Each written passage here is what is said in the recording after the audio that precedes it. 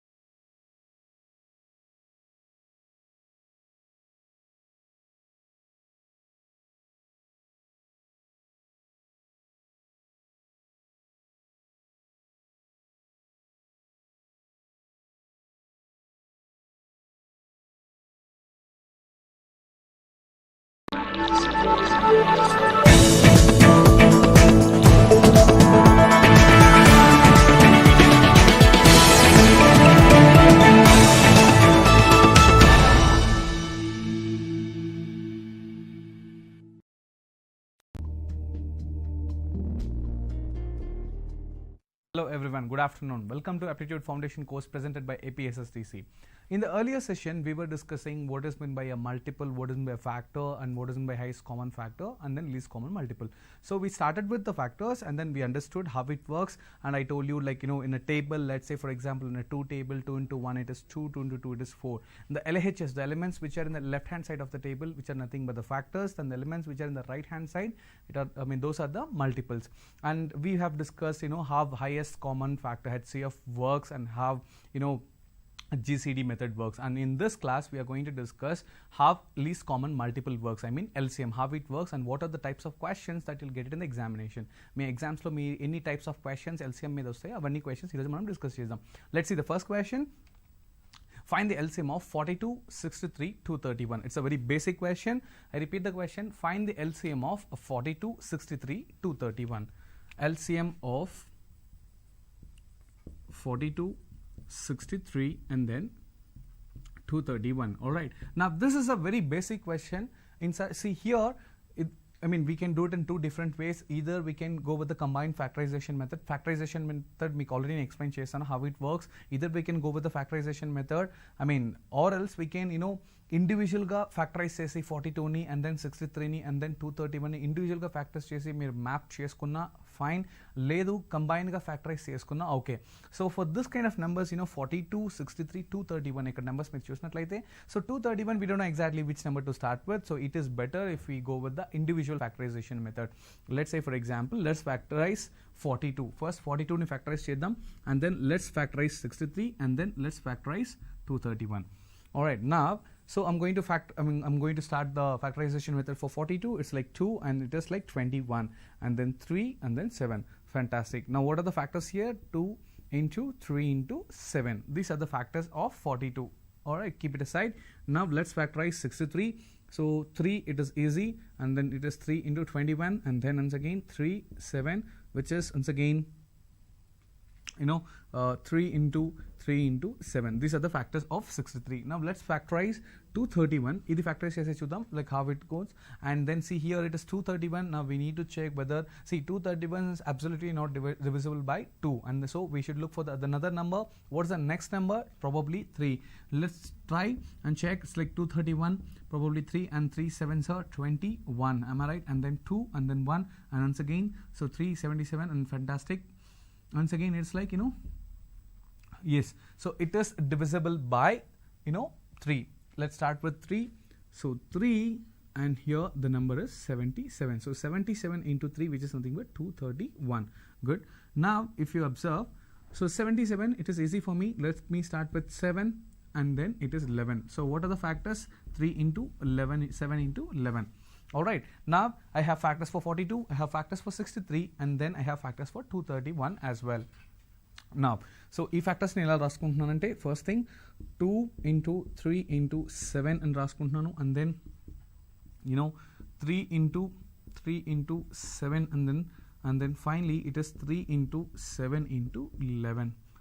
Alright, now so దీంట్లో మనం check చేసినట్లయితే, let's see, దీన్ని ఇంకొంచెం చేంజ్ చేసుకుంటే it is like 2 into 3 into 7. Good.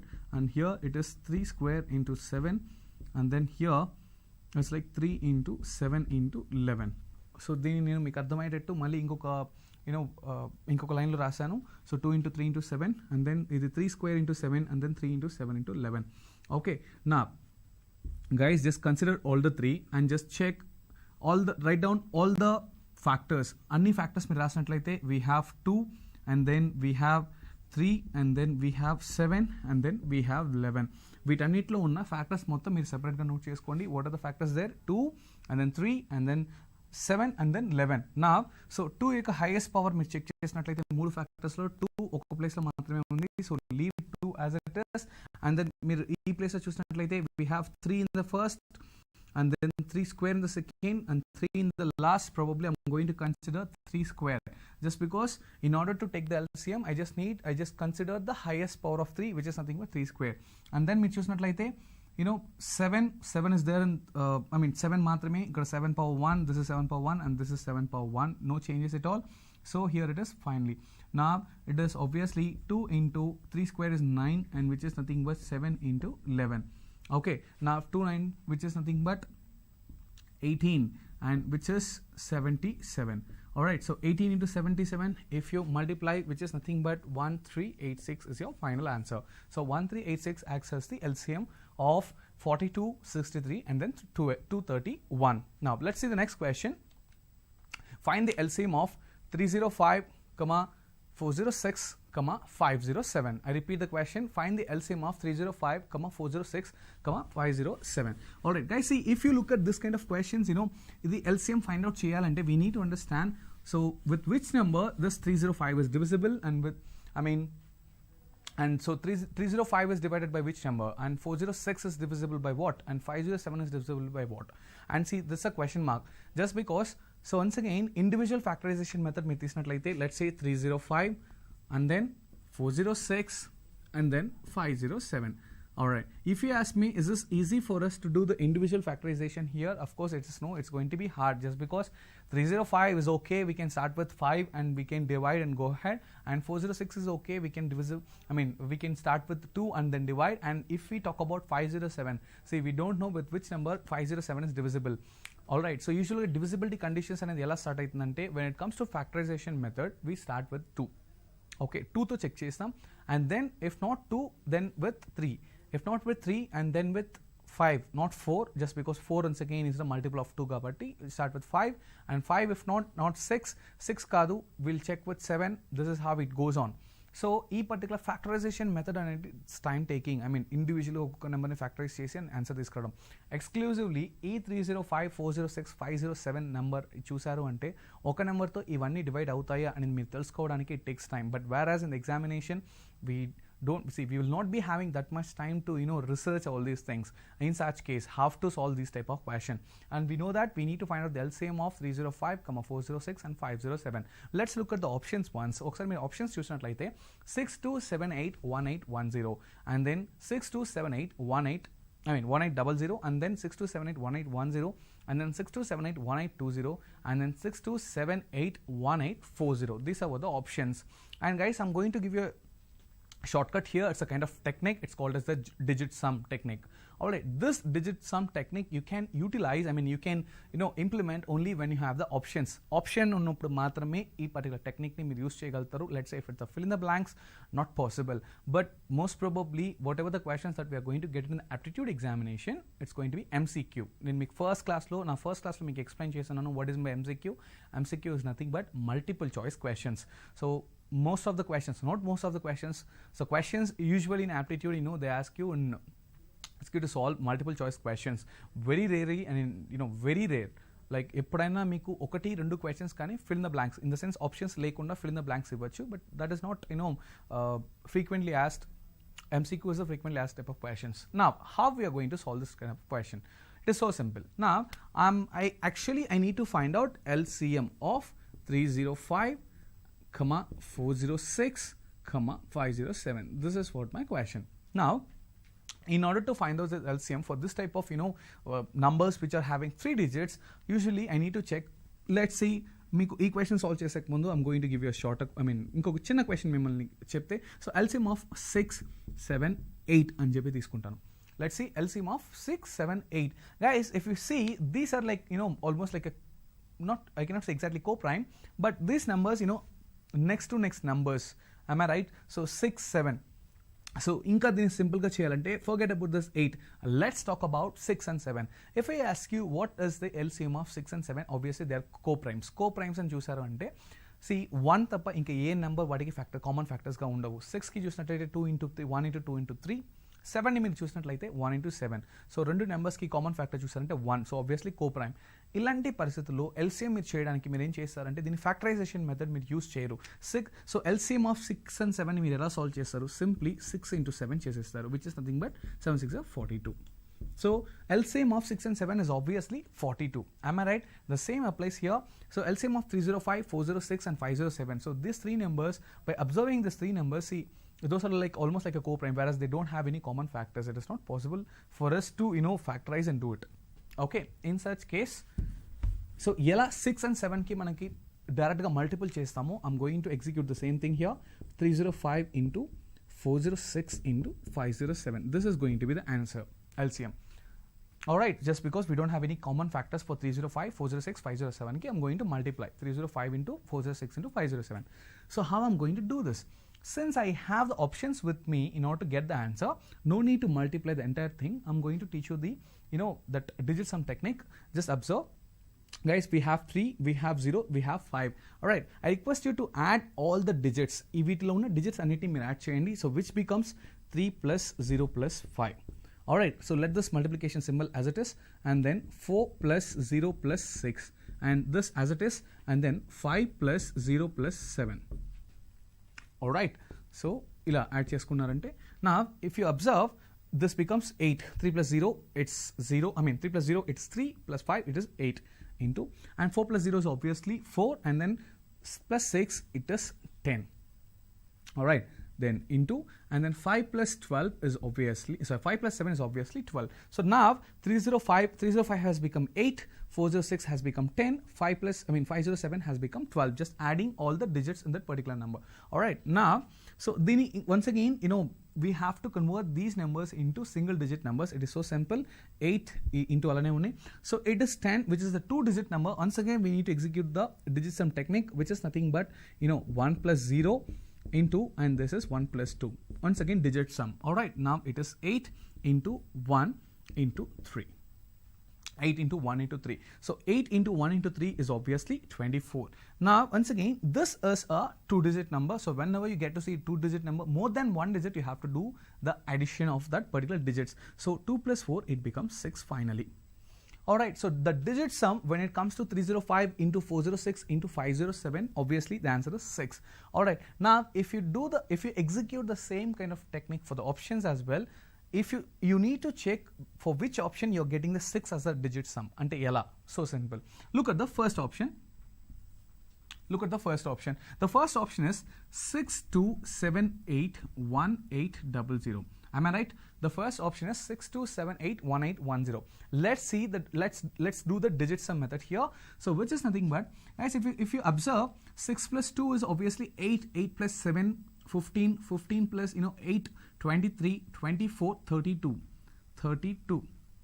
I mean how this works. So I'm going to explain here. Digit sum. So 6 plus 2 plus 7 plus 8 plus 1 plus 8 plus 0 plus 0. I repeat, 6 plus 2 plus 7 plus 8 plus 1 plus 8 plus 0 plus 0. Alright, 6 plus 2 it is 8, 8 plus 7 it is 15, and 15 plus 8 it is obviously 23, 23 plus 1, 24, 24 plus 8 it's 32, 32 plus 0, 32, 32. So finally 32. And once again, see, as I told you, it's a digit sum. Digit sum in the sense we are not supposed to get a 2-digit number. So try to reduce it as maximum as possible. I mean, try to make it as a 1-digit number. Once again, I'm going to make it as 3 plus 2, which is 5. Alright, but the digit sum for 305 into 406 into 507 is 6, and here it is 5, obviously. Not option 1, eliminate option 1. Look at the option 2, 62781810. I repeat, 62781810. Now it is 6 plus 2 plus 7 plus 8 plus 1 plus 8 plus 0. I mean 1 plus 0. 1 plus 0. Alright, so 6 plus 2 how much? 6 plus 2 it is 8. 8 plus 7 it's 15. 15 plus 8 it is 23. 24. 32. 33. Fantastic. 33. Alright, 33. So 33, 3 plus 3 మీరు చేసినట్టు digit sum once again execute చేసినట్టు 6. Alright, guys, this is going to be your answer. So digit sum అనేది, okay, you can ask me a question. Sir, me options లో digit sum చేసాం, and then first one 5 వచ్చింది, second one 6. Alright, now 6 to stop చేయదు. If you have any doubts, you can proceed and find out for third and fourth option as well. What is the fourth option? If you look at the screen, it's 6278. It is 62781820. I repeat, it is 62781820. Let's do the digit sum for this. So it is 6 plus 2 plus 7 plus 8 plus 1 plus 8 plus 2 plus 0. In such case, 6 plus 2 it is 8 plus 7 15 23 24 32, and then it's 2 34. 34. So 34 ni manam digit sum cheste once again, I mean add chese 3 plus 4, which becomes 7. Alright, 7. No. So our digit sum is 6. So it's not going to match. Now let's go with the last option, which is 627818. What is that? 40 or 30? Let's check. What is that? It's 1840. The fourth option, the same thing here. 6 plus 2 plus 7 plus 8 plus 1 plus 8 plus 4 plus 0. Alright, I repeat, 6 plus 2 plus 7 plus 8 plus 1 plus 8 plus 4 plus 0. Whereas 6 plus 2 it is 8, 8 plus 7 15, 23, 24, 32, 32 plus 4 36, 32 plus 4 36, whereas 3 plus 6 it's obviously 9. So మీరు చూసినట్లయితే మనం digit sum చేసాం. క్వశ్చన్లో 305 into 406 into 507కి మనం digit sum చేసినప్పుడు ఏమవుతుంది? It's multiplication. You can execute this digit sum only when when you have to execute complex multiplications. మీరు చేసేటప్పుడు మాత్రమే ఈ డిజిట్ సమ్. అన్ని ఎల్సిఎమ్స్కి నేను చేయమని చెప్పట్లేదు. ఎప్పుడైతే మీరు మల్టిప్లికేషన్ చేస్తారో అండ్ ఆ మల్టిప్లికేషన్కి మీకు ఆప్షన్స్ ఉన్నాయో అప్పుడు మాత్రమే ఈ డిజిట్ సమ్ అనేది మీకు ఎగ్జిక్యూట్ అవుతుంది. సో ఇక్కడ మీరు చూసినట్టయితే we have a long multiplication which is 305 into 406 into 507. దాన్ని మొత్తం నేను డిజిట్ సమ్ చేసి సింగిల్ డిజిట్కి తీసుకొచ్చాను, which is nothing but 6. And remember, మీ ఆప్షన్స్లో కూడా ఏదైతే ఈ డిజిట్ సమ్ని 6ని ఎగ్జిబిట్ చేస్తుందో it is going to be the option. And you can ask me a question, sir what if మాకు 3 డిఫరెంట్ ఆప్షన్స్ ఉండి ఆ 3 డిఫరెంట్ ఆప్షన్స్ లేదా 4 డిఫరెంట్ ఆప్షన్స్ నాకు 6 అనే సమ్ని ఇస్తుందంటే నో, ఇవ్వదు. Alright, this is how they create the question paper. No need to worry about that. Alright, and or else if you can go with no last digit multiplication 5 into 6 into 7 మీరు check చేసి కూడా చేయొచ్చు. No need to worry at all, it is going to be easy, you can trust me. Alright, so ఈ 4 ఆప్షన్స్లో ఒక option మాత్రమే ఈ digit సమ్ని satisfy అవుతుంది. That is going to be the option. And for cross checking you can just like use your calculator, your mobile phones, whatever you have, just multiply 305 into 406 into 507, you'll get the answer for sure. The same thing like 62781800. Alright, now let's see the next question. Find the least possible number which can be divided by 32, 36 and 40. I repeat, find the least possible number which is divisible by, what are those? 30, 32, 36 and 40. 32, 36 and 40. What are the least possible numbers? Find the least possible number which can be divisible by 32, 36, 40. So simple. Once again, you are going to find out LCM for this. Nothing else. No need to break your head. It is just an LCM. Alright. So LCM, as I told you, these are like very, very simple numbers. You can go within a factorization method. If it is complex, then like we can have the alternate method. But for this particular number, let's start with 32, and then 2, probably 16, and then 2, it is 8, and then 2, it is 4, and then 2, it is simple, it's 2. So we know that 32 is 2 power 5. Alright, so instead of writing 2 into 2 into 2 into 2, right, I made it as 2 power 5. Now let's start with 36. So 2, and then here it is 18. Alright, now let's start with 2 again, and then 9, and then 3, and then 3. Here it's going to be 2 power 2 into 3 power 2. Now let's start with 40, and here it is 2, it's 20, 2, 10, 2, 5. Fantastic. Now it is 2 power 3 into 5. Alright, so how we are going to consider the LCM from this 3? It is so simple. Just write down all the factors here. If you write down all the factors, we have 2, and we have 3, and then we have 5. అంటే ఉన్న అన్ని factors రాసుకోవాలి. First ఏవే factors, a different factors, unique factors ఉన్నాయి, అవన్నీ note చేసుకోవాలి. So అన్నిట్లో ఉండాల్సిన అవసరం లేదు. 2 అనేది ఉంది, and then 3 somewhere, and then 5 somewhere. Fantastic. నా సో ఈ 2 అనేది ఫ్యాక్టర్ ఉంది కాబట్టి in such case 2 power 5, 2 power 2, 2 power 3, which is highest. Obviously it is 2 power 5. Alright, now 3 కి ఇక్కడ highest factor ఏముంది? It's like 3 power 2, and then 5 we don't have any highest, we have only 1 5. So the LCM here is 32 into, so 9 into 5. Am I right? Which is 32 into 45. Which is 32 into 45. And then probably this is nothing but 1440. This is how it works.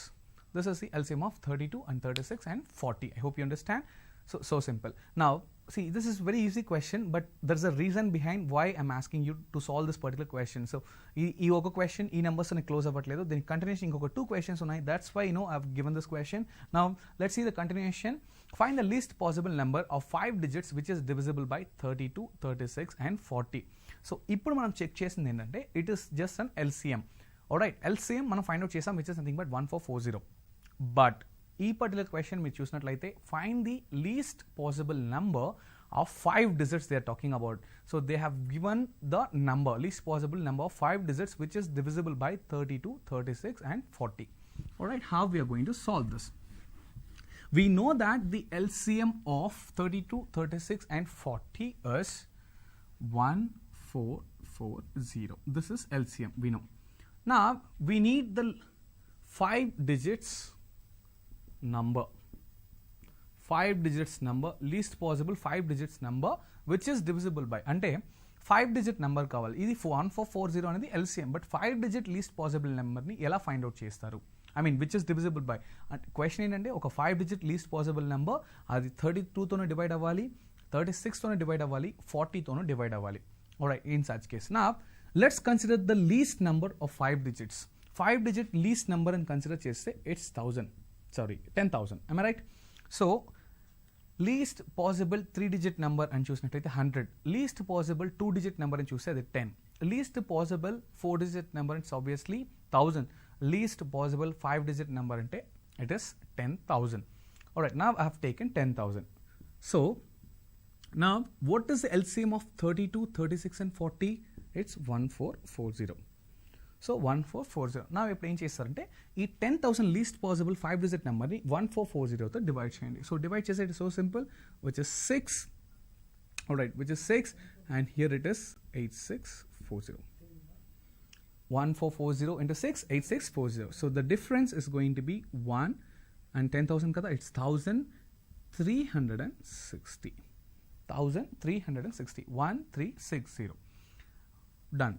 Now just subtract this 1360 from 1440. The number that you're going to get is 80. Alright, I repeat the procedure. First question lo manam LCM of 32, 36 and 40 choosam, which is nothing but 1440. But now we are going to find out 5-digit least possible number. Ante 5 digits on a number which is divisible by 32 and 36 and 40, and it should be the least. So andukane nenu chesante first 5-digit number okati teeskuntunnanu, which is 10,000. I mean that's the least number, but that is not divisible by 32 and 36, 40. Just for reference, I have taken 10,000 and I have divided this 10,000 with the help of 1440, and which gives us the remainder 1360. Now you need to subtract this 1360 from 1440. You'll get a number which is 80. Now your only concern here is just add this 80 to this 10,000. Just add this 80 to the 10,000, which comes 10,080. Now 10,080 is the number 10080 is the number 5-digit number and least number that is divisible by 32 and 36 and 40. Ante 32 cheta 36 cheta 40 cheta 5-digit least number oka number divide avutundante ade number, it's like 10080. This is how it works. Alright, let's see the next question, and it's a connecting question as well. Find the largest possible 4-digit number which is divisible by 32, 36, 40. Ante oka 4-digit number teeskovali. ఆ 4-digit number ఏమై ఉండాలంటే highest number అయి ఉండాలి. At the same time ఆ number 32తో 36తో 40తో divide అవ్వాలి. మీరు అడగచ్చు సార్ 1440 తీసుకోవచ్చు కదా. No 1440 is just a least common multiple. వాళ్ళు ఏమంటున్నారంటే highest common multiple 4-digit, highest common multiple 4-digit multiple అంటున్నారు. అంటే ఏంటి అంటే ఈ 1440 అనేది LCM యాక్ట్ అవుతుంది, బట్ హైయెస్ట్ నెంబర్ ఎలా ఫైండ్ అవుట్ చేస్తారు 4-digit అంటే first will consider highest 4-digit number అనేది ఏంటి అని మీరు చూసారు అంటే it's like 9999. Let's say 2-digit highest number ఏమొస్తుంది, 2-digit లీస్ట్ నెంబర్ అనేది 10. 2-digit హైయెస్ట్ నెంబర్ అనేది మీరు చూసారంటే it's obviously 99. Same here 3 digits highest number అంటే 999.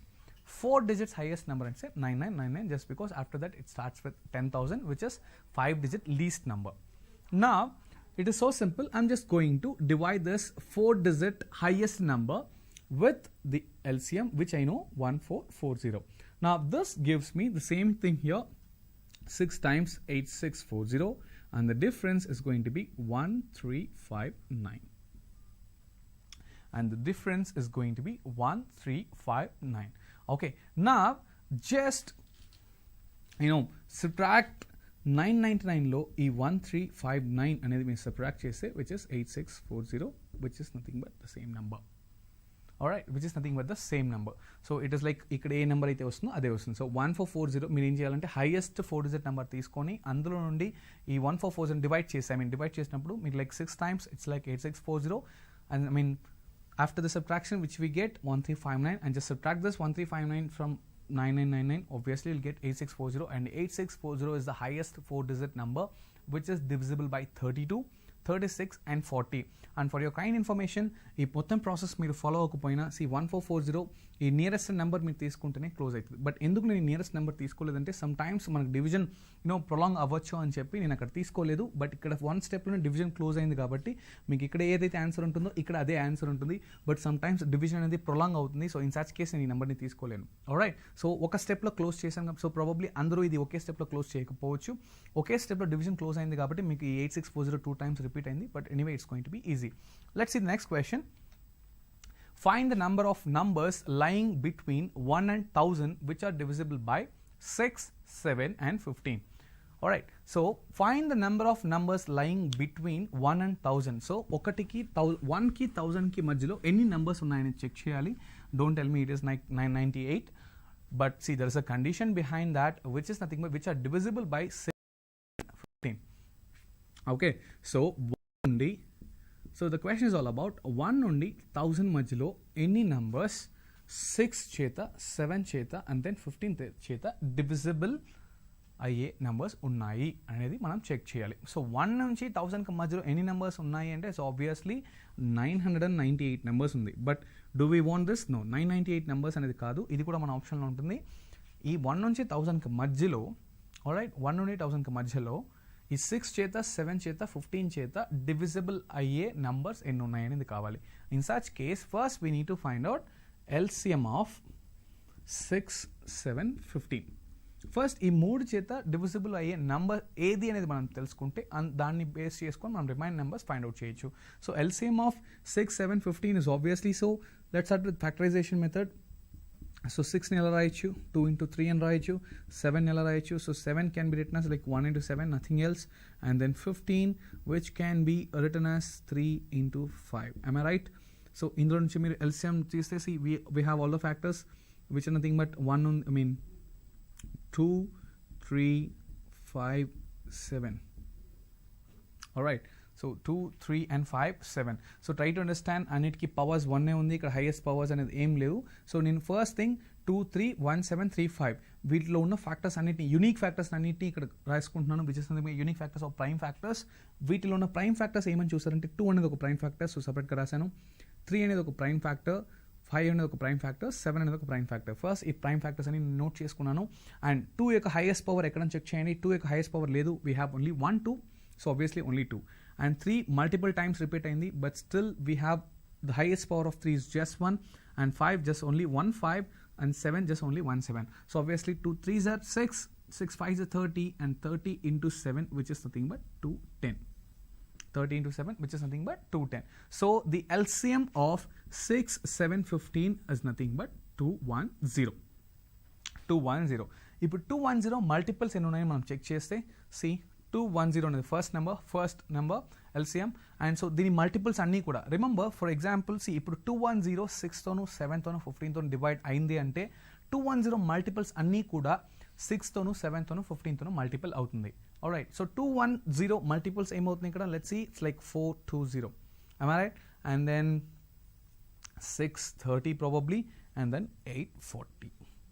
సో ఈ 4 నెంబర్స్ 6, 7, 15 చేత డివైడ్ అవుతున్నాయి. అట్ ద సేమ్ టైం 1 నుండి 1000కి మధ్యలో ఉన్న నెంబర్స్ ఇవే. So answer is 4. ఆ 4 నెంబర్స్ ఏవేవి అని చెక్ చేస్తే 210, 420, 630 and then 840.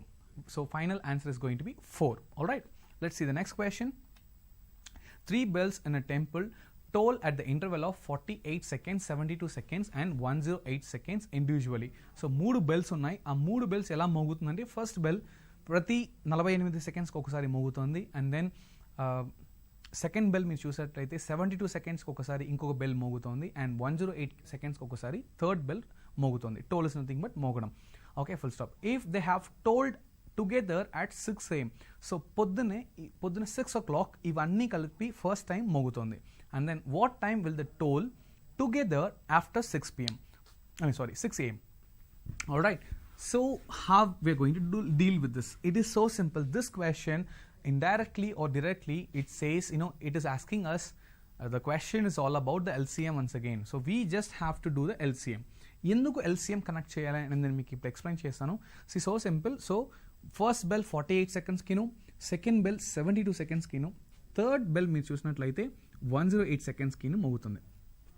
Alright, so 48 seconds తర్వాత ఫస్ట్ బెల్, 72 సెకండ్స్ తర్వాత సెకండ్ బెల్, 108 సెకండ్స్ తర్వాత థర్డ్ బెల్ మోగుతుంది. సో ఇవన్నీ ఎగ్జాక్ట్గా ఏ టైంకి ఫస్ట్ మార్నింగ్ మోగింది అంటే 6 AM మోగింది.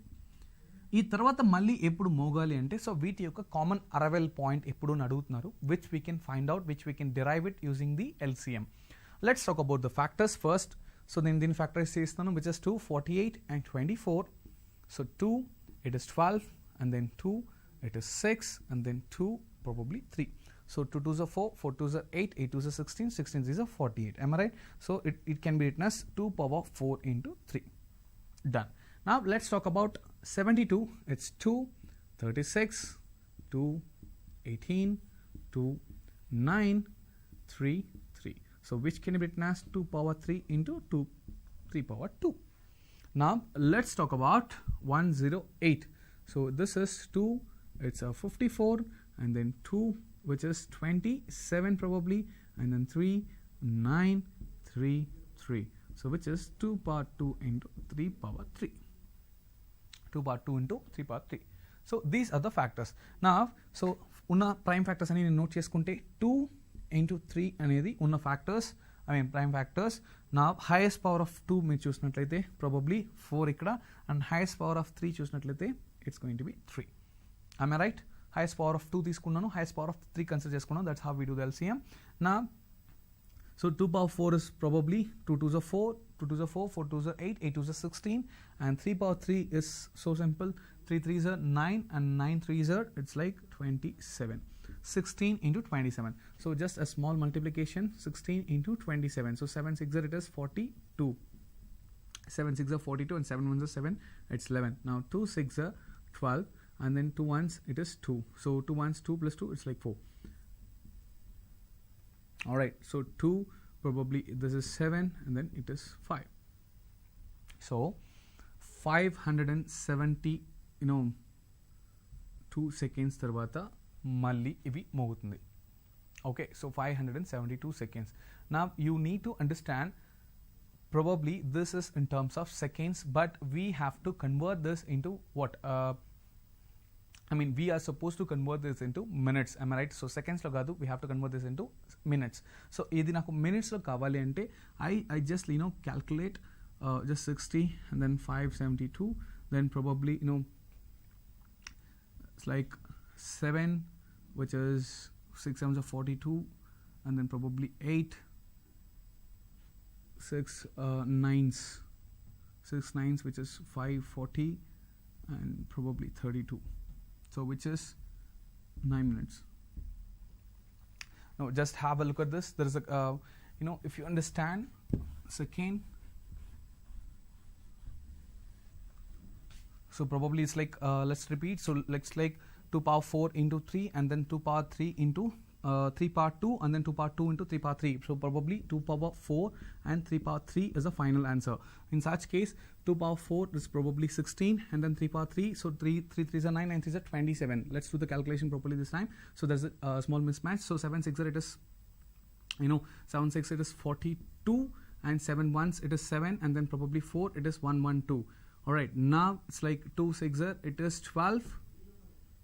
2 into 6 it is 12. Next 12 it is 2 6 it is 12, and 2 1s 2, probably 1 it is 3. Yes, exactly, this is how it works. And then 2, so hang on, I'm going to rub this for my calculation part. Yes, right, now it is right, we are getting the calculation right. So probably we are getting 2 here, just make it 2, and then probably adding 3, and then here it is 432. All right, 432 is actual, it's like seconds. So 6 o'clock morning, 6 o'clock ఈ 3 bells మోగుతున్నాయి at a time. Now మీరు LCM తీసుకున్నట్లయితే the LCM here is 432. Alright, not 500, it's like 432. So 432 seconds తర్వాత మళ్ళీ మోగుతున్నాయి. But try to understand, I'm not expecting seconds here, I just want to put it in time. Alright, time కావాలంటే seconds లో కాకుండా మనం minutes లో convert చేసుకున్నట్లయితే it will be easy for us to derive the answer. నా ఈ 432 seconds అనేది నాకు minutes లో కావాలి అన్నప్పుడు నేను చేస్తాను. So like 432 divisible by 60, probably 6 7s 42, 420, right, 12. Am I right? Fantastic. Now ఈ 432 seconds అనేది నేను ఎలా రాసుకోవచ్చు అంటే 7 minutes quotient కాబట్టి minutes and then it is 12 seconds. I repeat, 7 minutes and 12 seconds. So 6 o'clock ఇవన్నీ ఎగ్జాక్ట్గా మోగితే ఆ తర్వాత మళ్ళీ ఎప్పుడు మోగుతుంది, 6 AM తర్వాత మళ్ళీ ఎప్పుడు మోగుతుందంటే 06 ఇలా రాసుకుందాం, 06:07 12 seconds AM కి ఎగ్జాక్ట్గా మళ్ళీ మోగుతుంది. అంటే after 7 minutes 12 seconds all the 3 told together. 7 minutes 12 seconds తర్వాత all the 3 told together. So the answer is going to be 6 o'clock, 6 7 12. 6 o'clock 7 minutes 12 seconds ki mogutundi. Right? I understand. Let's see the next question. Which is the least possible number? Which is the least possible number which when divided by 24, 32 or 42 in each case it leaves the remainder of 5. Alright, what does it mean? See, once again, least possible number is probably LCM, least common multiple only. What is the least possible number with which when divided by 24 and 32 and 42 in each case it leaves the remainder 5 అని చెప్తున్నారు. It is so simple. So 24, 32, 42. For example, ఒక number ఉంది, ఆ number let's say any number, ఆ number 24 తోనో 32 తోనో and then 42 తోనో divide అవుతుంది. Divide అయ్యేటప్పుడు 5 అనే reminder మనకి ఇస్తుంది. సో ఆ నెంబర్ని ఎలా ఫైండ్ అవుట్ చేయాలి? It is so simple. So first thing, LCM of what are the numbers given here? It is 22. So let's find out the LCM of 24, comma, and then what's the number? Here it is 32 and 42. So LCM of 24, 32 and 42. So final ga, so 24 ఆ నెంబర్ని divide చేసేటప్పుడు మీకు number reminder ఏంటంటే 5 అనేది వస్తుంది. And then 32 అనేది ఆ particular నెంబర్ని డివైడ్ చేసేటప్పుడు 5 రిమైండర్. అండ్ దెన్ 42 ఆ నెంబర్ని డివైడ్ చేసేటప్పుడు కూడా 5 కాబట్టి so I'm just going to subtract that 5 in order to make it neutral. అంటే ఈసారి ఏమవుతుంది, మీకు 0 వస్తుంది ఎగ్జాక్ట్గా. So in such case, so LCM of 24, 32 and 42. So 24ని ఫ్యాక్టరైజ్ చేసినప్పుడు మీకు ఏమొస్తుంది, 2 it's like 12 and then 2 it is 6, 2 it is 3, so it is 2 power 3 into 3. Alright, now let's talk about 32. So 2, 16, 2, 8, 2, 4, 2, 2. So this is easy, 2 power 5. And then here 42, it's like 2, 21, 3, 7. Am I right? 2, 21, 3, 7, which is 2 into 3 into 7. Fantastic. All right. Now, what is going to be the LCM? So, LCM is like, see, what are the factors here? 2 and a factor only. So, 2 power 3, 3, and then 2, 3, 7 are the factors. Guys, I repeat, 2, 3, and 7 are the factors. Now, 2 is the highest power, me choose not like that, 5. Am I right? 2 power 3, 2 power 5, 2 ఉంది. So it's like 2 power 5. And 3 యొక్క highest factor చూసినట్లయితే nothing here, just 1. And 7 యొక్క highest power చూసినట్లయితే it's just 1. So the LCM is going to be this. I mean 2 power 5 into which is 2 power 5 is obviously 32 into 3 into 7 is how much? 3 into 7 is 21. Now this is the LCM. So it like 2 is 3, 1 2 is 2, 1 3 is 3, and 2 2 is 4, 2 3 is 6. Probably 2 7 6. So 672 is the answer. And this is the LCM, not the final answer. So after multiplying this, 672. So LCM of, remember, LCM of 24, 32, 42 and 672. Now we need to subtract 5 from that. Am I right? So not exactly 5. It's like we need to add 5. All right. So we need to add 5 here. So 672 plus 5. Just because we're getting, so ప్రతిసారి ఏమవుతుందంటే 0 రాకూడదు. ప్రతిసారి ఏమవుతుంది, question ఏం అడుగుతున్నారంటే 24తోనూ 32తోనూ 42తోనూ divide చేసినప్పుడు reminder 5 రావాలి అంటున్నారు. But ఈ LCM అనేది ఏంటంటే ఈ 672 ఏంటిని మీరు చూసినట్లయితే, ట్రై టు అండర్స్టాండ్, ఈ 24 672ని డివైడ్ చేసినప్పుడు we will get remainder 0. Guys keep it in your mind. At the same time ఈ 672ని 32 డివైడ్ చేసినప్పుడు కూడా will get the remainder 0. At the same time ఈ 42 672ని డివైడ్ చేసినప్పుడు కూడా will get the remainder 0. So ఈ కేస్ ఏంటంటే first thing least common number అనేది ఫైండ్ అవుట్ చేసాం. బట్ మనకేంటి, ప్రతి కేసులోనూ రిమైండర్ అనేది 5 రావాలి అంటున్నారు. ఇన్ సచ్ కేస్ ఈ 672తో ఈ 3 నెంబర్స్ డివైడ్ చేసా, ఈ ఏ నెంబర్ కానీ డివైడ్ చేసినా రిమైండర్ 0 వస్తుంది. But we need 5 as a reminder, hence I'm going to add that 5, that's it. So which becomes 677. Now 677 is the least possible number. When divided by 24, 32, 42, it leaves a remainder 5. మీరు check చేసి చూడొచ్చు, 24ని 677ని 24తో divide చేసి చూడండి, you'll get a remainder 5. At the same time 677ని 32తో divide చేసి చూడండి, you'll get a remainder 5. At the same time 677ని 42తో డివైడ్ చేసి చూడండి, you'll get the remainder 5. I hope you understand. So a remainder 5 మిగులుతుంది కాబట్టి you just have to add 5 to the LCM of 24 and then 32 and then 42. Alright, let's see the next question. So what is the least possible number which when divided by 18, 35 or 42 it leaves the remainder 2, 19 and then 26 as the reminders respectively. What is the least possible number with which when divided by 18, 35, 42 it leaves the remainder 2. So మనకు ఒక least possible number ఉంది. ఆ least possible number అనేది ఆ least possible నెంబర్ని 18తో divide చేసినప్పుడు we're getting a remainder 2. At the same time ఆ నెంబర్ని 35తో డివైడ్ చేసినప్పుడు వీఆర్ గెటింగ్ ఎ రిమైండర్ 19. అదే నెంబర్ని 42తో డివైడ్ చేసినప్పుడు we're getting a remainder 26. Alright, so 3 particular నెంబర్స్ని ఈ 3 పర్టికులర్ నెంబర్స్ ఒక కామన్ నెంబర్ని డివైడ్ చేసేటప్పుడు మీకు 2, 19, 26 అనేది రిమైండర్స్గా వస్తుంది. So you need to understand what is that number. So 18, repeat the number, 18, 35 and then 42. 18, 35 and then 42. And what are the reminders? 2, 19, 26. Alright, ఇప్పుడు మీరు చూసినట్లయితే so let's say we have a number. Alright, we have a number. So 18 అనేది ఈ నెంబర్ని divide చేసినప్పుడు we are getting a reminder 2. And then 35 అనేది ఈ నెంబర్ని డివైడ్ చేసినప్పుడు we are getting the reminder 19. 42 అనేది ఈ నెంబర్ని డివైడ్ చేసేటప్పుడు we are getting a reminder 26. Now ఈ నెంబర్ ఏంటి అనేది question. Okay, it is so simple. మీరు ఒకసారి 18 నుండి ఈ 2ని ఈ 2ని 18 నుండి సబ్ట్రాక్ట్ చేసినప్పుడు అయితే we are getting what is a reminder. Just check what is the number, what is the difference. It is 36. At the same time ఈ 35ని 19ని డిఫరెన్స్ మీరు చెక్ చేసినప్పుడు which is 16. At the same time 42కి 26కి మీరు difference చూసినట్లయితే 16. Alright, so ప్రతిసారి ఇక్కడ difference ఎంత వస్తుందంటే it is 16. So it is so simple for us. So LCM of 18, 35 and 42. So ప్రతిసారి మనకు డిఫరెన్స్ ఎంత వస్తుంది? 16 వస్తుంది కాబట్టి let's say we will subtract this 16 from the LCM. Alright, LCM of 18, 35 and then 42. So let's solve the case. So what is the LCM of 18, 35 and 42 అని check చేసి let's talk about 18 like 2, it's 9, 3, 3. So it is like 2 into 3 power 2 and then let's factorize 35. So 35 మీరు factorize చేస్తే so probably it's like 5 and then 5 it is 7 which is 5 into 7 and then probably 42 మీరు factorize చేస్తాం 2 it's like 21 3 7 so 2 into 3 into 7 good.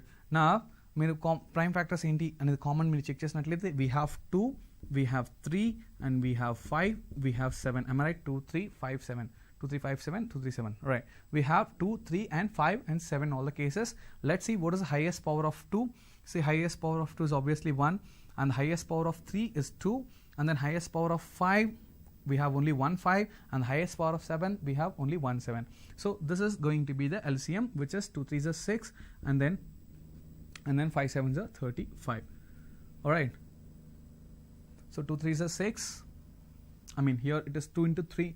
I repeat, so 2 into it's like 3 square. In such case it's like 2 into 9 into 5 into 7. Alright, so 3 square got 3 యొక్క highest power మీరు చూసినట్లయితే 2, so it is 2 into 3 square into 5 into 7.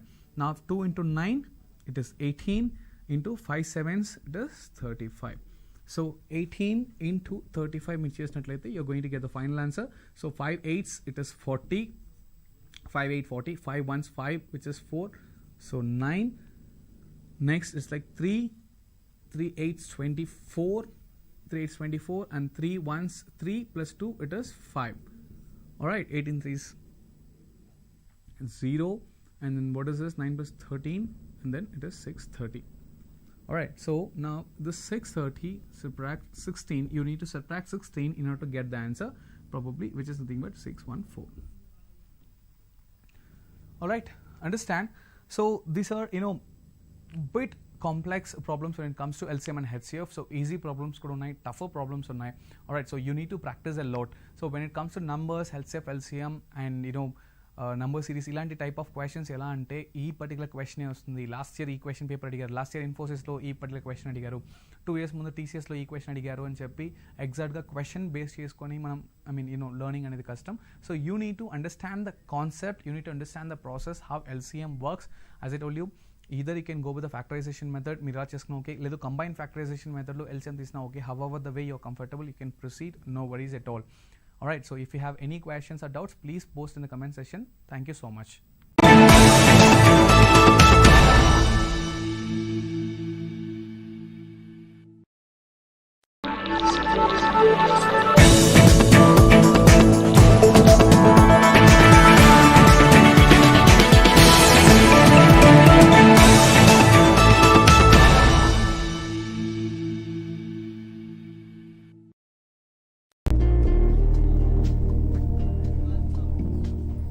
Hello everyone, good morning. Welcome to Aptitude Foundation course presented by APSSDC.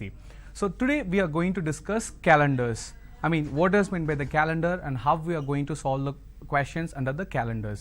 See, today I'm going to teach you the best method. See, best method when it comes of problem solving. See, when it comes to problem solving, we have n different methods available. So చాలా methods మనకు ఉన్నాయి క్యాలెండర్స్లో solve చేయడం, calendar క్వశ్చన్స్ని solve చేయడానికి. But నేను ఈరోజు మీకు చూసారంటే ఉన్న దాంట్లోనే shortest method and easiest method మీకు నేను టీచ్ చేస్తాను. But here you are suppose to remember certain things before you get into the examination. మనం ఎగ్జామ్లో వెళ్ళి కొన్ని మెథడ్స్ని అక్కడ సాల్వ్ చేయడానికంటే కూడా కొన్ని ముందుగానే మనం గుర్తుపెట్టుకొని వెళితే అక్కడ సొల్యూషన్ పార్ట్ అనేది 15 to 20 seconds లోపల మనం ఆన్సర్ని తీసుకురావచ్చు. Let's see how it works. First of all, let's start with calendar. Alright, how we are going to solve these questions. So first I'm going to tell you certain codes. So నేను మీకు కొన్ని codes నేను ఇప్పుడు చెప్తాను. ఈ codes మీరు by heart చేసుకోవడం better. Alright, let's start with month codes. Let's start with month codes. So let's write one by one. January. So January, the code is 0. January, the code is 0. And February, the code is 3. Then March, the code is 3. And then April, the code is 6. And then May, code is 1. And then June, code is 4. So 0, 3, 3, 6, 1, 4. And then let's go with July. The code for July month is 6. And then August, it is like 2. And then September, it is 5. And then October, and then it is 0. For November, it's going to be 3. And for December, it's going to be 5. So I repeat the codes. ఈ codes మీరు ఏంటి అని చూసారు అంటే, see calendars problems within 15 to 20 seconds మీరు answer తీసుకురావాలంటే ఈ particular codes అనేది మనం ఫాలో అవ్వాలి. So we have to remember 3 different codes. First ఏంటంటే మంత్ కోడ్స్. ఈ మంత్ యొక్క కరస్పాండింగ్ కోడ్స్ అనేది మీరు గుర్తుపెట్టుకోవాలి. అండ్ దెన్ మీరు చూసినట్టయితే ఇయర్ సెంచురీ కోడ్స్, ఇయర్స్కి మనం కొన్ని గుర్తుపెట్టుకోవాలి. And then day codes. So 3 different codes ఉన్నాయి. So these are the codes for the month, respective month.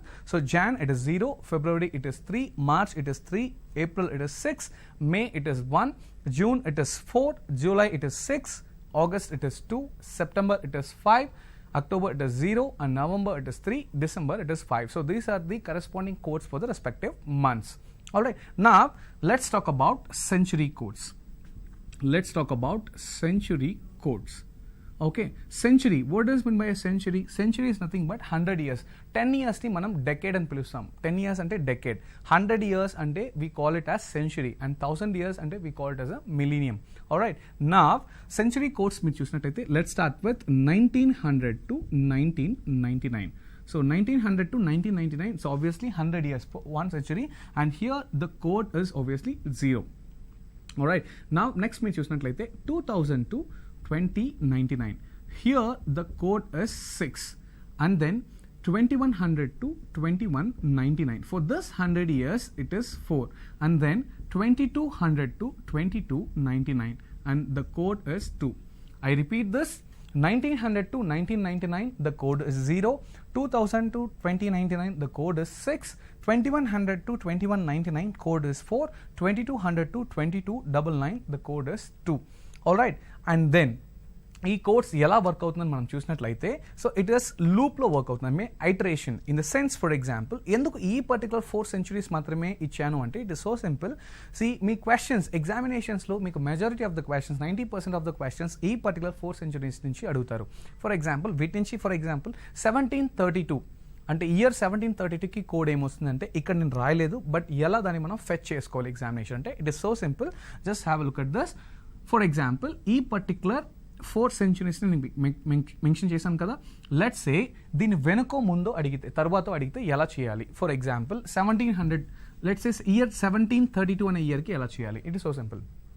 నా 1800 టు 1899కి ఎలా ఉంటుంది?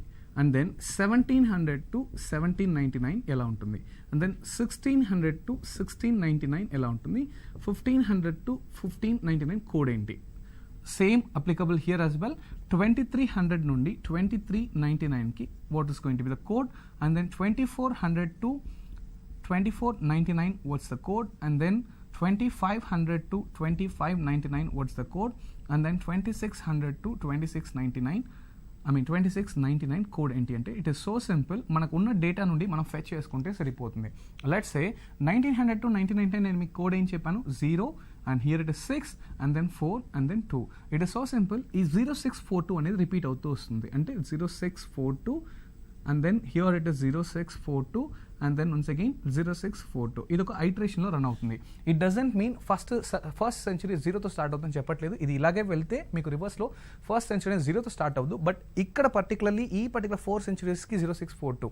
సో ఈ తర్వాత కూడా 0642 అండ్ దెన్ ఫర్ ఎగ్జాంపుల్ మీకు ఇప్పుడు 2700కి కావాలి. 2700 to 2799 it is once again 0. I hope you understand how this works.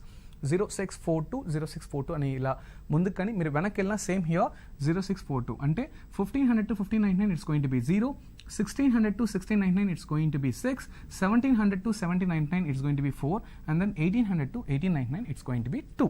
Alright, so at present మనం ఈ పర్టికులర్ సెంచరీలో ఉన్నాం అంటే 21st century. So 2000 to 2099. So ఈ పర్టికులర్ సెంచరీలో మీ కోడ్ చూసినట్లయితే 6.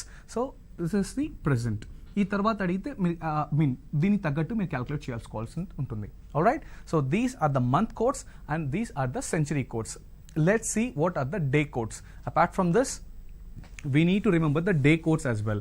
I hope you made a note of all these things. Now let's talk about day codes. So day codes మీరు చూసినట్లయితే so Monday it's obviously 1 and then Tuesday it is 2 and then Wednesday it is 3, then Thursday it is 4 and then Friday it is 5 and then Saturday it is 6. Sunday guys remember it is not 7, it is going to be 0. మనకి calendars లో ఎక్కడ కానీ 7 అనే number రాదు ఈ particular day codes లో. So at any cost Sunday is not 7, Sunday is 0. I have a reason for this. I'll let you know once we start working on the problems.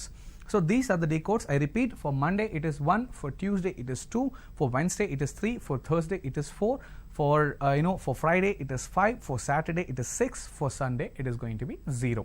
All right. So these are the codes which we need to remember. 033614625 035 అనేది codes ఏంటి month కి, and then for 1900 to 1999 it's going to be 0, 2000 to 2099 it is going to be 6, 2100 to 2199 it is going to be 4 and then 2200 to 2299 it's going to be 2.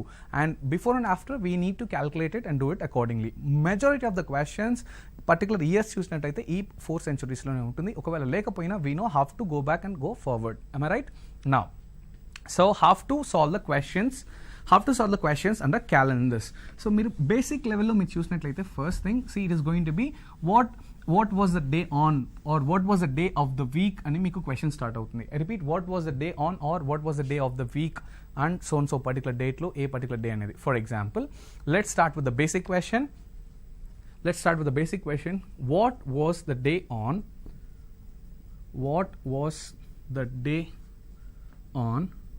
15 August 1947?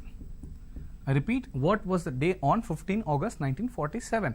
So why I started with this question? So it's a like memorable day in our history. It's obviously Independence Day. 15th August 1947 అనేది our independence, the first time when we got the independence. So ఇది అందరికీ తెలుసు. It's a basic general knowledge question. 15th August 1947 is nothing but Friday. ఆ particular day, ఆ particular date లో ఏ day వచ్చిందంటే it was actually Friday. Alright, but దీన్ని మనం ఎలా క్యాల్కులేట్ చేయాలి, ఈ పర్టికులర్ కోడ్స్ యూస్ చేసి మనం దీన్ని ఆన్సర్ ఎలా తీసుకురావాలి with in 30 seconds is going to be the deal for us. All right, now in order to solve this kind of questions I'm going to give you a procedure. It's not a formula, remember, it's just a procedure. ఈ ప్రొసీజర్ని మీరు follow అయ్యి just వాల్యూస్ని మీరు ఆ particular ప్రొసీజర్లో substitute చేస్తే ఒక నోటేషన్లా మనం ఒకటి ఫామ్ చేస్తాం మీరు ప్రొసీజర్లో, అది జస్ట్ ఆ నోటేషన్లో మీరు వాల్యూస్ని సబ్స్టిట్యూట్ చేసినట్లయితే you'll get the answer for this. All right, now let's see what is the procedure. What is the procedure? Just make a note. Okay, now let's start with one by one. Given date. Guys, it's a kind of P by Q form. Numerator by denominator lo rastunnanu. All right, so first numerator lo meer chusinattlaithe we have 5 things to be written here. We need to write 5 things here in the numerator, and denominator it's going to be one numeric value, so you need to adjust accordingly and write. So first thing here it is given date. the first parameters మీకు న్యూమరేటర్లో 5 parameters ఉంటుంది. First మీరు ఏం రాస్తారంటే given date, am I right? And the second one month code. Second parameter, first parameter it is first parameter, I'm just going to mark this first parameter, and the second parameter month code, and then the third parameter ఏంటంటే century code. First given date, month code, then century code, and then fourth one మీరు చూసినట్లయితే fourth parameter ఏంటి మీరు చూసినట్లయితే number of last two digits of the given year. Last 2 digits of the given year. And then what is the fifth parameter? It is so simple. Number of four multiples in the last 2 digits.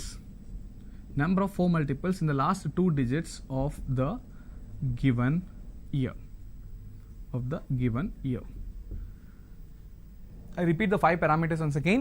First parameter given date, second parameter given month code, and then third parameter century code, fourth parameter last 2 digits of the given year, and the fifth parameter number of 4 multiples in the last 2 digits of the given year.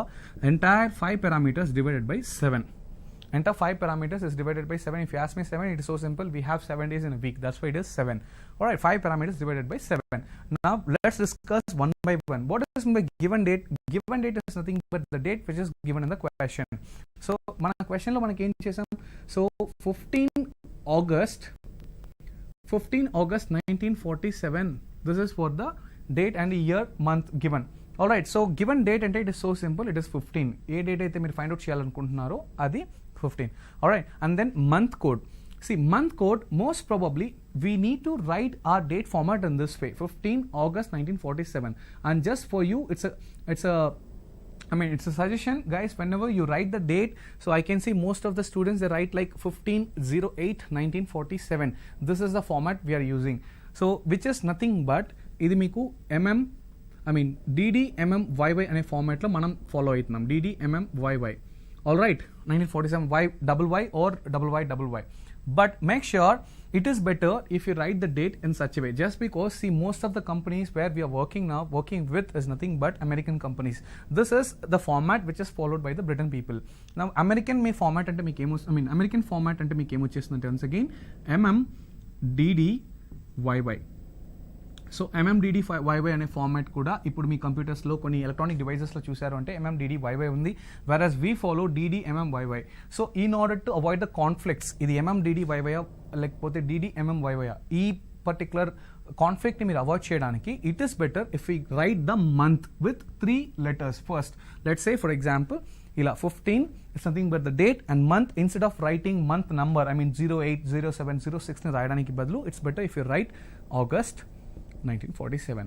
Alright, it's the best way to represent the date, 15 August 1947. Alright, so now this is what, and if I say month code, try to understand. For example, మీకు exam లో ఇలా 15/08/1947 ఇస్తే in the month code please don't write 08. This is just a month number. Alright, 08 అనేది month number. Don't do that. See, we know what is the month code. Code అనేది నేను మీకు క్లియర్గా చెప్పాను. Jan 6, Jan it is 0, for February it is 3. Am I right? So 033614625 this is what the code. So August ki మీరు దాంట్లో month code ఏంటి అని చెప్పి ఫైండ్ అవుట్ చేసి ఆ మంత్ కోడ్ మాత్రమే ఇక్కడ రాయాలి. Please don't write month number. And century code, and it is so simple. Century code 1900 నుంచి 1999కి, 2000 నుండి 2099కి, 2100 నుండి 2199కి we know. So write the century code accordingly. And then the fourth parameter is last 2 digits of the given year. What are the last 2 digits of the given year? It is so simple. It is 47. So మీకు ఇచ్చిన ఇయర్లో last 2 digits మీరు note చేసుకుంటే సరిపోతుంది. And then finally number of 4 multiples in the last 2 digits of the given year. So ఈ last 2 digits of the given ఇయర్లో 4 multiples అంటే ఏంటి? So simple. Now let's take a number. For example 15 అనే ఒక number తీసుకున్నాం. ఈ 15 అనే నెంబర్లో 4 multiples ఎన్ని ఉన్నాయని నాకు తెలియాలి. 15 అనే ఒక నెంబర్లో 4 multiples. So simple, I'm going to divide this 15 using 4. In such case it is 4 3s are 12. Am I right? 4 3s are 12 and the remaining 3. So here the quotient is nothing but 4 multiples. For example 15లో ఎన్ని 4 multiples ఉంటాయి అంటే 15 లోపల 4 అనేది ఒక 4 multiple, 8 అనేది ఒక 4 multiple, 12 అనేది ఒక 4 మల్టిపుల్. మీరు 16 వెళ్ళిపోయారంటే అది 15 ఎక్సీడ్ అయిపోతుంది. సో మల్టిపుల్స్ అనేది ఆ పర్టికులర్ నెంబర్ లోపల ఉండేవి. సో 15 లోపల మీకు ఎన్ని 4 మల్టిపుల్స్ ఉంటుందంటే 3 ఉంటుంది. ఫర్ ఎగ్జాంపుల్ ఇప్పుడు 45 అనే ఒక నెంబర్ తీసుకుందాం. ఈ 45 అనే నెంబర్లో 4 మల్టిపుల్స్ ఎన్ని ఉంటాయని మీరు చెక్ చేసినట్లయితే so simple, just divided by 4 and 4 11s are 44, remainder is 1. So what does it mean? 45లో 4 మల్టిపుల్స్ ఎన్ని ఉంటాయి అంటే 11 ఉంటుంది. It is easy to understand and identify 4 multiples in that particular number. Just divide it by 4 and just write down the quotient, which is nothing but the 4 multiples. Am I right? And the entire thing divided by 7. And then finally you'll get the answer. So let's see how this works. And remember the century codes, the day codes and the month codes and the procedure, whatever I said, you have to keep it all these things in your mind. Don't write anything on the paper during examination. See, I'm teaching you this method just because in order to get the answer within 30 seconds, 15 to 30 seconds లోపల answer తీసుకురావాలి మీరు. అలా ఎందుకు అలా చెప్తున్నా అంటే see, we have certain questions in time, speed and distance and the probability, permutation, combination ఇలాంటి particular topics లో మీరు చూసినట్లయితే sometimes we don't get the answer on time. We need more time to get it. Let's say calculations part ఎక్కువ ఉండేటప్పుడు ఏమవుతుందంటే 45 seconds అనేది మనం on average అనుకున్నాం. ఇనిషియల్ క్లాసెస్ నేను మీకు చెప్పినప్పుడు 45 seconds or 1 minute మీరు ఆన్సర్ తీసుకురావాలి. సో కొన్ని క్వశ్చన్స్ వేరాస్ 2 minutes 3 minutes పడుతుంది ఆన్సర్ తీసుకురావడానికి. అలాంటి క్వశ్చన్స్కి ఆ టైం మీరు ఎక్స్ట్రా స్పేర్ చేయాల్సి ఉంటుంది. అలాంటి క్వశ్చన్స్కి మీరు ఎక్స్ట్రా స్పేర్ చేయాలి అంటే ఈ క్యాలెండర్స్ క్వశ్చన్స్ అన్ని మీరు ఏం చేయాలంటే 30 secondsలో 15 secondsలో క్లోజ్ చేసినప్పుడు అయితే మనకు కొంచెం టైం సేవ్ అవుతుంది. ఆ టైం సేవ్ అయిన టైంని మనం వేరే టఫ్ అయిన టాపిక్స్కి క్వశ్చన్స్కి యూజ్ చేసుకోవచ్చు. Now, so this particular procedure and the month codes and the day codes and the century codes, all you have to keep this in your mind. Now, this is just for your understanding. Mar examination lo ee particular aptitude question ni ఈ 30 seconds లో తీసుకురావాలి అంటే ఈ course అన్ని మీరు గుర్తుపెట్టుకొని just substitution మాత్రం మీరు చేయాల్సి ఉంటుంది. ఫర్ ఎగ్జాంపుల్ ఇప్పుడు I will once again come to the question. The question is all about what was the day on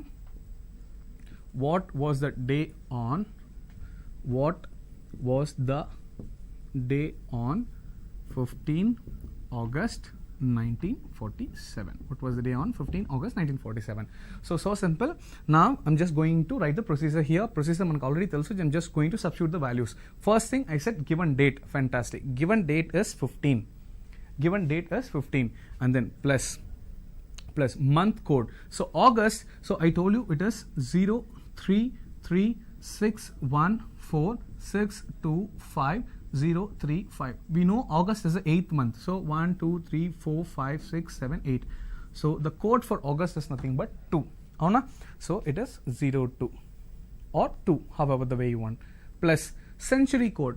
So it is so simple. I told you it is 1900 to 1999. The code is 0. Am I right? So go with 0. Code is 0. Plus now 1947 అన్నాను కదా. So for last 2 digits ఏమవుతుంది 47 plus and then what number of 4 multiples in 47. 4 multiples in 47 మీరు ఏం చేస్తారు? Just divide 47 using 4. So it is obviously 11s. am I right? So it is 11 and so it is 44 and then 3. So how many? 11 4 multiples. 11 4 multiples by 7. 11 4 multiples by 7. Now just add everything. 15 plus 2 it is 17 and 17 plus 47 64 plus 11 which is 75. So 75 by 7. And so this is the final answer what you have got. And guys please don't cancel here. Dini cancel చేయొద్దండి. Okay, cancellation అంటే 7 1s are 7. ఇది మీరు cancel చేసినట్లయితే 7 1 7 7.7. Please don't do cancel here. Do the division and just find out the remainder. So division here is nothing but so 75ని మీరు 7తో divide చేసినట్లయితే it is 7 10s 70 and what is the remainder? 5. So remainder is 5. I just need the remainder here which is 5. So in the brackets just write down it's a remainder. So this symbol indicates, it says that we haven't done any kind of cancellation here. See మనం ఏం చేసామంటే 75ని 7తో divide చేసాం and remainder రాసాం ఇక్కడ and division చేసి reminder రాసాము అని తెలియడానికి మీరు జస్ట్ ఆర్ అనే సింబల్ నోట్ చేసుకోవచ్చు. Please don't do any cancellation here. Alright, so 5 and now we know that Monday. So మనకు తెలిసింది ఏంటంటే మండే అంటే it is 1 the day code. am I right? Monday అంటే 1, ట్యూస్డే అంటే 2, వెన్స్డే అంటే 3, Thursday ante 4 and 5 means Friday. That is what the code I have given. So answer is Friday. So ee particular number ni meer day code ki equate cheste you'll get the Friday. As we discussed calendars మనం చెప్పినట్టు August 15th 1947 or 15th August 1947 it was Friday అని చెప్పాను. So this is how you need to find out. And remember, whatever the procedure I have given to you, you have to store everything in your mind. Please don't write anything on the paper or something. Please don't waste your time. So just because we need to get the answer here as soon as possible. So it is easy for us to get the answer within this particular lesson. Me examination లో మీ calculation just ఈ 2 lines మాత్రమే ఉండాలి. So this just like ఈ particular పార్ట్లో మీరు ఏం చేశారు, వాల్యూస్ని సబ్స్టిట్యూట్ చేశారు అండ్ హియర్ ఒక డివిజన్ చేసి రిమైండర్ తీసుకొచ్చారు. ఆ రిమైండర్ని డే కోడ్కి మీరు ఈక్వేట్ చేశారు. That's it. I hope you understand.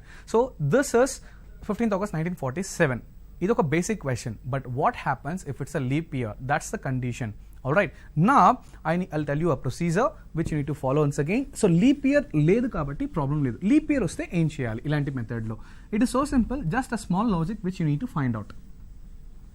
Okay, so let me talk about leap year. What does mean by leap year? So leap year is so simple. So initially we had, meeku just like 30 to 40 seconds description in leap year gurinchi meer telusukovalsi untundi.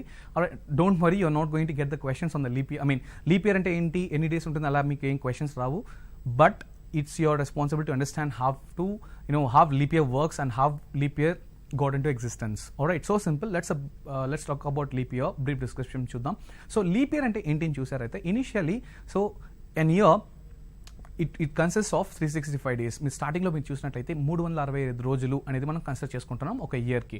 But వేరాస్ ఆ 365 days 1 ఇయర్కి అనేది మీరు ఎలా అనేది చూశారు అంటే just like సూర్యుని చుట్టూ, సో సన్ యొక్క earth revolves, revolution, am I right? So earth revolution, one revolution ante okasari, for example let's talk about a sun and this is earth and it takes 365 days to revolve around the sun అని చెప్తాం. Am I right? This is what the consideration. So ఇది sun, ఇది earth అని తీసుకుంటే ఇలా తీసుకుంటాం 365 days. But ఇనిషియల్గా అది 365 days 1 year అని చెప్పి మన యొక్క ancestors find out చేశారు. And later on they came to know that it is not exactly 365 days. It takes 365.25 days అనేది వాళ్ళు తెలుసుకున్నారు. సో ఇనిషియల్గా మనం ఏం చేస్తున్నాం, 365 డేస్ అని కన్సిడర్ చేసుకుంటున్నాం. అంటే ఈ సన్, ఈ ఎర్త్కి, మన భూమికి సూర్యుని చుట్టూ తిరగడానికి 365 డేస్ అవుతుంది. అదే మనం 1 yearగా కన్సిడర్ చేసుకుంటున్నాం. But later on they found out it's not 365 days, it actually 365.25 days. But ఎప్పుడైతే వీళ్ళకి ఇది 365.25 డేస్ అని తెలిసిందో, so it is not possible to mention 365.25. So వాళ్ళు ఏం చేశారంటే 365 ఫస్ట్ ఇయర్లో ఈ 0.25ని కట్ చేసి, అండ్ దెన్ సెకండ్ ఇయర్లో కూడా 0.25ని కట్ చేసి, అండ్ దెన్ థర్డ్ ఇయర్లో 0.25ని కట్ చేసి, సో ఫోర్త్ ఇయర్ ఏముంటుంది 365.25. సో ఈ 365 ఫోర్త్ ఇయర్ 365.25కి ఈ 3.25ని యాడ్ చేశారు, అంటే 0.75 which has become 366 days. So every year అంటే ఫస్ట్ ఇయర్లో, సెకండ్ ఇయర్లో, థర్డ్ ఇయర్లో ఉన్న 0.25 అన్ని కట్ చేసి ఫోర్త్ ఇయర్లో యాడ్ చేస్తే అది 360 days వచ్చింది. So this acts as a leap year. Alright, if I ask you what does mean by leap year, we always come up with 3 points. First point, it has an extra day. Am I right? So normal year consists of 365 days, but it consists of 366 days. And second point, it has, it falls on exactly February 29. So February lo oka extra day untundi. And third point మీరు చూసినట్లయితే it comes only once in 4 years. So this is the reason behind that, basic reason. So now it is 365.25 అనేది cut చేసి first ఇయర్లో, second ఇయర్లో, third year, fourth ఇయర్లో add చేశారు, which has become 366 days. Now, so I hope you understand how leap year works. Now let's say మన problems leap year వస్తే ఎలా handle చేయాలి, అసలు ఈ క్వశ్చన్ని ఎలా హ్యాండిల్ చేయాలంటే, so remember when ever you get the date, let's say for example 15th August 1947, ఇదే క్వశ్చన్ తీసుకుందాం ఎగ్జాంపుల్గా. ఈ 15th August 1947 వచ్చినప్పుడు మీరు చెక్ చేయాల్సింది ఏంటంటే లీప్ ఇయర్ కండిషన్ చెక్ చేయాలి. Remember, leap year condition check చేయాలి. So leap year condition no అయినప్పుడు, రిమెంబర్ లీప్ ఇయర్ నో అయినప్పుడు, so regular method. So regular method అంటే సో సింపుల్. నా what we have done, so given date plus month code plus century code, so regular method మీరు follow అయిపోవచ్చు leap year కాదు అన్నప్పుడు. But let's say ఇది leap year అయింది అన్నప్పుడు మీరు చెక్ చేయాల్సింది ఏంటి, let's say if it's a leap year, once again you need to check another condition here. So a condition ఏంటి అంటే మీరు చెక్ చేయాల్సింది whether that given particular day is between January 1st నుండి Feb 29 లోపల ఉందా ఆ పర్టికులర్ డేట్ అనేది, Jan 21st నుండి February 29th లోపల ఉందా, లేదు మార్చ్ 1st నుండి December 31st లోపల ఉందా అనే కండిషన్ వరకు మీరు చెక్ చేయాల్సి ఉంటుంది. I repeat, so first A year అయినా మీరు చెక్ చేయాల్సింది ఏంటంటే ఫస్ట్ లీప్ ఇయర్ కాదా అనేది చెక్ చేయాల్సి ఉంటుంది. లీప్ ఇయర్ నో అన్నప్పుడు ఏం చేయాల్సిందే, రెగ్యులర్ మెథడ్లో మీరు వెళ్ళిపోవచ్చు. Just the procedure what I have given. If it's a leap year then మీరు చెక్ చేయాల్సిందంటే వన్స్ అగైన్ Jan 1st నుండి Feb 29th లోపల ఈ పర్టికులర్ డేట్ ఉందా, లేదు March 1st నుండి December 31st లోపల ఉందా అనేది మీరు చెక్ చేసుకోవాల్సి ఉంటుంది. Then what is the difference అని చెప్పి మీరు నన్ను అడిగారంటే, యూజువల్గా లీప్ ఇయర్ అంటే మనం Jan 1st నుంచి కన్సిడర్ చేస్తాం, కాదు లీప్ ఇయర్ అనేది March 1st అనేది స్టార్ట్ అవుతుంది. జస్ట్ బికాస్ ఆ పర్టికులర్ డే అనేది మనకు February 29th మాత్రమే యాడ్ అవుతుంది. ఫర్ ఎగ్జాంపుల్ మనకు నియరెస్ట్ లీప్ ఇయర్ ఏది అని మీరు చూసినట్లయితే 2016 is going to be the leap year. It's a leap year. And next మనం చూసినట్లయితే 2020 is going to be the leap year. All right, so ఈ పర్టికులర్ విషయానికి మనకు వస్తే ఫర్ ఎగ్జాంపుల్ ఇప్పుడు నేను 16 Jan 2016 అనే డేట్ని మనం ఎలా సాల్వ్ చేయాలి, లెట్స్ సే 16 March 2016 అనేది ఎలా సాల్వ్ చేయాలనేది మీరు తెలుసుకోవాలి. ఫర్ ఎగ్జాంపుల్ ఇప్పుడు లీప్ ఇయర్ ఎస్ అని చెక్ చేశారంటే yes leap year yes. So leap year condition ఎలా చెక్ చేయాలి అనేది మనం నేర్చుకోవాలి. ఫస్ట్ థింగ్ అది డిస్కస్ చేసిన తర్వాత ఈ రెండు పార్ట్స్ మనం డిస్కస్ చేయొచ్చు. సో లీప్ ఇయర్ కండిషన్ మీరు ఎలా చెక్ చేస్తారంటే, remember all the 4 multiples are leap years. For example 4, 8, 12, 16, 20, 24, 28, 32 all the 4 multiples are leap years. But all the century years are not leap years. Ante for example ఇప్పుడు all the 4 multiples leap years అంటే ఏమవుతుంది, 4, 8, 12 16, 20, 24, 28, 32 it goes on. ఇవన్నీ leap ఇయర్సే. But century years అన్ని century years leap years కాదు. అంటే century years అంటే ఏంటి, so simple, the year that ends with 00. For example 1000, for example 2200, for example 2000. So ఇవన్నీ వీటిని ఏమంటారంటే సెంచురీ ఇయర్స్ అంటారు. ఒక పర్టికులర్ ఇయర్ 00తో ఎండ్ అయితే 100 is a century year, 200 is a century year, 300 is a century year, ఇలా ఇది వెళ్తూ ఉంటుంది. అవునా? సో 4 అనేది ఈవెన్ దో ఫర్ ఎగ్జాంపుల్ 100 అనేది even though it is divisible by 4. యూజువల్గా లీప్ ఇయర్ కండిషన్ అయితే 4తో డివైడ్ అయితే మనం లీప్ ఇయర్ అని చెప్తాం, అది అలా కాదు. So you need to understand this clearly. అన్ని 4తో డివిజిబుల్ అయ్యే ఇయర్స్ అన్ని లీప్ ఇయర్స్ కావు. ఓకే, ఫస్ట్ పాయింట్, 4 మల్టిపుల్స్ అన్ని లీప్ ఇయర్సే. But at the same time century years వచ్చేంత వరకు మనకి ఇంకొక కండిషన్ ఉంది. ఫర్ ఎగ్జాంపుల్ 100 అనే ఇయర్ మీరు తీసుకుందాం, అండ్ ఇయర్ 200 తీసుకుందాం, ఇయర్ 300 తీసుకుందాం, ఇయర్ 400 తీసుకుందాం. See 100 is divisible by 4. So, but it is not a leap year. 200 is divisible by 4, but it's not a leap year. 300 is divisible by 4, it's not a leap year. So, century years వచ్చేసరికి మీరు ఏం check చేయాలి అంటే 4తో check చేయకూడదు, మీరు 400తో check చేయాలి. 400తో condition check చేయాలి. For example నేను ఇప్పుడు ఇయర్ 1200 సెంచురీ ఇదొక లీప్ ఇయరా కాదని చెక్ చేస్తే please don't divide it by 4తో డివైడ్ చేయదు, just because it's a century year. Century year అంటే 00 ఎండింగ్ ఇయర్. 00 ఎండింగ్ ఇయర్ని మీరు దేంతో చెక్ చేయాలంటే 400తో చెక్ చేయాలి. So it is 400 3s are 1200. So it is obviously 0. It's a leap year. For example ఇప్పుడు year 1300 తీసుకుందాం. 1300 leap year అంటే మీరు 4తో డివైడ్ చేస్తే రిమైండర్ 0నే వస్తుంది. But don't do that. 00 ending కాబట్టి మీరు 400తో చేయాలి. 400తో చేసినప్పుడు ఏమొస్తుంది, 400 3s are 1200, రిమైండర్ ఎంత 100. Try to understand, year 1300 is not a leap year. So normal years అయితే లాస్ట్ 2 డిజిట్స్ని మీరు 4తో డివైడ్ చేస్తే సరిపోతుంది. సెంచురీ ఇయర్స్ అంటే ఎస్పెషలీ సెంచురీ ఇయర్స్ అన్నప్పుడు ఏమవుతుందంటే మీరు 400తో డివైడ్ చేయాల్సి ఉంటుంది. For example 2000 is the best example. 2000 year అనేది 4తో డివైడ్ చేయదని 400తో చేయండి. Yes, 400 into 5 2000, it's a leap year. But year 2100 తీసుకుందాం, 2100, it is divisible by 4, but still it's not a leap year. ఎందుకంటే 00 ఎండింగ్ ఇయర్ అయితే మనం 400తో డివైడ్ చేయాలి. 400తో మీరు డివైడ్ చేసినప్పుడు ఏమవుతుందంటే మీకు 100 అనే రిమైండర్ వస్తుంది. It is not a leap year. All right, so this is how you deal with the leap year. నా సో లీప్ ఇయర్ ఎలా ఫైండ్ అవుట్ చేయాలని చెప్పి మనం చూసాం కదా. ఇప్పుడు మనం ఏం చేయాలి అంటే, సో లీప్ ఇయర్ చెక్ చేశారు. సో లీప్ ఇయర్ ఎస్ అనే కండిషన్ వచ్చిందని తీసుకుందాం for example. So leap year yes అనే కండిషన్ చెక్ చేశారు అంటే మీరు నెక్స్ట్ కండిషన్ చెక్ చేయాల్సింది ఏంటంటే ఇచ్చిన ఆ డేట్ Jan 1st నుండి February 29 లోపల ఉందా, లేదు March 1st నుండి December 1st లోపల ఉందా అనేది మీరు చెక్ చేయాల్సి ఉంటుంది. So technically leap year starts from March 1st. మీరు 2016 ఎగ్జాంపుల్ నేను ఇందాక చెప్పాను మీకు. మీరు 2016 Jan క్యాలెండర్ తీసుకున్నా, 2015 Jan క్యాలెండర్ తీసుకున్నా, ఫర్ ఎగ్జాంపుల్ ఎలా అంటే 2016లో జనవరిలో మీరు ఎన్ని డేస్ ఉంటుందంటే 31 డేస్ ఉంటుంది. అట్ ద సేమ్ టైం 2015 క్యాలెండర్లో జనవరి ఎన్ని డేస్ ఉంటుందంటే 31 డేస్ ఉంటుంది. సో టోటల్ కౌంట్ అనేది సేమ్ ఉంటుంది. బట్ మీకు క్యాలెండర్ డిఫరెన్స్ ఎప్పుడు వస్తుందంటే మీరు Jan 1st నుండి March 1st దాకా లీప్ ఇయర్లో ఎన్ని డేస్ ఉన్నాయి, Jan 1st నుండి March 1st దాకా నాన్ లీప్ ఇయర్లో ఎన్ని డేస్ ఉన్నాయని చూసినప్పుడు టోటల్ కౌంట్ చేంజ్ అవుతుంది. So technically leap year starts from March 1st onwards. So ఎప్పుడైతే మీకు లీప్ ఇయర్ అయ్యింది, లీప్ ఇయర్ అయ్యింది, డేట్ Jan 1st నుండి Feb 29 దాకా ఉందో మీకు వచ్చిన ఆన్సర్ని యూ హ్యావ్ టు డూ -1. మీకు వచ్చిన ఆన్సర్ని you have to do -1. If the given date is in between March 1st December 31st, no need to do anything, just go ahead as it is. Alright, దీనికి నేను examples ఇప్పుడు మీకు చెప్తాను. Let's start with నేను 2 dates తీసుకుంటాను ఇప్పుడు. Let's start with see 1st Jan 2000. 1st Jan 2000 తీసుకుందాం. And then another date which is 1st March 2000. Alright, what's the difference అనేది మనం ఇప్పుడు చెక్ చేద్దాం. ఇది మీరు చూసినట్లయితే ఇది ఫస్ట్ స్లాట్లో ఉంది, అంటే Jan 1st నుండి February 29 దాకా ఇది ఉంది. ఇదేంటంటే March 1st నుండి December 31st మధ్యలో ఒక డేట్ ఇది. ఆల్రైట్, మీకు ఇంకా కన్ఫ్యూజన్ వద్దు అనుకుంటే మీరు 5 తీసుకోవచ్చు. Alright, 5th Jan 2000 and 5th March 2000. Alright, now first thing, just check whether the given year is a leap year or not.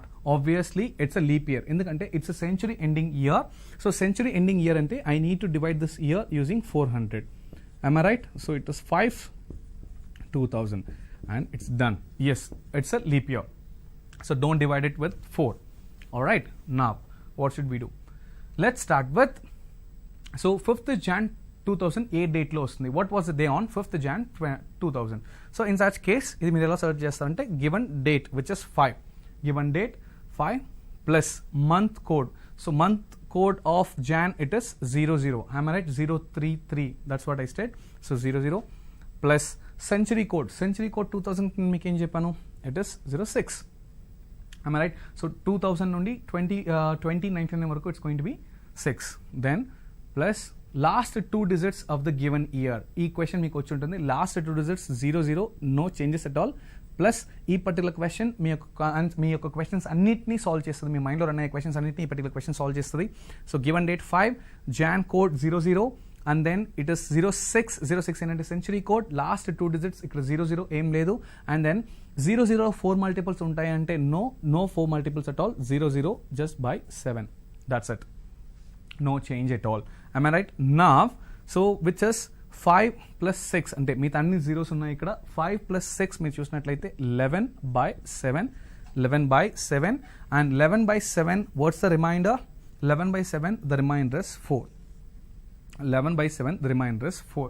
But so as I told you, ఒకవేళ Jan 1st నుండి February 29th లోపల date ఉంటే you have to do -1. So మీరు ఇలా ఈ particular మెథడ్లో మీరు చేసినప్పుడు 4 అనే ఆన్సర్ రిమైండర్ మీకు వస్తుంది.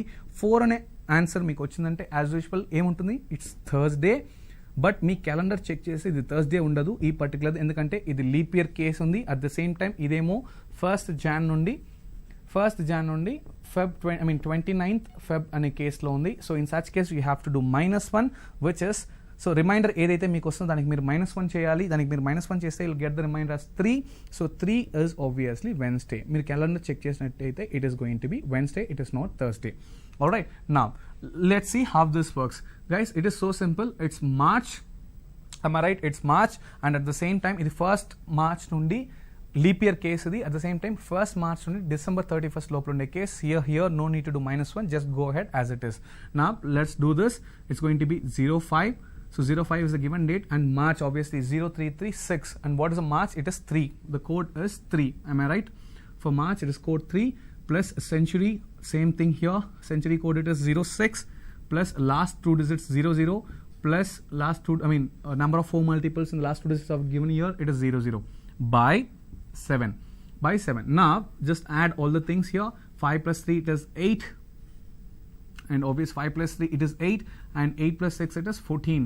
So 14 by 7 and the answer is here reminder is 0 means Sunday. No need to change anything. Please don't do -1 here just because it's a leap year condition and leap year condition లో ఇది మీరు చూసినట్లయితే మన second slot లో ఉంది, అంటే 1st March నుండి December 31st March లోపల ఉంది కాబట్టి don't do -1, just leave as it is. So Sunday's answer. Alright, so from this what I'm trying to say is, first starting లో మీరు చెక్ చేయాల్సింది ఏంటంటే లీప్ ఇయరా కాదా. లీప్ ఇయర్ అయింది అంటే, లీప్ ఇయర్ కాలేదు అంటే no need to do anything, just follow the procedure whatever I said. So given date plus century code plus month code plus last 2 digits of the given year plus number of 4 multiples in the last 2 digits of the given year by 7. Whatever the remainder you get, just convert into day and then put the answer. Now if it's a leap year, you need to check one thing. A leap year lo entante first year మీరు check చేసేటప్పుడు century year కాదు అంటే just divided by 4 and just check. If it's a century year last 2 digits 00 అయింది అంటే you have to divide it by 400 and you need to understand whether it's a leap year or not. So 2000 కాబట్టి I've divided it by 400 and I know it's a leap year. Fantastic. So leap year నేను తెలుసుకున్న తర్వాత నేను check చేయాల్సిన condition ఏంటంటే 1st January నుండి February 29th వరకు ఉందా డేట్స్, లేదంటే 1st March నుండి December 31st వరకు ఉందా అని చెప్పి. So here in this case I know it's 1st January to 29th February మధ్యలో ఉంది కాబట్టి definitely whatever the remainder I get I need to subtract my 1 from that so that I'll get the answer. If it is from 1st March to December 31st, no need to change any, just proceed as it is. Alright, I hope you understand how this works. Now the next question, the next concept, calendars lone inko konni rendu moodu chinna concepts unnai which you need to find out. Let's see, today is actually today is Tuesday, but today is Monday. See, don't ask me, sir, today is not Monday, but just for an assumption, my exam style vastundi, today is Monday. So what will be the day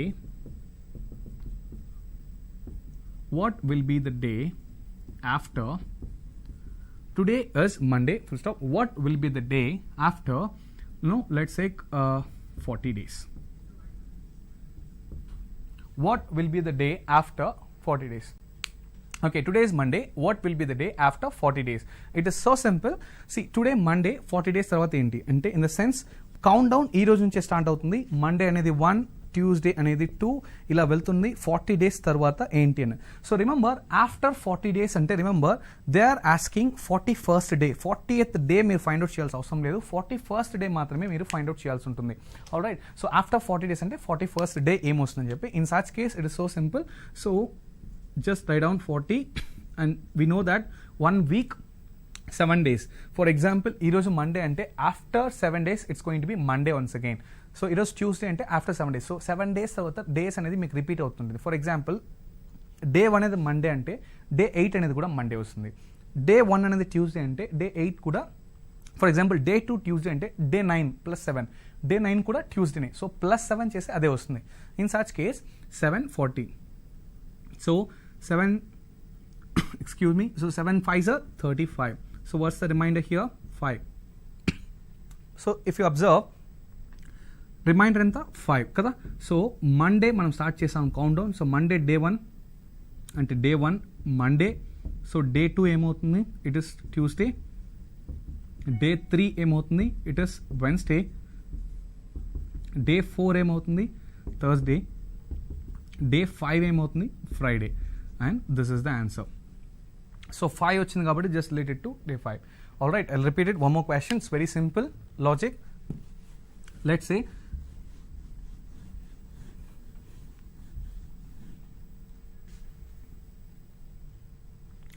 alright, let's see another question. Today is Wednesday. Today is Wednesday. What will be the day after 110 days? After 110 days. Today is Wednesday. 110 days. 110 days తర్వాత ఏం day అని చెప్పి మిమ్మల్ని అడుగుతారు. So simple, just remember day 1 ఏంటి, count down ఈ రోజు నుంచి.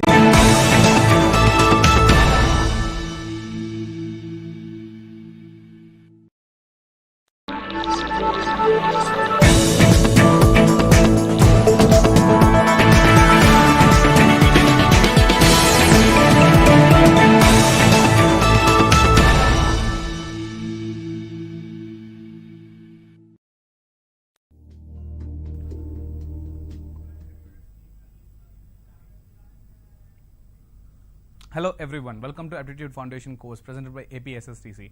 So in yesterday's class we were discussing the calendars, am I right? I mean the shortcuts, I mean the codes for days, months and the century. Based on the codes, how to deal with the procedure.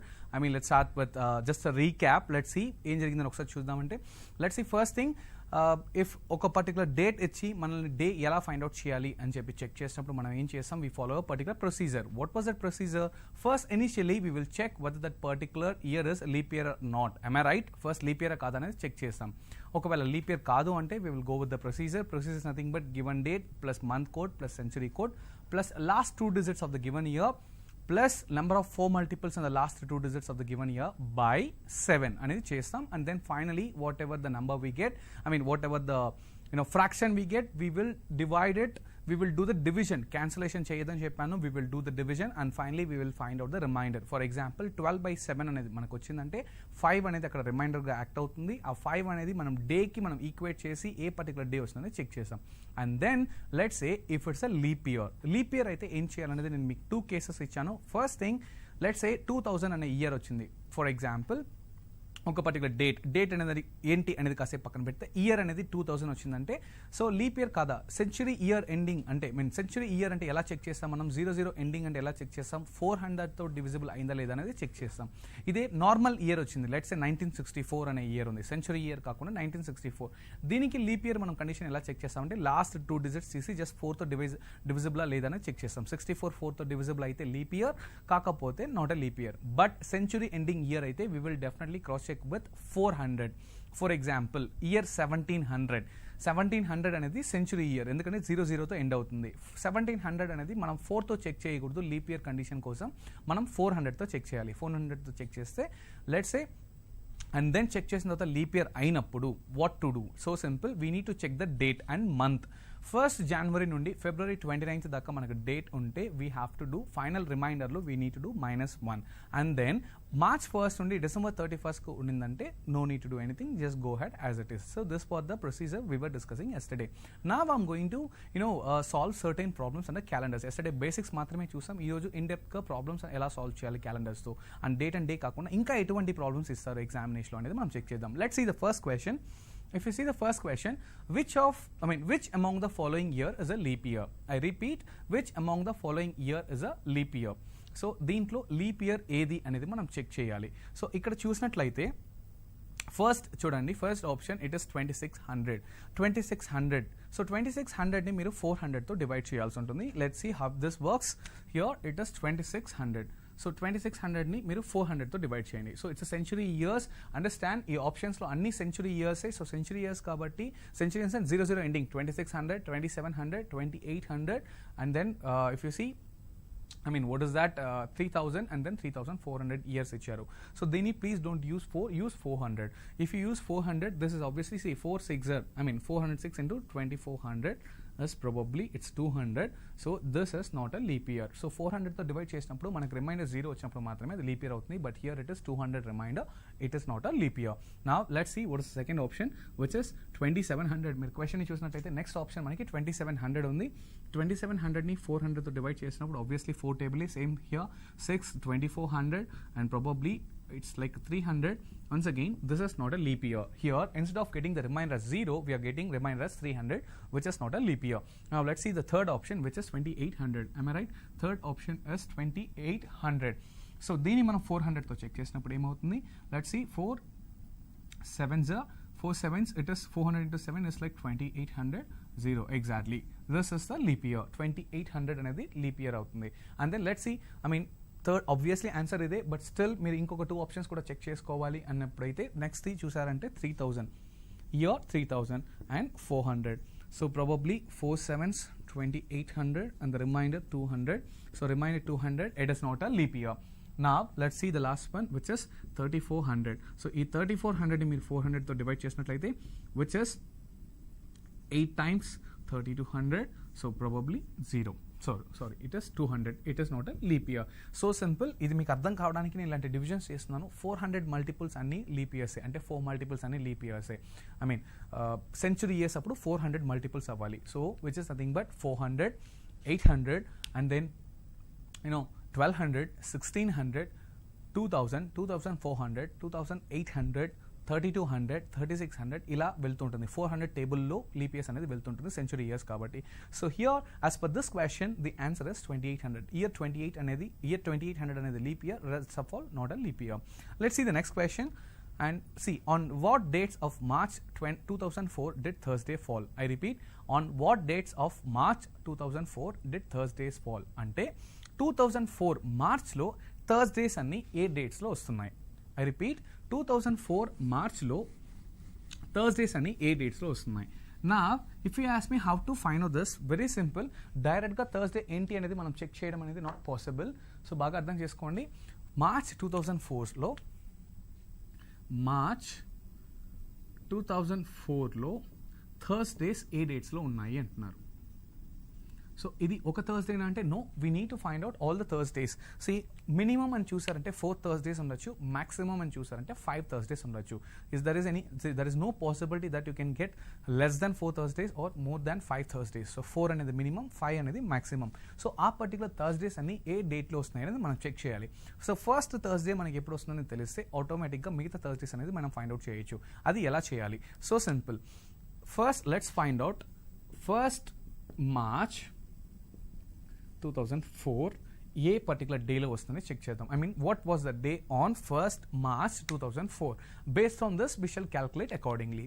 Alright, so first March 2004 అనేది ఎలా మీరు check చేయాల్సిందంటే first thing the procedure which we need to find out given date is 01 plus month code. సి మేము already మీకు మంత్స్కి codes ఇచ్చాను which is 033614625. I mean 035. These are the month codes to the corresponding months. అవునా? So ఇప్పుడు ఇందులో మీరు చూసినట్లయితే మార్చ్ అనేది 3rd month. So March code ఏంటంటే 03. am I right? And then plus century code. So century code we know clearly 1900 నుండి 1999కి it is 0. And then 2000 నుండి 2099కి code ఏంటి అని చూసారు అంటే 0642 if you remember. So obviously it is 6. Plus last 2 digits of the given year. Last 2 digits of the given year ఏంటి ఇక్కడ 04. And number of 4 multiples ఎన్ని ఉన్నాయి అంటే దీంట్లో ఒకటి ఉంది. Right? By 7. And check, see, remember this is ఇది solve చేసే ముందు మీరు అండర్స్టాండ్ చేసుకోవాల్సింది ఏంటంటే 2004 లీప్ ఇయరా కాదా అనేది మీరు చెక్ చేయాల్సి ఉంటుంది. 2004 ఇస్ అ లీప్ ఇయర్. ఎందుకంటే it's a 4, it is actually divisible by 4. అవునా? సో 2000 అనేది లీప్ ఇయర్, 2004 కూడా leap year. So it's a leap year condition. ఇది సాల్వ్ చేసే ముందు ఫస్ట్ మీరు లీప్ ఇయర్ కండిషన్ ఒకసారి చెక్ చేసుకోండి. So 2004 is a leap year. But దీంట్లో వన్స్ మీరు లీప్ ఇయరా కాదా అనేది కన్ఫర్మ్ చేసిన తర్వాత లీప్ ఇయర్ అయింది కాబట్టి యూ నీడ్ టు చెక్ ఇది Jan 1st నుండి February 29th లోపల ఉన్న డేట్ ఉందా, లేదు March 1st నుండి December 31st లో ఉన్న డేట్ ఉందా అని చెప్పి. So this is in the second slot. అంటే March 1st నుండి December 31st లో ఉన్న సెకండ్ స్లాట్లో ఉంది. సెకండ్ స్లాట్లో ఉంది కాబట్టి no need to do -1. You can go ahead as it is. -1 దీనికి చేయాల్సిన అవసరం లేదు. ఇది సెకండ్ స్లాట్లో ఉంది. Just add everything and just like do the division part. నా if you see it is 1 3 which is 1 plus 3 it is 4 plus 6 it is 10 14 15. am I right? 15 by 7. Let's cross check it once again. 1 plus it is 4 1 plus 3 4 plus 6 10 plus 4 it is 14 and 1 15 by 7. And 15 by 7 if you do the division, so 1 is going to be the remainder. Understand? 1 is going to be the remainder. So 1 remainder ante idi 8 day avutundi. We know that Monday, 1 stands for Monday, 2 is for Tuesday, 3 is for Wednesday, 4 is for Thursday, 5 is for Friday, and then Saturday 6, Sunday it's not 7, it is 0. In such case here remainder anedi 1. So 1 ante manaki A day equate అవుతుంది? Monday అవుతుంది. And try to understand ఇది March 1st నుండి December 31st slot లో ఉంది కాబట్టి no need to do -1, just leave as it is. Hence the answer is Monday. Alright, so from this what I can understand is first March అనేది చూసినట్టయితే first March first day of the month అంటే day 1 ఏంటి అని వస్తే check చేసుకోండి. Day 1 అనేది మండేగా ఉంది. Okay, day 1 Monday. And then just check day 2 Tuesday. మనకేం కావాలి? థర్స్డే. అన్ని థర్స్డేస్ 8 డేట్లో వస్తుందని చెప్పి. సో డే 3 అంటే మార్చ్ 3rd అని meaning. So March 1st, March 2nd, March 3rd. March 3rd ఎప్పుడు వస్తుంది మీకు? వెన్స్డే వస్తుంది. సో డే 4 అంటే March 4th. March 4th ఎప్పుడు మీకు వస్తుంది? థర్స్డే వస్తుంది. ఫ్యాంటాస్టిక్. నా డే 4 అనేది థర్స్డే వచ్చింది అంటే, so try to understand, I mean 4th day of that month, in the sense 4th March అనేది మీకు థర్స్డే అవుతుంది. ఐ రిపీట్, 4th March అనేది Thursday. All right, so from this I'm going to erase this. I hope you know how to calculate this. This is very easy. నా try to understand అంటే 4th March మీకు చూసినట్లయితే it is Thursday. So next Thursday ఎప్పుడు వస్తుంది అనేది మన question. It is so simple. So ఈ రోజు తర్వాత, ఐ మీన్ ఈ రోజు నుండి 7 days తర్వాత అదే రిపీట్ అవుతుంది, సేమ్ డే రిపీట్ అవుతుంది. ఫర్ ఎగ్జాంపుల్ డే 1 మండే అంటే డే 1కి +7 మీరు చేసినట్టయితే ఏమవుతుంది, 8 అవుతుంది. 8 కూడా మళ్ళీ మండేనే వస్తుంది. ద సేమ్ థింగ్ ఇప్పుడు 4, ఫర్ ఎగ్జాంపుల్ డే 1 మండే అయినప్పుడు డే 8 మళ్ళీ మండే. దానికి +7 చేస్తే డే 15 వస్తుంది, డే 15 కూడా మండే. +7 చేస్తే డే 22 మండే, అంటే 22nd March Monday. And then +7 29 అంటే 29th కూడా మండే. బట్ మనకి ఇక్కడ కావాల్సిన ఏంటి, థర్స్డేస్ ఎప్పుడు కావాలి. So first thing 4th March అనేది థర్స్డే. ఫ్యాంటాస్టిక్. సో ఇప్పుడు దీన్ని మీరు ఏం చేస్తారంటే +7 యాడ్ చేశారంటే నెక్స్ట్ చూడండి, it is so simple, 11th March. So 4 March, so 11 March కూడా ఏమొస్తుంది, థర్స్డేనే వస్తుంది. సో దీనికి +7 చేసినట్లయితే మీకు ఏమొస్తుంది, 18 March కూడా థర్స్డేనే వస్తుంది. అండ్ దెన్ దీనికి +7 చేసినట్లయితే మీకు ఏమొస్తుంది, 25 March కూడా Thursday. All right, so from this what I can say 4, 11, 18, 25. So 25 plus 25 మాది 18, 25. So 4th, 11th, 18th, 25th. ఈ తర్వాత +7 చేయదు, +7 చేస్తే 32 వెళ్ళిపోతుంది. సో మన maximum number of days in a month is only 31 days. మార్చ్లో 31 days ఉంది. Don't add 7 there.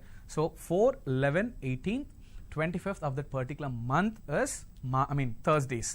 థర్స్డేస్ ఏ మంత్స్లో వచ్చాయి, 4th, 11th, 18th, 25th. ఈ పర్టికులర్ 4 dates అనేది మీకు థర్స్డేస్గా ఉంటుంది మార్చ్లో. All right, let's see the next question. Next question మీరు చూసినట్టయితే the last day of the century cannot be అన్నాడు. So last day of the century cannot be. C దీనికి ఒక డైరెక్ట్గా నేను మీకు ఆన్సర్ చెప్పొచ్చు, I mean Tuesday, Thursday, Saturday అని చెప్పి. But I don't want to tell in such a way. I need to tell you how this works. అంటే century, the last day of the century ఏంటంటే ప్రతి 100 yearsకి, I mean last year for example century అంటే 100 years కదా. ఆ last day అనేది 31st December of that particular century, last day of the century cannot B. ఒక particular రూల్ని follow అవుతుంది. అది ఎలా చెక్ చేయాలి? ఫర్ ఎగ్జాంపుల్ మనం ర్యాండమ్గా ఒక 4 dates తీసుకొని దాన్ని సాల్వ్ చేసినప్పుడు we will get to know what are the dates we get అండి. Let's see how this works. నేను last day of the century అన్నాడు కాబట్టి నేను మీకు 4 different dates ఎగ్జామ్లో మీరు చేయాల్సిన అవసరం లేదు. దీని యొక్క సొల్యూషన్ నేను మీకు చెప్తాను, మీరు అది డైరెక్ట్గా నోట్ చేసుకుని ఆన్సర్ చేసేయచ్చు. Just because frequently as question ఇది మీరు అర్థం చేసుకోవడానికి మాత్రమే ఇది నేను ప్రూవ్ చేసి చూపెడతాను. ఎగ్జామ్లో please don't do all this calculation, you can directly hit the answer. All right, now let's say so last day of the centuries కాబట్టి 31st December. Let's talk about 1999.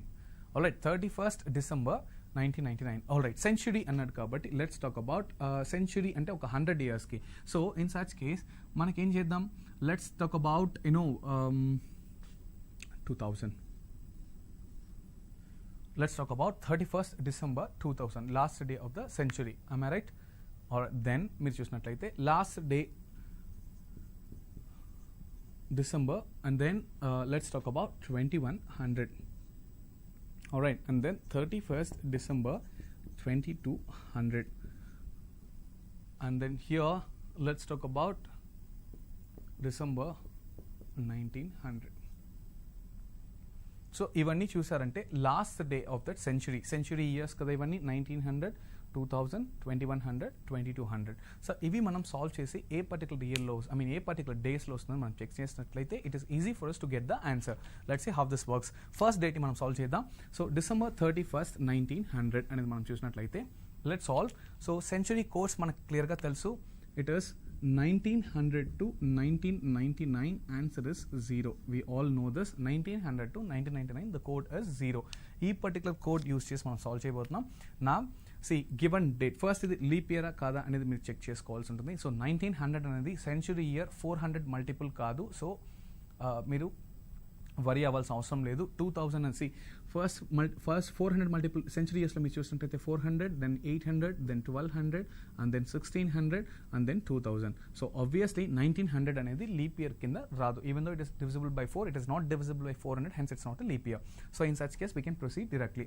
Now given date మనం తీసుకున్నట్లయితే 31 plus month code. So December యొక్క code మీకు తెలుసు, it's like 0336214625035. అంటే last డిసెంబర్లో month code ఏమొస్తుంది, it's 5. Plus next చూసినట్టే సెంచురీ కోడ్ ఇక్కడ ఏంటి 0 plus last 2 digits of the given year 00 plus and then మనం చూసినట్లయితే నెంబర్ ఆఫ్ 4 మల్టిపుల్స్ 00లో మల్టిపుల్స్ ఉండవు. So it is obviously 00/7. Fantastic. నా 0 0 0 3 digits చూసినట్లయితే 3 పారామీటర్స్ అన్ని 0 అయింది. So 31 + 6 obviously 36/7. ఆల్రైట్, 36/7 ఏమవుతుంది, 7 5s 35. So it is obviously remainder అనేది ఇక్కడ 1 అవుతుంది. am I right? రిమైండర్ అనేది ఇక్కడ 1, which is nothing but Monday. Remainder 1 అంటే Monday. So 7 5s 35, then the remainder is 1 is Monday.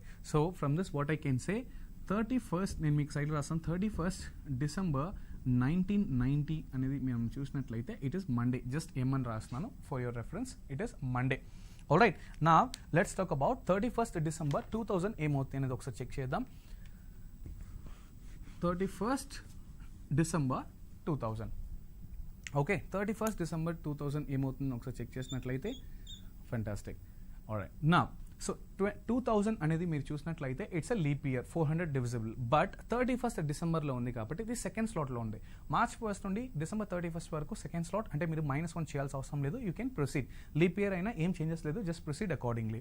So first thing date ఏంటి, given date it is 31 plus మనం చూసినట్లయితే month code, December month code ఏమవుతుంది 05, no changes at all. Plus century code, yes century code ఇక్కడ మీరు చూసినట్లయితే 2000 నుండి 2099 దాకా మనకు సెంచురీ కోడ్ ఏమవుతుంది 06 అవుతుంది. Alright, 6. So it's going to be 6 plus last 2 digits of the given year it is 00 plus దీంట్లో 4 మల్టిపుల్స్ ఏంటి 00, నో టెన్షన్, బై 7. నా ఇప్పుడు మీరు చూసినట్లయితే 31 5 ఎంతంటే 36, 36 + 6 ఏమవుతుంది, 36 + 6 మీరు చూసినట్లయితే ఇట్ ఇస్ 42. సో 42/7. సో ఇప్పుడు రిమైండర్ మీకు ఏమవుతుంది 0 అవుతుంది, అవునా. 7 6 42, రిమైండర్ 0. సో 0 అనేది రిమైండర్ అంటే మనకి ఏ పర్టికులర్ డే వస్తుంది, సండే వస్తుంది. సో 31st December 2000 మీరు చూసినట్లయితే it is going to B Sunday. 31st December 2000 is going to B Sunday. All right, next మనం చూసినట్లయితే సో 31st December 2100 అనేది మనం చెక్ చేయాల్సి ఉంటుంది. 31st December 2100 అనేది చెక్ చేయాల్సి ఉంటుంది. సో దాన్ని మనం చెక్ చేస్తే let's see, just year change year code కూడా చేంజ్ అవుతుంది దాంతోపాటు.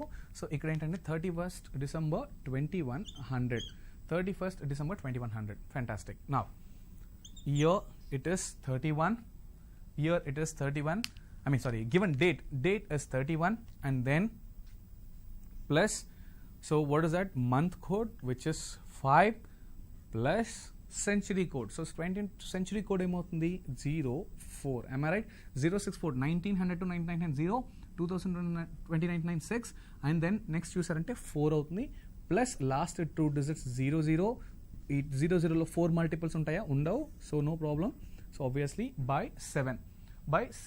ఆల్రైట్, నా నెక్స్ట్ మీరు చెక్ చేసినట్లయితే జస్ట్ దీన్ని యాడ్ చేసి మీరు డివిజన్ చేయండి. సో యాడ్ చేసి డివిజన్ చేస్తే ఏమవుతుంది 31 + 5 36, 40. సో 40/7. సో 40/7, 40/7. సో అంతే కదా, 31 + 5 36, 36 + 4 40, 40/7. Now 40/7 మీరు డివిజన్ చేసినట్లయితే ఏమవుతుంది, you will get 5, am I right? So 7 5s are 35 and the remainder is 5. So 5 obviously the remainder, and 5 remainder అయితే 5 ఏం డే అవుతుంది మీరు చెక్ చేసినట్లయితే 5 is obviously Monday 1, Tuesday 2, Wednesday 3, Thursday 4, and 5 is Friday. 5 is Friday. So 31st December 2100, last day of that particular century, 100 yearsకి last day ఏమవుతుంది Friday అవుతుంది. 31st December 1990 Monday, 31st December 2000 Sunday, 31st December 2100 Friday. So ఇప్పుడు మనకి ఇంకా ఒక్క date మాత్రమే మిగిలింది. ఆ డేట్ ఏంటి అంటే 31st December 2200 అనేది మనం చెక్ చేయాలి. 31st December 2200 ఏం డే వస్తుందో చెక్ చేసినట్లయితే will get a clear picture last day. Alright, now last day which is nothing but 31st December 2200. ఏమవుతుంది గివెన్ డేట్ ఫస్ట్ నోట్ చేసిన 31 plus month code is 5 plus century code ఇక్కడ ఏమవుతుంది 2 అవుతుంది plus last 2 digits 00, ఈ 2 digits లో ఉన్న 4 multiples 00/7. Am I right? So direct calculation ఇది. So 31 plus 5 36 38 అవుతుంది. So 38/7 whereas the remainder is 3. అవునా, రిమైండర్ అనేది 3 అవుతుంది. సో 3 అంటే Wednesday. So 31st December 2200 is Wednesday. 31st December 2200 is Wednesday. Now next చూసినట్లయితే మీరు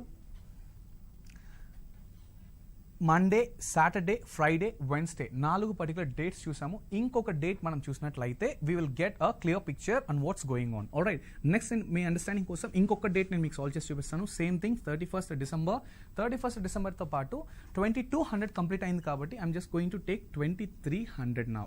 సో 31st December 2300. సో 2300 ఎలా ఉంటుంది? Same thing. సో ఫస్ట్ 0642 అవునా, ఇలా వచ్చింది. మళ్ళీ నెక్స్ట్ ఇయర్ కోడ్ ఏమవుతుంది? మళ్ళీ 0తో స్టార్ట్ అవుతుంది. నేను మీకు చెప్పాను ఆ రోజు ఐటరేషన్ 20th సెంచరీకి 0, 21st సెంచరీకి 6, ఆ తర్వాత 4, ఆ తర్వాత 2, మళ్ళీ నెక్స్ట్ 24th సెంచరీ వచ్చేసరికి 0 వచ్చేస్తుంది. In such case now let's see year code here it is first given date plus month code 05 and the century code, obviously year code కాదు, century code. So century code is 00 plus and then last 2 digits 00 and then దీంట్లో ఈ particular last 2 digits లో 4 multiples ఎన్ని చూసారంటే 00/7. Now it is once again ఈ calculation మీరు check చేసినట్టయితే 31 plus 5 36 and all zeros, so 36/7 which is nothing but 7 5s are 35 and 1 reminder. So 1 reminder అన్నప్పుడు మీకు ఏమవుతుంది 31st December 2300 అని చేసేసరికి మళ్ళీ మండే వచ్చేస్తుంది. I hope you understand how this works. So 31st December 1990 Monday, 31st December 2000 Sunday, 31st December 2100 Friday, 31st December 2200 Wednesday, 31st December 2300 వచ్చేసరికి ఎలా ఈ 0642 ఈ పర్టికులర్ 0642 ఎలా మీకు రిపీట్ అవుతూ వస్తున్నాయో ఇక్కడ కూడా అదేలాగే ఈ మండే, సాటర్డే, ఫ్రైడే, వెన్స్డే అనేది కూడా రిపీట్ అవుతూనే వస్తుంటుంది. ఆల్రైట్, సో ఇందులో మీకు లాస్ట్ డే అంటే 31st December of that particular century, not decade, 100 years. So ఇందులో మీరు అండర్స్టాండ్ చేసుకోవాల్సిందంటే Monday, remember Monday, Sunday, Friday, Wednesday అనేది లాస్ట్ డే రిపీట్ అవుతూనే ఉంటుంది ఒక పర్టికులర్ ఆర్డర్లో. ఆల్రైట్, ఇన్ సచ్ కేస్ మీకు రిపీట్ దీంట్లో last day of that century రానివి ఏవి అని చూస్తుంటే మిస్సింగ్ చూడండి. Tuesday no we're not getting, and then Thursday we are not getting, and then Saturday we are not getting. So from this I can say the last day of the century year cannot be a Tuesday, cannot be a Thursday, and cannot be a Saturday. So ఇది మీరు డైరెక్ట్గా గుర్తుపెట్టుకోవాల్సింది. ఈ particular calculation అనేది ఎగ్జామ్లో మీరు చేస్తే మీకు టైం సరిపోదు. ఇది జస్ట్ మీకు అండర్స్టాండింగ్ కోసమే చేసి చూపెట్టాను. మీకు కావాలి అంటే 31st December 2400, 31st December 2500 మీరు చేస్తూ రావచ్చు. ఇదే ఈ లూప్ మీకు మండే, సాటర్డే, ఫ్రైడే, వెన్స్డే అనేది రిపీట్ అవుతూనే ఉంటుంది తప్ప at any cost last day of that century cannot be Tuesday, Thursday and then Saturday. Remember this. Alright, let's see the next question. Next question చూసినట్లయితే okay, the last day of the century year cannot be is we're done with this. And then the next question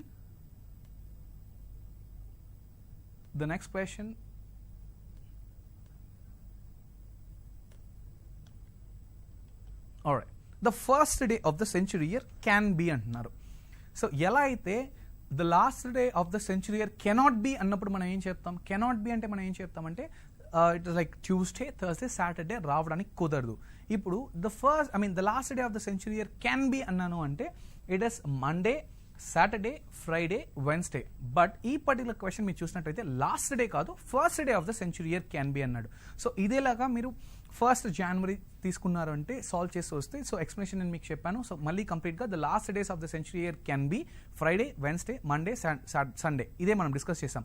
so ఇవన్నీ last days వచ్చేటప్పుడు సెంచురీలో, so naturally the first days of the following centuries, so ఏ particular సెంచురీస్కి Friday వచ్చే ప్లేస్లో Friday last day of the century అయితే, remember Friday last day of the century అయితే first day obviously Saturday ఉంటుంది. Wednesday last day of the century అయితే Thursday ఉంటుంది. So Monday last day of the century అయితే ఆ particular first day of the century మీరు చూసినట్లయితే Tuesday అవుతుంది. Then Sunday last day of the century అయితే Monday అవుతుంది. So whatever, forget about the order, the first day of the century can be Saturday, Thursday, Tuesday, Monday అవుతుందమ్మా. I repeat, Saturday, Thursday, Tuesday. మీరు ఇక్కడ చూసినట్లయితే ఇవే first day of the centuries రావడానికి ఉన్న chances. First Saturday రావచ్చు, first day of the century అంటే first Jan, let's say for example 1st Jan 2001 is the best example. Now if you see the screen, Saturday, Thursday and then Tuesday and then Monday ive ravadaniki chances undi. I hope you understand. Let's see the next question. Which will have the same calendar year as that of 2011? Which will have the same calendar year as of 2011? And for this it is so simple. I'm going to give you a small logic which will help you to sort of this kind of problems. Manaki 3 conditions unnai. Ee 3 conditions ni meer gurtu pettukunte so you can answer it within fraction of seconds. Alright, ఆ condition ఏంటి అని మనం చూద్దాం.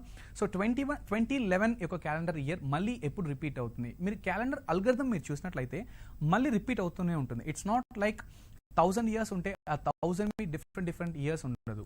మరి calendar repetition అంటే ఏంటి అని చూసారంటే లెట్స్ టేక్ దిస్ 2018 అనే ఇయర్లో డెఫినెట్గా Jan 1st అనేది ఒక పర్టికులర్ డే వచ్చి ఉంటుంది.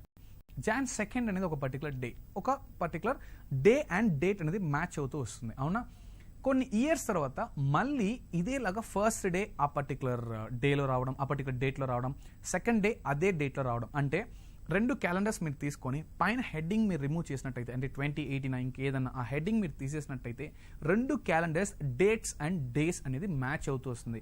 మీరు ఏ పర్టికులర్ డేట్ తీసుకున్నా ఆ పర్టికులర్ డేట్ ఏ పర్టికులర్ డేలో ఉంది అనేది ఈ క్యాలెండర్లో అలానే ఉంటుంది. బట్ ఇది ఏంటంటే ఒక అల్గరిథంని ఫాలో అవుతూ రిపీట్ అవుతుంటుంది. ఆ అల్గరిథం ఏంటి అనేది మనం ఇప్పుడు తెలుసుకుందాం. లెట్స్ సీ ఫర్ ఎగ్జాంపుల్ మీరు చూసినట్లయితే explanation, if the given year is a leap year then add 28. Given year is a leap year then add 28 అంటే for example leap year calendar మళ్ళీ ఎప్పుడు రిపీట్ అవుతుందంటే ఎవ్రీ 28 ఇయర్స్కి ఒకసారి లీప్ ఇయర్ క్యాలెండర్ రిపీట్ అవుతుంది. For example 2000 అనేది leap year, ఆ particular calendar మీకు ఎప్పుడు రిపీట్ అవుతుందంటే 2028, జస్ట్ యాడ్ 2028లో రిపీట్ అవుతుంది. If the given year is year next to leap year then add 6. Next to leap year అంటే ఫర్ ఎగ్జాంపుల్ ఇప్పుడు 2000 అనేది లీప్ ఇయర్, లేదు మీరు 2004 తీసుకోవచ్చు లీప్ ఇయర్, 2008 తీసుకోవచ్చు. మీరు ఏ లీప్ ఇయర్ మీరు తీసుకున్నట్టయినా మీరు జస్ట్ 28 యాడ్ చేసినప్పుడు మళ్ళీ రిపిటేషన్. సో అది ఎలా అనేది నేను చెప్తాను. It is so simple. Let's see how this works. So 2004 నేను తీసుకున్నాను. 2004 అనేది ఇయర్ ఒక లీప్ ఇయర్. ఈ లీప్ ఇయర్ క్యాలెండర్ నాకు మళ్ళీ ఎప్పుడు రిపీట్ అవుతుందంటే జస్ట్ యాడ్ 28. మీరు 28 యాడ్ చేసినప్పుడు ఏమవుతుంది 2032. That's it. So from this what I can say 2004 calendar 2032 calendar అనేది సేమ్గా ఉంటుంది. This is how the calendar algorithm works. This is how they design the algorithm. All right, next let's say for example మీరు ఏదైనా తీసుకోవచ్చు. 2016 అనేది కూడా ఒక leap year. I right? 2016 leap year, దీనికి మీరు ప్లస్ 28 యాడ్ చేసినట్టయితే ఏమవుతుంది? It's so simple, 2044. So 2044. So 2016 and 2044 calendar రెండు సేమ్గా ఉంటుంది. ఓకే, రిపీట్ అవుతుంది. ఇది లీప్ ఇయర్కి. So if the year next to leap year అంటే ఏంటని చూస్తే ఫర్ ఎగ్జాంపుల్ 2004 అనేది మీకు లీప్ ఇయర్, అవునా?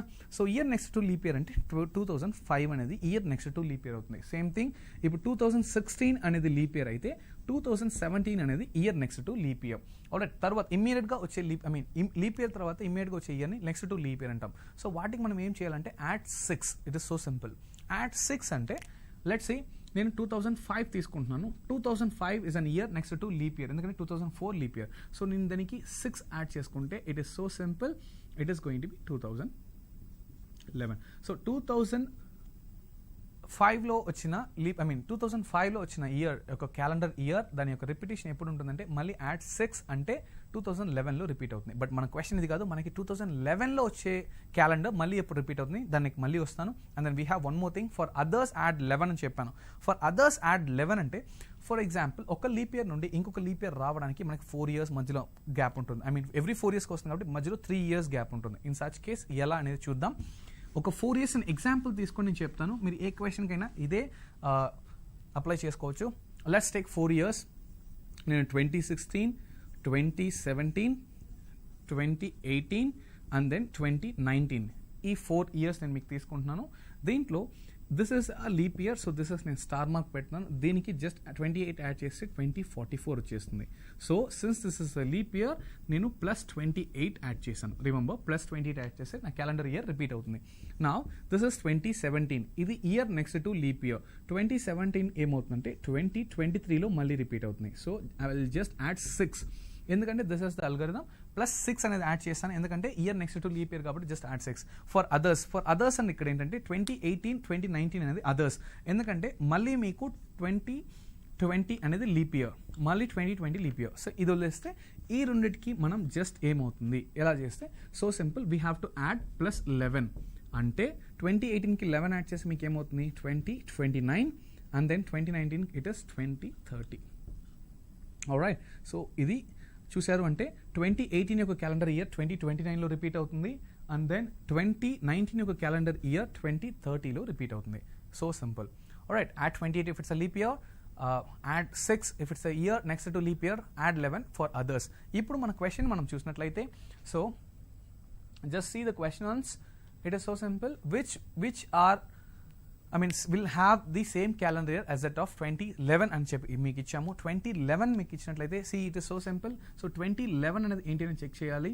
see 2008 అనేది leap year, am I right? 2008 అనేది లీప్ ఇయర్. 2009 అనేది చూసినట్లయితే మీకు year next to leap year, next 2010 and then 2011. This is how it works. So అది నేను మీకు క్లియర్గా రాస్తే, I repeat this once again. So 2008 అనేది మీరు చూసినట్లయితే it's a leap year. Alright, 2009 it's a year next to leap year, next 2010 and 2011. So 2011 others వస్తుంది కాబట్టి just add +11. So which you'll get it in 2023. 2011, it's like 2022. That's it. Just add 11. It's so simple. So whatever it is, just add 11.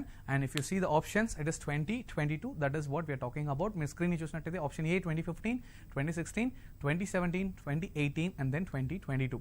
All right, this is how it works. So answer is 2022. All right, now, so very important question. How many days are there in X weeks and X days? Most frequently asked question when it comes to calendars. So question మళ్ళీ note చేసుకోండి, చాలా important. How many days are there in x weeks and x days? So x weeks x డేస్లో ఎన్ని days ఉంటుంది? What does it mean x weeks and x days అని మీకు question రావచ్చు. For example, x weeks x days అంటే x వెల్లీలో x ప్లేస్లో మీరు ఏదైనా సబ్స్టిట్యూట్ చేయించుకోవచ్చు. 2 weeks 2 days, 3 weeks 3 days, 4 weeks 4 days ఇలా అనమాట. ఎక్స్ కామన్, వీక్స్ అనేది common. So x weeks x డేస్లో ఎన్ని డేస్ ఉంటుంది టోటల్గా అనేది ఎలా క్యాలిక్యులేట్ చేస్తాం? మనకి ఇక్కడ 4 ఆప్షన్స్ ఇచ్చారు. అదేంటంటే first it is 7x², and then 8x, 14x, D, 7 and E. None of this. Answer is so simple. Answer is 8x. 8x ఎలా వస్తుంది అనేది ఒకసారి మనం చెక్ చేద్దాం. See, so simple. Just x place లో ఒకటి సబ్స్టిట్యూట్ చేసి ఒక వాల్యూ సబ్స్టిట్యూట్ చేస్తే will get it. Let's see how this works. So x weeks x days, am I right? x weeks x days అనేది మనకి ఇక్కడ క్వశ్చన్. అండ్ దెన్ సో సింపుల్, లెట్ x is equal to 3. లెట్ x is equal to 3. మీరు 3 substitute చేయాలని అవసరం లేదు, మీరు ఏదైనా సబ్స్టిట్యూట్ చేయొచ్చు. నేను ఎగ్జాంపుల్కి తీసుకుంటున్నాను. Let x equal to 3. x equal to 3 అయితే ఏమవుతుంది మీకు 3 weeks 3 days అవుతుంది. am I right? just because x is common for weeks and days, 3 weeks 3 days అవుతుంది. 3 weeks 3 days ఎంత అని మీరు చెక్ చేసినట్టే 3 weeks అంటే we know that weekly 7 days, 3 weeks అంటే 21 days, and then 3 it is going to be 24 days. So 3 weeks 3 daysలో మొత్తం ఎన్ని days ఉంటుందంటే 24 డేస్.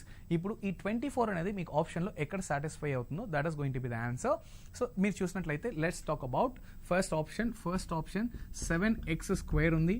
7x² మీరు చూసినట్లయితే 7, and what is the value of x? It is 3. So 7 into 3 square. 7 into 3 square అంటే 7 into 9. So 7 into 9 is obviously 7 9s are, it is 63. It is not the answer just because we supposed to get 24 days. Avuna. Next option 2 chudandi. Option 2, what is option 2 here? It is 8x. So simple, 8x. So 8 into point is nothing but into x and x is 3. So 8 into 3, which is 24 days. Perfect. So this is going to be our answer. 8x is the answer. And 14x annaru, 14 into 3, 42, not at all sufficient. And 7, no, and none of this, no. So answer is 8x. Alright, so I hope you understand the classes. So ఈ problems అన్ని మీరు చూసారు కదా. So నిన్న మనం first calendar question, basic calendar క్వశ్చన్ని ఎలా solve చేయాలనేది చెక్ చేసాం. ఐ మీన్ ఒక పర్టికులర్ డేట్ ఇచ్చి ఆ పర్టికులర్ డేట్లో ఏ డే అనేది ఫైండ్ అవుట్ చేయడం అనేది it's a basic. And today we have discussed multiple problems. I hope you understand calendar's concept. If you have any questions or doubts, please post in the comments. I shall reply. I'm just waiting for your comments. Alright, thank you so much for the class.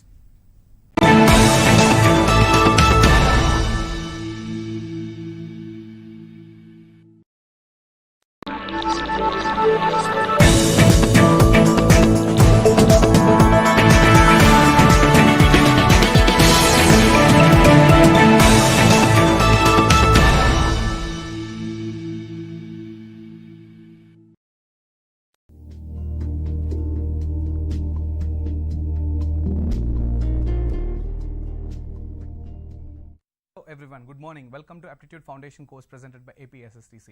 So today we are going to discuss analogy. What is meant by analogy and how it works. So first, in order to get into the problems, we understand what is the methodology under this. All right, let's start. So when it comes to analogy,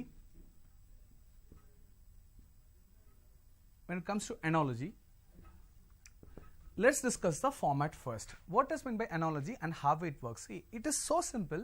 Analogy in the sense, so there will be a relationship between two terms or words. We need to understand how it works. Alright, let's say for example, A, B, C, D.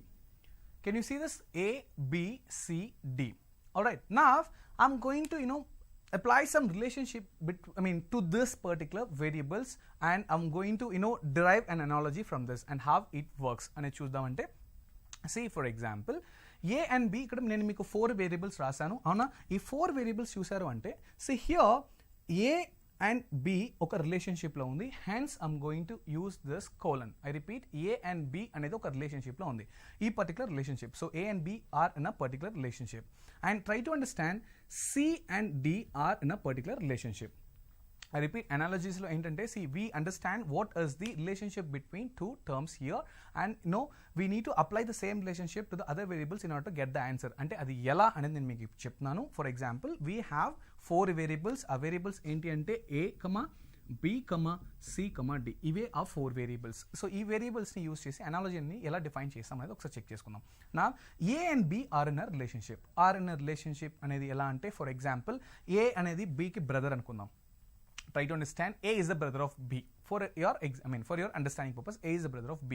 Alright, so ఈ relationship లో ఉంది అని mention చేయడానికి నేను ఏం చేస్తున్నాను అంటే just ఒక కోలన్ మెన్షన్ చేస్తాను. అట్ ద సేమ్ టైమ్ నా C and D are in a relationship. Once again, C and D are in a relationship. So ఈ C and D A relationship లో ఉందంటే, once again C is the brother of D. Alright, C is the brother of D. So A, B యొక్క relationship ఏంటి? Siblings. A is the brother of B, siblings. And C, D relationship ఏంటి అంటే, it is once again siblings. C is the brother of D అంటున్నాను, siblings. Alright, so దీన్ని బట్టి ఏంటంటే A and B A relationship లో అయితే ఉన్నాయో, C and D కూడా అదే రిలేషన్షిప్ లో ఉన్నారు. అంటే A and B సిబ్లింగ్స్ అయితే C and D కూడా సిబ్లింగ్సే. Let's say for example, siblings కాదు ఇంకేదైనా తీసుకుంటే, let's say A and B, A father, B son అని తీసుకుందాం. I repeat, A father, B son అని తీసుకుంటే, once again C is to D కూడా C father, D అనేది son అని తీసుకుంటే, ఫర్ ఎగ్జాంపుల్, సో ఇవి రెండు సేమ్ రిలేషన్షిప్ లో ఉన్నాయి కాబట్టి I'm going to mark it as an proportion symbol ఉంటుంది. It is nothing but analogy. నా ఈ అనాలజీ ఎలా డిరైవ్ అవుతుంది ఏంటి అనేది చెక్ చేస్తాం. So try to understand. మీకు ఎగ్జామ్స్లో మీ క్వశ్చన్స్లో మీరు చూసినట్లయితే they'll not give you the 4th term, they'll not give you this D. ఎందుకు డి ఇవ్వరు అనేదంటే, this is what you need to find out. ఈ డీనే మీరు ఫైండ్ అవుట్ చేయాల్సి ఉంటుంది. ఓకే, సో ఏబి ఒక రిలేషన్షిప్లో ఉన్నారు. సో ఏబి ఏ రిలేషన్షిప్లో ఉన్నారు అంటే సిడి కూడా అదే రిలేషన్షిప్లో ఉన్నారు. Okay, for example A is the brother of B అంటే C is also brother of that person. Alright, నా దీంట్లో మీరు అండర్స్టాండ్ చేసుకోవాల్సింది ఏంటంటే, రిమెంబర్ ఏకి సికి ఎటువంటి రిలేషన్షిప్ ఉండదు. ఏకి సికి ఎటువంటి రిలేషన్షిప్ ఉండదు. Alright, and A at any cost సికి రిలేట్ అవ్వడు. Alright, so a particular relationship is given in between A and B. అంటే క్వశ్చన్ లో మీకు A కి B కి ఒక పర్టికులర్ రిలేషన్షిప్ ఇస్తారు. At the same time so A is to B proportion C is to question mark అనేది మీకు question అయితే A అండ్ Bకి ఒక రిలేషన్షిప్ డెఫినెట్గా ఉంటారు అని చెప్పాను కదా ఆల్రెడీ. సో ఇలా కోలన్ మెన్షన్ చేశాను అంటేనే వీళ్ళిద్దరు ఒక రిలేషన్షిప్లో ఉన్నారు అని చెప్పి ఒక రిలేషన్షిప్ వాళ్ళే ఇస్తారు. And then C is to question mark అంటారు. సో ఈ A is to Bలో ఏ రిలేషన్షిప్ అయితే ఈ A is to Bకి ఏ రిలేషన్షిప్ అయితే ఉందో అదే రిలేషన్షిప్ మీకు Cకి అప్లై చేసినప్పుడు మీకు ఆన్సర్ ఏమొస్తుంది అనేది మీరు ఫైండ్ అవుట్ చేయాలి. అంటే ఎలా దీన్ని ఫైండ్ అవుట్ చేసే ముందు there are certain points which you need to remember. A and Cకి ఎటువంటి రిలేషన్షిప్ ఉండదు. A and Bకి మాత్రమే రిలేషన్షిప్ ఉంటుంది. At the same time B and Cకి కూడా ఎటువంటి రిలేషన్షిప్ ఉండదు. ఆల్రైట్, అది ఇది ఎలా అనేది మనం ఎక్స్ప్లెయిన్ చేస్తే సో A, B అనేది ఒక టీమ్. ఆల్రైట్, C, D అనేది ఒక టీమ్. బట్ ఈ D ఎవరు అనేది వాళ్ళు ఎవరు, that is what we need to find out. But వీళ్ళిద్దరు ఒక టీం అంటే వీళ్ళిద్దరికి ఒక రిలేషన్షిప్ ఉంటుంది. వీళ్ళిద్దరికి ఏ రిలేషన్షిప్ అయితే ఉంటుందో C and D కూడా అదే రిలేషన్షిప్ ఉంటుంది. సో ఒక పర్టికులర్ రిలేషన్షిప్ వాళ్ళే ఇస్తారు. ఆ రిలేషన్షిప్ని యూటిలైజ్ చేసి అప్లై చేసి we need to find out the answer. Now at the same time remember, for example ఇక్కడ D ఉంది అంటే కూడా ఇక్కడ క్వశ్చన్ ఫార్మాట్ పక్కన పెడితే ఫస్ట్ ఫార్మాట్ చూద్దాం. ఇక్కడ D అనేది కూడా ఉంది అంటే రిమెంబర్ A Dకి కూడా ఎటువంటి రిలేషన్షిప్ ఉండాల్సిన అవసరం లేదు, ఉండదు కూడా. A Dకి ఎటువంటి రిలేషన్షిప్ ఉండదు. అండ్ దెన్ B Dకి కూడా ఎటువంటి రిలేషన్షిప్ ఉండదు. సో అనాలజీలో A B C D, so A and B ఒక సెట్, C అండ్ D అనేది ఒక సెట్. A అండ్ Bకి ఒక రిలేషన్షిప్ ఉంటుంది. C అండ్ Dకి A అండ్ Bకి ఏ రిలేషన్షిప్ అయితే ఉంటుందో C అండ్ Dకి కూడా అదే రిలేషన్షిప్ ఉంటుంది. బట్ Aకి Cకి ఎటువంటి రిలేషన్షిప్ ఉండదు. At the same time A and Dకి ఎటువంటి రిలేషన్షిప్ ఉండదు. B అండ్ Cకి ఎటువంటి రిలేషన్షిప్ ఉండదు. B అండ్ Dకి కూడా ఎటువంటి రిలేషన్షిప్ ఉండదు. సో ఇది మనం టీమ్గా కన్సిడర్ చేస్తే A అండ్ B ఒక టీమ్ ఇక్కడ, C అండ్ D ఒక టీమ్ ఇక్కడ. ఆల్రైట్, మరి మీరు ఏంటి ఫైండ్ అవుట్ చేయాలి అంటే సో సింపుల్. ఈ పర్టికులర్ క్వశ్చన్ ఎలా ఇస్తారంటే A is to B అనేది ఇస్తారు. So A is to B అనేది 2 టర్మ్స్ ఇస్తారు. ఆల్రైట్, ఈ 2 టర్మ్స్ చూడగానే మీరు first thing answer find out చేయాల్సిన అవసరం లేదు. ఫస్ట్ థింగ్ ఇక్కడ D ఏంటి అనేది మీరు ఫైండ్ అవుట్ చేసే ముందు అంటే A is to B proportion C is to D అంటే దీన్ని మీరు అర్థం చేసుకోవాల్సింది అంటే A అండ్ B ఎటువంటి రిలేషన్స్లో ఉన్నారో C and the next time కూడా అదే రిలేషన్షిప్లో ఉన్నారు. సో క్వశ్చన్ చూడగానే మీరు ఫైండ్ అవుట్ చేయాల్సింది ఏంటంటే ఈ రిలేషన్షిప్ ఏంటి అనేది మీరు ఫైండ్ అవుట్ చేయాలి. ఇది మీరు ఎలా ఫైండ్ అవుట్ చేస్తారు అంటే సో మీ ఒకాబులరీ మీకు దీంట్లో హెల్ప్ చేస్తున్నాయి. గైస్ ట్రై టు అండర్స్టాండ్ అనాలజీస్లో మీకు నెంబర్ అనాలజీ ఉంది, రిమెంబర్ నెంబర్ అనాలజీ ఉంది, వర్డ్ అనాలజీ ఉంది, కోడింగ్ అండ్ డీకోడింగ్ అనాలజీ ఉంది. సో అనాలజీ అనేది ఓన్లీ ఒకాబులరీకి మాత్రమే యూజ్ చేస్తారని కాదు, అనాలజీ అనేది నంబర్స్కి కూడా యూజ్ చేస్తారు. So it depends. Alright, so we have 3 types of analogies. First type, questions based on vocabulary, English terminology, words and words probably, and then questions based on numbers and questions based on coding and decoding. Alright, now so A and B కు ఒక relationship, ఈ రిలేషన్షిప్ని ఏంటి అనేది మనమే find out చేయాల్సి ఉంటుంది, వాళ్ళు ఎవరు. ఆల్రైట్, ఈ రిలేషన్షిప్ ఫైండ్ అవుట్ చేసిన తర్వాత ఇదే రిలేషన్షిప్ని మనం ఇక్కడ Cకి అప్లై చేస్తాం.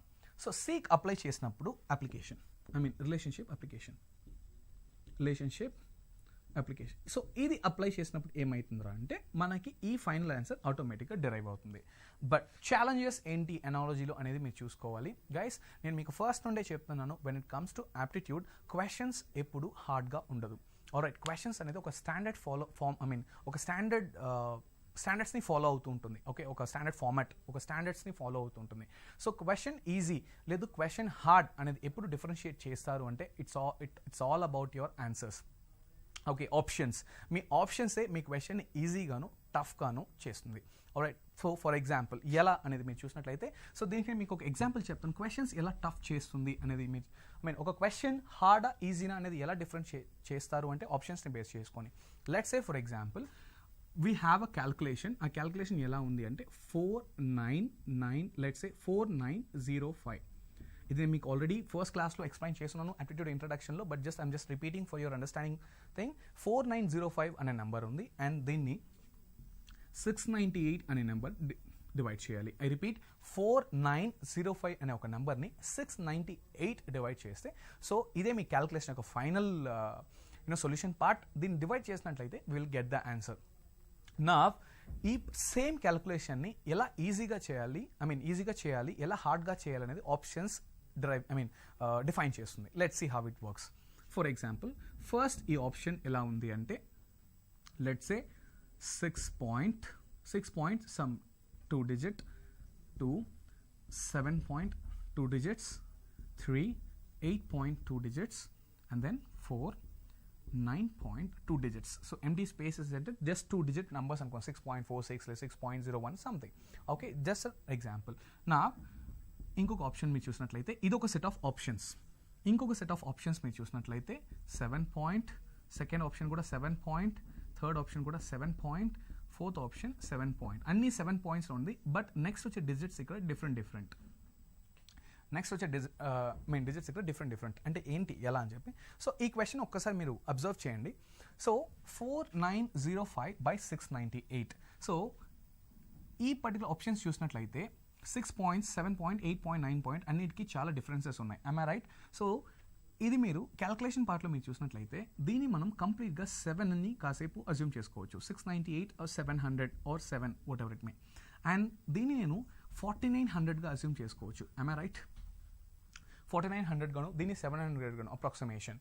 నా this two zeros gets cancelled. So 7 ones it is 7 sevens. So 7 points. So exactly ఇది 7 points లో మనకు రావచ్చు. 7 points. I mean ఇది 6 point లో కాకపోయినా 7s లో రావచ్చు. సో డెఫినెట్గా ఇది 700 కంటే ఈ వాల్యూ తక్కువే ఉంది అండ్ ఇది 4900 కంటే ఎక్కువే ఉంది. సో డెఫినెట్గా ఇక్కడ 6 point రావడానికి ఛాన్స్ లేదు, 7.0 లేదు, 7 point రావడానికి ఛాన్సెస్ ఉంది.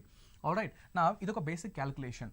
నా ఈ ఆప్షన్స్ మీరు చూసినట్లయితే it is easy for us. First option 6 point and second option 7 point, third option is 8 point, fourth option is 9 point. So obviously ఈ పర్టికులర్ ఆప్షన్స్ మనకి క్యాల్కులేషన్ ఈజీ చేసింది. Just because by seeing this itself we can say this is 7 point. Alright, so 6ని 8ని 9ని ఆటోమేటిక్గా eliminate చేయొచ్చు, ఎందుకంటే 49/7 we know that it is 7/7. Alright, నా ఇదే మీరు సెకండ్ సెట్ ఆఫ్ ఆప్షన్స్ మీరు చూసుకున్నట్లయితే అన్ని 7 pointsలోనే ఉంది. సో అన్ని 7 pointsలోనే ఉండేటప్పుడు ఫర్ ఎగ్జాంపుల్ ఇక్కడ మనం అప్రాక్సిమేషన్ వాల్యూ మనం చేయలేం. Alright, in such case we need to do the division. In the sense 4905 divided by 698 మీరు ఎగ్జాక్ట్గా డివిజన్ చేసి ఫైనల్గా వచ్చే కోషియంట్ని మాత్రమే మీరు చూస్ చేసుకోగలుగుతారు. ఐ మీన్ అది 7.0709 ఉండొచ్చు, లేదు 7.02 ఉండొచ్చు, 7.03 ఉండొచ్చు, 7.04 ఉండొచ్చు. I hope you understand this. So ఈ మీ క్యాల్కులేషన్స్ని మీ ఆప్షన్స్ మాత్రమే హార్డ్ చేయగలుగుతుంది. సో యాప్టిట్యూడ్లో ఎటువంటి క్వశ్చన్ అయినా మీ ఆప్షన్స్ని బేస్ చేసుకునే మీ యొక్క టైమింగ్ అనేది ఆధారపడి ఉంటుంది. So I suggest you to go to the options first. Understand what is option A, options B, option C and option D. Please don't ignore. ఎంతసేపు మీరు క్వశ్చన్తో స్ట్రగుల్ అవుతుంటే మీ ఆప్షన్స్ 90% ఆఫ్ ద క్వశ్చన్స్ మీరు ఆప్షన్ని చూసే elimination మెథడ్లో మీరు answer చేయొచ్చు. am I right? So in such case ఇది మీరు చూసారు కదా, ఇది ఎందుకు ఎగ్జాంపుల్ చెప్పాలంటే the same applies to analogy here. So అనాలజీలో A and B డెఫినెట్గా ఒక రిలేషన్షిప్లో ఉంటుంది అన్నాను. At the same time C and D ఒక అదే రిలేషన్షిప్లో ఉంటుంది. బట్ ఈ A and Bకి ఫస్ట్ మీరు రిలేషన్షిప్ ఫైండ్ అవుట్ చేసిన వెంటనే సికి అప్లై చేసి డి ఏంటి అనేది చెక్ చేసే ముందు కింద ఉన్న ఆప్షన్స్ ఏంటి అని చూడండి. సో ఆప్షన్స్ ఈజీ అంటే క్వశ్చన్ ఈజీ చేయాలంటే అన్ని మల్టిపుల్ ఆప్షన్స్ ఇస్తాడు, అంటే సంబంధమే లేకుండా ఆప్షన్స్ ఇస్తాడు. ఎలిమినేషన్ రూల్లో మీరు ఎగ్జాక్ట్గా అది ఏంటి అనేది ఫైండ్ అవుట్ చేయొచ్చు. ఒకవేళ క్వశ్చన్ని హార్డ్గా అడగాలి అనుకుంటే 4 ఆప్షన్స్ ఆల్మోస్ట్ సిమిలర్గా ఉంటుంది. అంటే ఒక ఆన్సర్ 100% కరెక్ట్, ఇంకొక ఆన్సర్ 90% సిమిలర్గా ఉంటుంది, ఇంకొక ఆప్షన్ 80% సిమిలర్గాను, ఇంకొక ఆప్షన్ సిమిలర్ 50 or 60% సిమిలర్గాను ఉంటుంది. So that time you take at that particular time you'll be confused అంటే నేను ఆప్షన్ ఏది షూట్ చేసుకోవాలి. So in such case so దీంట్లో మీరు వర్డ్స్ అనేది ఒకాబులరీ ఆన్ డైలీ బేసిస్ మీకు ఇంగ్లీష్ కమ్యూనికేషన్ మీ యాప్టిట్యూడ్ ఎంత ముఖ్యమో మీ కమ్యూనికేషన్ స్కిల్స్ ఇంప్రూవ్మెంట్ కూడా అంతే ముఖ్యం. సో ఇన్ సచ్ కేస్ ఇలాంటి టాపిక్స్ మీరు రీజనింగ్లో వర్బల్ రీజనింగ్ సాల్వ్ చేసేటప్పుడు you have to be more cautious. Okay, more cautious and try to learn as much as vocabulary you can. It really helps you to crack the examination. And ee vocabulary anedi meek in fact so question edanna let's say for example edanna complicated terminology వచ్చేటప్పుడు కూడా మీకు వచ్చినప్పుడు కూడా మీకు ఈజీగా ఉంటుంది solve చేయడానికి. Alright, నా సో ఇది అర్థమైంది కదా. A is to B, C is to D, A is to A and B కి ఏ రిలేషన్షిప్ ఉందో అది ఫైండ్ అవుట్ చేసి అది మనం Cకి అప్లై చేసి అండ్ దెన్ C నుండి ఆ D అనేది ఏంటి అనేది మనం ఫైండ్ అవుట్ చేస్తాం. So before we get into the practice questions let me train you people on certain vocabulary. కొన్ని మీకు నేను హెల్ప్ చేస్తాను, కొన్ని రిలేషన్షిప్స్ నేను మీకు ఎక్స్ప్లెయిన్ చేస్తాను. Alright, just note down first one. Alright, it's going to be study and relationship. Let's say for example study and the topic relationship అనేది చూసుకుందాం. స్టడీ అండ్ టాపిక్ రిలేషన్షిప్ ఏంటి ఎలా ఉంటుంది. Alright, so let's see.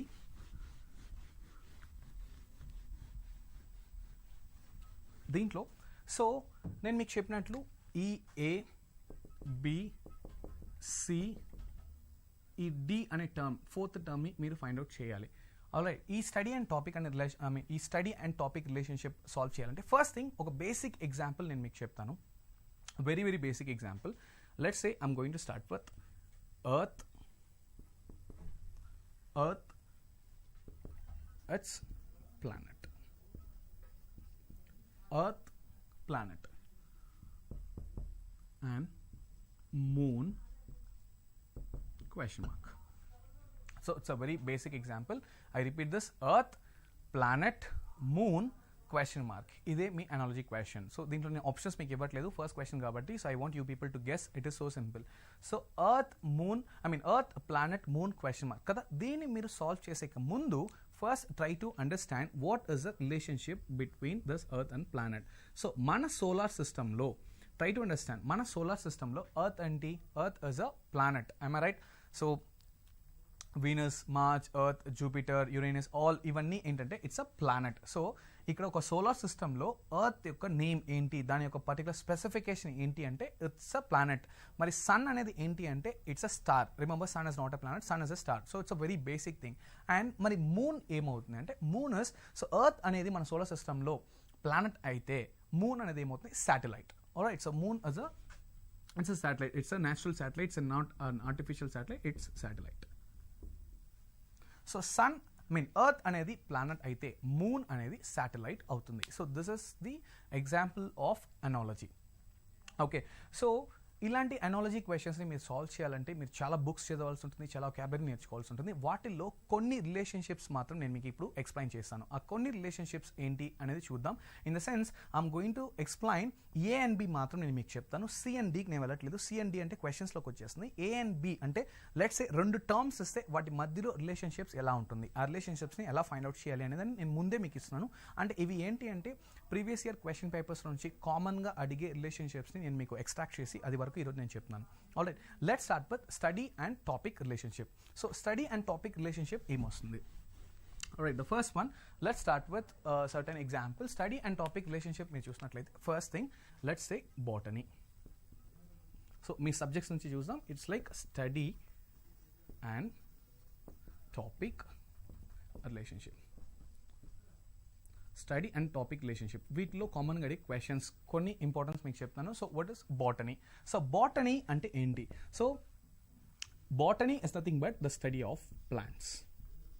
Remember, botany is nothing but the study of plants. So ఈ botany, plants అని చెప్పి మీరు ఈ రెండు కీవర్డ్స్ చూసినట్లయితే ఈ సి అండ్ డి ఏదన్నా ఉన్నాయి ఇక్కడ, ఈ సి అండ్ డి అనేది మీకు అనవసరం. ఎందుకంటే ఈ రెండు వర్డ్స్లో ఫస్ట్ మీరు రిలేషన్షిప్ ఫైండ్ అవుట్ చేసినట్లయితే ఈ సి అండ్ డి మీరు ఆటోమేటిక్గా ఆన్సర్ తీసుకొచ్చేస్తారు. సో స్టడీ అండ్ టాపిక్ రిలేషన్షిప్లో ఫస్ట్ థింగ్ నేను మీకు ఎగ్జాంపుల్ ఏమి ఇస్తాను అంటే బాటనీ అండ్ ప్లాంట్స్ అనేది మీకు ఇచ్చారు అంటే you need to understand it's nothing but, so this is the topic and this is all about. So study of plants is nothing but botany. ఈ పర్టికులర్ ప్లాంట్స్ గురించి మీరు చదివేదాన్ని మనం ఏమంటాం? బాటనీ అంటాం. The same thing ethnology. There is something called ethnology. Right, so ethnology. So ethnology అనేది ఏంటి అని చూసినట్టయితే మీరు human races. Right, human races. So for example ఈ రెండు వర్డ్స్ ఇచ్చాయి. సో ఎథ్నాలజీ, హ్యూమన్ రిసోర్సెస్ అని ఇస్తే, సో ట్రై టు అండర్స్టాండ్ ఈ హ్యూమన్ రేసెస్ గురించి మీరు చదవడాన్ని, that particular topic is nothing but ethnology. So మీ క్వశ్చన్ ఎలా ప్లాన్ చేయొచ్చు మీరు? Botany, plants, alright repeat, botany, plants, ethnology అని ఇస్తారు. So botany, plants, ethnology is to question mark. Then you need to understand botany, plants అంటే ఈ plants గురించి చదవడం ఎథ్నాలజీ. సో ఎథ్నాలజీ అంటే, సో ఎథ్నాలజీ అనేటప్పుడు దేని గురించి చదువుతున్నారు? హ్యూమన్ రేసెస్ గురించి. అండ్ దీంట్లో plants, botany and botany, plants ఏ ఆర్డర్లోనో ఇవ్వచ్చు. Alright, in the sense botany, plants అన్నప్పుడు సో ఏమవుతుంది? ఇది టాపిక్ అవుతుంది, ఇది దేని గురించి చదువుతున్నారు అవుతుంది, ఇది దాని పర్టికులర్ టాపిక్ అవుతుంది. అవునా? ఇప్పుడు దీంట్లో ప్లాంట్స్, బాటనీ అని ఇచ్చినప్పుడు మీకు ఏమవుతుంది? ఇక్కడ హ్యూమన్ రేసెస్ అని ఇస్తారు. ప్లాంట్స్ గురించి చదవడం బాటనీ అయితే హ్యూమన్ రేసెస్ గురించి చదవడం ఏంటి? ఎథ్నాలజీ. సో ఇలా అడగచ్చు, రివర్స్లో కూడా అడుగుతారు. ఆల్రైట్, నెక్స్ట్ చూడండి, otology. O-T-O-L-O-G-Y. What does it mean by otology? So otology is nothing but the study of eggs. Otology is nothing but the study of eggs. And then mycology. So it's like study of fungi. So ఇలాంటివి మీరు కొన్ని basic వాటివి తెలుసుకుంటే it would be so easy for you to understand the concept. So ఇవే ఈ 4 ఎగ్జాంపుల్స్తో పాటు close చేయమని చెప్పి నేను చెప్పట్లేదు. సో ఇలాంటివి మీరు ఇంకొన్ని వర్డ్స్, బేసిక్ వర్డ్స్ అన్నీ నేర్చుకోవాల్సి ఉంటుంది. For example astrology. So astrology, for example, astrology is like study of what? Your future, your prediction. Am I right? Astrology is nothing but study of prediction. The same thing, like let's say if I say aeronautics, so aerospace engineering. So aerospace engineering is study of what? So aeroplanes and the engineering, exactly. So this is how it works. So if I say computer science engineering, so మీరు ఏం చేయాలంటే ఈ study and topic relationship heading కింద ఇలాంటి కొన్ని రాసి note చేసి పెట్టుకుంటే it would be easy for you to refer in the future. Alright, next మనం చూసినట్లయితే వర్కర్ అండ్ టూల్ రిలేషన్షిప్ అనేది చూద్దాం. So worker and tool relationship మీద కూడా మీకు ఎక్కువ క్వశ్చన్స్ వస్తాయి. For example worker and tool relationship. Worker and tool relationship. So దీంట్లో క్వశ్చన్స్ ప్రాక్టీస్ చేయడం అనేది ఇంపార్టెంట్ కాదు. రిమెంబర్, ఈ రిలేషన్షిప్స్ని నేర్చుకోవడం మాత్రమే మీకు ఇంపార్టెంట్. సో ఇలాంటి పర్టికులర్ థింగ్ అనేది మీరు నేర్చుకోవాలి. So what is this worker and tool? All right, so for example Gardner అని నేను మీకు చెప్తున్నాను. All right, Gardner. So Gardner అంటే ఎవరు? So gardener, we all know that it's like the person who takes care of the garden. Am I right? So the person who takes care of the garden. So in such case what we call, so gardener అనేది worker, gardener అనేది ఒక మనిషి, అవునా? So this particular person works with which kind of tool అనేది మీకు తెలియాలి. So gardener works with a harrow. Harrow అనేది మీరు చూసినట్లయితే సో ఇట్స్ లైక్ ఒక స్పైక్స్ ఉన్న ఒక మిషన్ లా ఉంటుంది. మొత్తం ఆ సర్ఫేస్ మొత్తం క్లీన్ చేయడానికి, నీట్ చేయడానికి, ఓకే, ఒక గార్డెనింగ్ చేయడానికి యూజ్ చేసే ఒక టూల్ అది. Alright, it has some spikes kind of. మీకు ఇలా ఉంటుంది. ట్రాక్టర్స్ వెనుక మీరు చూస్తారు దున్నడానికి అని చెప్పి అంటాం. It's a kind of spikes లాగా ఉంటుంది. అది హ్యాండ్ టూల్ వస్తుంది, పెద్ద మెషిన్స్ కూడా వస్తున్నాయి. సో గార్డెనర్ అనేది తను యూజ్ చేసే టూల్ ఏంటి అంటే మెయిన్గా it's like harrow. And let's say for example tailor. So tailor అనే అతను, సో టైలర్ ఏం చేస్తాడు? ఏ పర్టికులర్ టూల్తో యూజ్ చేస్తాడు అనేది మనకు తెలియదు. So tailor is obviously needle. Tailoring machine అంటారు, but needle. All right, understand? So it's needle. And then if you observe soldier. So ఒకసారి మీరు చూసినట్లయితే సోల్జర్ అనే అతను దేంట్లో మీరు ఏం యూజ్ చేస్తాడు, టూల్ ఏంటి? సో సోల్జర్ అనే అతను వర్కర్ అయినప్పుడు సో టూల్ ఏమవుతుంది అనేది మీరు చెక్ చేయాలి. సో టూల్ ఏమవుతుంది ఇక్కడ? ఆబ్వియస్లీ అంటే సోల్జర్ అనే అతను టూల్ ఏంటి ఇక్కడ? గన్ అని మీరు గుర్తుపెట్టుకున్నా ఓకే. లేదు అంటే ఫర్ ఎగ్జాంపుల్ వెపన్ అని నోట్ చేసుకున్నా మీకు ఓకే. రిమెంబర్, గన్ అని మీరు నోట్ చేసుకున్నా ఓకే, లేదంటే వెపన్ అని మీరు నోట్ చేసుకున్నా okay. So no need to worry about. Alright, next మీరు చూసినట్లయితే tool, next thing, and then tailor, needle, gardener, and it's like a harrow, and then soldier, gun, doctor. Let's say for example doctor. So doctor అనే అతను ఒక person అయితే ఒక worker అయితే తన tool use చేసే టూల్ ఏముంటుంది? It is stethoscope.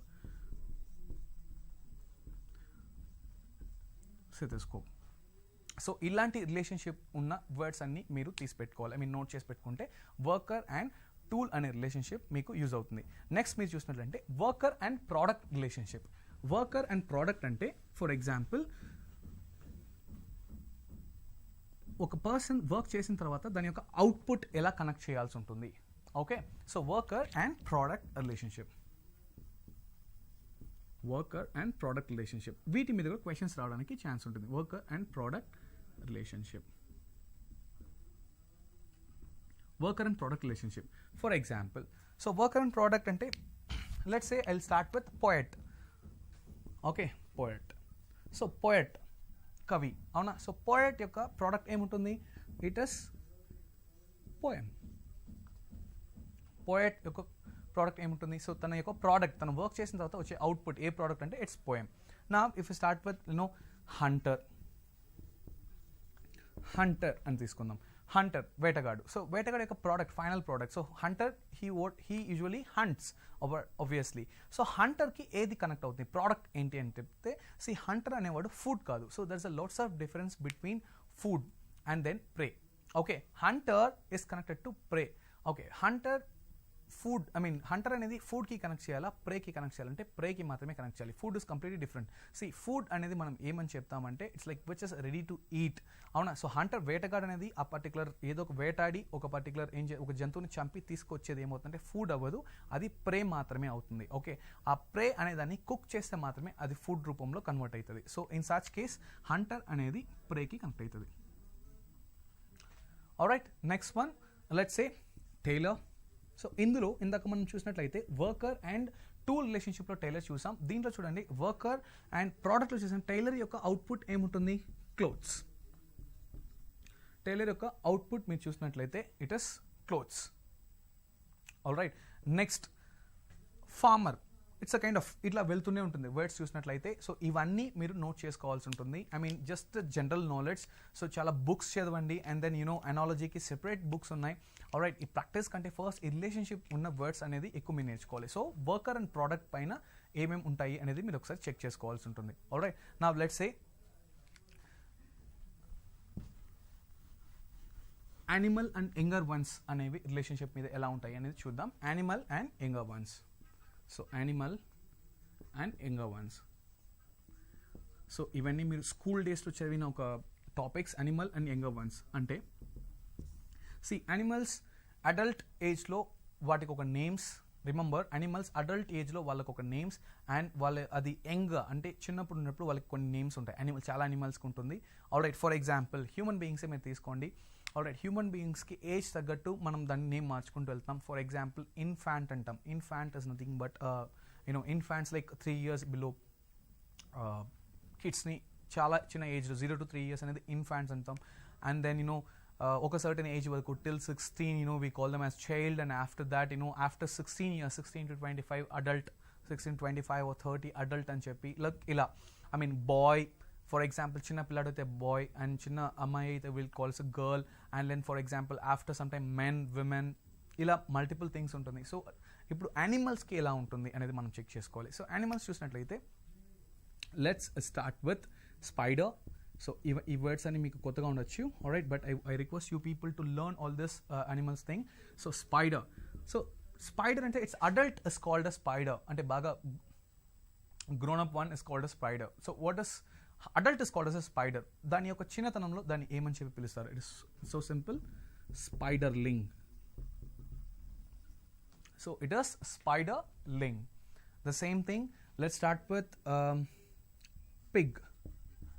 So pig యొక్క యంగ్ స్టేజ్లో దాన్ని ఏమని పిలుస్తారు? దానికి ఒక నేమ్ ఉంది which we to call it as piglet. Alright, నా let's go with cow.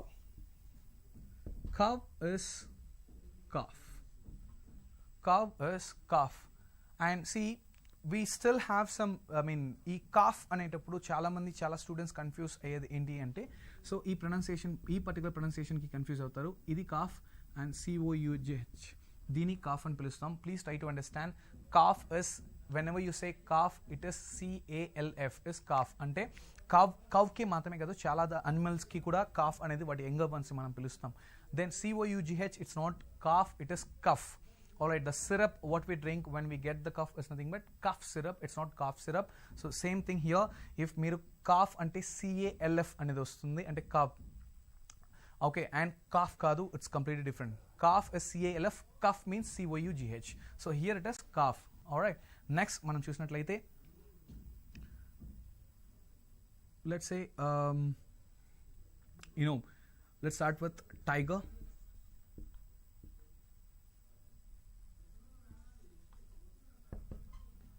So the younger one. So tiger is adult one. Am I right? So how we call small before we get into tiger, let's think about horse. So horse అనేది చాలా important. ఇది ఫ్రీక్వెంట్గా as క్వశ్చన్స్లో ఉంటుంది. So horse is nothing but pony. Horse is nothing but pony. All right, so horse అనేది ఒక adult fully grown up వన్ని మనం we call it as horse. But small younger చిన్న హార్సెస్ మీరు చూసినట్లయితే it is actually pony. And then now tiger. So tiger యొక్క younger ones మీరు చూసినట్లయితే it is tiger is the grown up one and cub is the smaller one. Alright, tiger is the younger one and cub is the smaller one. So you need to understand the relationship between these words and also animal and younger ones in practice cheyandi. And then we need to understand male and female. So male and female, we know it for, male and female human beings ki maatrame manam cheptamu, no animals ki kuda male and female. So most probably ivanni exams or repeated questions me chusinattaithe male and female. Alright, male and female relationship. Male and female. So male and female relationship. So male and female relationship lo meer chusinattlaithe frequently elanti questions adugutu elanti vaati meeda untundante, for example let's start with tiger. So tiger మనం ఇందాక చూసాం కదా. So tiger యొక్క female version ఏంటి? So మనం యూజువల్గా day to day బేసిస్లో ఇవన్నీ మనం యూస్ చేయట్లేదు, but we need to. So కామన్గా మేల్ అయినా ఫీమేల్ అయినా we call them by the same name tiger, but we have a separate name for those which is nothing but tigress. So male and female, tiger is male one and tigress is a female one. Let's go with lion. Lion is once again male is nothing but a lion. Let's say, what if you see a female one? So female one is lioness. Now I'm going to same thing here, horse. Alright, horse once again it's a male one. Alright, what do you call a female horse? Most of us, we don't know what is a female horse, which is nothing but mare, M-A-R-E, which is a female. Alright, horse is actually a male, mare is nothing but a female. Alright, let's go with stag. And stag, see, this is a male one, and then what is a female one? First, what does mean by a stag? See, ఇది మీరు చాలా places లో చూడొచ్చు. కొన్ని pubs ఇలాంటి వాటి clubs కి pubs కి బయట వేసింటారు only stag entry, stag entry not allowed, stags not allowed, ఇలాంటి బోర్డ్స్ మీరు చూడొచ్చు. అండ్ స్టాగ్స్ అనేది చాలా మీనింగ్స్ ఉన్నాయి, మల్టిపుల్ మీనింగ్స్ ఉన్నాయి. సో ఎగ్జాక్ట్గా what is mean by stag అంటే it's actually a male deer. Okay, మగ జింక్ అని it's like called as a stag, but whereas and unmarried a బ్యాచులర్ని కూడా స్టాగ్ అని చెప్పి పిలవచ్చు. ఇట్స్ సెకండరీ అండ్ టెర్షరీ మీనింగ్స్లో వస్తుంది, కలోకియల్ టర్మ్ అది. సో స్టాగ్ అంటే it's actually a male deer, but once again బ్యాచులర్ని స్టాగ్ గాను రిప్రజెంట్ చేస్తారు. స్టాగ్స్ నాట్ అలౌడ్ అంటే it's like group of men who are not married, unmarried men, like group of men is also called as a stag. And bachelor's party, very common word used nowadays. Bachelor's party, which is nothing but stag's party, that is okay. Stag is nothing but group of men అని వస్తుంది. Alright, so stag is so primary meaning చూసినట్లయితే stag is a male one and maga jink అవుతుంది. So male deer it is. So female it's called as doe. Female one it's called as doe. So male and female. Alright, so this is how it works. So ఇలాంటి words అనేది మీరు చాలా నేర్చుకోవాల్సి ఉంటుంది. ఈ వర్డ్స్ని base చేసుకొని మీకు relationships అనేది and questions అనేది ఫామ్ అవుతుంది. సో నేను మీకు ఇప్పుడు కొన్ని క్వశ్చన్స్ మనం ప్రాక్టీస్కి చూస్తాం. ఆ క్వశ్చన్స్ ఏంటంటే, let's start with the first question. Question number 1.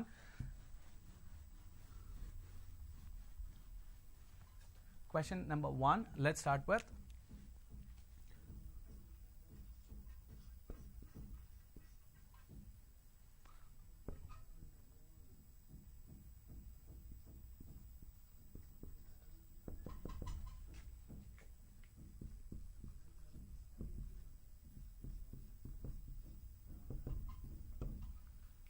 Okay.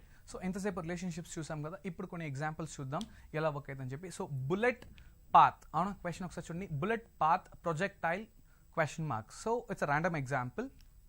Okay, so bullet అనేది పాత్కి బుల్లెట్కి ఏంటి, ప్రొజెక్టైల్కి ఇస్తూ క్వశ్చన్ మార్క్ అనేది ఏంటి అని మనం చెక్ చేయాలి. So it is so simple. If the bullet is being fired, let's ఒక బుల్లెట్ ఫైర్ అయినప్పుడు, ట్రై టు అండర్స్టాండ్, ఒక బుల్లెట్ ఫైర్ అయినప్పుడు definitely it follows particular path. Alright, so దీనికి ఒక పాత్ అంటాం. Alright, at the same time ఒక projectile is nothing but a kind of missile. ఇది missile అనేది లాంచ్ చేసినప్పుడు, రిమెంబర్ ఒక మిసైల్ అనేది లాంచ్ చేసినప్పుడు ఏమవుతుందంటే ఒక పర్టికులర్ పాత్ని అది ఇట్లా ఫాలో అవుతుంది. I'm right? ఒక మిసైల్ అనేది ఫైర్ అయినప్పుడు, missile is nothing but projectile అంటాం. దాని యొక్క పాత్ మీరు చూసినట్లయితే అది ఇలా ఒక పారాబోలిక్ షేప్ని తీసుకుంటుంది. This is how it goes. So ఇది పారాబోలిక్ షేప్ అనేది, this is how we call it, but there is a specific name for that parabolic path. It is nothing but trajectory. Okay, remember this, trajectory. projectile hyphen it is trajectory in the sense okay a parabolic path ne manam trajectory అని తీసుకుంటాం. Remember this. Now next question.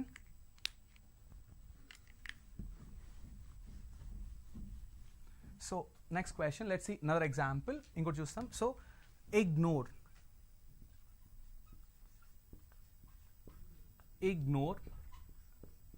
notice. So a example chudandi, ignore notice. Okay, ignore and then notice. Next, cordial.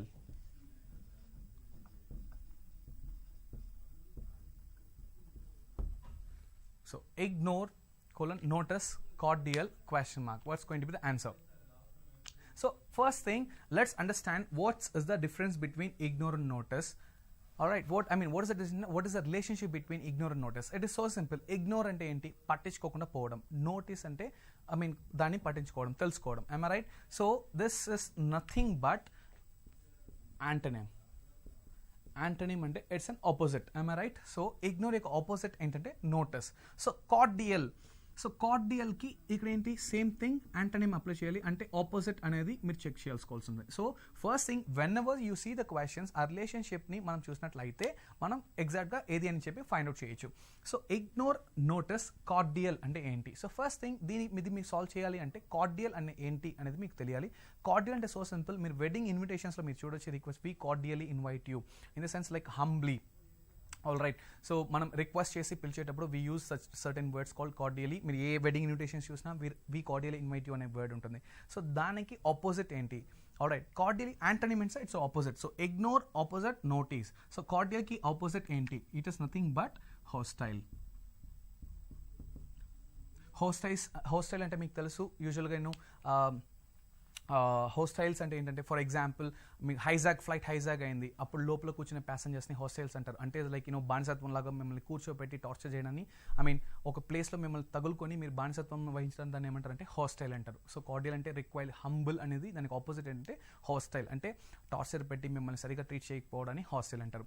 Let's see the next question. If you see the next question, it's all about best worst. Best, worst, sink, question mark. Best, worst, sink, question mark. So best, worst, sink, question mark. It is so simple. Once again, it is easy. See here, best, worst enti once again antonym కింద వస్తుంది. So best worst అనేది మీరు చూసినట్లయితే ఇవి రెండు opposites. అవునా, best worst దీని relationship ఏముంది? ఆపోజిట్. సో సింక్ అంటే మునిగిపోవడం, దీనికి ఆపోజిట్ ఏమవుతుంది? It is going to be float. It is going to be float. Then next మీరు చూడండి,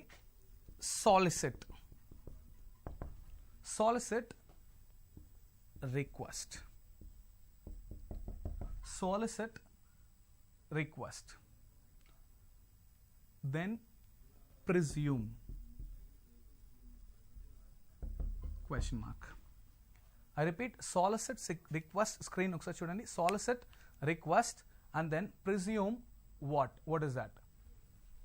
So it is so simple. Solicit request అంటే it is a meaning here. It's a meaning. Synonym అంటాం కదా, ఇంగ్లీష్లో మనం synonym అంటాం. అంటే solicit యొక్క మీనింగ్ ఏంటంటే రిక్వెస్ట్. solicit అన్న రిక్వెస్ట్ అన్న రెండు ఒకటే. ఆల్రైట్, సో ప్రిజ్యూమ్ అనేది ఏంటి అంటే ఇట్స్ నథింగ్ బట్ దీని ప్రిజ్యూమ్ యొక్క మీనింగ్ మీరు చెక్ చేయాలి. ప్రిజ్యూమ్ యొక్క meaning is nothing but assume. Alright, assumption, imagination చేసుకుని అనుకుంటాం కదా, లెట్స్ అజ్యూమ్ అని మ్యాథమెటిక్స్లో మనం చెప్తాం. సో ప్రిజ్యూమ్ అన్న అజ్యూమ్ అన్న ఒకటే. ఆల్రైట్, నా so here the relationship is all about meaning అంటే సినోనిమ్. సో సాలిసిట్ రిక్వెస్ట్ కి రిలేషన్షిప్ ఏంటంటే సినోనిమ్, అంటే దీని యొక్క మీనింగ్ ఏది అంటే ప్రిజ్యూమ్ యొక్క మీనింగ్ ఏంటి అనేది మీరు చూసినట్లయితే assume. Okay, so let's see one more question.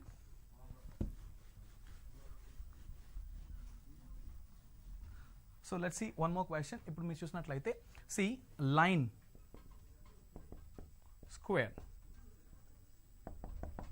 Line, square, arc, question mark, line, square, arc, question mark. So for this type of questions I'm going to give you options, which is ring, please make a note, which is ring, and second one is sphere, and third one is circle, and fourth one is the D is ball. I repeat the question, just have a look at it.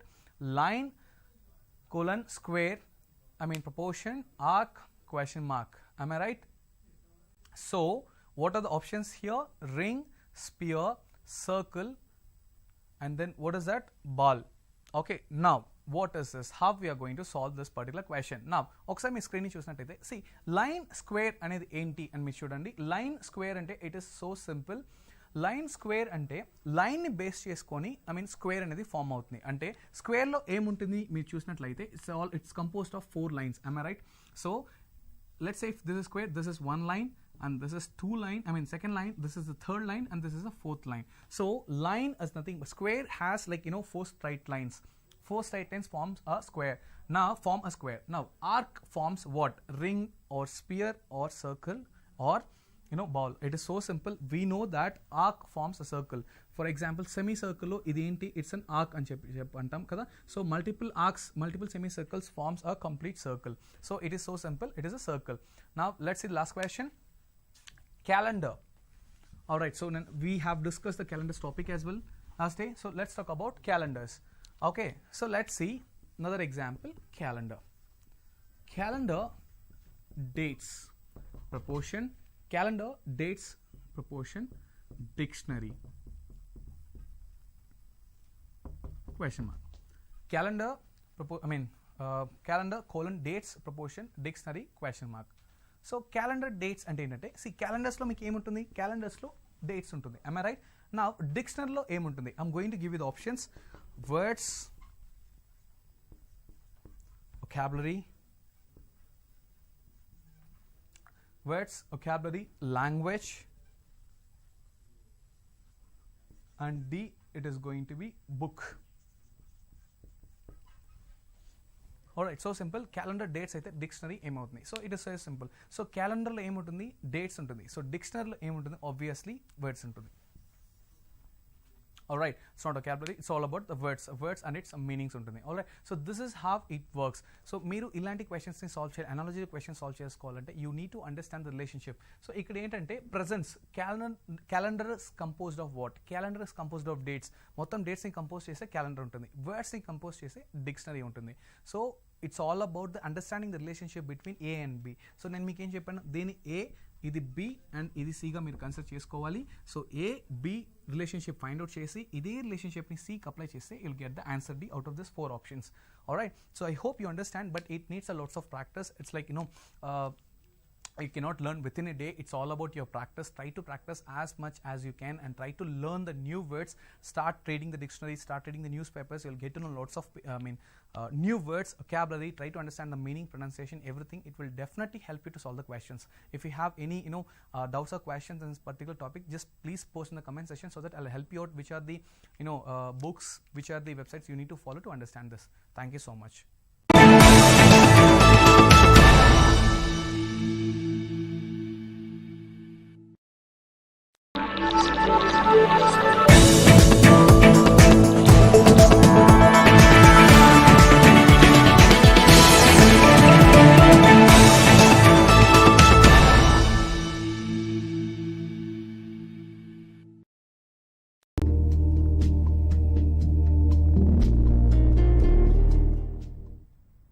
Good morning. I welcome you all for this morning's session for ESE Foundation course.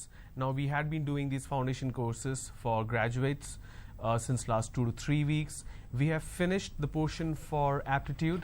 Now from today onwards I'm going to talk about the verbal ability, but before we speak about verbal ability, it's very important for you to understand the communication aspect itself. So today and tomorrow I'm going to talk about the communication aspect just to give you the foundation for it before we head on to the vocabulary part, where you will understand certain elements which will help you answer questions in terms of verbal ability. Now when we talk about verbal ability, it's imperative, it's important that you understand the foundation in terms of vocabulary. Now when we speak about vocabulary, it's one of the 4 fundamental pillars of communication. Now when I say fundamental pillars of communication, I am referring to the oral communication. Now the question would be, what is oral communication? Is it verbal or non-verbal communication? So we have to take few steps back to understand the foundation. That's why in next few sessions, I'm going to talk about the foundation, the fundamentals of communication skills. Then I will move on to the verbal ability part. So we often tell each other, or we make this observation and comment that the communication skill is very important if you want to succeed in life. Now, what do we exactly mean by communication skill? So communication skills is, or rather communication, so how would you define that? So whenever two individuals are getting into a conversation, there are two people talking, it could be face-to-face communication, it could be a written communication. What exactly happening is there is an exchange of information, there is a transmission of data. What you see here is that two individuals, there is transmission of data happening, and the transmission of information happening and exchange of data. All right. Now, if we go further, now we need to understand what is a communication cycle, and I have mentioned this as a myth. What do we mean by myth? Myth is something that you think it is right, but actually it's not. The reason you think it's right because this is how you have been trained and this is how you have been taught. So when we talk about communication cycle, we have learned in our school that there is a sender and there is a message, or there is an information, there is a message, and there is a sender who's sending this information, right? Now, there has to be a receiver. Now, once the receiver receives the message, he sends a feedback. Now, think about this aspect. Is the feedback always necessary? So, if we look at an example of a billboard or a hoarding or a newspaper, or if we have a news for that matter, if we are watching news, we are receiving an information, right? But we are not sending any information back, which means this feedback is always not necessary. But in our school, we were taught that this feedback is essential. The feedback, if it's missing, then the cycle is not complete. Now, this is wrong. There is no such thing that in case there is no feedback, the cycle is incomplete. It doesn't really hold water. Now, what do I mean by that? I showed you some examples, like the hoarding. Say, for example, you're walking by the road and there is a hoarding which says sale, 50% sale or 70% sale in Big Bazaar. Either you go and buy or you don't buy, but you have received the information, correct? If you're reading something in a newspaper, you have received the information, you are watching news, you see the newsreader say something and you receive the information. But you are not sending any message back, you are not sending any feedback. But still the communication is happening, you are aware of it. That's why we say that the feedback is not necessary, and hence that's a myth. Now we need to know what are the essentials of effective communication. We always use the word the communication is not effective, the communication is not good. There are certain essentials which is very, very key for an effective communication. Now, there are 6 essentials of effective communication. These are assertiveness, authenticity, open-mindedness, empathy, clarity, and listening skills. Now, let's understand one by one what do we mean by this. Assertiveness basically means your ability to say no to a person or decline something without offending a person. Say, for example, if somebody comes and asks me for some money, I can either say no, I will not give it to you, or I say fine, I will give it to you. Now, this is an essential aspect of a human behavior. In order to understand that, we need to look at 3 important elements. Let me quickly make a note of this here so that you understand what do I mean by this.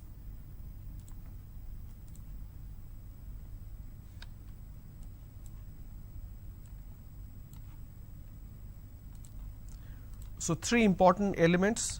I'll first type it, then I will zoom it so that you can see it clearly.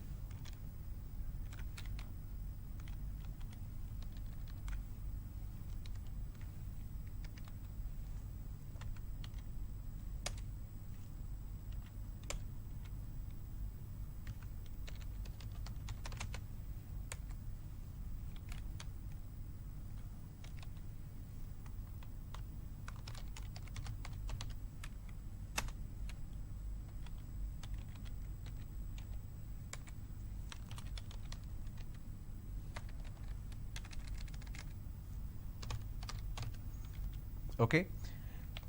So it is aggressive, submissive, assertive. Now what do I mean by aggressive? Aggressive basically means where you are showing force, you are showing aggression, you are being harsh, or that is basically called aggressive. For example, if somebody is asking for 100 rupees and I say, sorry, I'm not going to give it to you, I'm not using the word sorry and I'm being very violent in terms of my body language, or it could be in terms of the words that I'm using. I'm being harsh, I'm being rude. Now that's an aggressive behavior.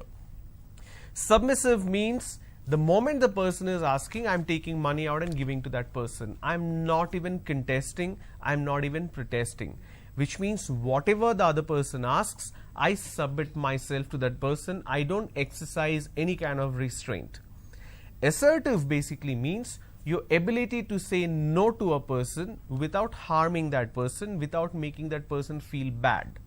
Okay.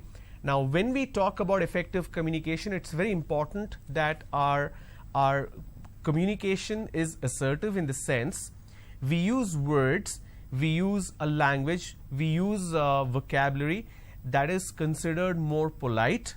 At the same time, you stand your ground. You don't really submit yourself and you still stand your ground. Say for example, when the moment the person is asking for money and I say that, I'm sorry, I just have 100 rupees and I have saved this money for my lunch. If I give it to you, I will have to go hungry. So that's why I request you not to ask for money. Now I'm explaining the situation and then I'm saying no to that person. When we talk about aggressive behavior, I don't give any explanation whatsoever. I simply say no. When I say submissive behavior, I don't look into what my issues are or my limitations or problems are. I immediately accept what the other person is saying. So that's a submissive behavior. Now, essentials of effective communication, like I said, is assertiveness, because it allows you to make your point without hurting the other person's feelings. That's why it's an essential. The second point is authenticity. Authenticity basically means whatever you say, you build an element of trust. The other person believes in you. Now, when we talk about authenticity, we basically mean when you are speaking to a person, whatever the person says, you end up finding a lot of truth in it, you believe in it, and it helps you build trust. You must have come across a lot of people that you cannot trust because whatever they say is actually not true. What happens in a situation like that is the element of trust recedes, it falls. Now that I'm saying that it's an essential of effective communication, whatever you are saying has to hold water, has to mean the truth. Otherwise, you will lose the trust from the other person, and hence that's an essential aspect of effective communication. The third point is open-mindedness. Now, what do we mean by open-mindedness? Let me show you an example. Okay. All right. Now, let me type in something here. Child labor. Okay. Now, if you go for an interview and the interviewer asks you a question that do you support child labor? Now, 99% of the answers would be no, I do not support child labor. But what if the other person, the interviewer, says that I'm sorry, you don't support child labor, but I do support child labor, because the fundamental definition of child labor in India is incorrect. That needs to be amended, that needs to be changed. Now, are you allowing that other person to express a difference of opinion? That is what open-mindedness is. Open-mindedness is opposite of closed-mindedness, where you build certain assumptions, where you build certain perceptions, and you don't allow anybody to tamper with it, you don't allow anybody to change that. When we speak about effective communication, it's imperative that you allow the other person to express their opinion with an open mind. It's always welcome to allow somebody else to speak about what's in their mind without harming that person or without disagreeing with that person in the very beginning. Two different individuals will definitely have two different opinions, but you should always allow the opinion to be expressed. Look at it from the other way around, or from the other side. If there's a group of people who are talking to you and they have a certain way of looking at something and you have a different opinion, you definitely want your opinion to be heard. It may not be accepted, but you definitely want that opinion to be given some consideration, that why are you making such an opinion. That's why it's important that we understand that open-mindedness is an important element of essentials of communication. The fourth point is empathy. Now there is another word which is called sympathy, but I am not talking about sympathy here, I am talking about empathy. In order to understand what is empathy, I need to show you an example to demonstrate what do I mean by this. Okay, so I'm going to write a sentence here.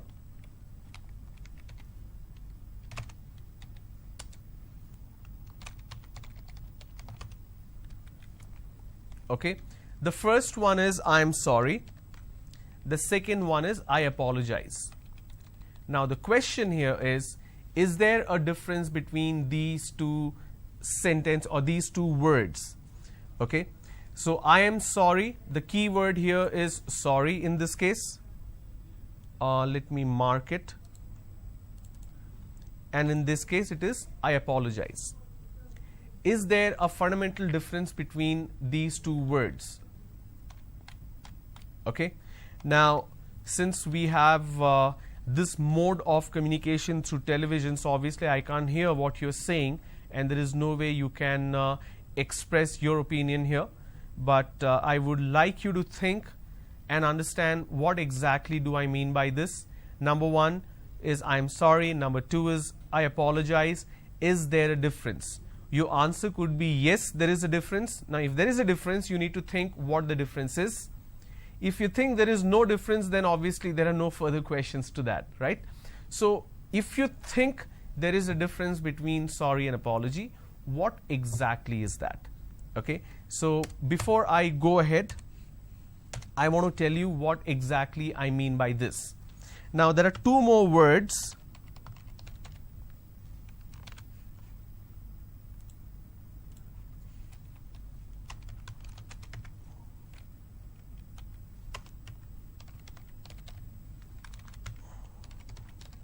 Sympathy versus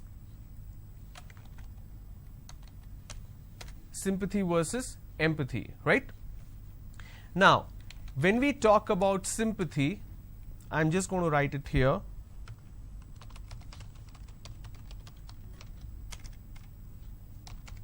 Sympathy is only an expression, and when we talk about empathy, it's an action. Okay, so I can write expression here to make it easy for you. All right, so sympathy is just an expression, empathy is an action. What do I mean by this? To display or to explain that, I need to give you a couple of more examples.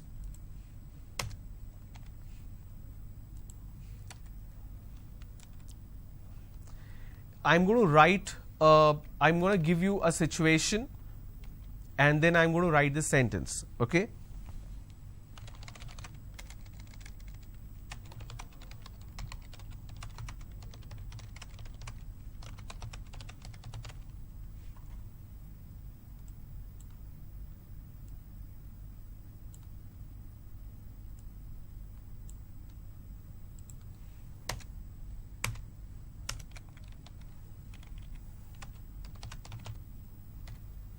The first one is you're talking to a person who says he lost his car. The second one is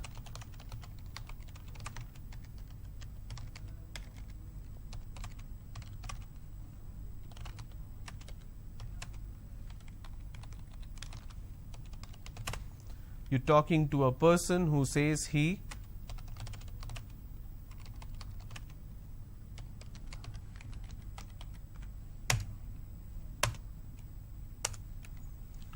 lost his mobile phone. Okay. Now, in a situation like this, just pay attention what I'm trying to say. In a situation like this, now the first one is a stranger, the second one is a friend. You know the second person, but you essentially don't know the first person, right? If your statement is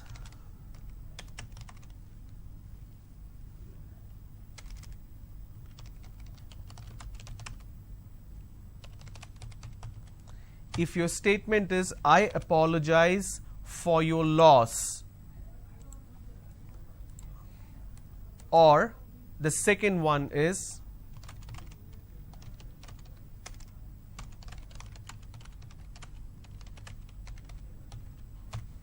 I'm sorry to hear about your loss. Okay? Now, the point to be noted is the moment you say I apologize for your loss, that means you are responsible for it. So let me change the color.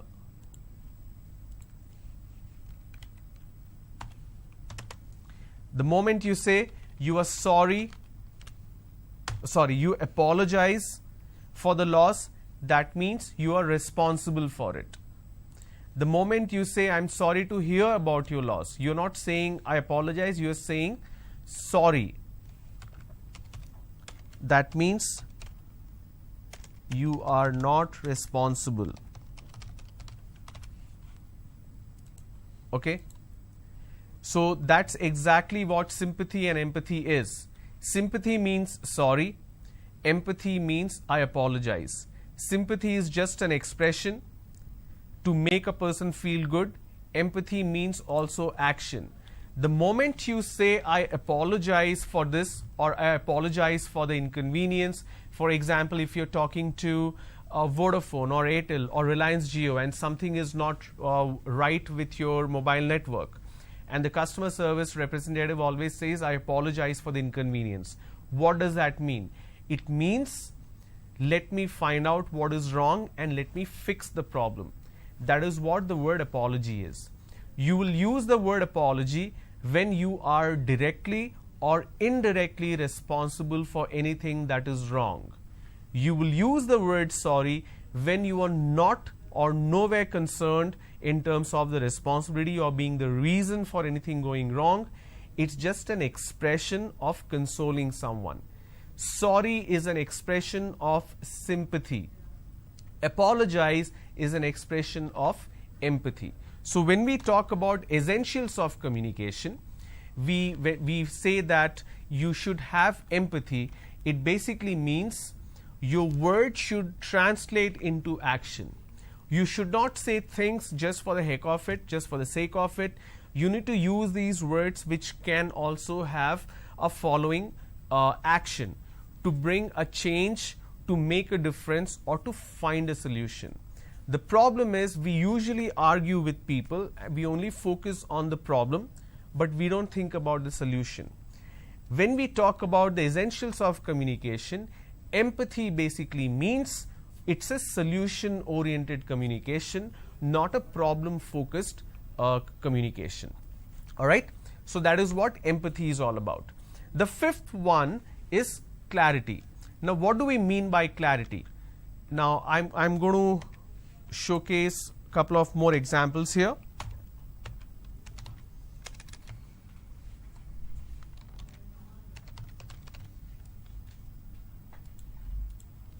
Now, clarity, it can be denoted in two ways, in terms of speech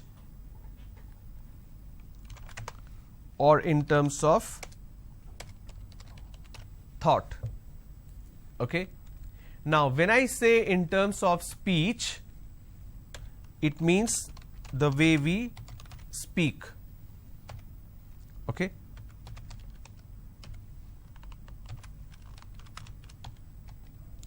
Now, in terms of thought,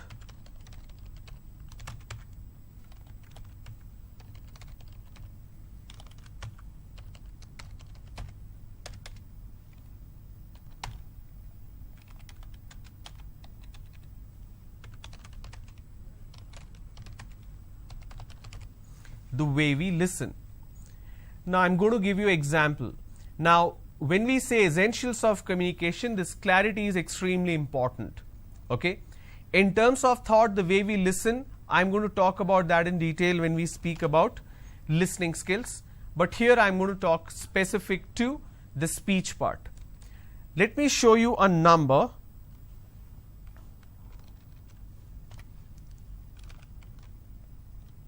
Okay. Now this is 5. How do I pronounce this? Or how do I write it? I just say F-I-V-E, 5. Right? The second one is this. And the third one is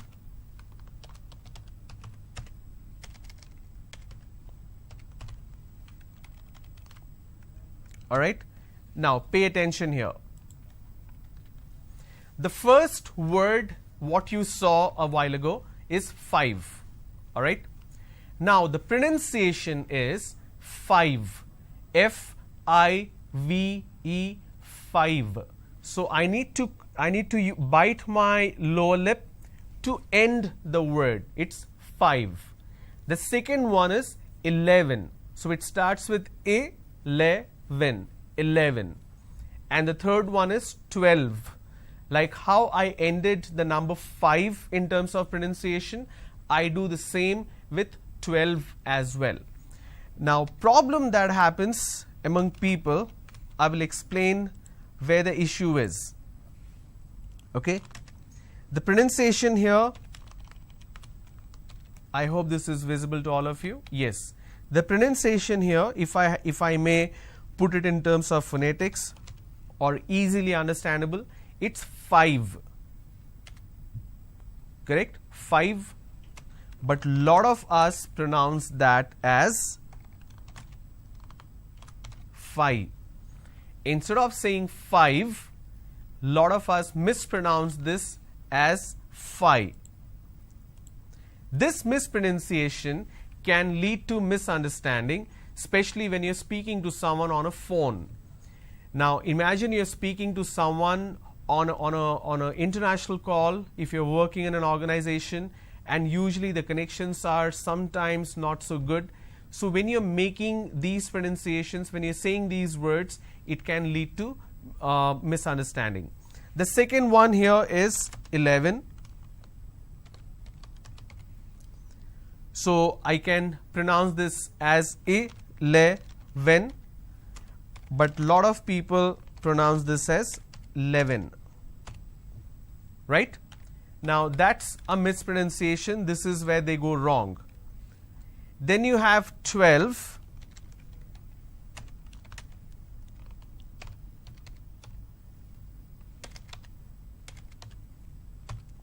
It's 12. This is how it's pronounced, but we make mistake. We just say 12. Okay. Now this is exactly what clarity is all about in terms of speech. Now the way we learnt pronunciation in our school itself is wrong. Say for example, this particular letter. Now this is a letter in English alphabet system. How do we pronounce this? It's pronounced as H. Okay. But in southern part of India, everybody pronounces this letter as H. It's not H, or let me make it this way. They say H. It's not H, it's H. Alright. Say for example, the letter M. It's pronounced as M. But in southern India, everybody pronounces that as Yam. For example, N.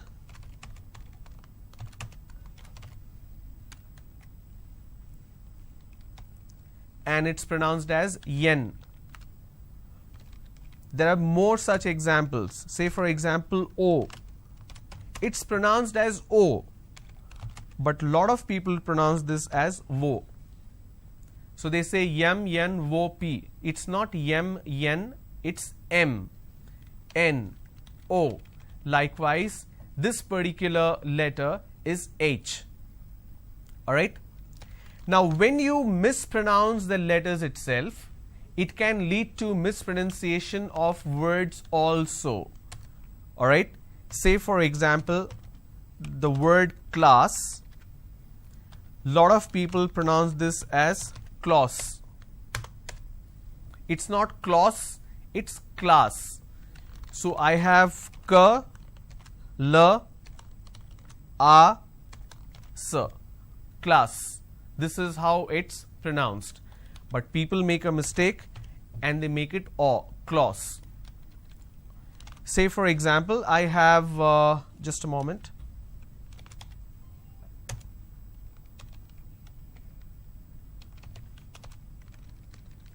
I have the word which is page.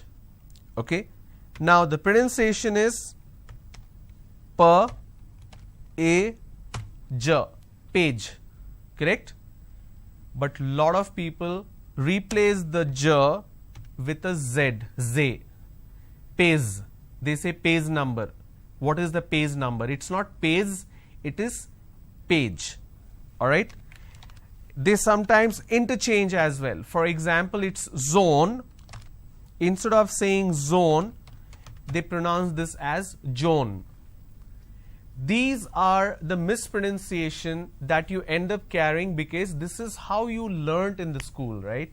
So I cannot blame the students who are mispronouncing words. Even I was taught like that in school. Even I studied in government school, non-English medium school. But later I had to learn it for my job. So when you do not understand how a word is pronounced, the best way is to refer to the dictionary. Now that you have online dictionary available, you can just enter a word in Google, put on a headphone or switch on the speaker in your system and you can hear the pronunciation. So this pronunciation aspect is very important when we speak about clarity. In case if you make mistakes in terms of pronunciation, it can lead to a very different meaning. Sometimes these words have different pronunciation and it leads to a different meaning altogether. For example, content and content. These are two different words, but we interchange. Lot of times, lot of people use the word content. Please give me the training content. It's not training content, it's training content. So these are the areas where you make pronunciation mistakes in terms of certain sounds, and that can lead to a completely different meaning. Okay. So the more you understand, the more you will discover where exactly you are going wrong, and my job or this training is to help you understand how to correct these mistakes. And that's why the importance of this communication skill is really high, because so that you can understand that what you have learned in the past is actually not correct, and this is the right way of speaking and writing. Alright. And the last element of essentials of communication is listening skills. Listening skills is nothing but a step further of hearing. What we are hearing is just the sound because we have the ear. But listening is something more psychological. Listening is the next step of hearing. Hearing is just receiving the sound. Listening is receiving the sound, translating that into something which you can understand, and you respond to it. For example, if the phone is ringing, if my phone is beeping, if it's ringing, I'm hearing it. But when I'm answering, that means I'm listening to it and I'm responding to it. And there are different types of listening, there are different stages of listening. All these elements you will get to know in the next session, whenever we have that scheduled, probably tomorrow. But please do a recap, rewind the YouTube session. Whatever questions you have and whatever you want to learn in terms of effective communication, feel free to post your question in the YouTube comment section. I'll take a look. I will announce the name of the person who's posing these questions and I will provide you with the answer. Alright. Thank you so much for tuning in this morning. I'll see you soon. Bye-bye.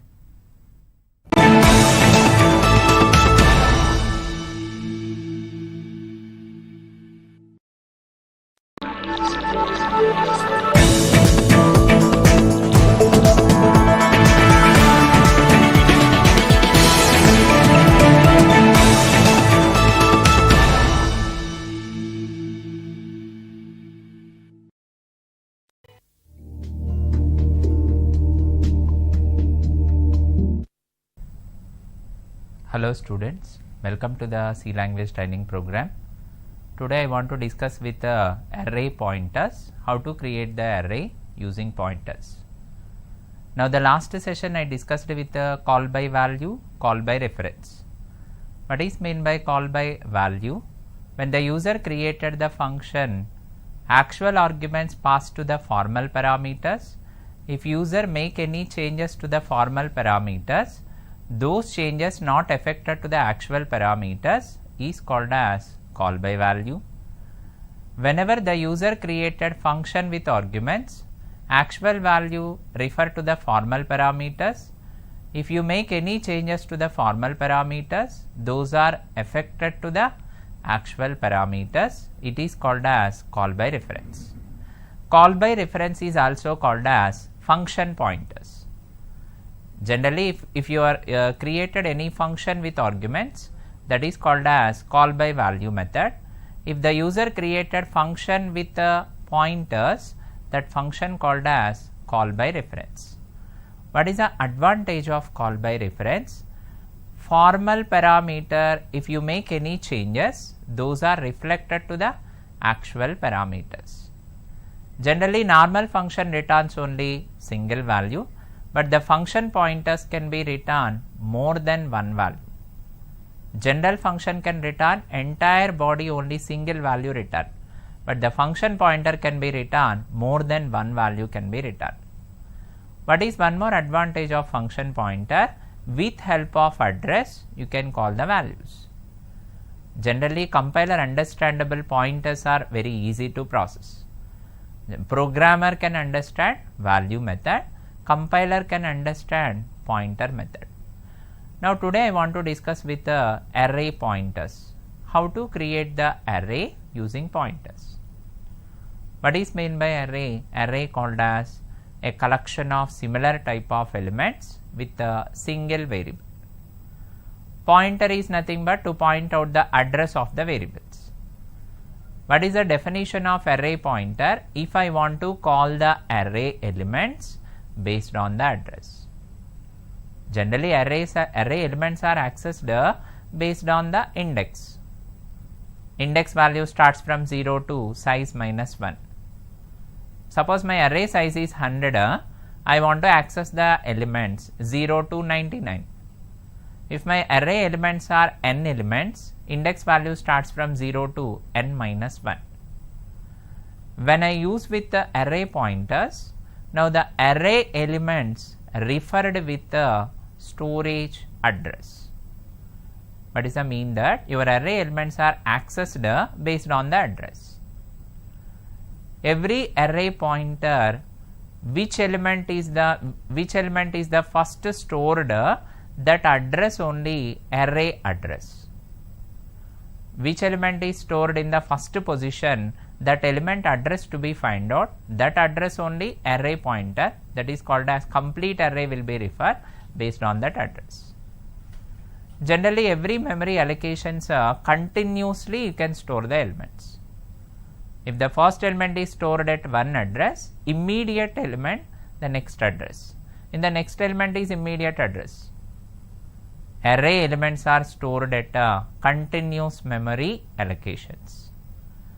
That is the reason just you can find out the first element address, that address is complete array element address can be processed. How to refer with the array pointers?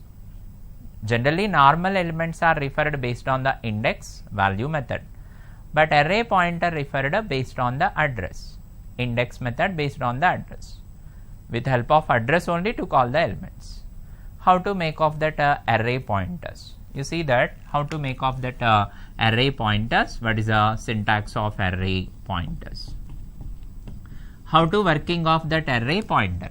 Generally, array called as one variable can store many elements. All are should be same type of elements. Pointer called as address of the variable. I want to call the array elements with the help of address. How to make of that array pointers? What is the syntax? How to create array pointers?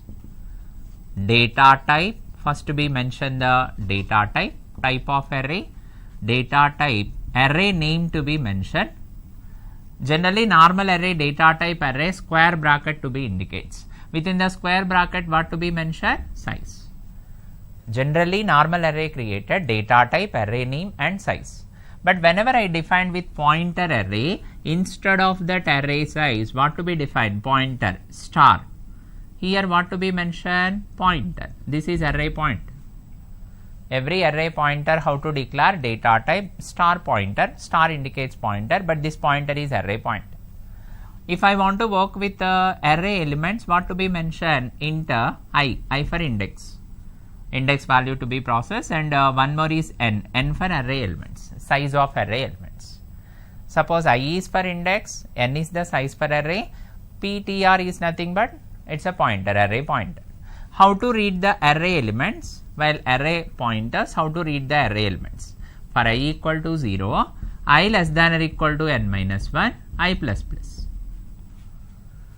Generally, how to read the array elements? Index value starts from 0, index ends with size minus 1, index plus plus. How to read the general array? Scanf. All elements are integers, percentage d. All elements are integers, percentage d. If all elements are character, percentage c. If all elements are float, percentage f. If it is normal array variable, how to read of the array? A of I, ampersand A of I. What is meant by ampersand? Indicates address, address of array elements. I value initially 0. But whenever I define the array as a pointer, there is no ampersand symbol. Because your pointer is a array pointer, no need to mention the ampersand symbol. How to call the elements? Pointer plus I. This is the syntax. How to access the array elements with the address method? Pointer, this pointer is array pointer plus I for index. Initially index is 0. What is the meaning of this statement? I want to enter the first element address, some value to be entered. First index address, I want to enter some value. After that I increments. Second index, I want to enter the value. Then I plus plus. Third index, I want to enter the value. What is the meaning of this statement? Now I want to read the array elements based on the address. Pointer plus I want to read the array elements based on the address. If I want to print the array elements, once I read the array elements, I want to print the array elements. I equal to 0, I less than or equal to n minus 1, I plus plus. How to print off that array elements? Printf percentage d. If it is all array elements are integers, percentage d backslash n, line by line to print. How to print a through pointer array? Star ptr plus I, pointer plus I. Now here what is meant by star? Indicates value at address of. I want to call the value based on the address. Star pointer plus I. Finally here two for loops are there. This for loop is used for what? Read the array elements. Reading of pointer array elements. Now this for loop is what? Write the array elements or print the array elements. The first for loop is used for to read the array elements with pointer. Second for loop is used for to print the array elements or write the array elements. What is the difference of pointer plus I? Star pointer plus I. Pointer plus I indicates I want to read the value based on the address. I want to input the array elements based on the address. What is meant by star ptr plus I? I want to print the values star. Star indicates value at address of. I want to print the values based on the address. P plus I indicates element to be input. Star P plus I indicates to retrieve the elements. Now this is for pointer method. This is for calling the values. Now you see some example. How to create the array pointer. One simple example program. How to process of that array elements. One simple example. Now see that how to make of that process now. Check it. To create the array with the help of pointers. Pointer is nothing but address method. Through address only to call the elements. Through address only to call the elements. Now you see here first what is my array I want to create? Integer array I want to create. What is my request of program? Integer array to create. Now I want to create the array. Suppose I want to create the array with 4 elements. I want to create the array with 4 elements. What is my array name? A. Suppose my array name is A of 4. I mean 4 elements I want to read. How to read of the first element A of 0 index? How to read the second element A of 1? How to read the third element A of 2? How to read the fourth element A of 3? My array size is 4. Index value starts from 0 to size minus 1, 3 to be added. Suppose if I want to read the array elements with the address method, pointer method, how to read of that? Suppose first element is 65,524. What is the next element address? 522, 2 bytes difference. 520, 580. If it is normal array, how to read the array elements? A of 0 to enter the 10, some element to be entered 10. A of 0 element is reading with the 10, 0 index. If it is pointer array, I want to enter the element based on the address. What is the mean that first index is 0, 0 address is 65,524. In that address, I want to enter the 10. General array means directly I equal to 0, index equal to 0. In that index value 0, I want to store the element. It's a value method. If I want to refer to the address method, first I want to take with a 0 index address because of pointer. Pointer point out the address. 0 index address is 65,524. In that address, I want to enter the element. This is called as pointer method. It's a directly refer value method. Indirectly refer call by reference. After that, I want to enter the second element based on the address. I mean 522 address, 20 I want to read. Similarly, 520 address, I want to enter the 30. Similarly, 518 address, I want to read the 40. That means what? These all are for how it is reading based on the pointers. Based on the pointers to read the elements. Now these all elements are based on what? Index. It's a normal method. If I want to read the array elements based on the addresses, it's a pointer. But if I want to read the array elements based on the index, it's a normal method. Index method mechanism called as call by value. Pointer mechanism is called as call by reference. But I want to create the array these. How to make of this process now? Check it. How to read of that? Header files are common. Void main. Void main. Header files are common. Hash include stdio.h, conio.h. Hash include stdio.h and conio.h. Inside of main function, I want to declare int. What is my pointer? I want to create star A. A is a array pointer. I want to take with star A. A is a array pointer. I for index, N for size. Now in this process, star A called as array pointer, I for index, N for size. First, I want to enter the size of elements. How to enter the size of array elements? Printf, which I want to print here, enter size. I mean n value. How many elements to enter? First, I want to read the n. N is the size of array. Scanf %d ampersand n, address of n. What does that mean? That first to be enter the array size, n value to be entered. Once I enter the array size, I want to enter the array elements. I want to read the array elements with the help of pointer method to read the array elements. With the help of pointer method to read the array elements. How to read that? For I equal to 0. Index value starts from 0, I less than or equal to n minus 1. Suppose my n value 4 means 4 minus 1, 3. N value 100 means 100 minus 1, 99. I plus plus. How to read off the array elements? Scanf. Now in this program, all array elements are which type of elements? %d, integer. Now here my array is a normal array or pointer array? Pointer array. Whenever the array has a pointer array, you want to call the elements based on the address. How to call that? A plus I. What is meant by A indicates array. What is meant by I indicates index. But here what is the index value initially? 0. First read the 524 address value. First I want to read the 65,524 address value 10 to be entered. Next I is increments.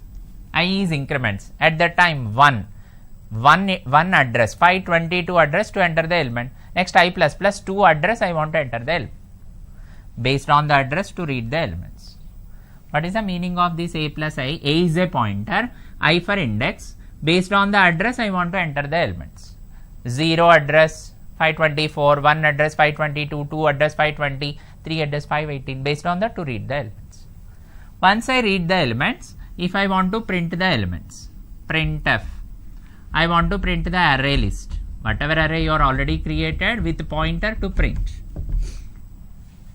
Whatever array elements already inputted, first I want to read the 4 elements because my size is 4, that's why 4 elements.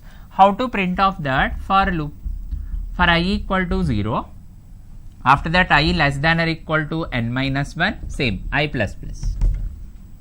How to print off that? Using for loop, I want to print the array elements. How to print off that? Printf, all array elements are integers, %d backslash n. All array elements are integers, %d backslash n. But actually here array is a pointer array. How to print that array elements? Star a plus I. What is meant by star? Indicates value at address of. Value at address of. I want to print the array elements value at address of. That means what? First I value 0. Under 0 address, what is the value? 10. Next I is 1. Under 1 address 522, what is the value? 20. Under 2 address 520 address, what is the value? 30. Like this to print. Now here 2 main important expressions we have. A plus I called as to read the elements based on the address. Star a plus I called as to refer the array elements based on the address.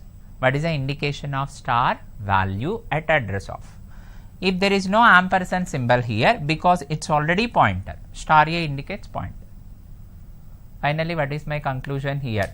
Whenever you create the array with the pointer, first what to be create now? Every array pointer, first to be read the array indexes, that index addresses to be processed. Whenever you find the first index addresser, based on that you can read the remaining address elements. Which is the first address of array? That is only array pointer index. Based on that you can read the all array elements. Suppose if I find out 524 address, next is 522, next is 520, because of each integer 2 bytes difference. That is a complete address of array. Every array pointer, just you find out the first index, first element address, that is a address of complete array, because remaining elements are continuously it will be stored. That is the process of array pointers, to call the elements based on the address. Now I want to create with array function pointers. Now I want to create with array creation with help of function, with the help of pointers. 3 arguments also I can pass. Here arrays to be create and function to be create and pointers also to be processed. 3 process to be done. See that how to create a array, function and pointers. 3 values to be processed. You see that how to create of array. What is my discussion here?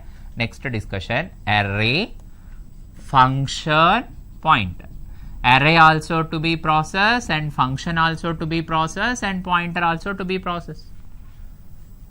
Array, function and pointers. Generally what is meant by array? Array called as one variable to store same type of elements. But all elements should be same data type. A collection of similar type of elements with single variable. What is meant by function? Function indicates it's a predefined program or named block. Function indicates predefined program or named block. Set of process will be calling with functions. What is the reason of function? Reusability. Repetition of coding can be avoided with the help of functions. Next one is pointers. What is meant by pointer? You want to call the values or you want to call the arguments based on the address. Pointer is nothing but to call the values or to call the arguments based on the address. Array means one variable can store many elements. Function means to call the named block. Many times you can call the function. Pointer means to call the value based on the address. How to create array with help of function with the help of pointers. Already the previous sessions I discussed array pointer, I discussed function pointer, I discussed. Function pointer called as call by reference. Array pointer means you can find out the first element address, easily you can trace the remaining elements. Function pointer called as call by reference. Array pointer means you can find out the first element address, remaining elements also easy to trace out, because every array pointer first address only array address based on the rule. How to create of this array function pointers? You see that I want to process with one simple example, check it. Now I want to create with one function void. What is my function I created? Function name is show. Function name is show function, void show. Generally every function creation, user defined function creation, 3 steps you have. The first step called as function declaration, second step is called as function calling, third step is called as function definition. Now here first I want to declare the function. How to declare? Void show declaration. I want to use with the array pointer. Arrays I want to use. Int star. What is the meaning of this star? Indicates integer pointer, that may be array pointer. Int star. After that I want to process with int I. I want to process with int I. What is the indication of I? I for index. Next I want to process with int n. What is the meaning of n? Indicates size of array. But here declaration time just data types only. You can't call for the normal arguments, just data types. Integer pointer variable, int for index, int for size. Now this step is called as what? Function with array and pointer. You see that show is a function. Now in this example show is a function, int star is a array pointer, this int for index, this int for size.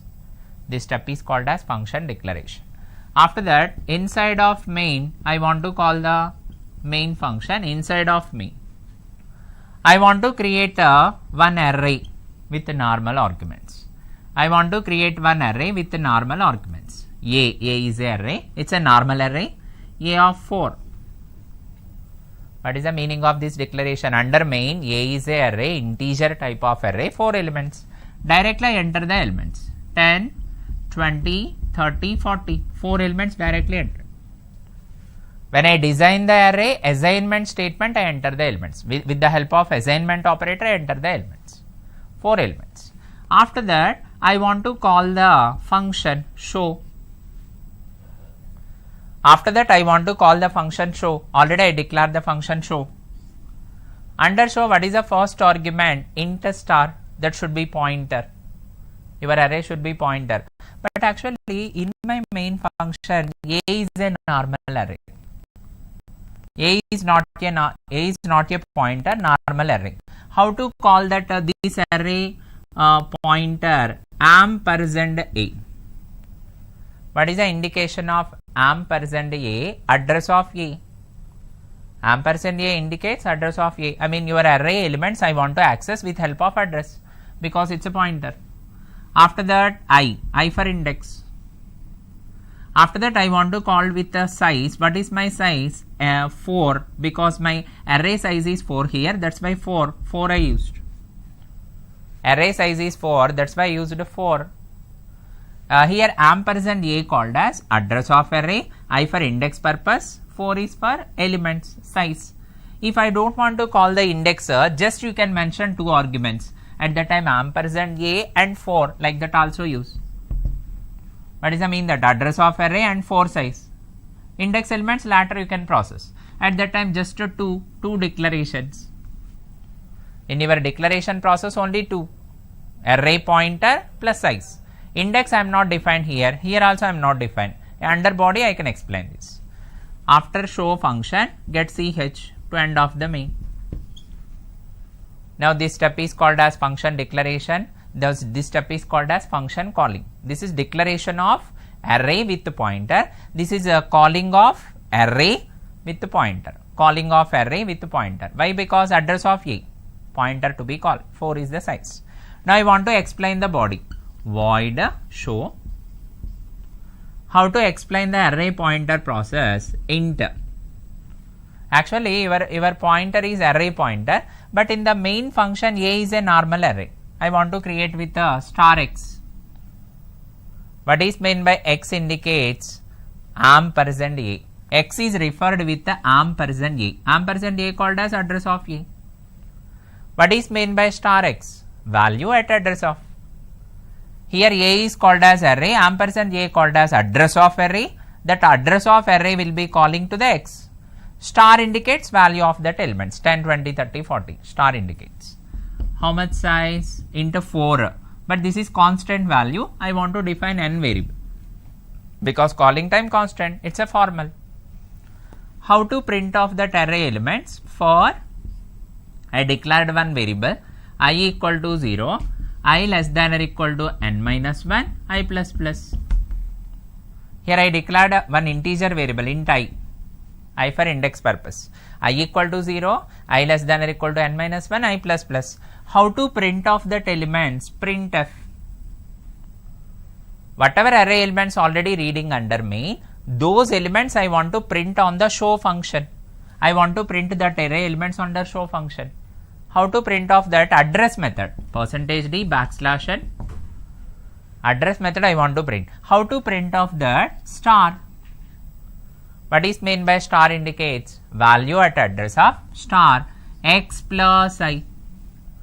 What is meant by x plus I? X plus I called as what? Whenever I define with star x, the values will be copying. Star x is nothing but all array elements will be copied. First it is copied to the first element address, next copy to the second element address, next copy to the third, like similarly all elements. What is meant by star x plus I? Value at address of, then close the process, close the function. Finally this is the function body. Now in this program you observe whenever I explained with the array, function, pointers. What is meant by array? One variable can store many elements. What is meant by function here? I want to call the named block. That means the same function many times I want to call. What is meant by pointer? That values I want to call based on the address. Pointer indicates address. How to create these all three process under single function? How to process a void? Void means no return. Show. Show is our defined function. Int star indicates it's a array pointer. I want to call the pointer. This int indicates size. Now here just two arguments I mentioned. One is for pointer variable, another one is for size. Under main I want to declare A. A is a normal array. Here I created A is a normal array. Array with the 4 size. Fixed size 4 size. And here I am entered with 4 elements. I defined initialized with 4 elements at design time. Now I want to call these elements with the help of function show. Show is our defined function. How to call that show? Actually show function one pointer and size. Now here I want to call with show function ampersand A. What is meant by ampersand A? Address of A. Because actually your variable is pointer variable, address of A called to the x. X equal to address of A. It's a pointer.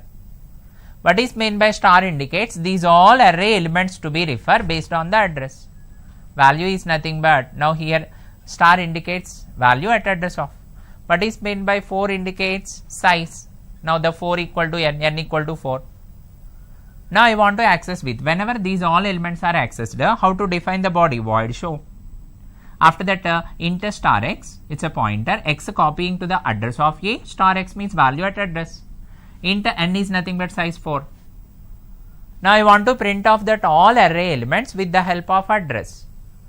Generally normal array elements printed with the help of value. But how to print that? I equal to 0, I less than or equal to n minus 1, I plus plus.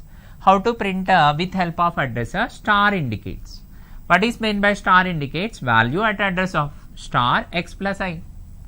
What is the mean that? First it is referred to the first index address, next referred to the second index address. Value at first address, value at second address, similarly all elements. Now this is called as array, function, pointer.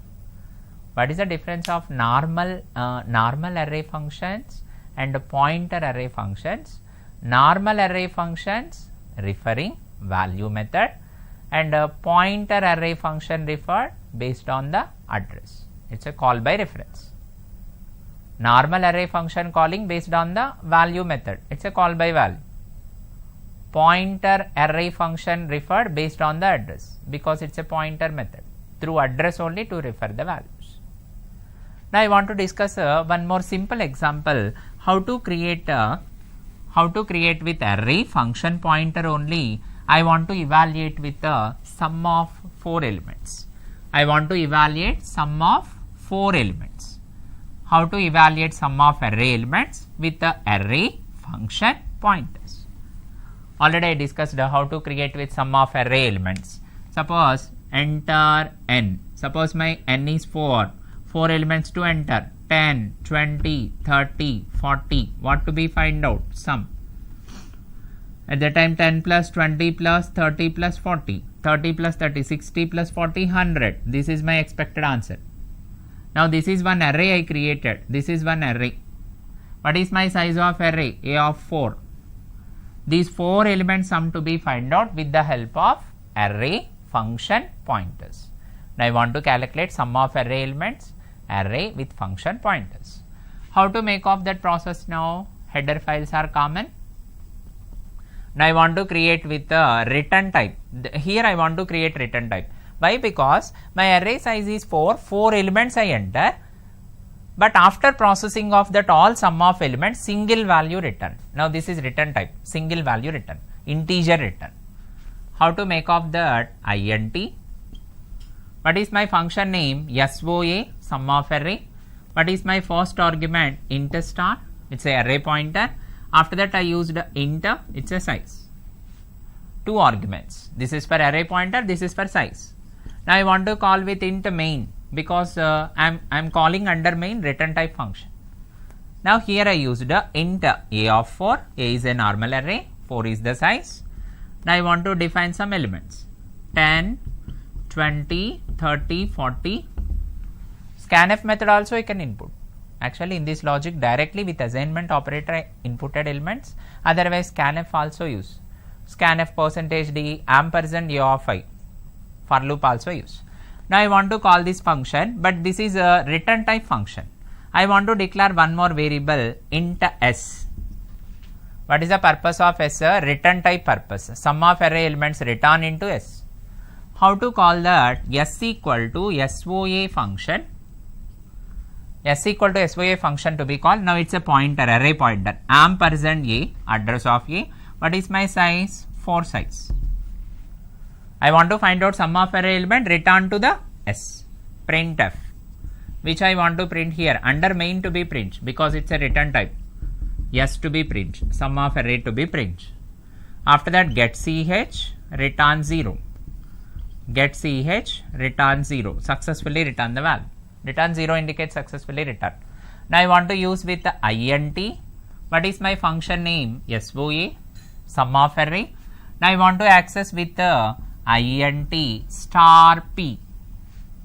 Actual array is a.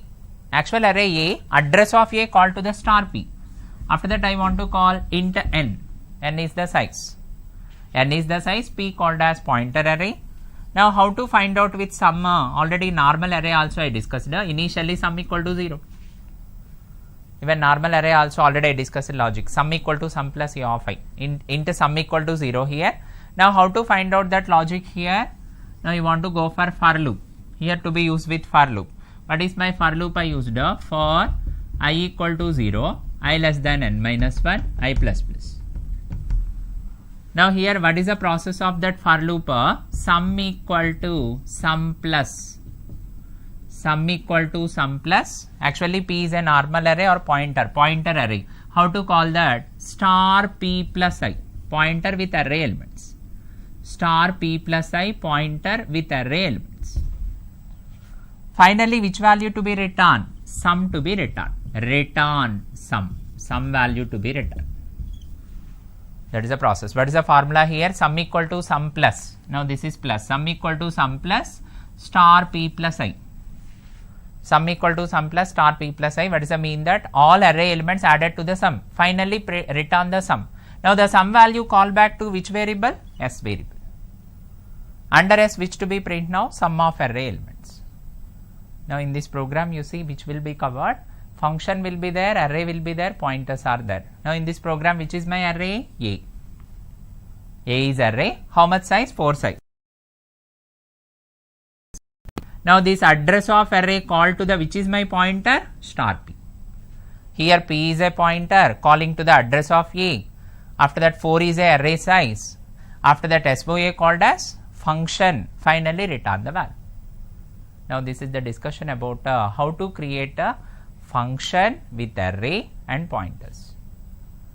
Now today completely I discussed with array pointers and how to create a function with the array pointers. Now in the next session I can continue how to create with the structure pointers. Today concept I discussed a function pointer, function with array pointers. In the next session I discussed with the structure pointers, how to create the structure using pointers. Thank you for this video.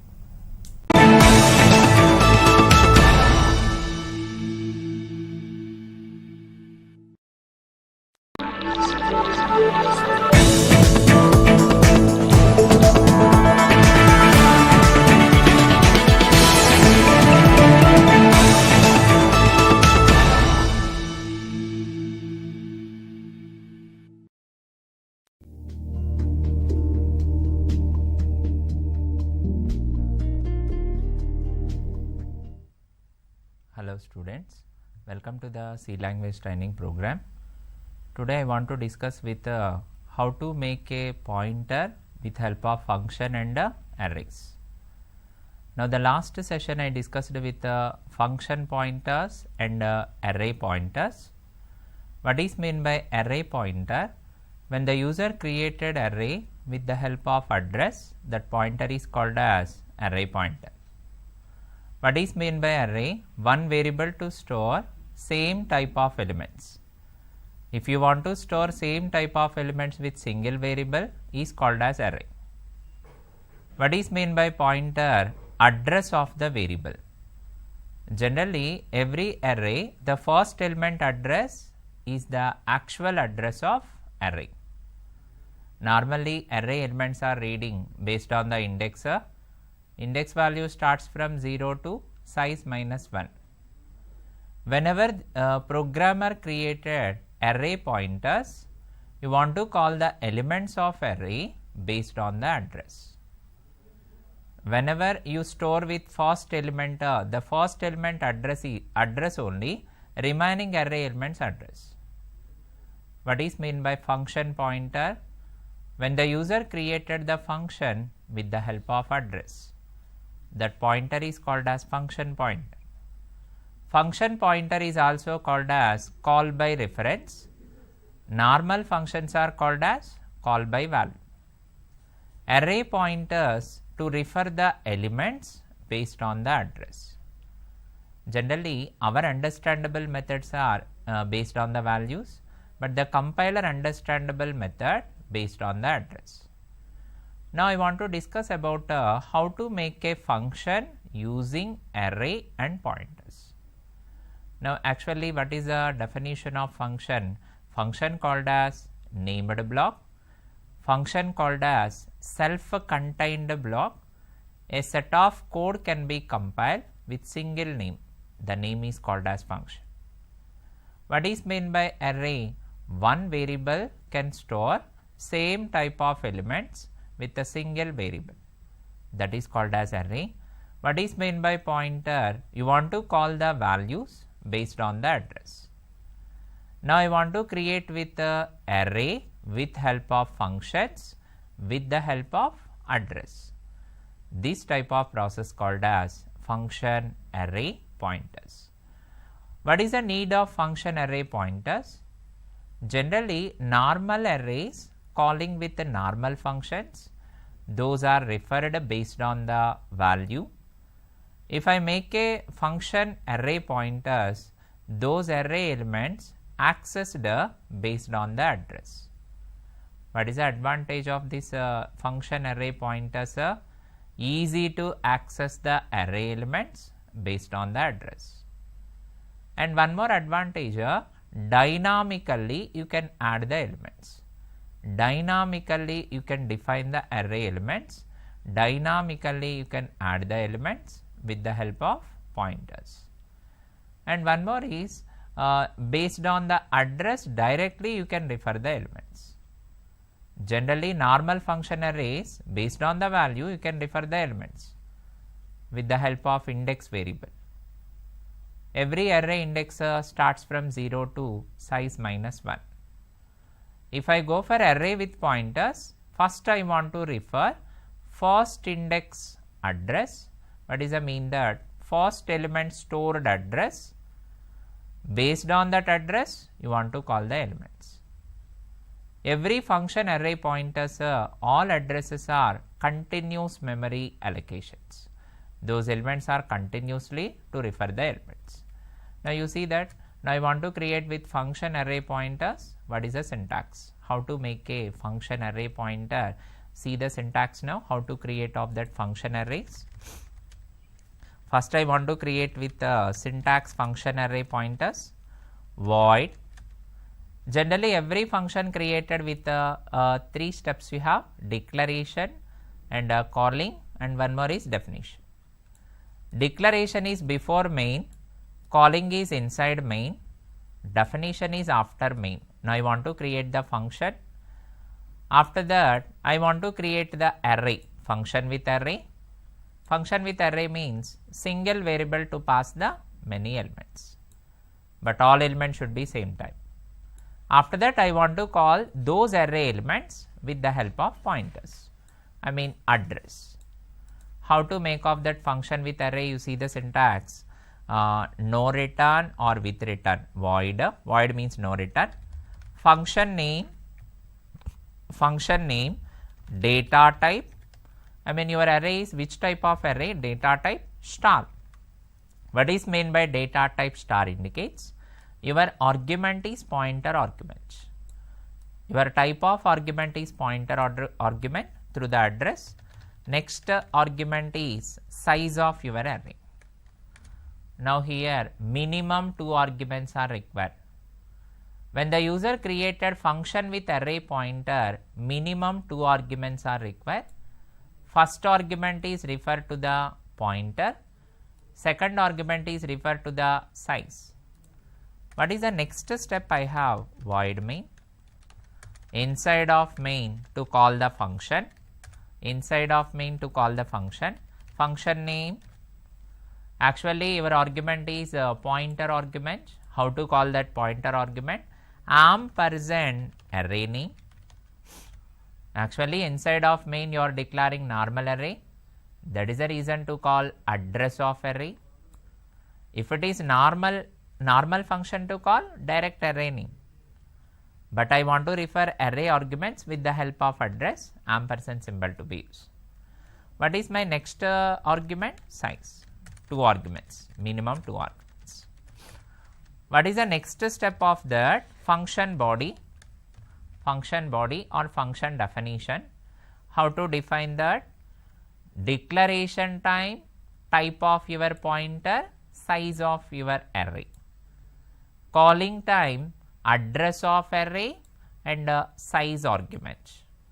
Now while definition time, both should be combined and to be defined. Both should be combined. The definition time, data type star ptr, pointer variable. Now in this pointer which will be calling? Address of array calling, pointer variable. Next one is data type size, size of array. Inside of that some set of statements, I mean body of the elements, body of the function, body of the array elements to be preferred. Now in this syntax we observe this step is called as function declaration, this step is called as function calling, this step is called as function definition.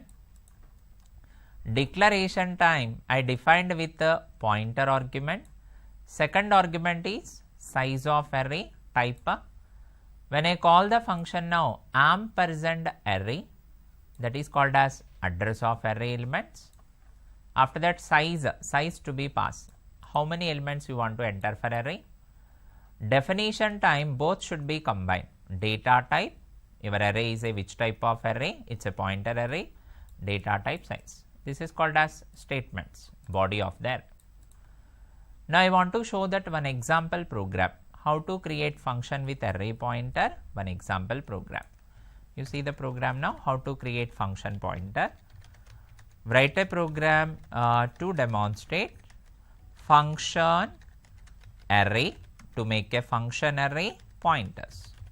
Now, I want to create the function array pointers, address method. As usual, first I want to create header files. First I want to create stdio.h, conio.h.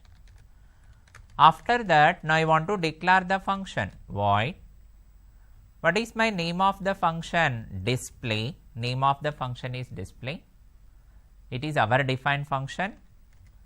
Now I want to call the argument int star, integer pointer. I want to define integer pointer here. Now the second argument is size. After that, I want to call the main function. Inside of main, I declare the array argument. Int a is a array. How much size? Here I define the size 5 size. Now in this main declaration, a is a array, 5 is the size. Initially, I want to assign the elements equal to, directly I want to assign the elements. Otherwise, scanf method also you can enter the elements. But in this declaration, I am declaring a array with 5 size, fixed size, assigning elements. How to refer the first element a of 0, how to refer the second element a of 1. Similar way, how to refer the last element a of 4, because index value starts from 0 to ends with size minus 1, 4, 5 minus 1, 4. Now I want to print these array elements with the help of function display. Actually, I created array inside of main, but I want to display the array elements with the help of function. Display function I want to call. Actually, here a is a normal array. How to call that? Ampersand a. What is meant by ampersand a? Address of a. Now I want to call the array elements with the help of address ampersand a, because my argument is pointer. After that, second argument size, what is my size? 5. Now this is called as pointer function with array, get ch to end of the main. To end of the main function now, void. Now I want to explain the body of the function, void display int. What is my first argument? Star ptr, pointer. Star ptr, pointer variable. After that, int n, n is the size is 5. When I declare this pointer variable and n, how it is processed here? This pointer variable calling address of a. This pointer variable accessing address of a. Address of a called as address of array. That means in this pointer, first call the 10 value with help of address. Next call the 20 value with the help of address. Similarly, all elements call to the pointer variable. How to print off that elements? Star symbol to be denoted. What is meant by star? Indicates value at address of.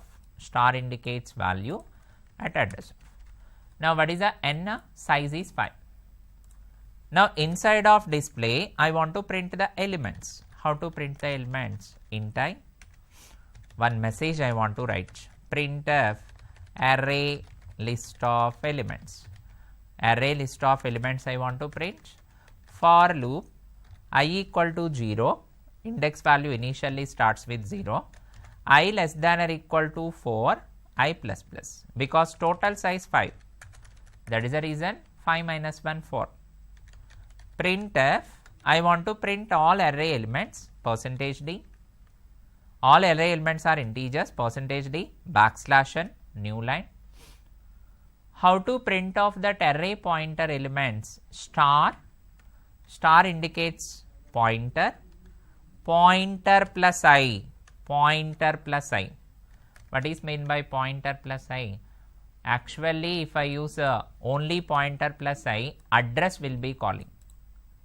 But I want to refer value at address, star symbol to be called. Star indicates value at address. First it is referred to the first element address, next it is referred to the second element address value, like this to be used. Star indicates value at address of this array. Close the main. Now I want to save this program, function array pointer program to use. Here I used ptr5.c, pointer 5.c.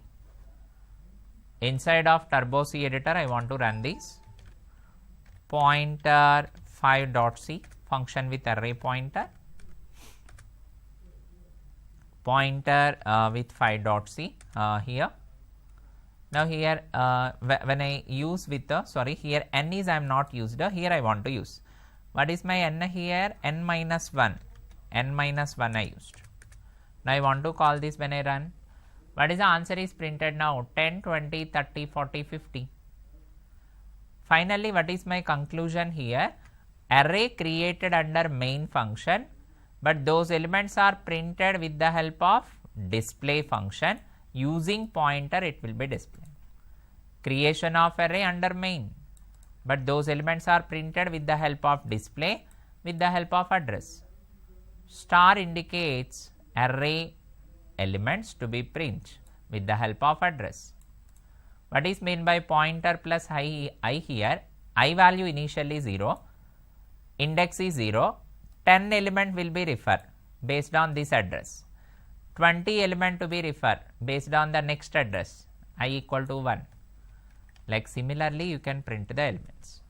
Now this is the process to be create, how to create a function with array arguments. Now I want to create with one more function with array pointer with the help of sum of array elements to be find out, return type. What is my another program? Write a function array pointer, write a function array pointer and calculate sum of array. Write a function array pointer, calculate sum of array elements. How to make of that? Hash include stdio.h, hash include conio.h. Inside of main function I want to access.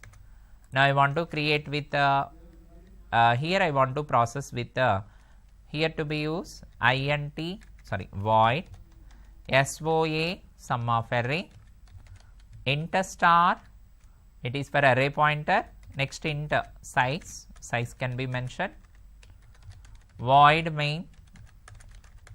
Here I want to declare the array, x is a array, I want to declare the array x of 5, but elements I am not enter here, elements I want to enter at runtime, I for index. Elements I want to enter at runtime, I for index. Printf, I want to enter array elements. First I want to enter the array elements. How to enter of these array elements? For loop to be processed, I equal to 0, I less than or equal to 4, I plus plus, because my array size is 5, that is the reason 4 to be end. How to read of that? Scanf %d. Now here x is a not a is it normal array or pointer array? Normal array. That is the reason ampersand x of I, x of 0, x of 1. If suppose I created here star x, it's a pointer array. If it is normal array, how to read that? Ampersand x of I. Suppose if it is pointer array, how to read of that? There is no ampersand symbol, because it's already pointer, no need to mention the ampersand symbol, directly you can access the elements. But here I want to create with array with normal argument, inside main normal argument, that is the reason ampersand symbol. If it is pointer variable under scanf, there is no ampersand. Now I want to call the SOA function sum of array to be called, SOA sum of array to be called. How to call of that? Ampersand x, address of x. What is my size? 5 is the size. after that get ch. Now this function return type also possible, you can make with return type process also. Now I want to create void SOA enter. Now I want to call star p. What is meant by star p? It's a pointer. P refer address of x, address of array. Int n is the size. How to evaluate the sum of elements? Sum equal to 0. Initially sum equal to 0. I for index. I equal to 0. I less than or equal to 4. I plus plus, I less than or equal to n minus 1. I plus plus. How to find out the sum of array? Sum equal to sum plus. Sum equal to sum plus. Initially sum is 0. Sum equal to sum plus star p plus I. Here I want to use star p plus I. What is the indication of star? Value at address of. I want to refer the array elements based on the address. Star indicates value at address of. Now I want to evaluate the sum. Finally, I want to print the sum of array elements here. Sum is %d. This is void function. Void means no return. If I use the void function, in this function body only I want to print. But this value cannot send it to main. If it is return type function, return sum. If it is return type function, return statement should be there, return sum. If it is void function, no return. There only to print the answer. Now I want to save this, save pointer 6.c. Now I want to call with pointer 6.c. Now I want to open this pointer 6.c. Now I want to open this, compile it and run it. It's warning, no problem. When I use that run, no problem. Run the program. Enter array elements 10, 11, 12, 13, 14. What is the sum? 16. Here I used no returns, but I want to use with return type int. Previously void no returns, but I want to use for return type, which is my extra variable s. What is the reason of s? Return type purpose. Under s I want to return the sum of array. Now I want to print sum of array inside of main. Because of return type is there, inside of main I want to return. Return 0. Every return type function should return with the return 0, because return type function I want to call. Well, I explain the function body. Instead of void, your function return integer. Your function is return integer. There is no printf here. Instead of printf, which statement to be return the value? Return. Which variable to be returned? Some variable to be returned. This is the return type. Return type function to be called. If I used with the 10, 11, 12, 13, 14, what is the sum value? 16. It is a return type function to be used. Now finally, in this program I used a function with array, pointer and a return type. Return type also I used. Now see, in the previous program here I created with a function with the return type and using array arguments. Now I want to discuss with one more type of pointer is there. That pointer called as structure pointers. Already I discussed the function pointers, array pointers. One more type of pointer you have, structure pointers. Generally what is meant by structure? Structure called as, it's a user defined data type. It is a collection of different type of elements with a single variable is called as structure. What is meant by structure pointer? I want to call the structure elements with the help of address. Generally normal structure elements are accessed based on the tag name. Normal structure elements are accessed based on the tag name, but structure pointer elements are accessed based on the address. What is the need of structure pointer? It is easy to access the elements, and one more advantage, dynamically you can allocate the memory. What is meant by dynamically? at execution time you can allocate the memory. After usage of that memory, you can deallocate the memory also, destroy the memory. Static memory means design time you can allocate the memory, it is a fixed size. Dynamic memory, at execution time you can allocate the memory, after usage you can destroy the memory.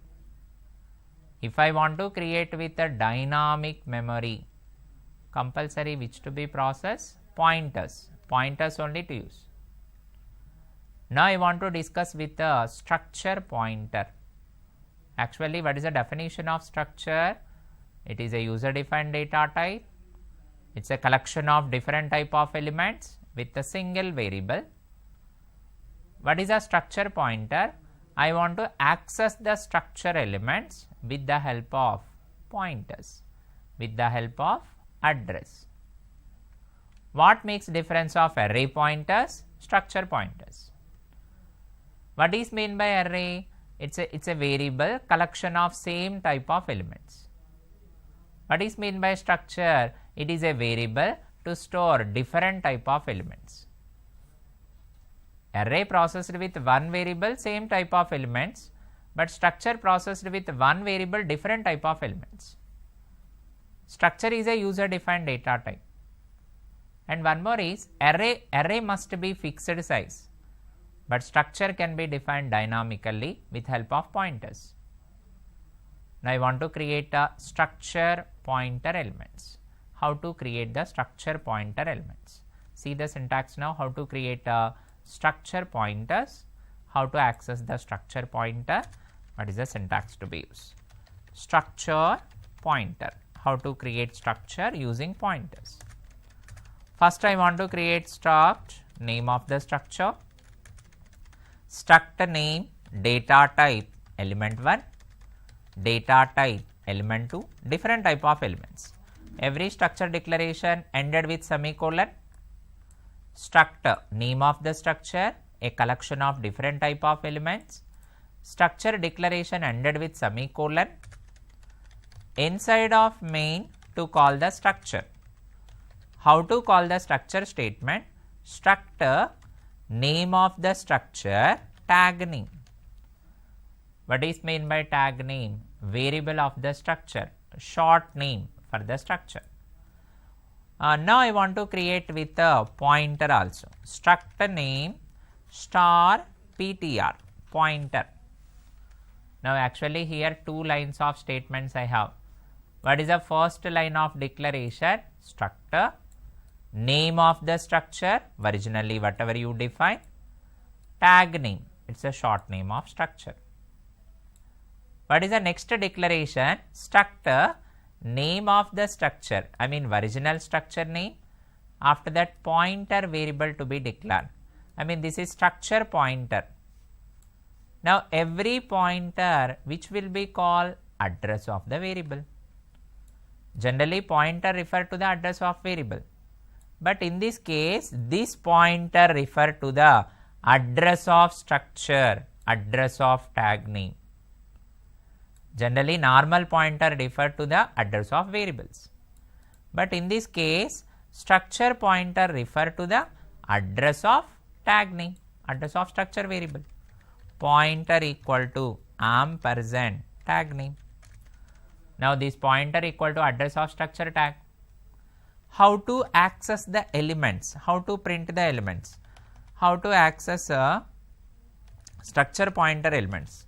Access structure pointer elements using which operator? Arrow. Arrow operator to be used. If I want to use with structure pointer, arrow operator to be used, arrow symbol. Generally normal structure elements how to access? Dot operator to use.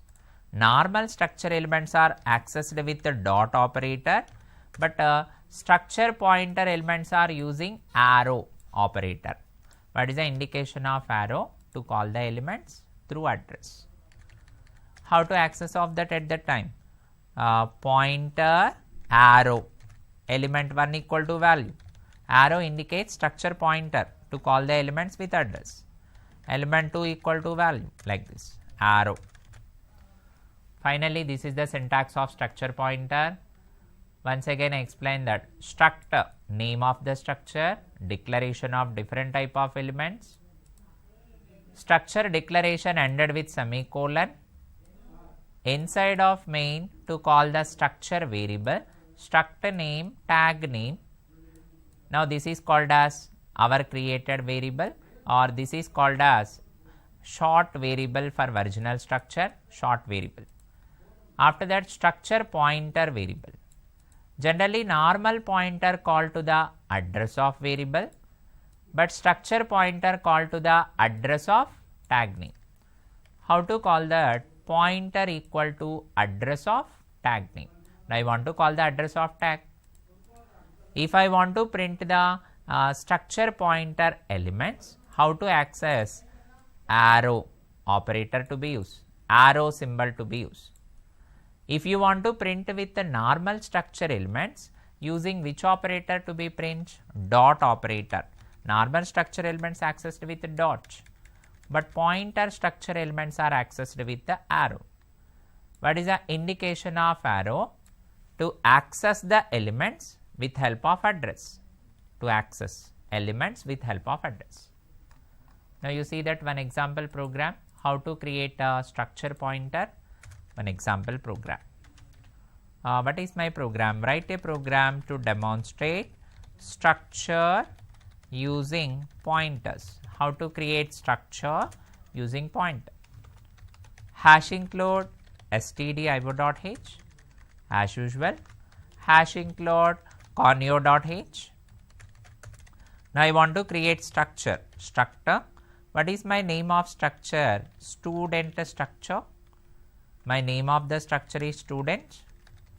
Int student ID, character student name, it's a string.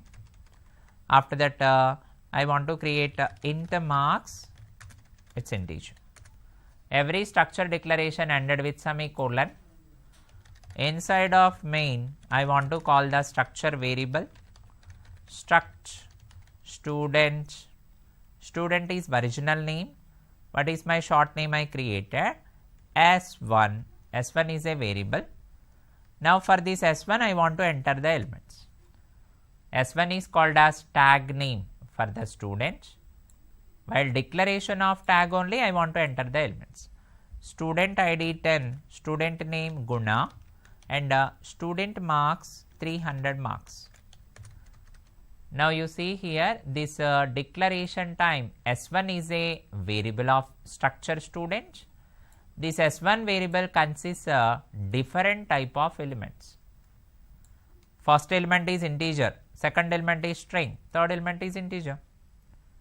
If it is array variable, all should be same type, but it's a structure variable collection of different type.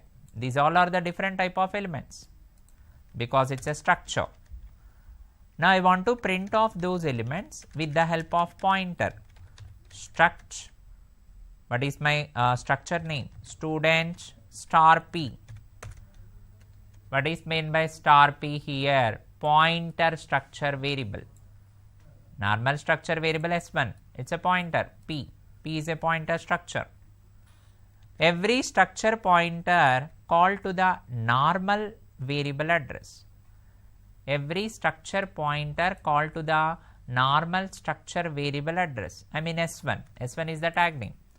Ampersand S1. P equal to ampersand S1. I mean structure pointer equal to address of S1 tag. Address to be called.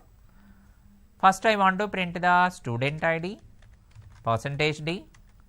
Next I want to print the student name. Percentage S. String.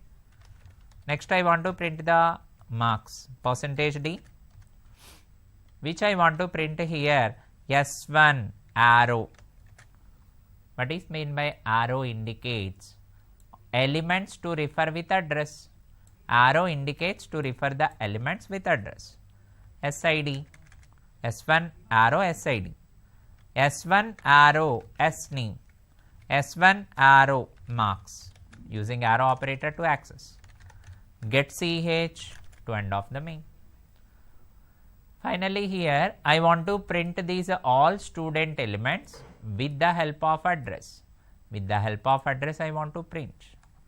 Now you see that I want to save this, save pointer 6.c, sorry, pointer 7.c. Structure pointer I want to access. How to print off that? Pointer 6.c. I want to print off that pointer 6.c, sorry, pointer 7.c. Structure pointer I used pointer 7.c. Compile it,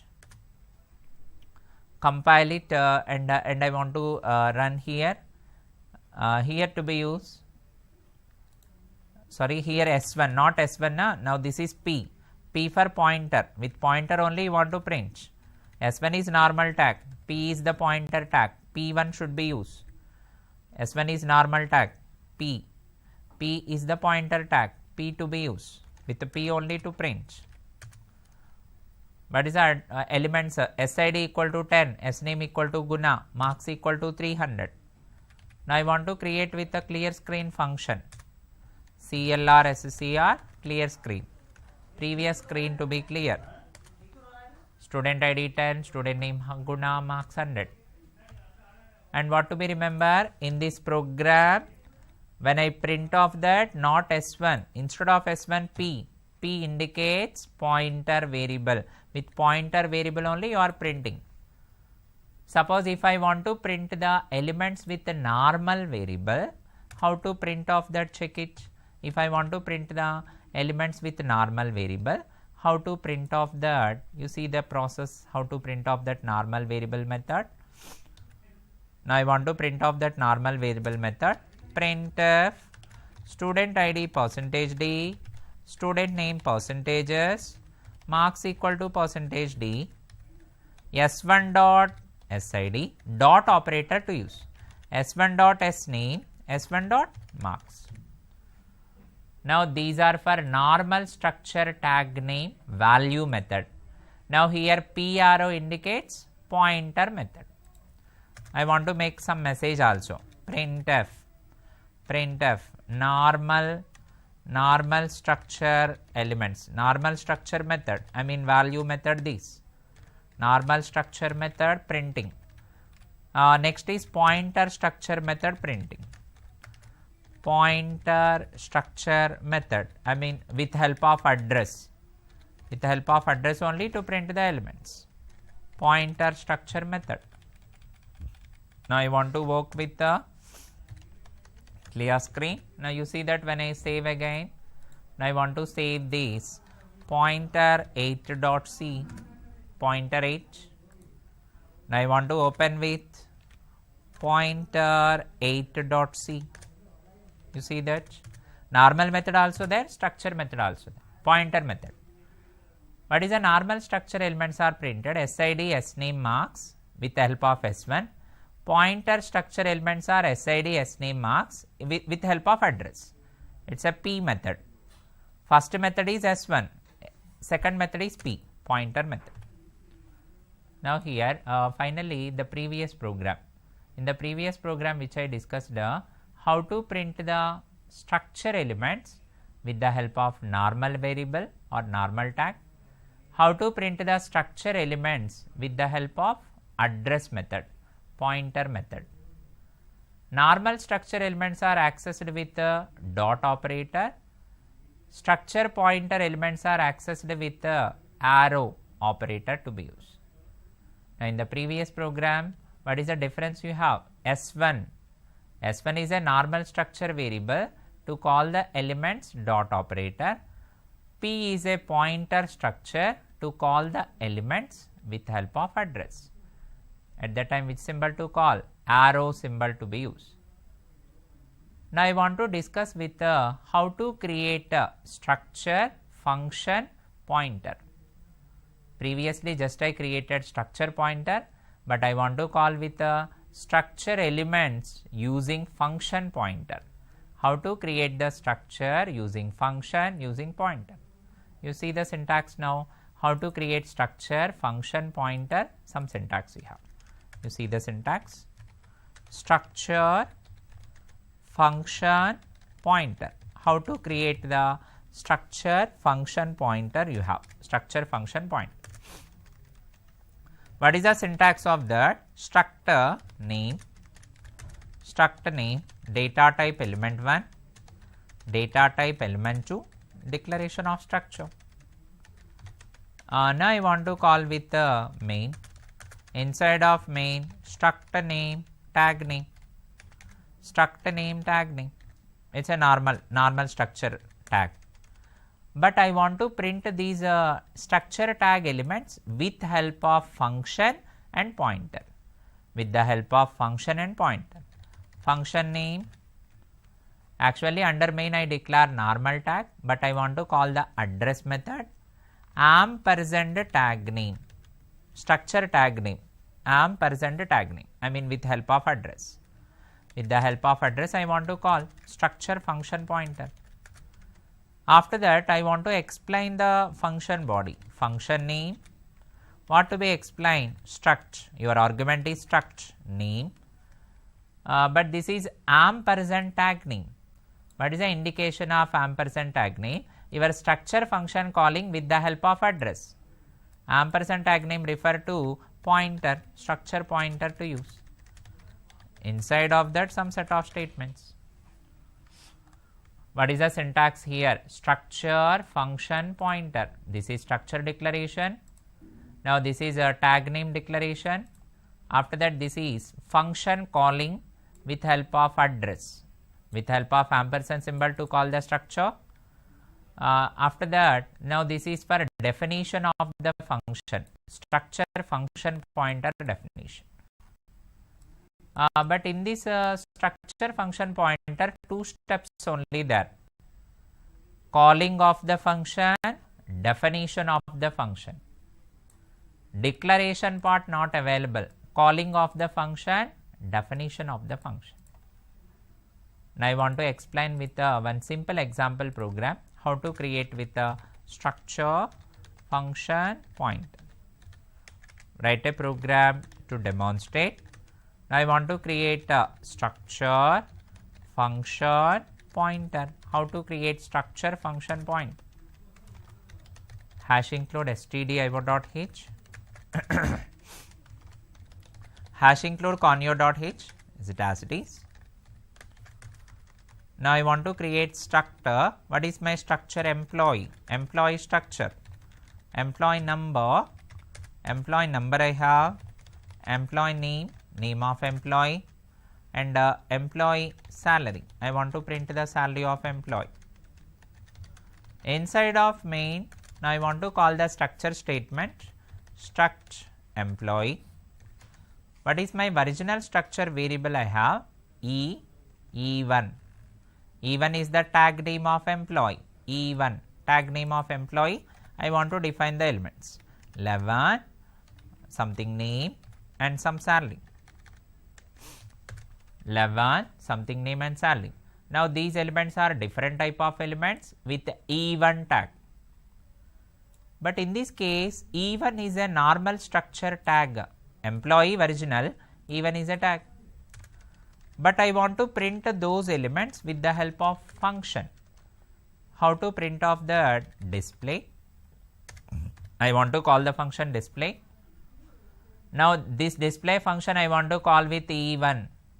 But this E1 is normal tag, but I want to call with pointer. How to call at that? Ampersand E1. Address of E1 tag. That means address of structure employee. Get ch. Now I want to explain the body of that display struct. What is my original structure? EMP. But here I want to call the address of E1. I mean address of E1 structure to be called, pointer should be mentioned, PTR pointer. How to print off that elements, structure pointer elements, how to print off that those elements to be printf. I want to print with employee ID, employee number equal to %d, employee name equal to %s, employee salary equal to %f. How to print off that? Here I want to print that employee detail with the help of pointer. Address method I want to print. how to print off that ptr arrow. ptr indicates structure pointer, arrow. Arrow indicates value at address. Employee number, ptr arrow. Employee name, ptr arrow. Employee salary. Now finally, in this display function, I am creating with the structure employee with help of address, star pointer to be used. With the pointer method, I want to print the elements. Now you see that how it is working of this. Now I want to save and compile this program. Pointer 8.c, sorry, pointer 9.c. Structure will be there, function will be there, and pointer will be there. Pointer 8.c. I want to compile it. You see the answer now, sorry, pointer 9.c I want to use actually. Here already 8 is there. Pointer 9.c. Pointer 9.c. If I compile it, if I run it, what is the answer coming? Employee number 11, employee name Basu, employee salary 15,000. Finally, what is my conclusion here? In this program, I discussed with how to create a structure using function, using pointers. Now, actually, today class I discussed with how to create array using pointers, how to create with array using function pointers, how to create the structure using pointers, how to create the structure function using pointers. But these all discussions, how it is called the value based on the address. Generally, normal function calling based on the value, normal array calling based on the value, normal structure elements calling based on the value. When I make these all with the pointers, those all elements will be accessed based on the address. It is easy to refer the elements, it is easy to access the elements. And one more advantage, a dynamic memory allocation. You can work with the dynamic memory also. Memory also you can save, memory bytes can be saved. Now this process is very important to understand of data structures. Whenever perfectly understand of the structure pointers, function pointers, array pointers, then only you can understand of data structures like stacks, queues, linked lists with the help of pointers.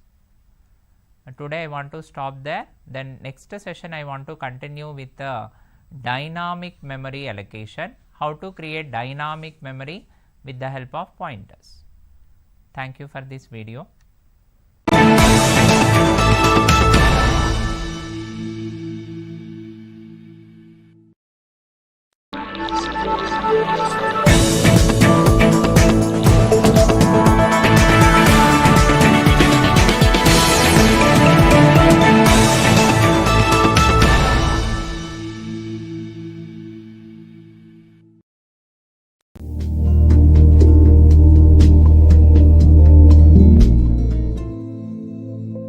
Hello students, welcome to the C language training program.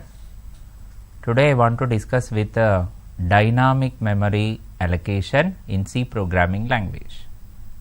How to make a dynamic memory in the C programming language. Now the last sessions I discussed with pointer, different type of pointers. Function pointers, array pointers and structure pointers. What is meant by function pointer? When the variable value calling through the address, it's called as function pointer. What is meant by array pointer? When I want to call the array elements based on the address. Structure pointer means to call the structure elements with help of address. Function pointer is also called as call by reference. Array pointer, how to work with array pointers now? You want to refer the elements based on the address. When the user created array, the first element address is the complete array address. Based on the index only to call the elements. What is meant by structure pointer? Using pointer to call the structure elements. Array called as same type of elements to be stored, but structure called as different type of elements to be stored. If I want to call structure pointer, to call the elements based on the address. Now I want to discuss a C programming language, how to work with a dynamic memory allocation. What is meant by static memory? Static memory called as when the user design the variable, a specific amount of memory created, that memory called as static memory. Generally C programming language, two types of memories, static memory, dynamic memory. Static memory called as while designing of program, a specific amount of memory to fix, it is called as static memory. What is meant by dynamic memory? If I want to create the memory execution time or run the program to allocate a special amount of memory, after usage of that memory you can deallocate the memory, destroy the memory. That is possible with a dynamic memory. What is the problem of static memory? Design time, once I fix the memory, you can't increase the size, you can't decrease the size. What is the advantage of dynamic memory? While execution time, you can allocate the memory. After usage of that, you can deallocate the memory, destroy the memory. You can memory bytes can be saved, memory saving, but static memory, memory wastage. Suppose if I create array variable, generally in the C programming, array variable, a specific amount of memory creates. Suppose my array is integer array A of 10. A of 10 means what? A array with a 10 size. What is meant by 10 size? Each integer 2 bytes, 10 into 2, 20 bytes. The 20 bytes memory design time allocated, you can't increase the size. Dynamically you can't increase the size. You can't enter extra element. Design time only you can fix the elements. That is a problem of array. If I want to create with a dynamically at runtime, I want to enter array elements more than size or less than size. That is possible dynamic memory allocation. But in C programming, dynamic memory, how to create? With the help of pointer functions. C programming author already defined some functions, dynamic memory functions. Which are the dynamic memory functions? Malloc function, memory allocation, calloc function, cache memory allocation, realloc function, re-memory allocation, free function, free the memory. Totally 4 functions we have: malloc, memory allocation, calloc, cache memory allocation, realloc, re-memory allocation, free function, destroy the memory. But these functions defined by C language author under which header file? alloc.h. If you want to work with the dynamic memory functions, which is the header file to be open, library to be open, calloc.h, alloc.h to be used, alloc.h. In that header file only predefined functions available. But every dynamic memory allocation must and should you want to create the pointers. With help of pointers only to allocate the dynamic memory. Without pointer you can't create dynamic memory, with pointer only to create the dynamic memory. Finally, what is the conclusion? Why you have to go for dynamic memories? Memory bytes can be saved and specific amount of memory you can increase or decrease. After usage the memory can be destroyed and easy to process the elements. What are the drawbacks of static memory? Once you design the memory, you can't increase the size, you can't decrease the size. Example of static memory: arrays. Generally every variable, every array, static memory. Example of dynamic memory: pointer should be created and a function to be used. malloc, calloc, realloc and the free functions. You see the syntaxes of dynamic memory, how to use of that. You see the dynamic memory allocation now. What is meant by dynamic? Dynamic means getting effect at a runtime. Static is it is affecting at a design time, programming design time. Dynamic means getting effect at a runtime. Dynamic memory allocation means allocating the memory at a runtime. What is the mean that? While execution of program to allocate some specific amount of memory, that memory called as dynamic memory. By using this concept, we will allocate the required amount of memory at runtime. That means what? Design time, no idea how much size you require. Design time, no idea, unknown size. Runtime, you can decide that how much memory you require. That is possible with the help of dynamic memory allocation. Why we require the dynamic memory allocation? Listen. Generally, when we go for array programming, if I create the array, it will be allocated memory at a compile time. Whenever you create arrays, the memory allocated at a compile time. Compilation time memory creation called as static memory. It is a fixed size. The memory allocated at a compile time cannot be changed at a runtime. Because of once I fix the size, you can't increase, you can't decrease. It is a problem of static memory. We are not able to increase the size or decrease the size array at a runtime. Suppose initially my array size 10. 10 means maximum 10 elements. More than 10 you can't enter. Less than 10 you can enter, but the problem is memory wastage. Suppose my array size is 10. 10 means maximum 10 elements can enter. More than 10 you can't enter, but less than 10 you can enter, memory wastage. That is why we have go for dynamic memory allocating. How to allocate the dynamic memory in C language? Using some set of predefined functions. How to allocate the dynamic memory in C language? You have to use some set of predefined functions. Which are the predefined functions you have? The first type of function you have malloc, M-A-L-L-O-C, malloc. One more function C-A-L-L-O-C, calloc. One more function R-E-A-L-L-O-C, realloc. By using malloc function, calloc function, we will allocate the memory dynamically. What is one more function you have? Realloc. Now the realloc function will be reallocating memory which is allocated by malloc or calloc. What is the difference of malloc and calloc? Malloc is initially memory creates. What is meant by realloc? Which memory already created by malloc, that size to be changes.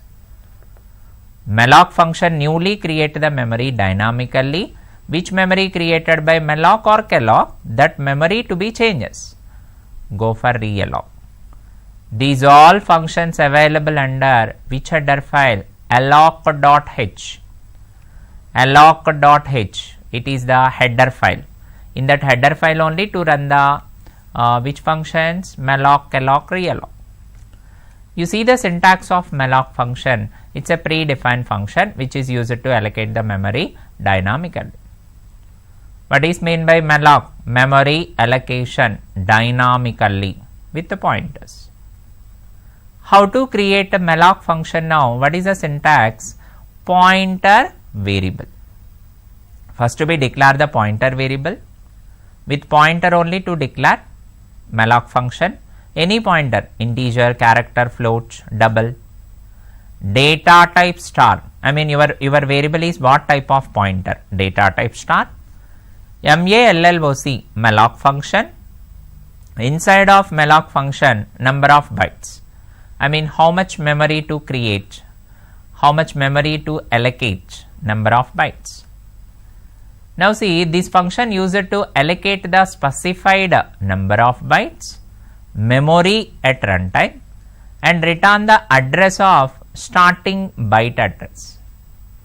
If you are using with malloc function, memory allocated runtime, number of bytes are created, which is the first address you have, that address only complete memory will be allocated, and this should be collected into pointer variable, and here it will be collected to pointer variable specified on the left side. What is the syntax of malloc? You observe, pointer variable, left side is pointer, right side is data type star. What type of pointer? malloc malloc, number of bytes, how much memory you require. You see that how it is syntax of dynamic memory, malloc function syntax, malloc malloc. How to create of that malloc malloc? Data type star pointer variable, pointer equal to data type star, it's a pointer. After that, what to be mentioned? malloc malloc, memory allocation, malloc malloc, size of is one operator, size of data type, I mean your data type, how much size, how many bytes, integer 2 bytes, character 1 byte, float is 4 bytes, into number of values, how many values to enter. Now this is the syntax of malloc, data type, pointer variable, pointer equal to data type star, I mean what type of pointer, malloc malloc, memory allocation, size of is a operator, your data type how much memory, size of type, into number of values, like this to be created. You see some example, if suppose I created int star x, it's a pointer variable, int star x, it's an integer pointer, but I want to allocate this integer pointer memory dynamically, runtime I want to allocate, runtime, x equal to what type of pointer? Integer. What is the syntax? Pointer equal to data type star. Now in the syntax, star x is a pointer, x equal to int star, integer pointer, malloc malloc, memory allocation, size of which data type? Integer. What is the size of integer? Each integer how much memory? 2 bytes. If I mention size of integer, each integer 2 bytes, 2 into, what is the next to be mentioned? Number of values. Suppose I want to enter the number of value 1. What is the meaning of this statement? Observe. What is the meaning of this statement? X is a integer pointer. How much memory allocated? Each integer 2 bytes into 1. I mean 1 value. 2 into 1, 2. 2 bytes memory allocated. If I mention 2 into 2, what is the meaning of 2 into 2? Each integer 2 bytes, 2 values to be entered. I want to enter integer pointer 2 values, 2 into 2 4 bytes. If I enter with 3 values like array 2 into 3, like array 2 into 3 6 bytes. If I want to enter the size n, 2 into n, what is mean by 2 into n? 2 is nothing but size of integer 2 bytes into n means n number of values. N number of values, how much memory required? That memory allocated by x. Dynamically that memory allocated by x. That is the syntax of malloc. If I want to create with character variable char star y. Now here y is a pointer, y equal to what type of pointer? Char star, character pointer, malloc. What is the size of character? Size of character 1 byte. C language size of character 1 byte. 1 into 1. What is meant by 1 into 1? 1 character can enter. If I use 1 into 5, 5 characters can enter. It's called as string. A group of characters called as string. 5 bytes memory creates. If I use it a 2 into 2, it's an integer pointer. 2 into 2. how much memory creates? 4 bytes memory creates, because 2 values, each integer 2 bytes. Here I used each character 1 byte, 5 characters. It's a string. How much memory creates? 5 bytes. Dynamically to allocate the memory, a set of memory, runtime. Like listen, generally if I want to create a array, what is the syntax of array? If the generally I want to create array, what is the syntax? int x. Every array size to be mentioned. If I use x of 5, what is meant by x of 5? X is a array with 5 size. When I declare the x with the 5 size, totally how much memory allocated by compiler? Each integer 2 bytes, 5 into 2, 10 bytes memory created. You can enter 5 elements. 5 elements I enter. Internally 5 into 2, 10 bytes memory created, design time. Now this is my first 2 bytes, this is my first 2 bytes, all 5 elements. If suppose I giving x of 5, but I try to enter the 60 element, 6th element, it is not possible, it is shown there. What is the problem of array? Once I declare the size, it is fixed, design time fixed. You can't increase the size, I mean dynamically you can't add the 6th element. If you have 5 elements only enter, and one more problem, if I enter 5 size, but I am not entered the 5 elements, just 2 elements. Actual size 5 size, but 2 elements, it is also valid. But what is the problem? If I enter 2 elements, 2 into 2, 4 bytes used, how much memory wastage? Actually 5 into 2, 10 bytes. 4 bytes used, 6 bytes wastage. 4 bytes memory used because 2 elements. Remaining 6 bytes memory wastage. If I enter x of 100, what is meant by x of 100? X is a array with 100 size. 100 size means 100 into 2, 200 bytes memory allocated. But in the 200 memory, I created only 2 elements. What is the problem here? 4 bytes only used. 4 bytes only used. Remaining 96 bytes wastage memory. 96 bytes memory wastage. That is the reason you can go for pointers. That is the reason this will be cancelled. Instead of static memory, which can be defined, dynamic memory. You see that how to create dynamic memory with pointers, int star x. What is meant by star x here? X is a integer pointer. It is maybe single value, maybe number of values. Here I am not decided. Maybe x pointer can enter single or multiple. Here I am not decided. Design time I am not decided. If I decided that square bracket to be indicate, if I am not decided that pointer should be used, I am not decided. Design time how much memory.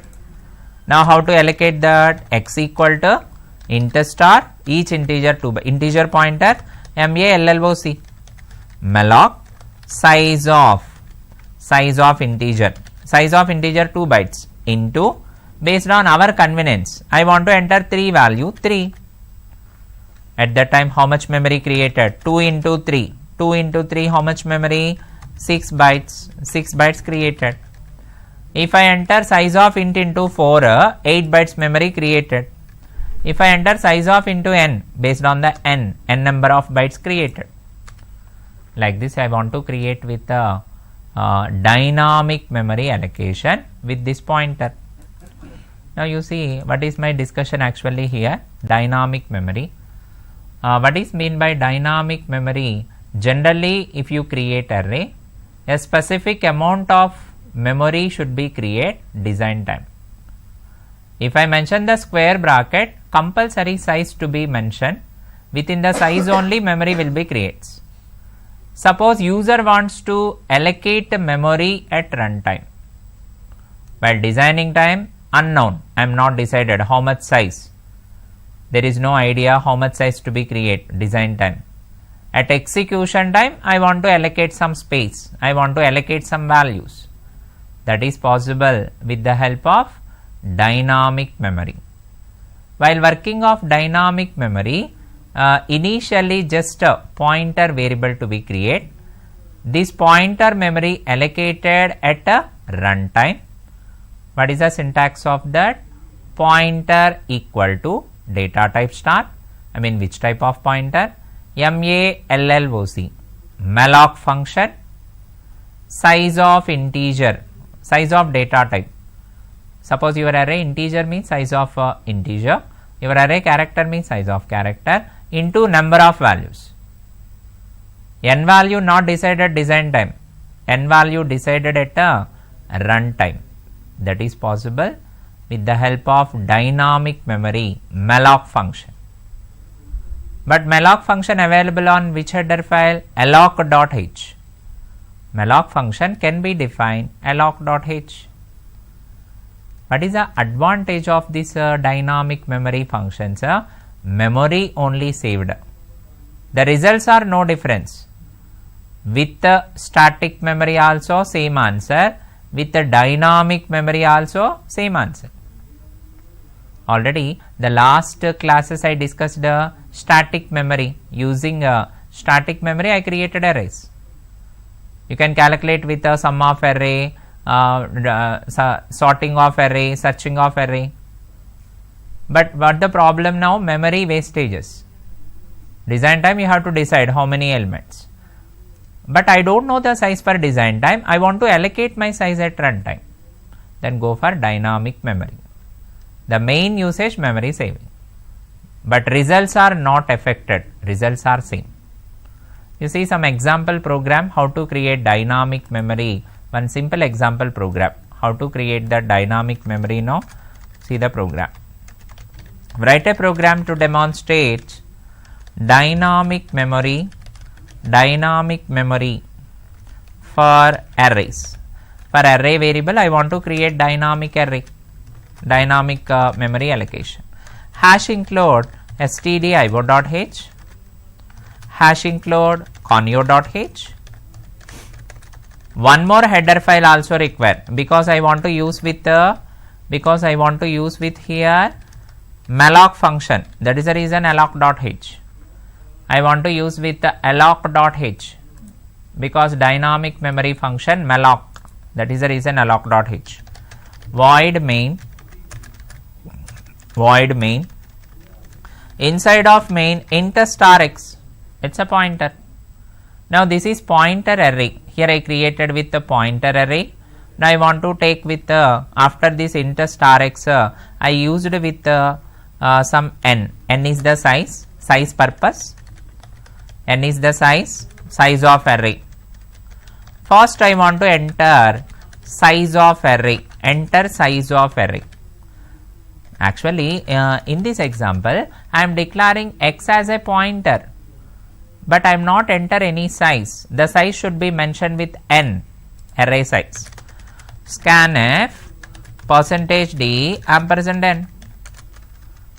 Once I enter the size, n is size, how to allocate a dynamic memory for x? Actually x is a array, integer pointer. How to create? X equal to int star. malloc, size of integer, I mean 2 bytes into n. What is the meaning of this statement now? I want to allocate a memory at a runtime, n number of bytes. Suppose my n value 5 I giving. Suppose my n value 5, size of integer is 2. After that n is 5. 2 into 5, 10 bytes. 2 into 5, 10 bytes. Like this to be create the memory based on runtime. After that I want to enter array elements.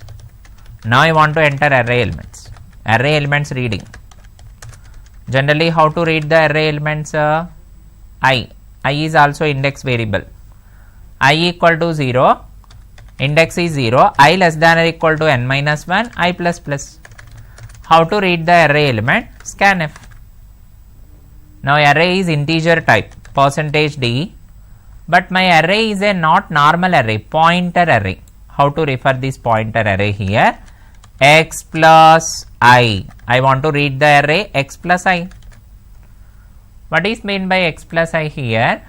I want to allocate the memory based on the index. Initially first index address, next second index address. But actually under scanf don't use ampersand symbol, because x is already pointer, refer to the address. Now here to enter the elements. Once I enter the elements, I want to print the elements. Array list. I want to print the elements. Array list. Whatever array you created, that should be print. I equal to 0, I less than or equal to n minus 1, I plus plus. How to print off that? Printf %d list of elements. How to print off that? Star. What is meant by star? Indicates value at address of star x plus I. X plus I. I mean, I want to print the array element with help of address. Now here you observe x plus I called as to read the array elements, to input of array elements. Star x plus I called as value at address of. Star indicates value at address of. Here just elements, but this is values to print at address. Dynamic memory I created here. Get ch to end of the main. Now this program dynamic memory malloc function I used. Malloc memory allocation. Now I want to save this program. Save. Here I used dynamic.c, dynamic1.c. Program name is dynamic1.c. Dynamic1.c, dynamic memory allocation. If I compile that, check it, enter size of array 5. 5 means how much memory internally creates? 5 into 2, 10 bytes. 10, 11, 12, 13, 14. Array list is 14, 10, 11, 12, 13, 14. Here there is no any memory wastages, just I am creating that runtime. If I enter n value 3, 3 means just 3 elements, 10, 11, 12. Based on my size, if my n value 7, 7 elements, 10, 11, 12, 13, 14, 15, 16, 17. At that time, how much memory created? 7 elements means 7 into 2, 14 bytes. 14 bytes memory created this. For this array, 14 bytes memory allocation creates. Whatever memory allocated with malloc function, that memory to be clear. How to clear off that memory? Finally to use one function, free function. What is meant by free function? Which memory allocated with the malloc, that memory to be free. After usage of that, the memory bytes to be destroyed, free of x. What is meant by free of x? Initially how much memory created with malloc, that memory to destroy. You see that when I work off this free function to be used, free, clear the memory at end of the program to clear. Free of x, memory to free. When I run this, size of array 5. If I enter n is 5, 5 into 2, 10 bytes memory creates. I am entering 5 elements. I am entering 5 elements. 5 elements storage, how much memory? 10 bytes. Memory also destroyed. But here no difference. Just I am inputting and output. Internally, this program 10 bytes memory dynamically creates, 10 bytes memory cleared with the help of which function? Free function. Memory creation with malloc, memory deletion with free. Every dynamic memory, malloc function should be there initially, free function should be there end of the program. At end of the program, free function, initially malloc. Now you see that what is one more type of function you have? Calloc function. You see that calloc function, cache memory allocation. Calloc function also there, cache memory allocation. This is also create the memory. What is the syntax of calloc function now? How to create calloc function syntax? Data type. This is also dynamic memory. Pointer. Pointer equal to data type star pointer equal to data type star CALLOC calloc, size of data type, size of integer, size of data type, comma, not star symbol, comma symbol to be used, comma, number of values, comma, number of values, there is no star. Now you see this function syntax, data type equal to pointer, pointer equal to data type star, pointer type, calloc function, cache allocation, size of data type, I mean your data type is which size, size of data type, comma, number of values, like how many values to be passed, how many values to be passed, that should be decided. But here 2 arguments, there is no comma. Malloc function same syntax, star will be there. Malloc function same syntax, star will be there, single argument, but here 2 arguments. And one more difference, calloc function garbage value also memory allocates. When you go for calloc function, garbage value, unknown value also allocate the memory. But in the case of malloc function, garbage value never allocate the memory. Now you see what is a example of this, check it. If I go for calloc, calloc also dynamic memory allocation, int star x, x equal to int star, x equal to int star, integer pointer, CALLOC calloc, cache allocation, size of integer 2 bytes, comma 5 means 5 means 10 bytes creates, because of size of integer 2, 5 means 5 values, 10 bytes memory creates. Even malloc also same, check that syntax of malloc, you can use malloc also, x equal to int star malloc malloc, same syntax, similar, size of integer into symbol to be used. Under calloc function comma to be used, under malloc into symbol to use. Here what to be mentioned, number of values, at that time into 5. If I use calloc function also, how much memory creates, 10 bytes, because it integer 2 bytes. If I use for malloc also, how much memory creates, 10 bytes. Malloc also 10 bytes memory created, calloc also 10 bytes memory created. What is the difference? Calloc function garbage values also allocate the memory, malloc function garbage value never allocate the memory. What is the important point note here? In calloc function, while working of calloc function now, in calloc garbage value also memory allocates. Garbage means unknown value, that is decided by compiler. Garbage values also, malloc function, in malloc function garbage values also allocate memory, garbage values also allocating memory. But in calloc function, calloc function garbage values never allocate the memory, garbage values not allocating memory. But anyway both are for 10 bytes memory only created. If I use calloc also same bytes, malloc also same bytes. The thing is here calloc function garbage value never allocate memory, but malloc it is also allocate. Garbage means compiler define the value, compiler define.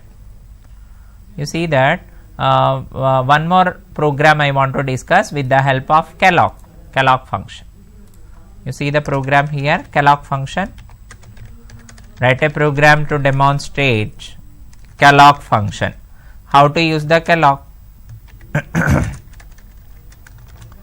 Hash include stdio.h. Calloc function also available on elec.h, conio.h. Now I want to work with hash include alloc.h, alloc.h.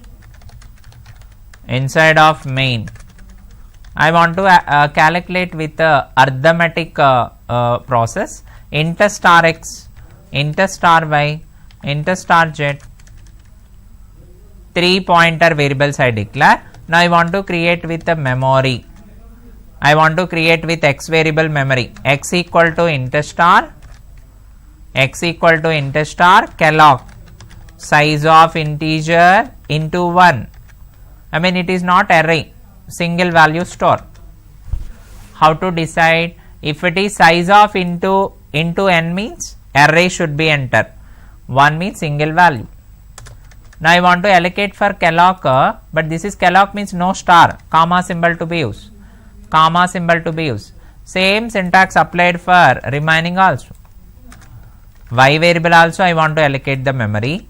Z variable also I want to allocate the memory. Z also allocate the memory. Totally this is for 2 bytes. This is 2 bytes memory created. This is also 2 bytes memory created. Again this is also 2 bytes because all are integers. Dynamically x for 2 bytes, y for 2 bytes, z for 2 bytes. Now I want to enter the x and y values. Enter x comma y. Input the x and y.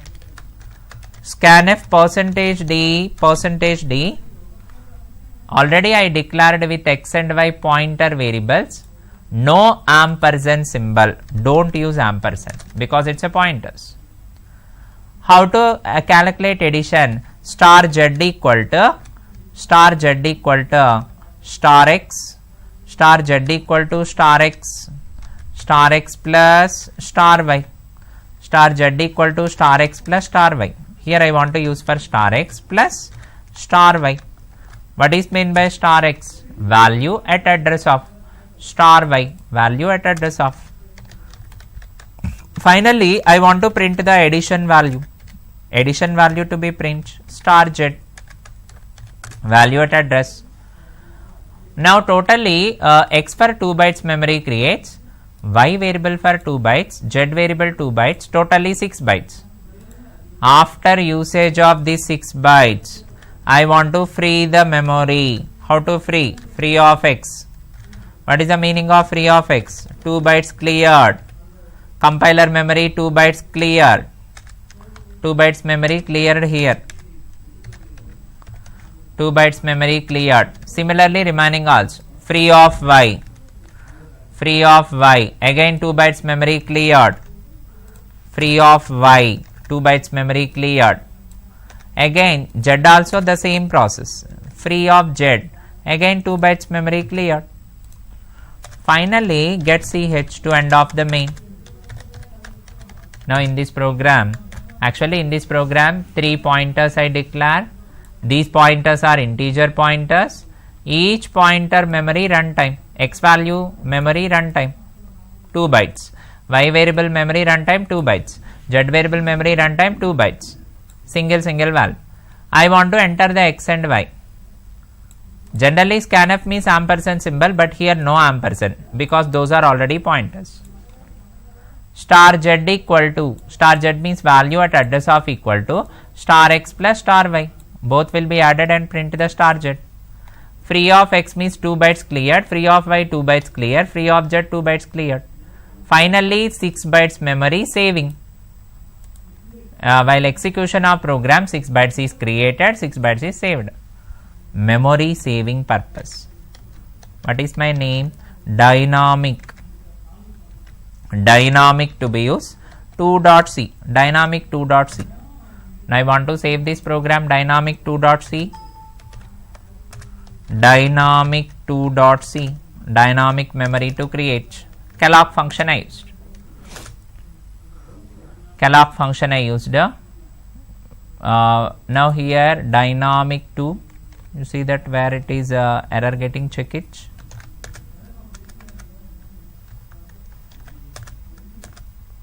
Undefined symbol CALLOC, sorry, here CALLOC,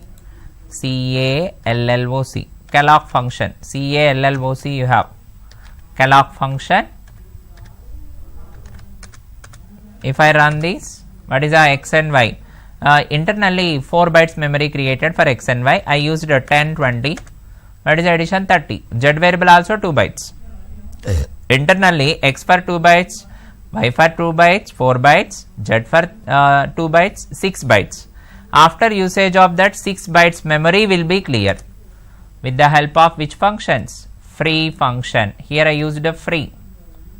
Free function used for clear the memories. Calloc function used for creating memories. What is meant by garbage value? I am not defined any value. Suppose if there is no scanf, I mean I am not read any value of x and y, but I try to calculate the addition. It is not shown any error. What is the answer? Addition is 0. Here what is the problem now? You are not allocating memory because of calloc. Calloc means if I have the value, then only memory allocates. Garbage value never allocate the memory. But same process with malloc also to perform. Same process with malloc. Instead of calloc, I used malloc. M-A-L-L-O-C. I used. Instead of calloc, I used malloc. Memory allocation. If I use malloc also, here no difference. Malloc also the same, but here what to be used? Into number of bytes into 1 single value. Into will be there. Into 1 single value 2 bytes into symbol. Calloc means star. Calloc means comma, malloc means star. That is only different and remaining will be same. 10, 20, answer is 30. Here also 6 bytes. Now you see that finally what is my conclusion here? If you are creating with the dynamic memory functions, malloc I discussed, calloc function I discussed, free function I discussed. What is meant by dynamic? Execution time you can allocate the memory. How to create a dynamic memory in C language? Which are the functions? Predefined functions. C language author created predefined malloc, calloc, free functions. Those functions available on which header file? alloc.h. If I want to work off that any function, alloc.h. What is the difference of malloc and calloc function? Malloc also dynamically memory creates, calloc also dynamically memory creates. But malloc function garbage values also allocate the memory. Garbage means unknown value, you are not given any value. Calloc function garbage value never allocate the memory. And one more difference, malloc function syntax here to use with pointer variable star, pointer variable integer star, malloc, malloc, size of data type into number of values. Into symbol will be there. But while working of calloc function, instead of into, comma symbol will be there. 2 arguments, comma symbol. But anyway, if you create malloc also, calloc also, dynamic memory, after usage of that memory, how to destroy the memory, deallocate the memory with the help of free function. Mostly every dynamic memory creation time malloc, calloc. At end of the program free function. After usage memory to destroy, memory to climb. Now today I completed the dynamic memory functions. Complete discussion malloc, calloc and free. But I used only for array dynamic memory. In the tomorrow class I discussed with how to create dynamic memory with help of pointers. Dynamic memory creation with the help of pointers. In the next session I discussed. Thank you for this video.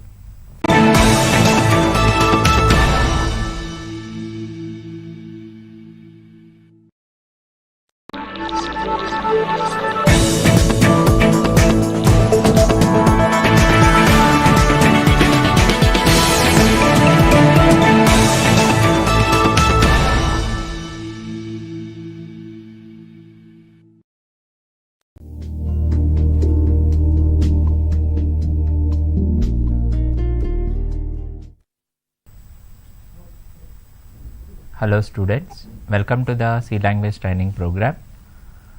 Today I want to discuss with how to make a dynamic memory allocation using structures. how to make a dynamic memory allocation using structures.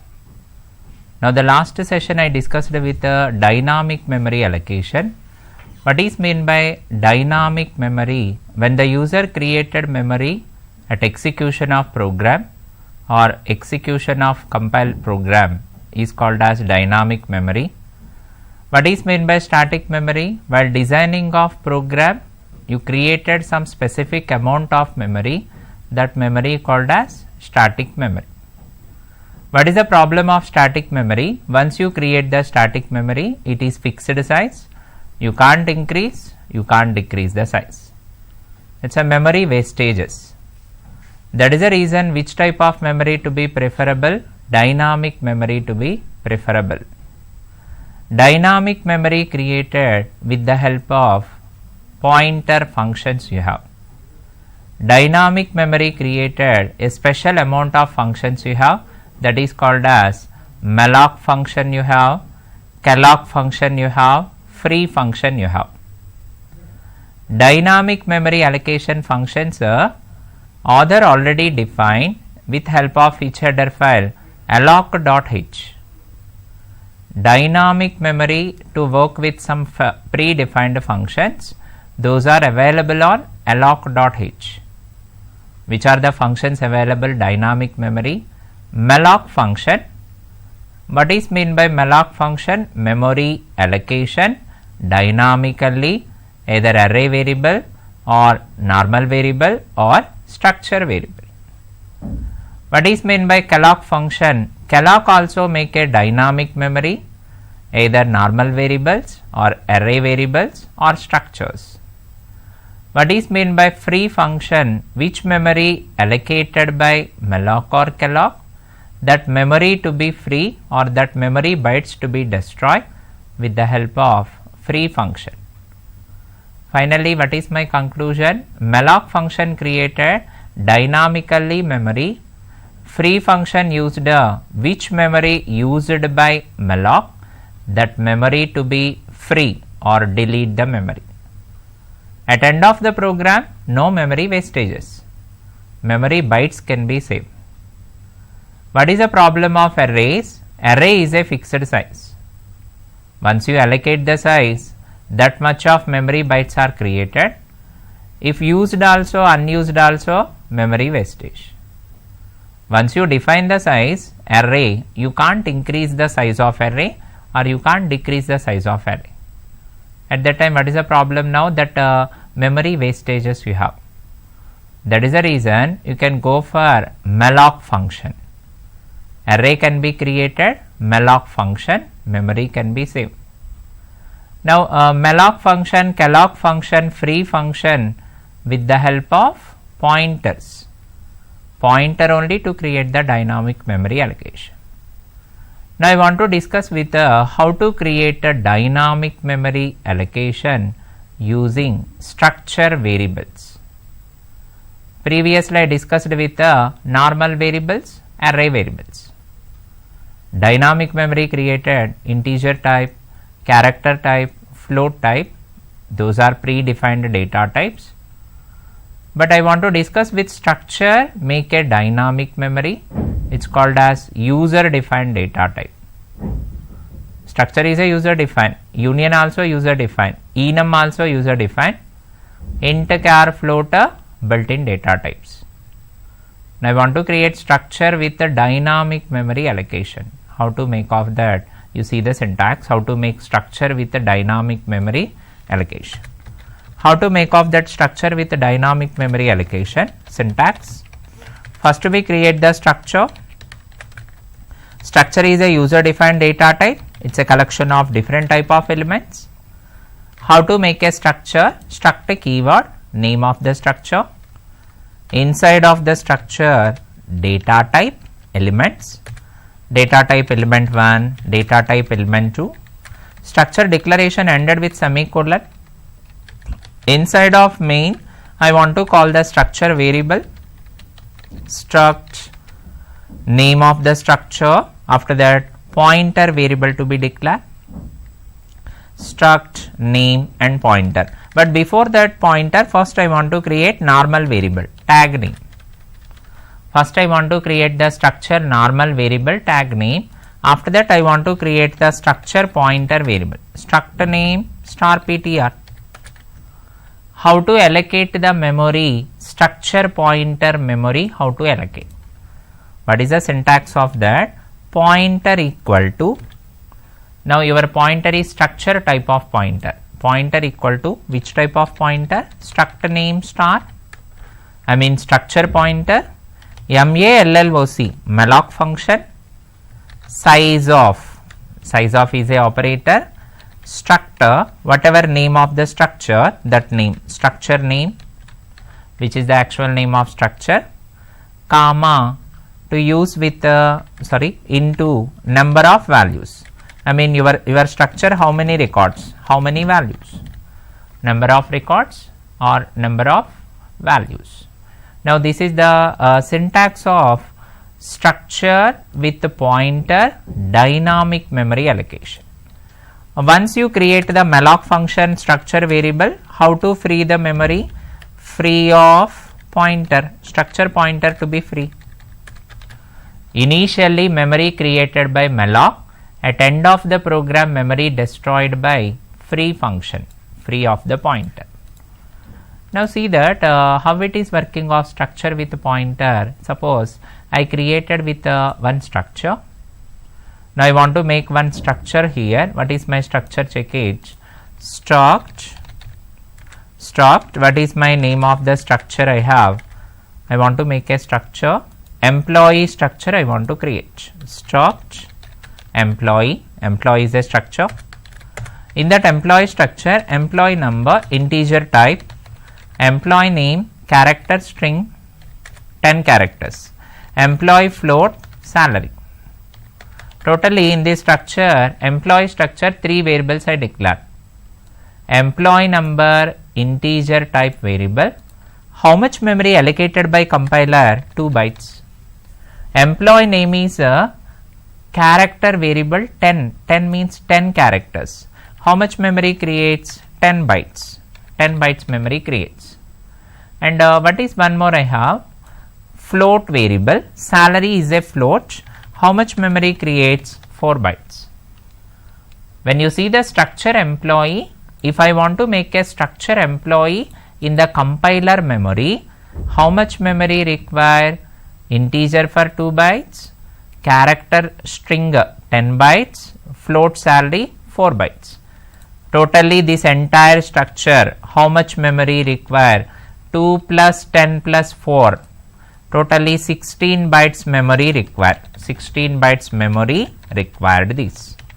Totally the structure occupied 16 bytes memory. Now this 16 bytes memory I want to allocate with the help of dynamic memory allocation function. Which is the dynamic memory allocation function? malloc malloc function to use. Using malloc function I want to create the 16 bytes memory. After usage of the 16 bytes I want to destroy that. One employee 16 bytes. Suppose if I want to create 2 employees, 2 into 16 32 bytes. Mostly dynamic memory preferable structures and arrays. Because of structure occupied more memory bytes in the compiler, array also occupied more memory bytes. That is the reason structure preferred to the dynamic memory, and for the array also preferred to the dynamic memory. No memory wastages. Struct employee.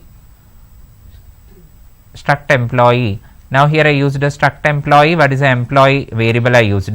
Struct employee E1, that is for one employee. Now this one employee for how many bytes occupied? 16 bytes. If I created another employee E2, again 16 bytes. If I created another employee, another tag, again 16 bytes. Totally here 3 employees I want to enter. Each employee 16 bytes. 16 into 3. At that time you have to create 48 bytes memory required. If it is statically memory creates, it's a memory wastages. 48 bytes memory wastages. I want to save the 48 bytes memory with the help of malloc function. Dynamic memory malloc function I want to use. It is very useful to save the memory bytes because structure occupied more memory. You see the example program now, how to create of structure with a dynamic memory. How to create of that structure with a dynamic memory. Memory saving purpose to create of this. You see that memory saving purpose. Write a program to demonstrate structure with a dynamic memory allocation. Malloc function, calloc function or free function to use.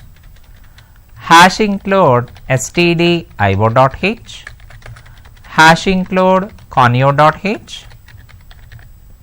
Now I want to create one more header file. What is my another header file? alloc.h, alloc.h. Because of dynamic memory function available, alloc.h header file. C author created dynamic memory functions under this library alloc.h. Now I want to define struct name employee, which is already explained. Int employee number as a integer, character employee name, it's a string, and float salary, it's a float.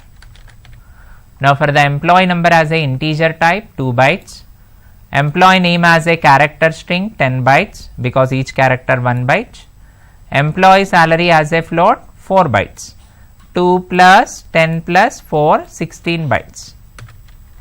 Now inside main I want to call the structure variable. Struct, what is my variable? emp for employee I want to define as star e1, it's a pointer. Normally if I defined with the normal tag, if I want to work with normal tag e1, but I want to define with the structure pointer tag star e1. Here star e1 indicates pointer tag, structure pointer tag. Now I want to allocate the memory of this. How to allocate the memory of e1? e1 equal to, e1 is a pointer, it's a structure pointer, e1 equal to struct. What is my name of structure? Employee, originally struct employee star. What is the meaning of this statement now? e1 tag, what type of pointer? Structure pointer. e1 tag is a structure pointer. malloc, malloc, memory allocation, size of, malloc size of what type of structure? Employee structure size. After that I want to go for into number of records 1. What is meant by 1? Indicates 1 employee. If I want to create with into 2 means 2 employees. If I want to create 5 employees, 5. If I enter the 1 employee details. Actually 1 employee means how much memory create? 16 bytes. If I use 2 employees, 32 bytes. If I use 3 employees, 48 bytes. Similarly remaining. N number of employees you can create dynamic memory. Close that. After that I want to enter the details. Already I created structure with employee, e1 pointer variable. Enter employee details. How to enter the employee details? Scanf. How to enter the employee details here? %d. It is called as employee number to enter, %s. It's called as employee name to be entered, %f. It's employee salary to be entered. But in this case I want to enter the e1 detail, e1 dot employee number, e1 dot employee name. There is no ampersand symbol. Here no need to mention the ampersand symbol because it's already pointer. e1 is already pointer, don't put the ampersand symbol. e1 dot salary. Once I enter the details, I want to print the details. Employee number equal to %d, employee name equal to %s, it's a string. Salary equal to %f, float. While printing of these details, how to print the structure pointer details? how to print off that? E1 arrow symbol to be denoted. What is meant by arrow symbol? Structure elements accessed with the pointers. Normal elements accessed with the dot operator, but structure pointer accessed with arrow. Employee number E1 arrow, employee name E1 arrow, employee salary. After printing of these, I want to clear the memory. Free function to be used, free of E1. When I mentioned of this malloc function, dynamically memory creates. How much memory created here? 16 bytes memory created. 16 bytes memory created. 16 bytes memory created.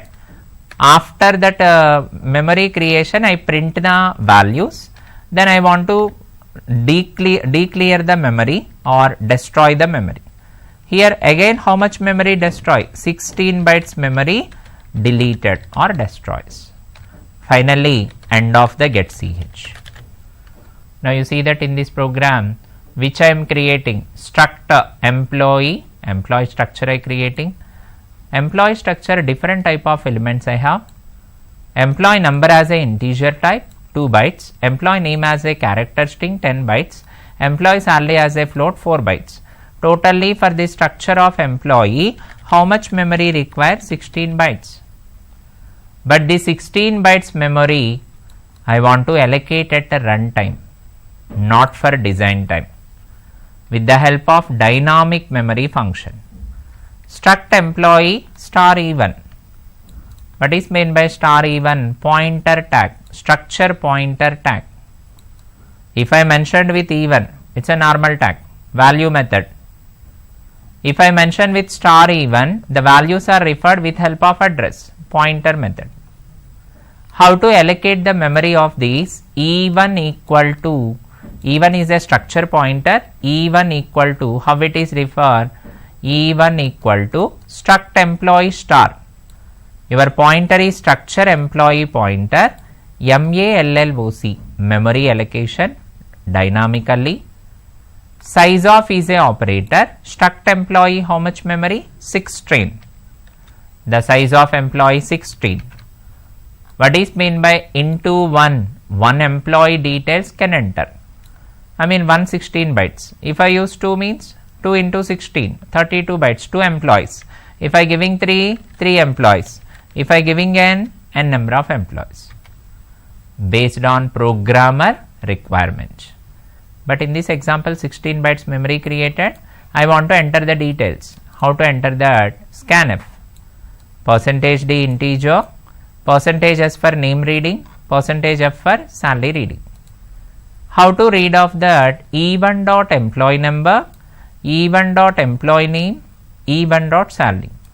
But while inputting of these, don't use the ampersand symbol, because of this E1 already pointer address creates. Once I input the number and name and salary, how to print the details? E1 arrow. What is the indication of arrow? Structure pointer elements called with the arrow operator, value with address. E1 arrow e name, E1 arrow salary. Once I print the employee details, how to clear the memory? Free function to be used. What is the importance of free function? Which memory already allocated by malloc, that memory to be destroyed? E1. Initially 16 bytes memory created, but finally 16 bytes memory destroys after printing of this. Similarly, n number of elements also use. Suppose in this program, instead of malloc, I can use calloc also memory creation, CALLOC, calloc.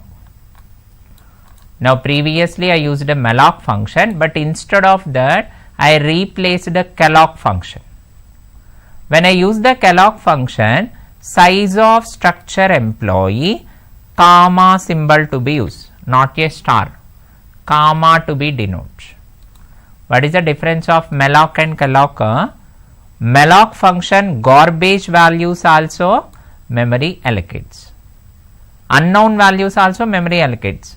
But calloc function, if you assign the value, then only memory allocates. Garbage value, never allocate the memory. If you assign the value, then only allocate the memory. Now here I used a malloc function, means into will be used. Finally, instead of malloc also, calloc also, memory will be created. Anyway, malloc also memory creation, calloc also memory creation, both are dynamically created memory, but working process is same. Finally, destroy the memory. Now you see in this program which I discussed while working of structure with the pointer, here, what to be discussed now? Generally normal structure, more memory occupation. Whenever you create the normal structure variable, it occupied more memory. If I created employee structure, static memory means 16 bytes memory wastage. One employee for 16 bytes. Because of integer 2 bytes, string I used 10 characters 10 bytes, float salary I used 4 bytes. If I want to enter the one employee, 16 bytes. If I want to enter multiple employees, suppose I want to enter with 3 employees, 48 bytes memory wastage. If I want to enter 100 employees, it's more memory bytes are wastage. It's very problem, memory will be wastages. That is the reason which is better to use dynamic memory allocation with the help of structure pointers. Whenever I use the structure dynamic memory allocation, using malloc function, our required 16 bytes memory created. After usage of that, finally you can destroy the memory with the help of free function. Execution time you can allocate it, you can get the answers, finally you can delete it, you can remove the answers. At that time memory bytes will be saved.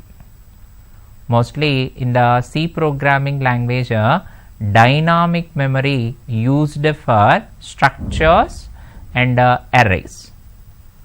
If you want to understand with the data structure programs, C language data structure programs mostly used for dynamic memory allocation for structures. These are very important because of to understand the data structures.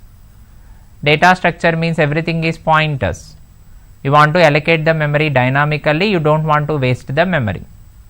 That is the reason these functions are used, malloc, calloc and free functions. What is the difference of array and structure? Array means the same type of elements stored into single variable. If I created integer array, integer of 10, I mean 10 into 2, 20 bytes memory creates. If I created structure employee, different type of elements, it is also more memory wastage. But anyway, arrays also, structure also, memory wastages are there, memory leakages are there. That memory will be cleared with the help of dynamic memory allocation functions. But results are no difference. If I run the structure with normal program and structure with a dynamic memory allocation, no difference. Just you can read the inputs, number, name, salary, and you can print the outputs, number, name and salary. Inputs and outputs are no difference. But which is the difference? Internally memory storage difference. Memory can be clear with the help of dynamic memory. That is the reason recommended for structures, recommended for arrays also. Now you see, now I want to explain with one more example program for dynamic memory allocation. Now dynamic memory only I want to explain with one more simple program. Check it. What is my program? Write a program to demonstrate. Write a program to demonstrate array only, array using dynamic memory allocation. Previously structure I used dynamic memory, but this is array. Array with a dynamic memory allocation. How it is works? Hash include stdio.h, hash include conio.h as it is header files. After that I want to use with alloc.h because of dynamic memory I want to create. Hash include alloc.h. Inside of that, now I want to create with a main function. Inside of main only I want to create dynamic memory int, it's called as integer pointer. Now I want to create with a int star x. What is mean by star x? Indicates x is a pointer, it's an integer pointer. But in this case x pointer as well as array also. I want to enter x pointer with array, I mean many elements. How to mention the size? N. N is the size of the array. After that I for index, I want to display the index variable. How to read the array elements? I equal to 0, I less than or equal to n minus 1, I plus plus. After that one more variable I declare j variable. If I is 0, j is I plus 1. If I is 0 position, j is I plus 1, I mean second position. One more variable, temp variable, interchanging purpose, temp variable interchanging. Now see here, what is my request of? I want to create a pointer with array. This x is array as a pointer. Size is for n. I is for reading the array elements, indexes. J is used if I is at 0, j is at 2. If I is at 0, j is 1. If I is at 1, j is 2. One more variable, temp variable, interchanging purpose. I position j, j position I. Because of I want to sort the array elements. Now in this program I want to create array with the dynamic memory allocation and sort the elements. Sorting of array elements. How to make of that process? First I want to enter the size of array. Enter array size. Initially I am not defined any size. Suppose if it is x as a normal variable, normal array, you have to mention some size like x of 10, I mean 10 into 2, 20 bytes. If I use x of 100, each integer 2 bytes, 100 into 2, 200 bytes. But initially I am not defined the size. That is the reason enter size. Scanf %d ampersand n, n is the size of array. Now here n value decided at runtime, array size to be defined. After that I want to create a dynamic memory for array, integer array. Int star, it's a integer pointer. MALLOC, malloc, memory allocation. Otherwise you can use calloc also, cache allocation, as your wish. Anyway you can use with malloc function. Size of operator, size of is a operator. What is the reason of size of operator? Your variable is how much memory occupied, it indicates by size of. Size of integer into n, n indicates n number of values. Based on your array size only, how much memory required, that will be allocated. Now suppose size of integer is 2, size of integer is 2, like 2 into my n value 5 suppose, 2 into 5, my n value 5 suppose, 2 into 5 10 bytes, like this it will be used. You can use size of int also directly, otherwise 2 also directly, anything can be used. Based on our request anything can be used, both are same. Once I allocate the memory for this x array pointer, then I want to enter the array elements.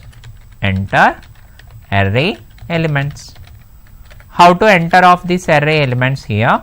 For loop. For loop to be used. I equal to 0. Every array index starts from 0. Array elements index ends with the size minus 1. I mean n minus 1, I plus plus. How to read of the array elements? Scanf. %d. %d means all array elements are integers. After that a plus I, sorry, x plus I. What is meant by x plus I here? Actually x is a pointer array. X is a pointer array, don't mention ampersand symbol here. Because of x is already pointer, don't make the address, it's already address. Initially which address will be refer? I equal to 0, I mean first index address. Next I increments, second index address, x plus 0, I mean first index address, x plus 1, second index address, x is x plus 2, third element address. Like that n minus 1 can be entered the elements. But this is for reading the array. After read, I want to calculate sorting of array elements. Sorting of array elements I want to calculate. What is meant by sorting? Arranging the elements either ascending order or descending order. Sorting called as I want to arrange the array elements either ascending order or descending order. How to make of the logic? I equal to 0, I less than or equal to n minus 1, I plus plus. Now this for loop is used to read the 0 index to last element. One more for loop also I used. One more for loop, j equal to I plus 1. What is meant by j equal to I plus 1? Suppose my index at 0, j is at 0 plus 1, second element. If I is at 0, first element, at the time j is at 1, second element.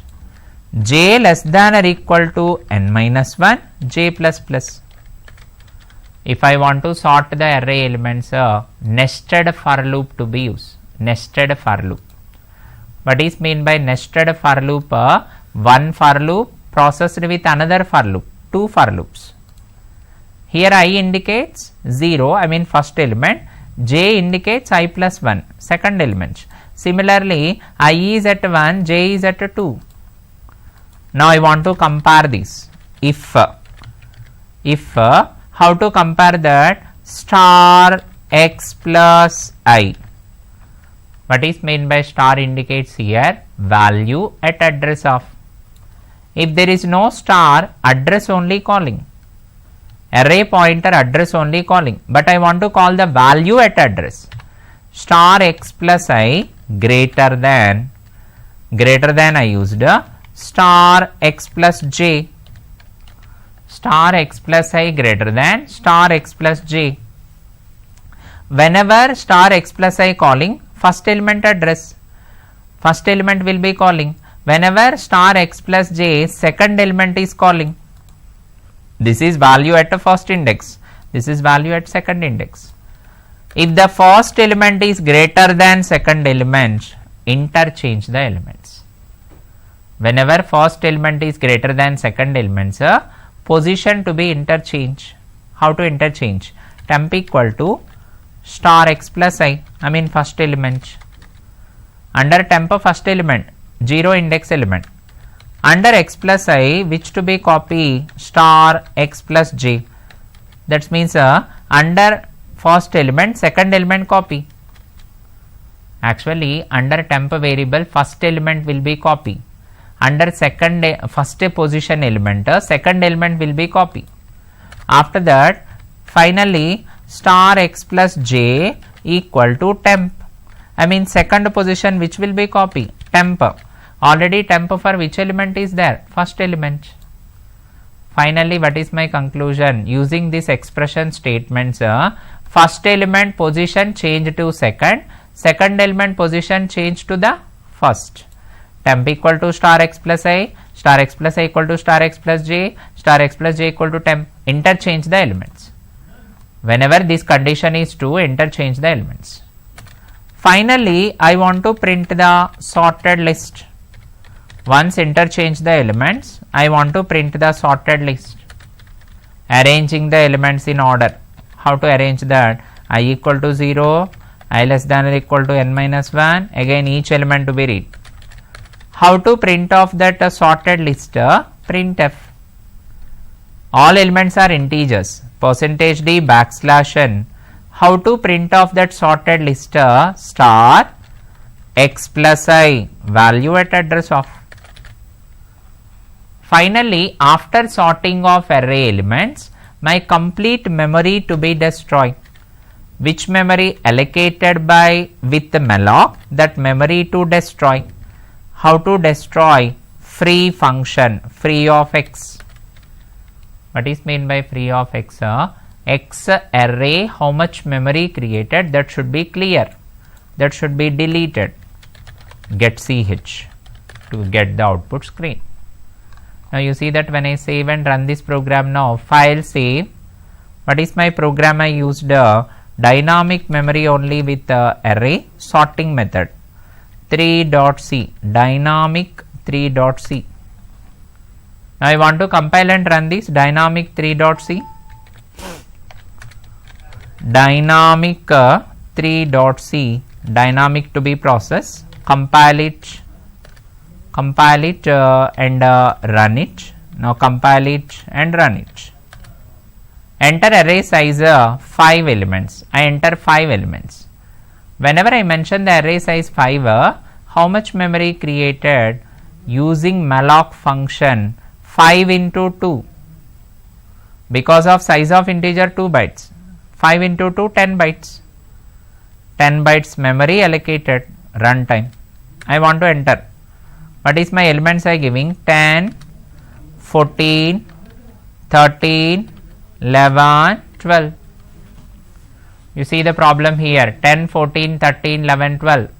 But these elements are not sorted order. If I press enter, the elements are sorted order. Before these elements are unsorted order, 10, 14, 13, 11, 12. But after sorting logic, it will be arranged in order 10, 11, 12, 13, 14. And finally, initially my size is 5, 5 into 2, 10 bytes. 10 bytes memory created. At end of the program, 10 bytes memory cleared. It will be deleted. Finally, for this program, there is a memory wastage not available, no memory wastage. Because of dynamic memory allocation function I used, here malloc function I used, and a free function used. That is the reason there is no any memory wastages. Now you see here this is sorting to be done. If suppose I want to work with the searching, suppose, that is also I can process.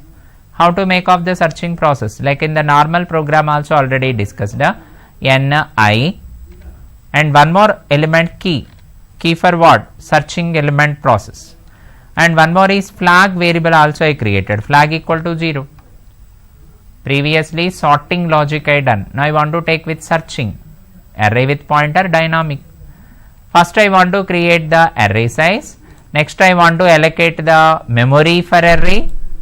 And after that enter the array elements. What is the next logic to be changed here? Enter the key elements. Now here I want to enter the key elements. Printf enter key element. Which element to be searched? Enter the key. How to enter that? %d ampersand key to read the key. Is it a key matching into the array or not? How to verify?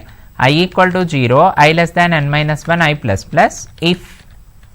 What is the logic here? Star x plus I. What is meant by star x plus I? Value at address of. Value at address of equal to key. Whenever value at address of equal to key, flag value becomes 1. Whenever flag value becomes 1, break. I don't want to continue the next element. Break. Finally, if flag is equal to 1, I want to print the message search is success or key element is found. Key element is found, else. If it is search flag is not 0, sorry, flag is not 1, key element not found. Key element is not found. You don't want to process of that. Finally, free. Free of x, memory to destroy. And get ch to end of the main. Now you see in this used a dynamic memory allocation only how to search the elements. Array also used a, pointer also used a dynamic memory allocation with search. Now I want to work with a dynamic 4.c. I used a dynamic 4.c. Now I want to compile and run this program now, dynamic 4.c. which I used here, dynamic 4.c. Search process. Here I want to use the search. Suppose I enter size 10. 10 means n value 10 means 10 into 2. Dynamically 20 bytes memory creates. because my n value 10, dynamically 20 bytes created. I used some elements 1, 2, 3, 4, 5, 6, 7, 8, 9, 10. Enter the key 9. Key element is found. Totally 20 bytes memory created, searching element also found. After that, clear the memory. How much memory cleared if this 20 bytes memory cleared? Because of I used a dynamic memory allocation, that memory will be cleared. Suppose if I want to create with a dynamic memory with two variables, to demo dynamic memory only with the two array pointers, with two arrays also create. Using two arrays also you can create dynamic memory, or three arrays also you can use dynamic memory. Three arrays I want to create dynamic memory use. How to make of that three arrays? Hash include stdio.h, hash include conio.h, after that alloc.h, allocation.h. Inside of main function, now I want to create with int star a pointer, star b pointer, star c pointer, array pointer, I for index, n for size. I want to read the dynamic memory for three arrays. First I want to enter the size of array, enter n, scanf %d ampersand n, size of array. How to make a dynamic memory for a pointer dynamic, a equal to int star malloc size of integer into n number of elements. Similarly b also dynamic memory, malloc size of integer into n, it's a b array. Similarly C array also dynamic memory.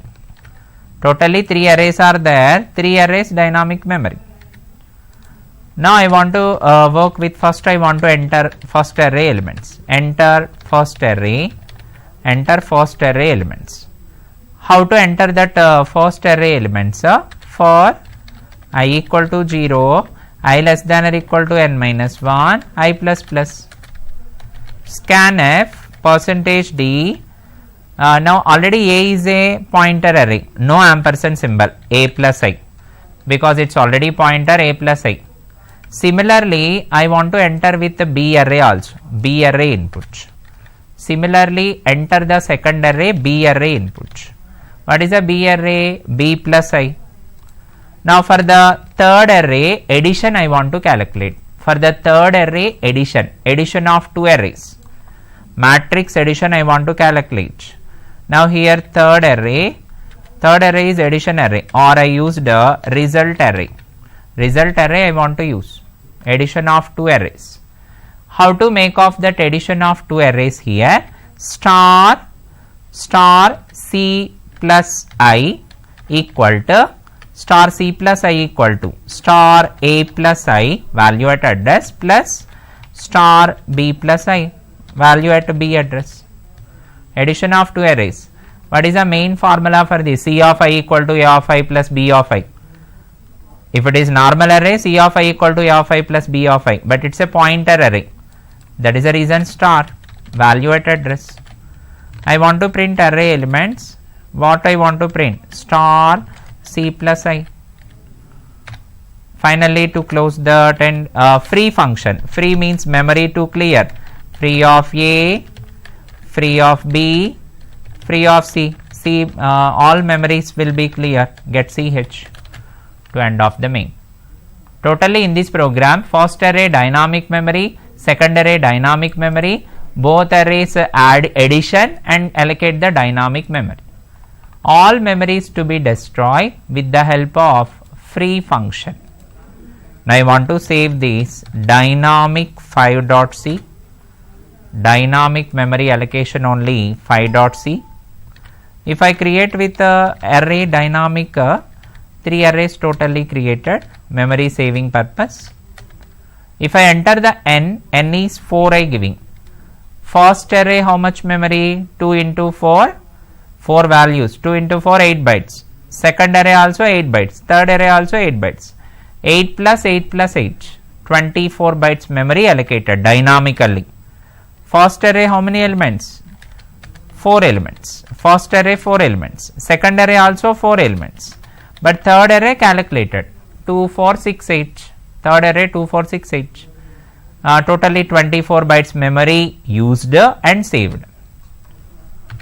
Finally, what is my conclusion here? Whenever you are creating with a dynamic memory allocation, array also you can save the memory bytes, and structure also you can save the memory bytes. Mostly C programming language, which are most memory bytes are occupied, arrays are most memory bytes are occupied, structure also more number of bytes are occupied, memory wastages. That should be clear with the help of dynamic memory allocations. That's all for today, and tomorrow session, in the next session I will continue for file handling. Pointer concepts are completed here. In the next session I will continue for how to make a files in C language. Thank you for this video.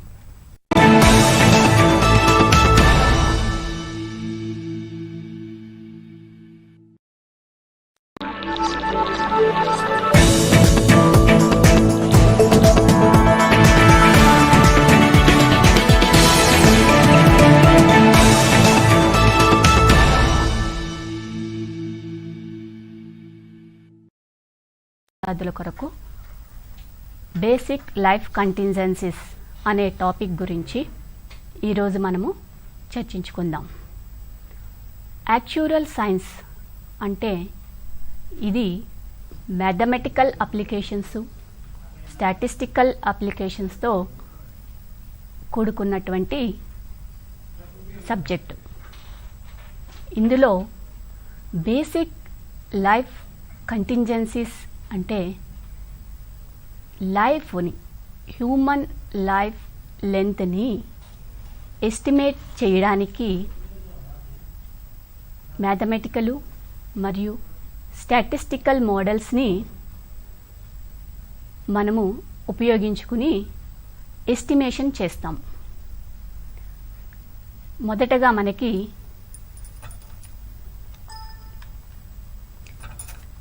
ఇందులో topics ఏంటి అంటే introductions, life insurance, survival distribution and life tables, life insurance, life annuities. ముందుగా మనము life insurance గురించి నేర్చుకుందాం. Life insurance అంటే basic definitions, అంటే insurance దేని మీద, ఏ డెఫినేషన్స్ మీద, ఏ ప్రిన్సిపల్స్ మీద, ఏ టైప్స్ తోటి డిపెండ్ అయి ఉన్నది అనేది ముందుగా తెలుసుకుందాం. ఎకనామిక్ టర్మ్స్ అంటే ఎకనామిక్ టర్మ్లో ఇన్సూరెన్స్ అంటే transferring the risk, reducing the financial risk. అంటే రిస్క్ అనేది తగ్గించడం. రిస్క్ ఎలా తగ్గుతుంది అంటే ఒక నష్టం జరిగినప్పుడు ఆ రిస్క్ని ఫైనాన్షియల్ ఇన్స్టిట్యూట్స్కి ట్రాన్స్ఫర్ చేస్తారు. దీన్ని ఎకనామిక్ టర్మ్స్ అని అంటాం. Next, social point of view, collective bearing of loss. అంటే ఒక గ్రూప్లో లాస్ని ఆ గ్రూప్ సభ్యులు అందరికీ కూడా డిస్ట్రిబ్యూట్ చేయడం జరుగుతుంది. దీన్నే సోషల్ పాయింట్ ఆఫ్ వ్యూ అంటారు. Next, business point, sharing of the risk. అంటే రిస్క్ని షేర్ చేస్తుంది from individual to business and financial institutes ఇండివిజువల్గా ఏర్పడిన బిజినెస్లో ఏర్పడిన రిస్క్ని ఫైనాన్షియల్ ఇన్స్టిట్యూట్స్కి ట్రాన్స్ఫర్ చేస్తుంది. Next last one is legal point. Legal point అంటే కాంట్రాక్చువల్ అగ్రిమెంట్, అంటే రెండు వ్యక్తుల మధ్య, ఇక్కడ ఇన్సూరెన్స్ కంపెనీ మరియు పాలసీ హోల్డర్స్ మధ్యన లీగల్గా తీసుకునే అగ్రిమెంట్. ఈ అగ్రిమెంట్ని సర్టెన్ ప్రిన్సిపల్స్ని, టర్మ్స్, కండిషన్స్ డిపెండ్ చేసుకుంటూ అగ్రిమెంట్ అనేది రాస్తారు. సో లీగల్ పాయింట్ ఆఫ్ వ్యూలో it is a contract between the two persons.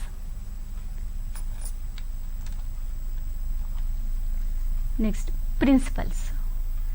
ఇప్పుడు డెఫినేషన్స్ అయిన తర్వాత ప్రిన్సిపల్స్ ఏంటి అంటే, మనకి ఒక ఇన్స్టిట్యూట్ కనుక రన్ చేయాలి అంటే డెఫినెట్గా కొన్ని ప్రిన్సిపల్స్ అనేవి అవసరం అవుతాయి. అలానే ఇన్సూరెన్స్ కంపెనీ ఏ ఏ ప్రిన్సిపల్స్ మీద రన్ అవుతుంది అంటే, first one is risk management, indemnity, risk pooling, law of large numbers, utmost faith and finally insurable interest. Risk management అంటే రిస్క్ని ఏ విధంగా మేనేజ్ చేయాలి, ఒక నష్టం గనక జరిగినప్పుడు దాన్ని ఏ విధంగా మేనేజ్ చేయాలి అనే కాన్సెప్ట్స్ ఇన్సూరెన్స్లో తెలుసుకోవాలి. ఎందుకు అంటే రిస్క్ అనేది ఎప్పుడు ఎలా వస్తుంది అనేది ముందుగా ప్రిడిక్ట్ చేయలేము. అంటే ఇక్కడ ఇన్సూరెన్సు రిస్క్ మేనేజ్మెంట్లో ఫైనాన్షియల్ సొల్యూషన్ ఇస్తుంది ఫర్ ఏ ప్రాబ్లం క్రియేటెడ్. లాస్కి కనుక ఒక లాస్ ఏర్పడినప్పుడు, నష్టం కలిగినప్పుడు దానికి సంబంధించిన ఫైనాన్షియల్ సొల్యూషన్ అనేది ప్రొవైడ్ చేస్తుంది. దాన్నే మనము రిస్క్ మేనేజ్మెంట్ అంటాం. తర్వాత ఇండెమినిటీ. ఇండెమినిటీ అంటే గ్యారంటీ ఆర్ కాంపన్సేషన్, అంటే గ్యారంటీ. కంపెనీ, ఇన్సూరెన్స్ కంపెనీ అనేది ఒక గ్యారంటీ ఇవ్వగలగాలి. ఎప్పుడు అంటే కాంపన్సేట్ చేసినప్పుడు, అంటే లాస్ జరిగినప్పుడు ఆ అమౌంట్ని ఎకనామికల్ టర్మ్స్లో ఎస్టిమేట్ చేసి ఆ అమౌంట్ని కాంపన్సేట్ చేయగలగాలి. సో అంటే ఎంతవరకు గ్యారంటీ ఆర్ ఎష్యూరెన్స్ ఇవ్వగలుగుతుంది అనేది కూడా అది ఎస్టిమేట్ చేయగలుసుకోవాలి. So next is risk pooling. Risk pooling ఇందాక మనము బిజినెస్ పాయింట్ ఆఫ్ వ్యూలో, సోషల్ పాయింట్ ఆఫ్ వ్యూలో ట్రాన్స్ఫార్మింగ్ ది రిస్క్ అని చెప్పుకున్నాం. అంటే ఒక గ్రూప్లో ఉన్న సభ్యులందరికీ కూడా రిస్క్ ఉంటే, అంటే పాలసీలో ఎవ్రీ పాలసీ కలెక్ట్ చేసిన ప్రీమియమ్స్ నుంచి ఒక ఫండ్ జనరేట్ అవుతుంది. దాని నుంచి రిస్క్ అనేది ఏర్పడినప్పుడు ఆర్ లాస్ అనేది జరిగినప్పుడు మనము ఈ గ్రూప్ సభ్యులు అందరికీ కూడా ఆ రిస్క్ అనేది షేరింగ్ చేయడం జరుగుతుంది. దానివల్ల మీకేంటంటే ఇక్కడ షేరింగ్ విధానంలో రిస్క్ అనేది తగ్గుతుంది. ఒక రిస్క్ని, అంటే ఒక లాస్ని 10 మంది డిస్ట్రిబ్యూట్ చేసుకుంటే కాంపన్సేషన్ వాల్యూ అనేది తగ్గుతుంది. కాబట్టి ఇక్కడ రిస్క్ అంటే ఒక పుల్డ్ రిస్క్ని ఒక ఎస్టిమేషన్ చేసిన తర్వాత దాన్ని కాంట్రిబ్యూట్ చేస్తారు. నెక్స్ట్ వచ్చేసేసి లా ఆఫ్ లార్జ్ నెంబర్స్. ఇక్కడ లా ఆఫ్ లార్జ్ నెంబర్స్ అంటే మనకి ఇది స్టాటిస్టికల్లో వింటాము. అంటే శాంపుల్ సైజ్ కనుక ఎక్కువగా ఉంటే దానికి మనకి ఈ లా ఆఫ్ లార్జ్ నెంబర్స్ అంటే నెంబర్ ఆఫ్ మెంబర్స్ ఎక్కువగా ఉన్నప్పుడు ఆ డిస్ట్రిబ్యూషన్ ఏదైతే ఉందో, రిస్క్ షేరింగ్ ఏదైతే ఉందో దాన్ని మనము తగ్గుతుందన్నమాట. అంటే గ్రూపులో గనక ఎక్కువ మంది సభ్యులు ఉన్నట్లయితే ఆ షేరింగ్ విధానంలో వచ్చే రిస్క్ అనేది తగ్గుతూ వస్తుంది. కాబట్టి ఎప్పుడూ కూడా insurance policy holders number of పాలసీస్ని ఇంక్రీజ్ చేయడానికి, అంటే ఎక్కువ మెంబర్స్ని ఇంక్లూడ్ చేసుకోవడానికి ప్రయత్నిస్తూ ఉంటుంది. కాబట్టి లా ఆఫ్ లార్జ్ నెంబర్స్ వల్ల ఉపయోగం ఏమిటి అంటే రిస్క్ అనేది తగ్గుతుంది. ఇండివిజువల్ పర్సన్ అప్లై చేసినప్పుడు దాని నుంచి వచ్చే రిస్క్ తగ్గుతూ వస్తుంది. Next utmost faith. Utmost faith అంటే నమ్మకం. నమ్మకం అంటే కంపెనీకి పాలసీ హోల్డర్కి మధ్యన గల రిలేషన్. ఇక్కడ కంపెనీ కస్టమర్ ఏదైతే డీటెయిల్స్ ప్రొవైడ్ చేస్తాడో ఆ డీటెయిల్స్ని పూర్తిగా నమ్ముతుంది. నమ్మి దాని నుంచి బెనిఫిట్స్ అనేవి ప్రొవైడ్ చేస్తుంది. కాబట్టి క్లయింట్ అంటే కస్టమర్ అంటే పాలసీ హోల్డర్ ఎవరైతే ఉన్నారో వాళ్ళు రిలయబుల్ అంటే సఫిషియెంట్ ఇన్ఫర్మేషన్ని ప్రొవైడ్ చేయాలి కంపెనీకి. అప్పుడే కంపెనీ దాన్ని పరిగణకి తీసుకుని క్లయింట్కి యాక్చువల్ బెనిఫిట్స్ అనేవి అందేటట్టు చూస్తుంది. Next insurable interest. Insurable interest అంటే ఒక పర్సన్ ఇన్సూరెన్స్ తీసుకునేటప్పుడు తన ఓన్ ప్రాపర్టీస్నే ఇన్సూర్ చేసుకోగలుగుతాడు. అంటే ఆ ఇంట్రెస్ట్, ప్రాపర్టీ మీద ఇంట్రెస్ట్ ఏదైతే తను గెయిన్ చేయగలుగుతాడో దాన్నే ఇన్సూరబుల్ ఇంట్రెస్ట్ అంటారు. వ్యక్తి యొక్క ఓన్ ప్రాపర్టీని మాత్రమే తను ఇన్సూర్ చేసుకోగలుగుతాడు. అంటే పక్క వాళ్ళ ప్రాపర్టీస్ కానీ పక్క వాళ్ళ లైఫ్తో కానీ వాళ్ళు ఇన్సూరెన్స్ చేయలేరు. Next coming to the section types of insurance. Definitions తెలుసుకున్నాము, తర్వాత ప్రిన్సిపల్స్ తెలుసుకున్నాము. ఇప్పుడు టైప్స్ ఆఫ్ ఇన్సూరెన్స్ అంటే ఏమేం టైప్స్ ఉన్నాయి ఇన్సూరెన్స్ కంపెనీస్లో. బేసిక్ టైప్స్ అంటే term insurance, whole life insurance, universal life insurance, variable life insurance. ఇక్కడ term insurance, whole life insurance, universal life insurance, variable life insurance. అంటే ఫస్ట్ టర్మ్ లైఫ్ ఇన్సూరెన్స్లోని ఏంటి అంటే టర్మ్ లైఫ్ ఇన్సూరెన్స్ ఇది specific period of time. అంటే certain పీరియడ్లో ఒక term, it may be 5 years, 10 years, 3 years, 2 years ఏదైనా కావచ్చు. ఒక టర్మ్, స్పెసిఫిక్ టర్మ్లో ఆ పేమెంట్స్ అనేవి జరుగుతూ ఉంటాయి అన్నమాట. అంటే ప్రీమియమ్స్ అనేవి కలెక్ట్ చేస్తూ ఉంటారు. At the end of the term the beneficiary అంటే policy holder get the benefits. తనకి మరల కావాలి అనుకుంటే ఆ పాలసీస్ని రిన్యూవేట్ చేయించుకోవచ్చు. ఈ టైప్ ఆఫ్ పాలసీస్ అన్నిటినీ కూడా టర్మ్ ఇన్సూరెన్స్ అంటారు.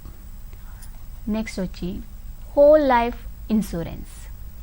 హోల్ లైఫ్ అంటే కంప్లీట్ లైఫ్కి, అంటే ఒక లైఫ్లో మనకి కంప్లీట్గా ఫ్రమ్ ద పాలసీ ఎప్పుడైతే మనం తీసుకున్నామో అప్పటి నుంచి till the end of the death means అతను సర్వైవల్ అయిన మొత్తం పీరియడ్కి ఇన్సూరెన్స్ చేసుకుంటాం. ఈ టైప్ ఆఫ్ ఇన్సూరెన్స్ని మనం ఎక్కడంటే పెన్షన్ ప్లాన్స్లోని, గవర్నమెంట్ కానీ లేకపోతే ప్రైవేట్ సెక్టార్స్లో కానీ పెన్షన్స్ ప్లాన్స్లో ఎక్కువగా చూస్తూ ఉంటాం. నెక్స్ట్ యూనివర్సల్ లైఫ్ అంటే combination of term insurance and combination of whole life insurance. ఈ రెండు కలిపి ఎకనామిక్గా మనీని ఎస్టిమేట్ చేసి మార్కెట్ వాల్యూ ప్రకారంగా బెనిఫిట్స్ అంటే రిటర్న్స్ అనేవి ఇవ్వడం జరుగుతుంది. కాబట్టి హోల్ లైఫ్ ఇన్సూరెన్స్ అంటే యూనివర్సల్ లైఫ్ నుంచి whole life insurance plus term insurance combine చేసుకుంటూ ఫిక్స్డ్ ప్రీమియమ్స్ పే చేస్తూ ఇన్వెస్ట్మెంట్ మార్కెట్ వాల్యూని బట్టి బెనిఫిట్స్ అనేవి ఉంటాయి. దీన్ని యూనివర్సల్ లైఫ్ ఇన్సూరెన్స్ అంటారు. Next variable life insurance. Generally అంటే ఫిక్స్డ్ ప్రీమియమ్స్ ఉంటూనే మన క్యాష్ ఇన్వెస్ట్మెంట్ అనేది మారుతూ ఉంటుంది. అంటే మన క్యాష్ ఏదైతే ప్రీమియమ్స్ ద్వారా చెల్లించిన క్యాష్ని ఎక్కడైతే ఇన్వెస్ట్ చేస్తామో అవి స్టాక్ మార్కెట్ కావచ్చు, మార్కెట్ వాల్యూ కావచ్చు, ఇన్సూరర్ సంబంధించింది కావచ్చు. అక్కడ ఈ క్యాష్ వాల్యూస్ని చేసిన తర్వాత మనకి దాని నుంచి వచ్చిన వాల్యూని బట్టి బెనిఫిట్స్ ఉంటాయి. అంటే ఈ వేరియబుల్ లైఫ్ ఇన్సూరెన్స్ అంటే వ్యారీ అవుతూ ఉంటుంది. బెనిఫిట్స్ అనేవి depends upon the stock market money వాల్యూని బట్టి మనకి వ్యారీ అవుతూ ఉంటుంది. కాబట్టి అంటే సమ్టైమ్స్ మార్కెట్ వాల్యూ ఎక్కువగా ఉంటే మనకి ఎక్కువ బెనిఫిట్స్ రావచ్చు, లేదు మార్కెట్ వాల్యూ మనకి తక్కువగా ఉంటే బెనిఫిట్స్ తగ్గిపోవచ్చు. కాబట్టి వేరియబుల్ లైఫ్ ఇన్సూరెన్స్లో రిస్క్ ఫ్యాక్టర్ కొంచెం ఎక్కువగా ఉంటుందన్నమాట. ఇక్కడ మనము basic definitions, types of the insurances, principles ఈ మూడిటి గురించి తెలుసుకున్నాం. ఈ టర్మినాలజీని బేస్ చేసుకుని నెక్స్ట్ మనకి ఫర్దర్గా సర్వైవల్ మోడల్స్, లైఫ్ టేబుల్స్ చెప్పుకుందాం.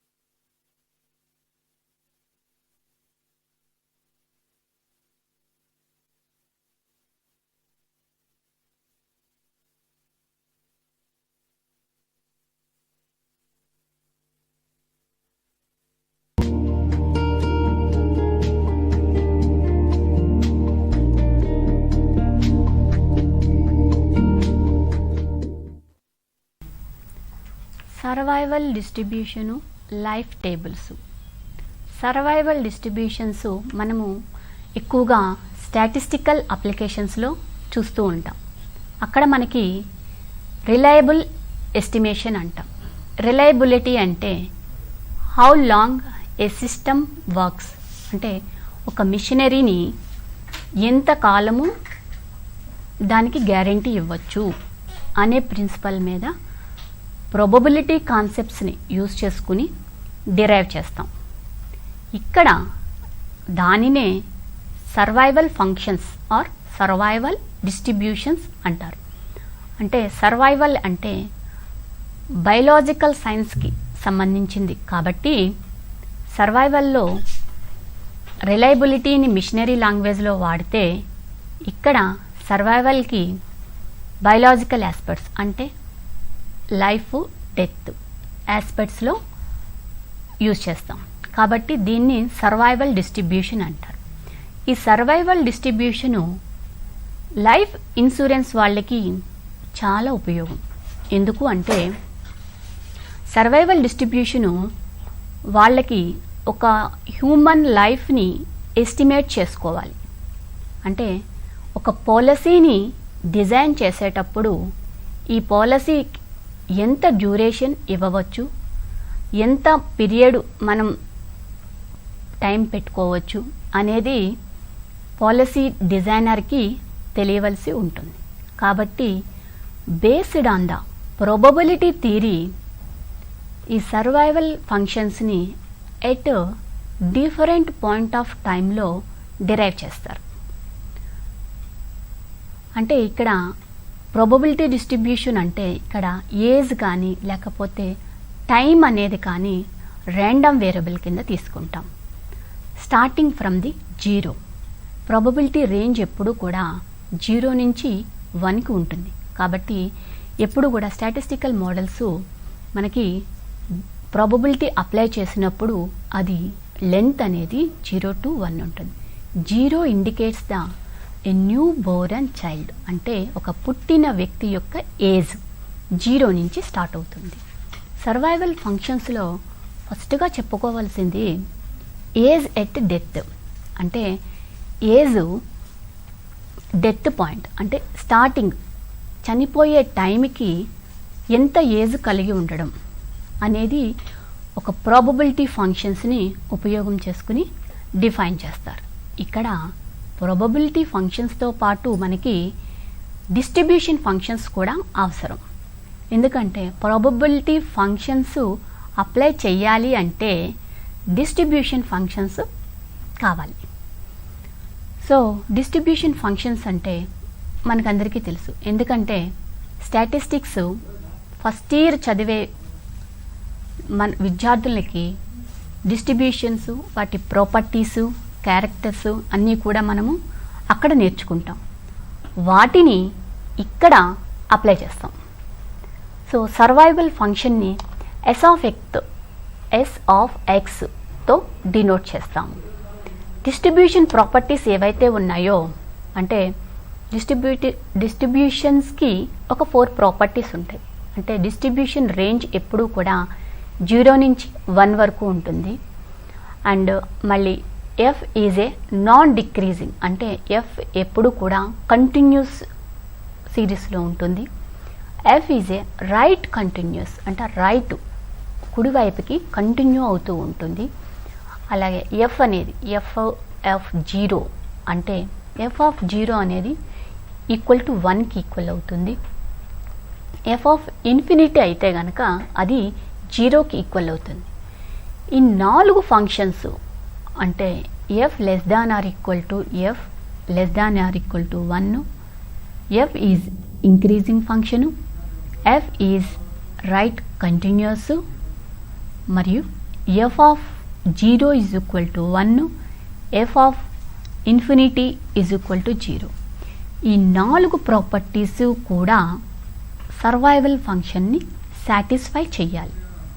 అంటే ఎందుకు అంటే మనకి సర్వైవల్ ఫంక్షను ప్రాబబిలిటీ థియరీస్ని అంటే ఇక్కడ మనము ర్యాండమ్ వేరియబుల్ ఎందుకు అంటే ర్యాండమ్ వేరియబుల్ ఎందుకు యూజ్ చేస్తున్నాము అంటే ఇక్కడ మనకి ర్యాండమ్ వేరియబుల్లో అనేది వి కెనాట్ డిఫైన్ ప్రిడిక్టెడ్ అంటే ముందుగా మనము దాన్ని కనుగొనలేము. డెత్ ఎస్టిమేట్ చేయాలి అంటే ఎవరు కూడా దాన్ని ముందుగా ప్రిడిక్ట్ చేయలేరు. కాబట్టి అన్నోన్ థింగ్ సమ్ ఎస్టిమేట్స్ తోటి సమ్ అవైలబుల్ ఇన్ఫర్మేషన్స్ తోటి దాన్ని ఎస్టిమేట్ చేయవలసి వస్తుంది. అందువల్ల ఇక్కడ ఎక్స్ అనేది ర్యాండమ్ వేరియబుల్. అది ఎప్పుడు ఎలా వస్తుంది అనేది జడ్జ్ చేయలేం. కాబట్టి మనము ర్యాండమ్ వేరియబుల్ ఎక్స్ అంటే ఏజ్ అనేది ర్యాండమ్ వేరియబుల్ కింద తీసుకున్నాం. నెక్స్ట్ దీంట్లో టైమ్ అంటిల్ డెత్, ఇందాక మనము ఏజ్ ఎట్ డెత్ చూసాం. ఏజ్ ఎట్ డెత్ అంటే చనిపోయే టైంకి ఎంత ఏజ్ ఉంటుంది అనేది ర్యాండమ్ వేరియబుల్ కింద ఎజంప్షన్ చేసుకుని కంటిన్యూస్ ర్యాండమ్ వేరియబుల్ ప్రాపర్టీస్ని యూజ్ చేస్తూ ఫంక్షన్ డిరైవ్ చేస్తాం. ఇక్కడ టైమ్ అంటిల్ డెత్ అంటే సపోజ్ ఒక వ్యక్తి 0 నుంచి ఎక్స్ వరకు సర్వైవ్ అవుతాడు, కానీ ఎక్స్ తర్వాత కూడా సర్వైవ్ అయితే, అంటే ఒక వ్యక్తి 0 నుంచి 80 ఇయర్స్ బతుకుతాడు అని ఎస్టిమేట్ చేశాం. కానీ 80 తర్వాత కూడా సర్వైవ్ అయినట్లయితే దాన్ని టైమ్ అంటిల్ డెత్ అంటాం. అంటే ఒక వ్యక్తిని ఎస్టిమేషన్ 0 to 80 ఉన్నప్పుడు దాన్ని ఎక్స్టెండ్ అవుతుంది లైఫ్. సో అలాంటి సిచ్యువేషన్స్లో మనము టైమ్ అంటిల్ డెత్ కింద కన్సిడర్ చేసి ఈక్వేషన్స్ని డిరైవ్ చేస్తాం. దీనికి మనకి కండిషనల్ ప్రాబబిలిటీస్లో మనం నేర్చుకుంటాము. కండిషనల్ ప్రాబబిలిటీస్ లాస్ని అప్లై చేస్తూ డిస్ట్రిబ్యూషన్స్కి సర్వైవల్ ఫంక్షన్స్కి కూడా అప్లై చేసి కండిషనల్ ప్రాబబిలిటీని డిరైవ్ చేస్తాం. అంటే ఎక్స్ అనేది ఎప్పుడు కూడా రెండింటి మధ్య ఉంటుంది. అంటే ఎక్స్ నుంచి ఇంటర్వెల్ అనేది ఎక్స్ నుంచి x+1కి ఉంటుంది. నెక్స్ట్ ఇందులో force of mortality. Force of mortality అంటే ఏంటంటే డిస్ట్రిబ్యూషన్ ఫంక్షన్స్కి, సర్వైవల్ ఫంక్షన్స్కి, ప్రాబబిలిటీ డెన్సిటీ ఫంక్షన్స్కి మధ్యన రిలేషన్. అంటే సర్వైవల్ ఫంక్షన్స్కి డిస్ట్రిబ్యూషన్స్కి 1-to-1 రిలేషన్ ఉంటుంది. అలాగే సర్వైవల్ ఫంక్షన్స్కి ప్రాబబిలిటీ డెన్సిటీ ఫంక్షన్స్కి కూడా 1-to-1 రిలేషన్ ఉంటుంది. ప్రాబబిలిటీ డెన్సిటీ ఫంక్షన్స్కి డిస్ట్రిబ్యూషన్ ఫంక్షన్స్కి కూడా 1-to-1 రిలేషన్ ఉంటుంది. సో ఈ 3 రిలేషన్స్ని అజంప్షన్ చేసేదే ఫోర్స్ ఆఫ్ మోర్టాలిటీ. అంటే డిఫరెంట్ కండిషన్స్లో ఏజ్ ఎట్ డెత్ అయినప్పటికీ, టైమ్ అంటిల్ డెత్ అయినప్పటికీ అది ఆ ఫోర్స్ ఆఫ్ మోర్టాలిటీని ఈ డిస్ట్రిబ్యూషన్స్ ఫంక్షన్స్లో డిరైవ్ చేసి మనము ఫైండ్ అవుట్ చేస్తాం. దాన్నే ఫోర్స్ ఆఫ్ మోర్టాలిటీ అంటారు. దీంట్లో కూడా మనకి కండిషనల్ ప్రాబబిలిటీని యూజ్ చేస్తాం. కండిషనల్ ప్రాబబిలిటీలో condition if it is happened అనే కండిషన్ బేస్ చేసుకుంటూ ఈక్వేషన్ డిరైవ్ చేస్తాం. అంటే సర్వైవల్ ఫంక్షన్స్కి probability function plus distribution functions ఈ మూడిటికి కలిపి u(x) అనేది డిరైవ్ చేస్తాం.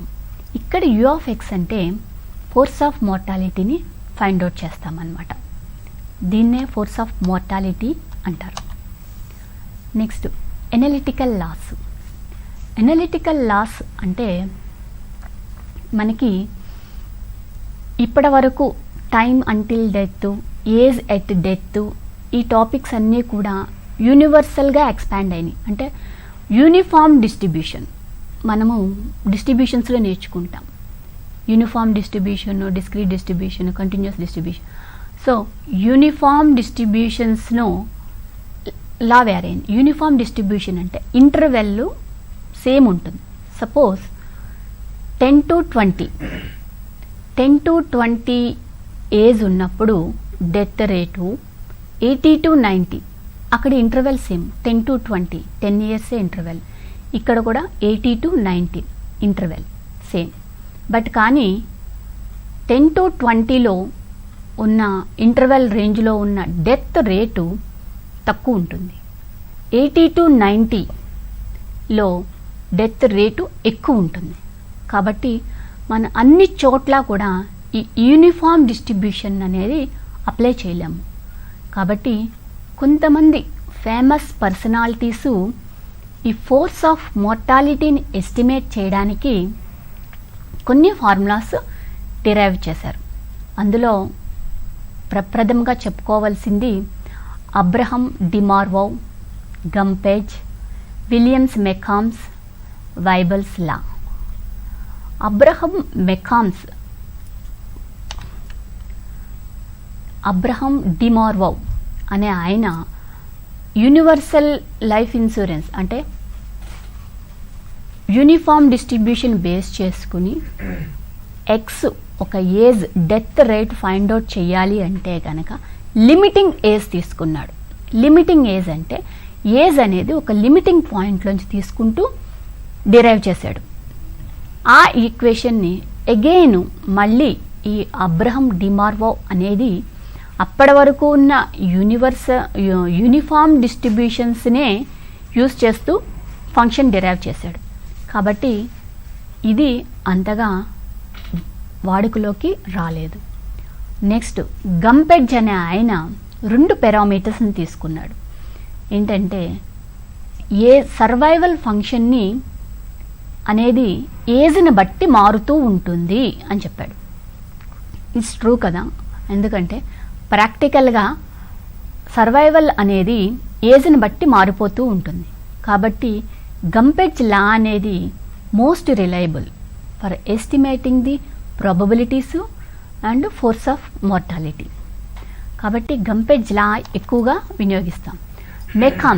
మెకామ్స్ అనే ఆయన గంపెడ్జ్ యూజ్ చేస్తున్న ఈక్వేషన్కే ఇంకొక కాన్స్టెంట్ టర్మ్ని యాడ్ చేశాడు. That is a plus BC power of X. అంటే here A is a constant term. అంటే కాన్స్టెంట్ ఏమి ఇండికేట్ చేస్తుంది అంటే కాజ్ ఆఫ్ ది డెత్, డెత్కి గల కారణం. అంటే డెత్ అనేది యాక్సిడెంట్లో జరిగిందా, హెల్త్ ప్రాబ్లమ్స్ వల్ల జరిగిందా, లేకపోతే ఇంకైనా సమ్ అదర్ రీజన్స్ ఉన్నాయా అనేది కూడా కన్సిడర్ చేస్తూ మెకామ్స్ అనే ఆయన డిరైవ్ చేశాడు. లాస్ట్ వన్ ఈజ్ వైబల్లో అగైన్ సర్వైవల్ మోడల్ని, డిస్ట్రిబ్యూషన్ ఫంక్షన్స్ని in terms of force of మోర్టాలిటీలో డిరైవ్ చేశాడు. ఇది కూడా అంత ఎక్కువగా వినియోగంలోకి రాలేదు. ఎందుకు అంటే సర్వైవల్ ఫంక్షన్ని ఎప్పుడూ కూడా యూనిఫామ్ డిస్ట్రిబ్యూషన్స్లో పెడితే మనకి డెత్ రేట్ అనేది ఎగ్జాక్ట్గా డిపెండ్ అవ్వదు. ఎందుకంటే మనకి ఏజ్ అనేది కూడా చాలా ఇంపార్టెంట్. కాబట్టి ఈ వైబల్ చెప్పిన ఈ ఫార్ములా ఎక్కువగా వినియోగంలోకి రాలేదు. Next coming to the life tables. Life tables మనకి చాలా ఉపయోగాలు ఉన్నాయి. ఎందుకు అంటే ఇప్పుడు వరకు చెప్పుకున్న ఫోర్స్ ఆఫ్ మోర్టాలిటీస్ ఏవైతే ఉన్నాయో అవన్నీ కూడా ఒక ట్యాబులర్ ఫామ్లో డిరైవ్ చేసి ప్రజెంట్ చేయడమే. దాన్నే లైఫ్ టేబుల్స్ అంటారు. ఈ లైఫ్ టేబుల్స్లో ఏంటంటే లైఫ్ని ఎక్స్పెక్ట్ చేస్తూ ఉంటాం. ఎక్స్పెక్టేషన్ ఏ విధంగా చేస్తాము అంటే కొన్ని ప్రిన్సిపల్స్ ఉంటాయి, కొన్ని అజంప్షన్స్ కూడా ఉంటాయి. సో ఈ ప్రిన్సిపల్స్ అజంప్షన్స్ను పెట్టుకుని ఒక లైఫ్ని ఎస్టిమేట్ చేస్తారు.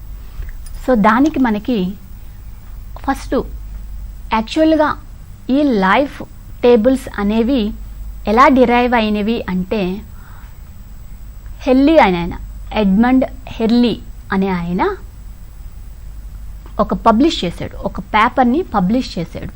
ఏంటంటే డెత్ రేట్స్ని, బర్త్ రేట్స్ని ఒక స్టేట్లో, బ్రెజిల్ అనే స్టేట్లో ఉన్న రికార్డ్స్ ప్రకారంగా death rates, birth rates note చేస్తూ దాని మ్యాన్ కైండ్ ఒక మోర్టాలిటీని డ్రా చేశాడు. సో ఈ మోర్టాలిటీకి డిఫైన్ చేసిన దాన్నే లైఫ్ టేబుల్స్ అని పేరు పెట్టారు. ఈ లైఫ్ టేబుల్స్ని అంటే సర్వైవల్ ఫంక్షన్స్ని అప్లై చెయ్యకముందు, అంటే సర్వైవల్ ఫంక్షన్స్ డిరైవ్ చెయ్యకముందు ఈ లైఫ్ టేబుల్స్ని బేసిక్గా తీసుకుని క్యాలిక్యులేషన్స్ అంటే ఎల్ఎస్సి పాలసీస్ అనేవి స్టాండర్డ్గా డిజైన్ చేయడం జరిగేది. కన్స్ట్రక్షన్స్, లైఫ్ టేబుల్స్ని ఎలా కన్స్ట్రక్ట్ చేస్తారు అంటే ఒక ట్యాబులర్ ఫామ్లో ఇండివిజువల్ ఏజ్ని తీసుకుని ఒక ఏజ్ దగ్గర వాళ్ళ ప్రాబబిలిటీ ఆఫ్ లివింగ్ కండిషన్స్ ఎంత, ప్రాబబిలిటీ ఆఫ్ డెత్ కండిషన్స్ ఏంటి, probability of number of persons lived in a certain age group, ఇవన్నీ కూడా ఒక ట్యాబులర్ ఫామ్లో ప్రజెంట్ చేస్తారు. దానికి కాలమ్స్ ఏముంటాయంటే 8 కాలమ్స్ ఉంటాయి. బేసిక్గా క్యూఎక్స్, డిఎక్స్, పిఎక్స్, ఎల్ఎక్స్.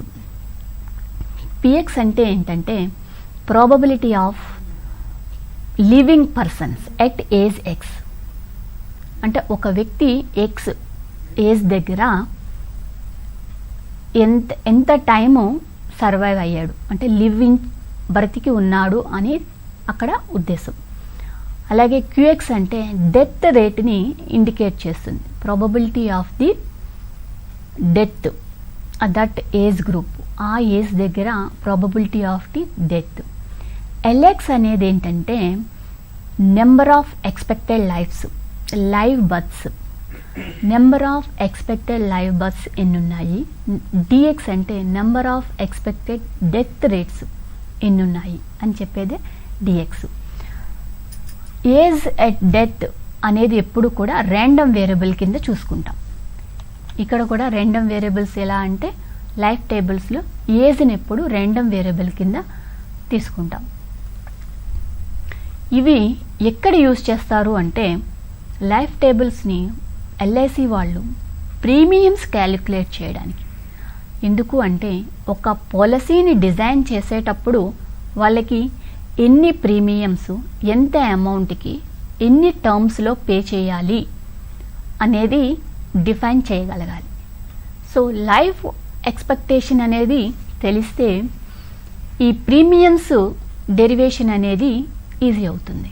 కాబట్టి based on the life tables ఈ ప్రీమియం క్యాలిక్యులేషన్ అనేది ఉంటుంది.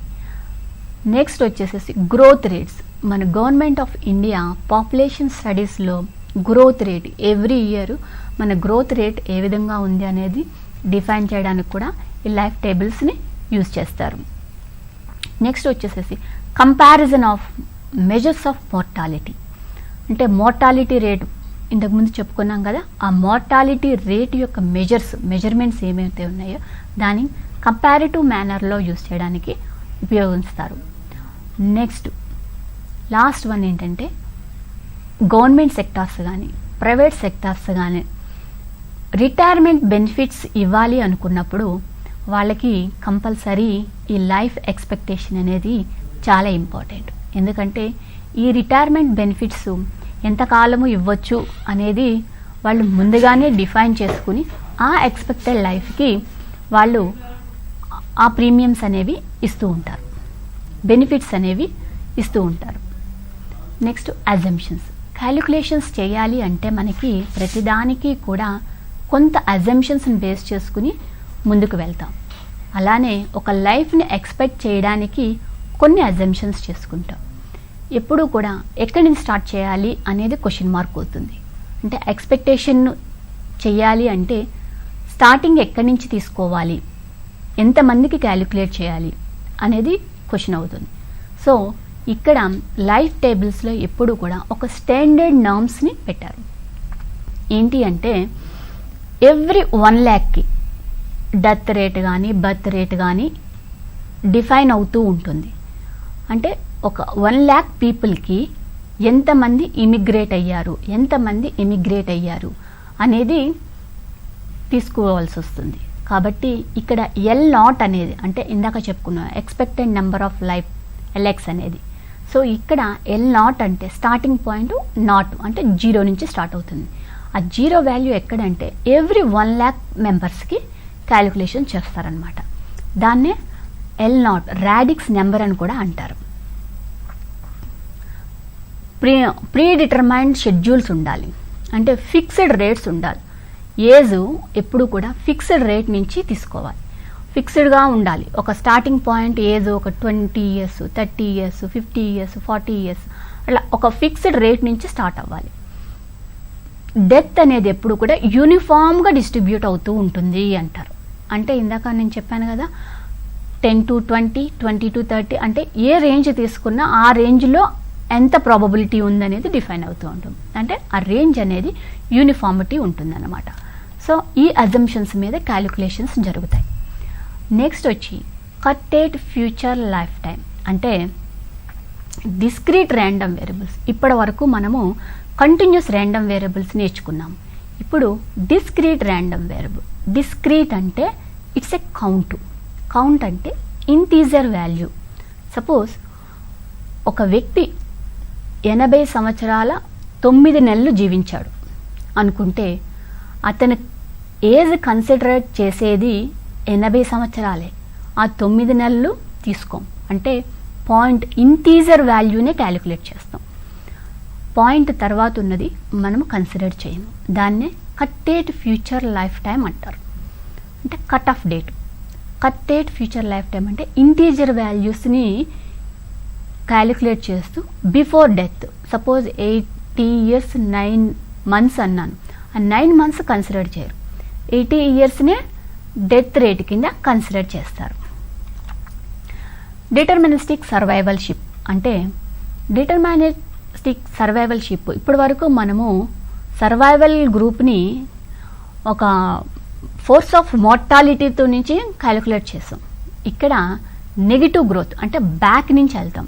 అంటే నెగిటివ్ గ్రోత్ అంటే సర్వైవల్ అనేది డిటర్మినిస్టిక్ అంటే కాన్స్టెంట్గా ఉంటుంది, చేంజ్ అవ్వదు అనే కాన్సెప్ట్ తోటి ఈ డిటర్మినిస్టిక్ సర్వైవల్షిప్ అనేది డిఫైన్ చేశారు. నెక్స్ట్ వచ్చి ఫ్రాక్షనల్ ఏజ్. ఫ్రాక్షనల్ ఏజ్ అంటే ఏంటంటే ఇక్కడ 3 అజంప్షన్స్ ఉన్నాయి. ఏంటి అంటే అజంప్షన్స్ చేసుకున్నాడు. ఫ్రాక్షనల్ ఏజ్ మనం కంటిన్యూస్ ఏజ్ క్యాలిక్యులేషన్స్ చూసాము, డిస్క్రీట్ ఏజ్ క్యాలిక్యులేషన్స్ చూసాము. తర్వాత ఫ్రాక్షనల్ పార్ట్. ఫ్రాక్షనల్ పార్ట్ ఎలా క్యాలిక్యులేట్ చేయాలి అంటే మనకి 3 అజంప్షన్స్ ఉన్నాయి. వన్ ఈజ్ లీనియర్ పొల్యూషన్, అంటే లీనియర్ ఈక్వేషన్స్లో x నుంచి x+1 years వరకు ఉన్న డెత్ రేట్ని క్యాలిక్యులేట్ చేయడానికి లీనియర్ మోడల్స్ని అప్లై చేస్తాం. దాని ఫస్ట్ అజంప్షన్ కింద తీసుకున్నారు. సెకండ్ అజంప్షన్ వచ్చేటప్పటికి exponential interpolation. Exponential interpolation force of mortality అనేది ఎప్పుడూ కూడా ఒక యూనిట్ ఏజ్ ఇంటర్వెల్ మధ్యన ఉంటుందన్నమాట. ఆ కాన్స్టెంట్ ఫోర్స్ ఆఫ్ మోర్టాలిటీ అనేది డిరైవ్ చేసేటప్పుడు డెరివేషన్ ఎప్పుడు కూడా ఇన్ టర్మ్స్ ఆఫ్ సర్వైవల్ ఫంక్షన్స్లోనే ఉంటుంది. అంటే constant force of mortality derivation ఎప్పుడు కూడా ఇన్ టర్మ్స్ ఆఫ్ సర్వైవల్ ఫంక్షన్స్లోనే డిఫైన్ చేస్తుంది. దానికి ఎక్స్పోనెన్షియల్ మోడల్స్ని యూజ్ చేస్తాం మనం ఇక్కడ. థర్డ్ అజంప్షన్ వచ్చేసరికి బాల్దూసి, గయటనో బాల్దూసి అనే ఆయన డిస్క్రైబ్ చేశాడు. ఈయన హైపోసిస్ బేస్ చేసుకుని సర్వైవల్ ఫంక్షన్స్ని అంటే S(x)ని డిస్ట్రిబ్యూషన్ ఫంక్షన్స్కి మధ్య సర్వైవల్ ఫంక్షన్స్కి కూడా టెస్టింగ్ ఆఫ్ హైపోసిస్ అనే టూల్స్ని యూజ్ చేసుకుంటూ డిఫైన్ చేశాడు. కాబట్టి ఇక్కడ అజంప్షన్లో థర్డ్ అజంప్షన్ బాల్దోసి అజంప్షన్స్ అనేది టెస్టింగ్ ఆఫ్ హైపోసిస్ మీద డిపెండ్ అవుతుంది. కాబట్టి ఇది అన్నిటికీ అప్లికబుల్ అవుతుంది.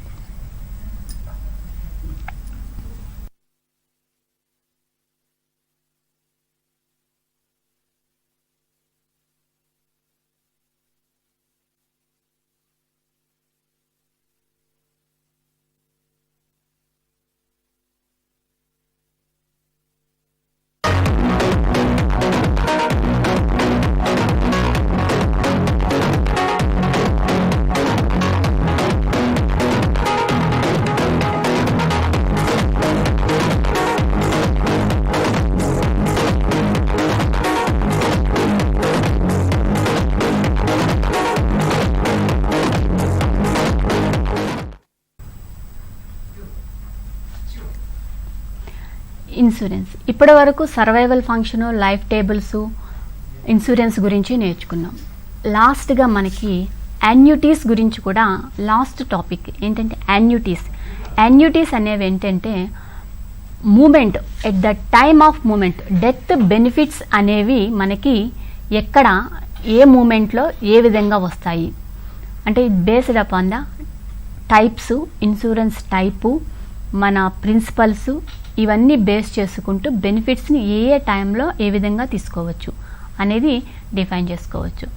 Payable at the moment of death అంటే బెనిఫిట్ అనేది మనకి మూమెంట్ ఆఫ్ డెత్ ఏ ఇన్సూరెన్స్ ఏ టైంలో తీసుకున్నామో from the date of issue of insurance నుంచి ఆ బెనిఫిట్ ఎక్స్పైర్ అయినప్పుడు వెంటనే మనకి తీసుకునేదే moment of death. Level benefit ఏంటంటే ఎన్ని ఇయర్స్ టర్మ్లో లైఫ్ ఇన్సూరెన్స్ పేమెంట్స్ని ప్రొవైడ్ చేసి ఎన్ని ఇయర్స్ టర్మ్స్కి ఫిక్స్డ్ బెనిఫిట్ అనేది ఉంటుంది, దాన్ని లెవెల్ బెనిఫిట్ అంటారు. నెక్స్ట్ వచ్చేసేసి వ్యారియింగ్ బెనిఫిట్స్, అంటే బెనిఫిట్స్ అనేవి వ్యారీ అవుతుంటాయి depends upon the number of years extended. అంటే ఫస్ట్ ఇయర్లో ఒక బెనిఫిట్ ఉంటుంది, సెకండ్ ఇయర్లో ఇంకొక బెనిఫిట్ ఉంటుంది, కాబట్టి వ్యారియింగ్ బెనిఫిట్స్ అంటారు దీన్ని. థర్డ్ ఇయర్కి వచ్చేటప్పటికి benefit payable at the end of the year of the death. అంటే ఒక ఇన్సూరెన్స్ పాలసీని మనము ఒక డేట్ ఆఫ్ ఇష్యూలో తీసుకున్నట్లయితే దాని టర్మ్ ఎండింగ్ ఎప్పుడవుతుందో అప్పుడే మనము దాని బెనిఫిట్ తీసుకోగలుగుతాం. ఈ లోపల అన్ఎక్స్పెక్టెడ్ థింగ్ జరిగినప్పటికీ కూడా ఆ బెనిఫిట్ మనకి ఆ మూమెంట్లో పే చేయరు, ఎందుకంటే అది టర్మ్స్లో మనము అలాగే డిఫైన్ చేస్తారు. కాబట్టి ఎండ్ ఆఫ్ ది ఇన్సూరెన్స్లోనే టర్మ్ ఇన్సూరెన్స్ అంటే ఆ ఎండ్ పాలసీ ఎండ్ డేట్ ఎప్పుడుందో అప్పుడే మనకి పే చేస్తారు. యాన్యుటీస్ వచ్చేటప్పటికి ప్రీమియమ్స్, అంటే ప్రీమియమ్స్ని ఒక పీరియాడికల్గా ఒక సీక్వెన్స్గా పే చేయడాన్ని యాన్యుటీస్ అంటారు. ఈ యాన్యుటీస్ ఎప్పుడు కూడా ప్రీమియమ్స్ క్యాలిక్యులేషన్ను చేసేటప్పుడు ఏ కంపెనీ అయినా లేకపోతే ఏ డిజైనర్ అయినా పాలసీ డిజైనర్ అయినా expected present value of inflow అంటే ప్రిన్సిపల్స్ నుంచి వచ్చిన అమౌంటు మనము బెనిఫిషియర్స్కి ప్రొవైడ్ చేసే అమౌంట్ ఈక్వల్ అవ్వాలి. అంటే రెండు కూడా ఎక్స్పెక్టెడ్ ఇన్ఫ్లో ఎక్స్పెక్టెడ్ అవుట్ఫ్లో ఈ రెండు కూడా ఇంక్రీజ్ అవ్వాలి. ఈ నేచర్ మీద యాన్యుటీస్ డిపెండ్ అవుతుంది కాబట్టి ఈ యాన్యుటీస్ని 2 టైప్స్ కింద డివైడ్ చేశారు. Annuity certain, annuity life. Annuity certain అంటే ఏంటంటే ఫిక్స్డ్ పేమెంట్స్ ఉంటాయి.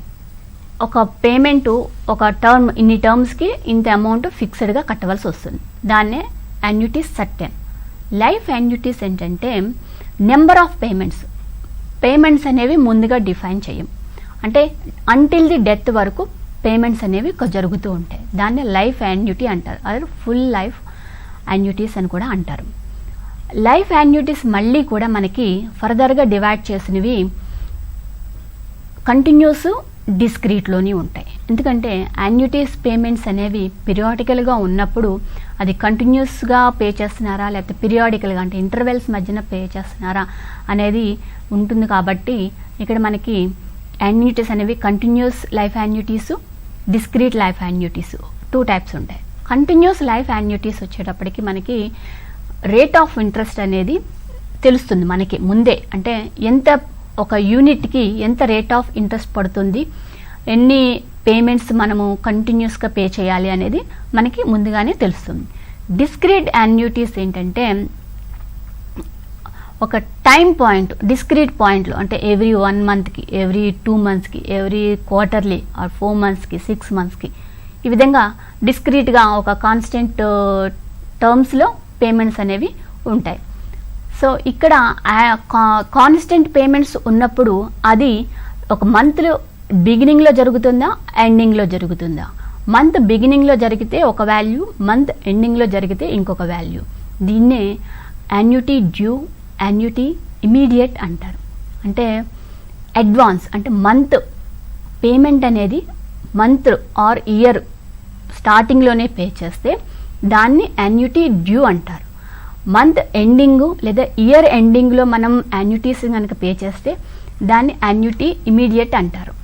సో మంత్లీ పేమెంట్స్కి వచ్చేటప్పటికి నెంబర్ ఆఫ్ టైమ్స్ ఎన్ పార్ట్స్ని మన ప్రీమియమ్స్ని ఎన్ పార్ట్స్ కింద డివైడ్ చేసి దాన్ని ఒక యూనిట్ కింద కన్వర్ట్ చేసుకుంటూ ఎం పార్ట్స్ ఒక పాలసీకి ఎంతైతే పాలసీ తీసుకున్నామో దానిలో ఎన్ని ప్రీమియమ్స్ ఎన్ని పార్ట్స్ కింద కట్టాలి అనేది డిఫైన్ చేసేదిలే M3 పేమెంట్స్ అంటారు. నెక్స్ట్ కంటిన్యూస్ లైఫ్ యాన్యుటీస్లో మళ్ళీ అగైన్ 3 టైప్స్ ఉన్నాయి. అంటే N year temporary life annuities, whole life annuities, N year certain and life annuities. N ఇయర్లో మనకి టెంపరరీ అంటే మనం already temporary life insurance policies, whole life insurance పాలసీలు ఎన్ టర్మ్స్ ఉన్నప్పుడు ఏంటి పాలసీస్ అనేది టైప్స్ ఆఫ్ ఇన్సూరెన్స్లో నేర్చుకున్నాం. సేమ్ టైప్స్ కండిషన్స్ తోటి ఇక్కడ యాన్యుటీ పేమెంట్స్ అనేవి డెరైవ్ చేస్తారు. సేమ్ కండిషన్స్ ఇక్కడ డిస్క్రీట్ కూడా, అంటే డిస్క్రీట్ ర్యాండమ్ వేరియబుల్లో ఫస్ట్లో చెప్పుకున్నట్టుగా ఇంటీజర్ వాల్యూస్ని కన్సిడర్ చేసుకుంటూ సేమ్ టాపిక్స్. కాకపోతే ఇక్కడ డిస్క్రీట్ వాల్యూస్ వచ్చేటప్పటికి మీకు అగైన్ మళ్ళీ 2 క్లాసెస్ వస్తాయి. ఏంటి అంటే N year temporary life annuities ఇమీడియటా, N year term life annuities డ్యూఆ, అంటే immediate to due, annuities immediate to due అనే కాన్సెప్ట్ చెప్పుకున్నాం కదా. యాన్యుటీ ఇమీడియట్ అంటే ఆఫ్టర్ ది ఇయర్, అంటే లాస్ట్ ఎండింగ్ ఇయర్ అయినప్పుడు పే చేసేది ఇమీడియట్. డ్యూ అంటే అడ్వాన్స్, ఇన్ అడ్వాన్స్గా ముందుగా పే చేసేది. సో అగైన్ మరి ఇక్కడ ఈచ్ క్లాసెస్లో మళ్ళీ సబ్ డివిజన్స్ ఉంటాయి. So this is the annuities. Actually annuities, whole life annuities అనేవి పేమెంట్స్ని అంటే ప్రీమియమ్స్ని ఎలా సెట్ చేసుకుంటాము, ఏ విధంగా దాన్ని మనము కస్టమర్స్కి ఎక్స్ప్లెయిన్ చేయగలుగుతాము అనే విషయం కాన్సెప్ట్ మీద ఎక్కువగా ఆధారపడి ఉంటుంది. కాబట్టి ఇది ప్రీమియమ్స్ క్యాలిక్యులేషన్స్ అనేవి చాలా ఇంపార్టెంట్. లైఫ్ ఇన్సూరెన్స్ వాళ్ళకి ఈ ప్రీమియమ్స్ క్యాలిక్యులేషన్స్ చేసుకున్న దాన్ని బట్టే వాళ్ళ ఇన్సూరెన్స్ ప్రోడక్ట్స్ అంటే డిజైన్స్ ఏవైతే ఉన్నాయో అవి ఎక్కువ వాళ్ళకి ఎక్కువ ఉపయోగం అవుతూ ఉంటుంది అనమాట. అంటే ఎక్కువగా జనాలు ఎవరైతే వాళ్ళు పాలసీకి అట్రాక్ట్ అవుతూ ఉంటారు, ఆ అట్రాక్ట్ అయిన వాళ్ళు ఆ పాలసీని తీసుకోవాలంటే depends upon the premiums and benefits. So finally I will conclude here that ఇది ఫైనల్ ఇయర్ స్టూడెంట్స్కి కాబట్టి ఇక్కడ యాక్చురియల్ సైన్స్ అనేది చాలా కొత్త సబ్జెక్టు ఇంట్రడ్యూస్ చేశారు. దీన్ని చాలా మంచి అవకాశాలు కూడా ఉన్నాయి. ఎందుకు అంటే ఇక్కడ వీళ్ళు అన్ని టాపిక్స్ అంటే financial mathematics, business communications, economics అన్ని పాయింట్స్ని వీళ్ళు చదువుతారు. కాబట్టి ఒక బిజినెస్కి సెట్ చేసుకోవడానికి ఎన్ని అయితే ఉన్నాయో అన్నీ కూడా మనకి ఆపర్చునిటీస్ ఇందులో ఉంటాయి. ఇక్కడ మనము www.acturiesindia.org అనే వెబ్సైట్కి వెళ్తే అందులో మీకు after degree final year students కాబట్టి ఫైనల్ ఇయర్ డిగ్రీ చదివిన వెంటనే కోర్ టెక్నికల్ పేపర్స్ అని ఒక 13 పేపర్స్ ఉంటాయి. 13 పేపర్స్లో ఏదన్నా ఒక 3 పేపర్స్ని సెలెక్ట్ చేసుకుని ఈ 3 పేపర్స్ కూడా వీళ్ళు డిగ్రీ 3 ఇయర్స్ చదివిన పేపర్సే ఉంటాయి. సో ఏవో ఒక పేపర్స్ వాళ్ళకి నచ్చిన సబ్జెక్టు మీద పేపర్స్ని సెలెక్ట్ చేసుకుని క్వాలిఫై అయితే వాళ్ళకి వెరీ బ్రైట్ ఫ్యూచర్ ఉందని చెప్పొచ్చు. ఎందుకంటే qualification is more important. Qualify అయిన వాళ్ళకి చాలా మంచి సబ్జెక్టుతో పాటు వాళ్ళకి మంచి ఆపర్చునిటీస్ ఉన్నాయి. ఈ పేపర్స్ అన్నీ financial mathematics, financial accounting, probability and statistics, life insurance contingencies, statistical techniques. ఈ పేపర్స్ అన్నీ కూడా మీరు ఈ 3 ఇయర్స్ కోర్సులో మీరు నేర్చుకుంటారు. కాబట్టి ఈ సైట్కి వెళ్ళి ఇంకా ఫర్దర్గా డీటెయిల్స్ గ్యాదర్ చేసుకుని అది ఆన్లైన్ ఎగ్జామ్ ఉంటుంది, దానికి ఆ ఎగ్జామ్ ఎన్రోల్ చేసుకుని క్వాలిఫై అయితే మీరు చాలా మంచి బ్రైట్ ఫ్యూచర్ ఉందని మాత్రం చెప్పగలుగుతాం. Thank you.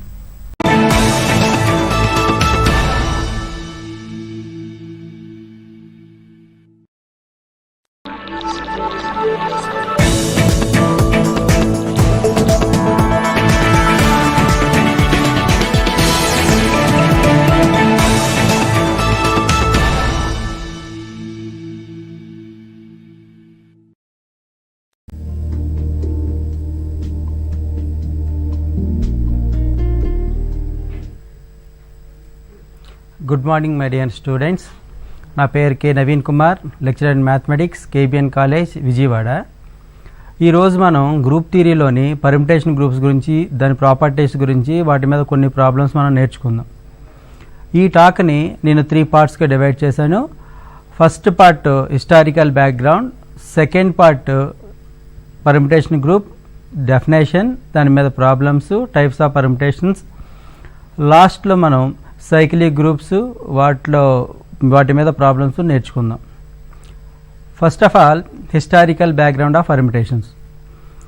హిస్టరీలోకి వెళ్తే పర్మిటేషన్స్ అనేవి ఆల్మోస్ట్ 12th centuryకి బిఫోరే స్టార్ట్ అయ్యాయి.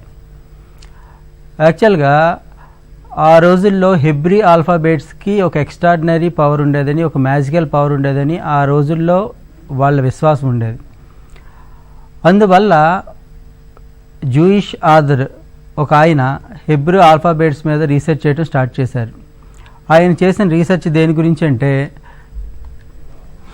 ఆ హెబ్రూ ఆల్ఫాబెట్స్ని ఎన్ని రకాలుగా అరేంజ్ చేయొచ్చు అని ఆయన తెలుసుకోవాలని రీసెర్చ్ స్టార్ట్ చేశారు. ఆయన రాసిన ఒక బుక్ దొరికింది, కానీ అన్ఫార్చునేట్ థింగ్ ఏంటంటే ఆయన పేరేంటో మనకు తెలియదు.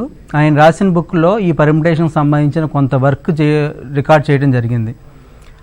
ఆయన చేసిన వర్క్ ఏంటంటే 2 Hebrew letters can build 2 words అని, 3 letters can build 6 words అని, 4 letters 24 వర్డ్స్ని బిల్డ్ చేస్తాయని, 5 letters 120 వర్డ్స్ని బిల్డ్ చేస్తాయని, 6 letters 720 letters బిల్డ్ చేస్తాయని, 7 letters 5040 వర్డ్స్ని బిల్డ్ చేస్తాయని ఆయన రాసిన బుక్లో రికార్డ్ చేశారు. కానీ అన్ఫార్చునేట్ థింగ్ ఏంటంటే ఆ బుక్ హెబ్రూ లాంగ్వేజ్లో ఉండటం వల్ల అది లిమిటెడ్ పీపుల్కి మాత్రమే రీచ్ అయింది, మిగిలిన వాళ్ళకి తెలియలేదు. అది రాసిన చాలా సంవత్సరాల తర్వాత, 100 సంవత్సరాల తర్వాత, ఆల్మోస్ట్ 13th century ఎండింగ్లో ఉన్నప్పుడు ఆల్బనా అనే మరొక మ్యాథమెటిషియన్, అలాగే లివి అనే ఫ్రెంచ్ మ్యాథమెటిషియన్స్ కూడా యాక్సిడెంటల్గా ఆల్ఫాబెట్స్ వాళ్ళకున్న ఆల్ఫాబెట్స్ని ఎన్ని రకాలుగా అరేంజ్ చేయొచ్చు అని రీసెర్చ్ చేయడం స్టార్ట్ చేశారు. వాళ్ళిద్దరు వేరువేరుగా చేయడం స్టార్ట్ చేశారు. అయితే ఈసారి వాళ్ళు దాన్ని ఎన్ని రకాలుగా చేయొచ్చు అనే దాని మీద ఒక థీరం డిరైవ్ చేశారు. ఆ థీరం ఏంటంటే the number of permutations of any set of n elements is n factorial అనే థీరం డిరైవ్ చేశారు. దాన్ని ప్రూఫ్ ఇవ్వడం జరిగింది. ఈసారి కూడా అన్ఫార్చునేట్గా ఏం జరిగిందంటే లీవి అనే మ్యాథమెటిషియన్ అదే పర్మిటేషన్ మీద చాలా వర్క్ చేసినప్పటికీ అది పూర్తిగా హెబ్రూ లాంగ్వేజ్లో రాయటం వల్ల అది హెబ్రూ వాళ్ళకి మాత్రమే రిస్ట్రిక్ట్ అయింది, మిగిలిన ప్రజలకు తెలియదు. ఆ రోజుల్లో ఫేమస్ లాంగ్వేజ్ అయిన అరబిక్లో కానీ లేకపోతే లాటిన్లో కానీ గ్రీక్లో కానీ లేకపోవటం వల్ల ఆయన రీసెర్చ్ మిగిలిన ప్రపంచానికి తెలియలేదు. తర్వాత చాలా సంవత్సరాల తర్వాత ఆల్మోస్ట్ 18th century టైంలో లగ్రాంజ్ అనే మ్యాథమెటిషియన్ ఆయన పోలినామియల్ ఈక్వేషన్స్కి రూట్ ఫైండ్ అవుట్ చేయడం కోసం చేస్తున్న రీసెర్చ్లో ఆయన యాక్సిడెంటల్గా పర్మిటేషన్ యూజ్ చేయడం జరిగింది. ఆయన ఏం చేశారంటే పర్మిటేషన్ని ఒక ఫంక్షన్గా మ్యాప్ చేసి, అంటే అక్కడ చెప్పిన పర్మిటేషన్లో a function from a finite set to itself చేసినప్పుడు ఆయన పోలినామియల్ ఈక్వేషన్కి రూట్స్ ఫైండ్ అవుట్ చేశాడు. ఆ రకంగా మళ్ళీ 18th centuryలో పర్మిటేషన్ యూజ్ చేయడం జరిగింది. తర్వాత కాశీ అనే మ్యాథమెటిషియన్ పర్మిటేషన్ని ఒక థీరీలా డెవలప్ చేశాడు. ఆయన డెవలప్ చేసిన థీరీయే ఈరోజు మనం చదువుతుంది. ఆయన ఆ పర్మిటేషన్ ఒక థీరీలాగా డెవలప్ చేసి దానికి ఒక థీరం ప్రాపర్టీస్ డిరైవ్ చేసి ఒక థీరీ, ఒక కాన్సెప్ట్ బిల్డ్ చేశారు. ఆయన దీనికి ఒక స్టాండర్డ్ నొటేషన్ కూడా ఇంట్రడ్యూస్ చేశారు. ఈరోజు మనం వాడుతున్న నొటేషన్ ఆయన డెవలప్ చేసిన నొటేషనే. మనం పర్మిటేషన్స్ గురించి తెలుసుకోవడానికి ముందు ఫంక్షన్ అంటే ఏంటి, 1 ఫంక్షన్ అంటే ఏంటి, ఆన్2 ఫంక్షన్ అంటే ఏంటి, ఇవన్నీ తెలుసుకోవాల్సి ఉంటుంది. ఈ 3 తెలిస్తే కానీ మనం పర్మిటేషన్ యొక్క డెఫినేషన్ మనం తెలుసుకోలేం. ఫస్ట్ ఆఫ్ ఆల్ మనం ఈరోజు ఫంక్షన్ అంటే ఏంటో తెలుసుకుందాం. ఫంక్షన్ అంటే let a, b be 2 non-empty sets, f from a to b is said to be a function if for all a belongs to a there exists a unique b in b such that f of a equal to b. ఇక్కడ దీన్ని డయాగ్రామ్లో రాసినప్పుడు ఇక్కడ ఏ అనే set ఉంది, B అనే ఒక set ఉంది. ఈ రెండు కూడా నాన్ ఎంప్టీ సెట్స్. ఏలో కొన్ని ఎలిమెంట్స్ ఉన్నాయి, బిలో కొన్ని ఎలిమెంట్స్ ఉన్నాయి. ఏని ఏమంటారు, డొమైన్ అంటారు, బిని కోడొమైన్ అంటారు కదా. ఇక్కడ ఫంక్షన్ అవ్వాలంటే ముఖ్యంగా 3 కండిషన్లు సాటిస్ఫై చేయాల్సి ఉంటుంది. ఏలో ఉన్న ఏ ఎలిమెంటు మ్యాపింగ్ లేకుండా ఉండకూడదు. సెకండ్ థింగ్, ప్రతి ఎలిమెంటు మ్యాప్ అయి ఉండాలి. థర్డ్ది, ఒక ఎలిమెంట్కి ఒకే ఇమేజ్ ఉండాలి. ఫోర్త్ది, 2 ఎలిమెంట్స్కి ఒకే ఇమేజ్ ఉండొచ్చు. సో ఇది కొంచెం మ్యాథమెటికల్గా చూస్తే కొంచెం కష్టంగా అనిపిస్తుంది కాబట్టి నేను దీనికి ఒక ఎగ్జాంపుల్ చెప్తాను. నేను ఇక్కడ 2 సెట్స్ తీసుకున్నాను, ఏ అనే సెట్, బి అనే సెట్. ఏ అనే సెట్లోనేమో కొంతమంది యాక్టర్స్ని తీసుకున్నాను, బిఎన్ఏ సెట్స్లో క్యాలెండర్స్లో 365 డేస్ ఉంటాయి కదా, 365 డేస్ తీసుకున్నాను. 1 జనవరి నుంచి 31 డిసెంబర్ దాకా తీసుకున్నాను. ఏఎన్ఏ సెట్లో నేను ప్రభాస్ని, అల్లు అర్జున్ని, నానిని, ఎన్టీఆర్ని, మహేష్ బాబుని తీసుకున్నాను. ఇక్కడ జనరల్గా మనం అబ్జర్వ్ చేస్తే ఒక విషయం తెలుస్తుంది, ప్రతి ఒక్కళ్ళకి ఒక డేట్ ఆఫ్ బర్త్ ఉంటుంది. ఏ వ్యక్తికైనా సరే పుట్టాడు కాబట్టి ఖచ్చితంగా వాళ్ళకి డేట్ ఆఫ్ బర్త్ ఉండాల్సింది. అంటే ఏంటి, ప్రైమరీ రూల్, ఏలో డొమైన్లో ఉన్న ప్రతి ఎలిమెంట్కి డేట్ ఆఫ్ బర్త్ ఉండాలి. ఇప్పుడు ఒక మనిషికి కేవలం ఒకే ఒక డేట్ ఆఫ్ బర్త్ ఉంటుంది కదా. సో ఇక్కడ అబ్జర్వ్ చేస్తే ఇక్కడ ఇందులో యాక్టర్లో ఉన్న ప్రభాస్కి 3 జనవరి డేట్ ఆఫ్ బర్త్ అయితే, అల్లు అర్జున్కి 31 డిసెంబర్, నానికి 1 మార్చ్, ఎన్టీఆర్కి 1 మే, మహేష్ బాబుకి 1 సెప్టెంబర్, అలాగా మ్యాపింగ్స్ ఇవ్వబడ్డాయి. సో ఇది జనరల్గా మనం అబ్జర్వ్ చేస్తే ఇది కరెక్టే కదా. అంతేగాని ఈ డేట్స్ అన్నీ ఖాళీగా ఉన్నాయి కదా, ఆ డేట్కి ఎవరొకరు పుట్టాలన్న రూల్ ఏం లేదు కదా. సో ఇంకొంచెం అబ్జర్వ్ చేస్తే మనం ఏ ఇద్దరు స్టార్స్కైనా ఒకే డేట్ ఆఫ్ బర్త్ ఉండొచ్చు, ఒకే రోజు ఇద్దరు కూడా పుట్టి ఉండొచ్చు. అంటే ఇక్కడ మనం అబ్జర్వ్ చేస్తున్న విషయం ఏంటంటే, ఈ డొమైన్లో ఉన్న ఎలిమెంట్లో ఉన్న ప్రతి ఒక్కళ్ళకి ఒకే డేట్ ఆఫ్ బర్త్ ఉండాలి. ఏ వ్యక్తికి డేట్ ఆఫ్ బర్త్ అనేది లేకుండా ఉండదు. ఏ ఇద్దరికైనా సరే ఒకే డేట్ ఆఫ్ బర్త్ ఉండొచ్చు, బట్ ఒకే మనిషికి 2 డేట్ ఆఫ్ బర్త్స్ ఉండవు.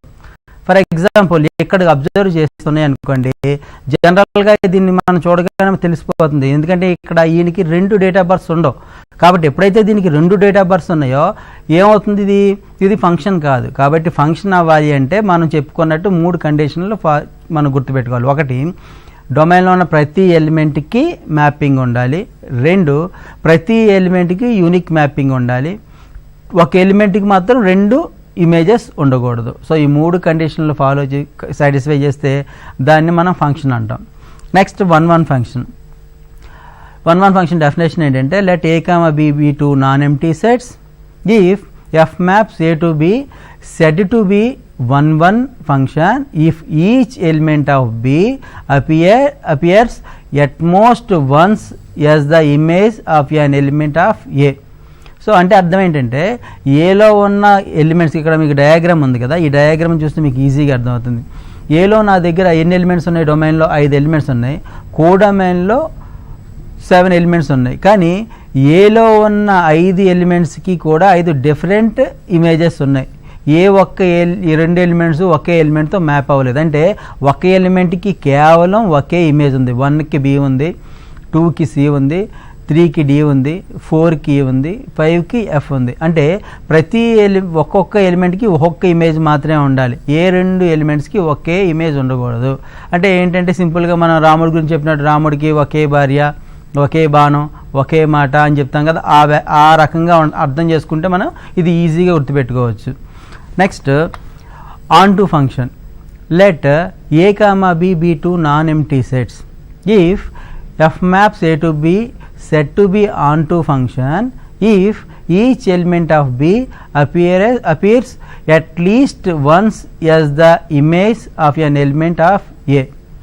అంటే ఇందాక మీకు ఫంక్షన్ చెప్పినప్పుడు మనకు ఒక విషయం చెప్పాను, ఏంటంటే ఫంక్షన్ చెప్పేటప్పుడు ఈ డొమైన్లో అంటే ఏలో ఏ ఎలిమెంటు మ్యాపింగ్ లేకుండా ఉండకూడదు, ప్రతి ఎలిమెంట్కి మ్యాపింగ్ ఉండాలని చెప్పాను.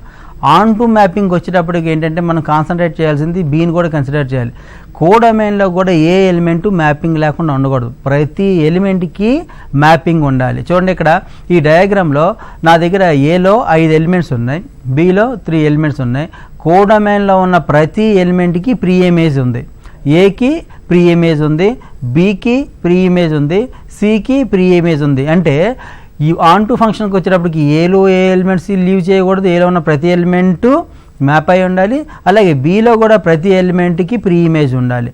అంటే బి ఖచ్చితంగా మ్యాప్ అయి ఉండాలి. అలా మ్యాప్ అయి ఉంటేనే ఆన్ టు ఫంక్షన్ అవుతుంది. కాబట్టి ఇది ఒకసారి ఇవన్నీ మీరు గుర్తుపెట్టుకోవాలి. Function conditions, 1-1 conditions, on to conditions.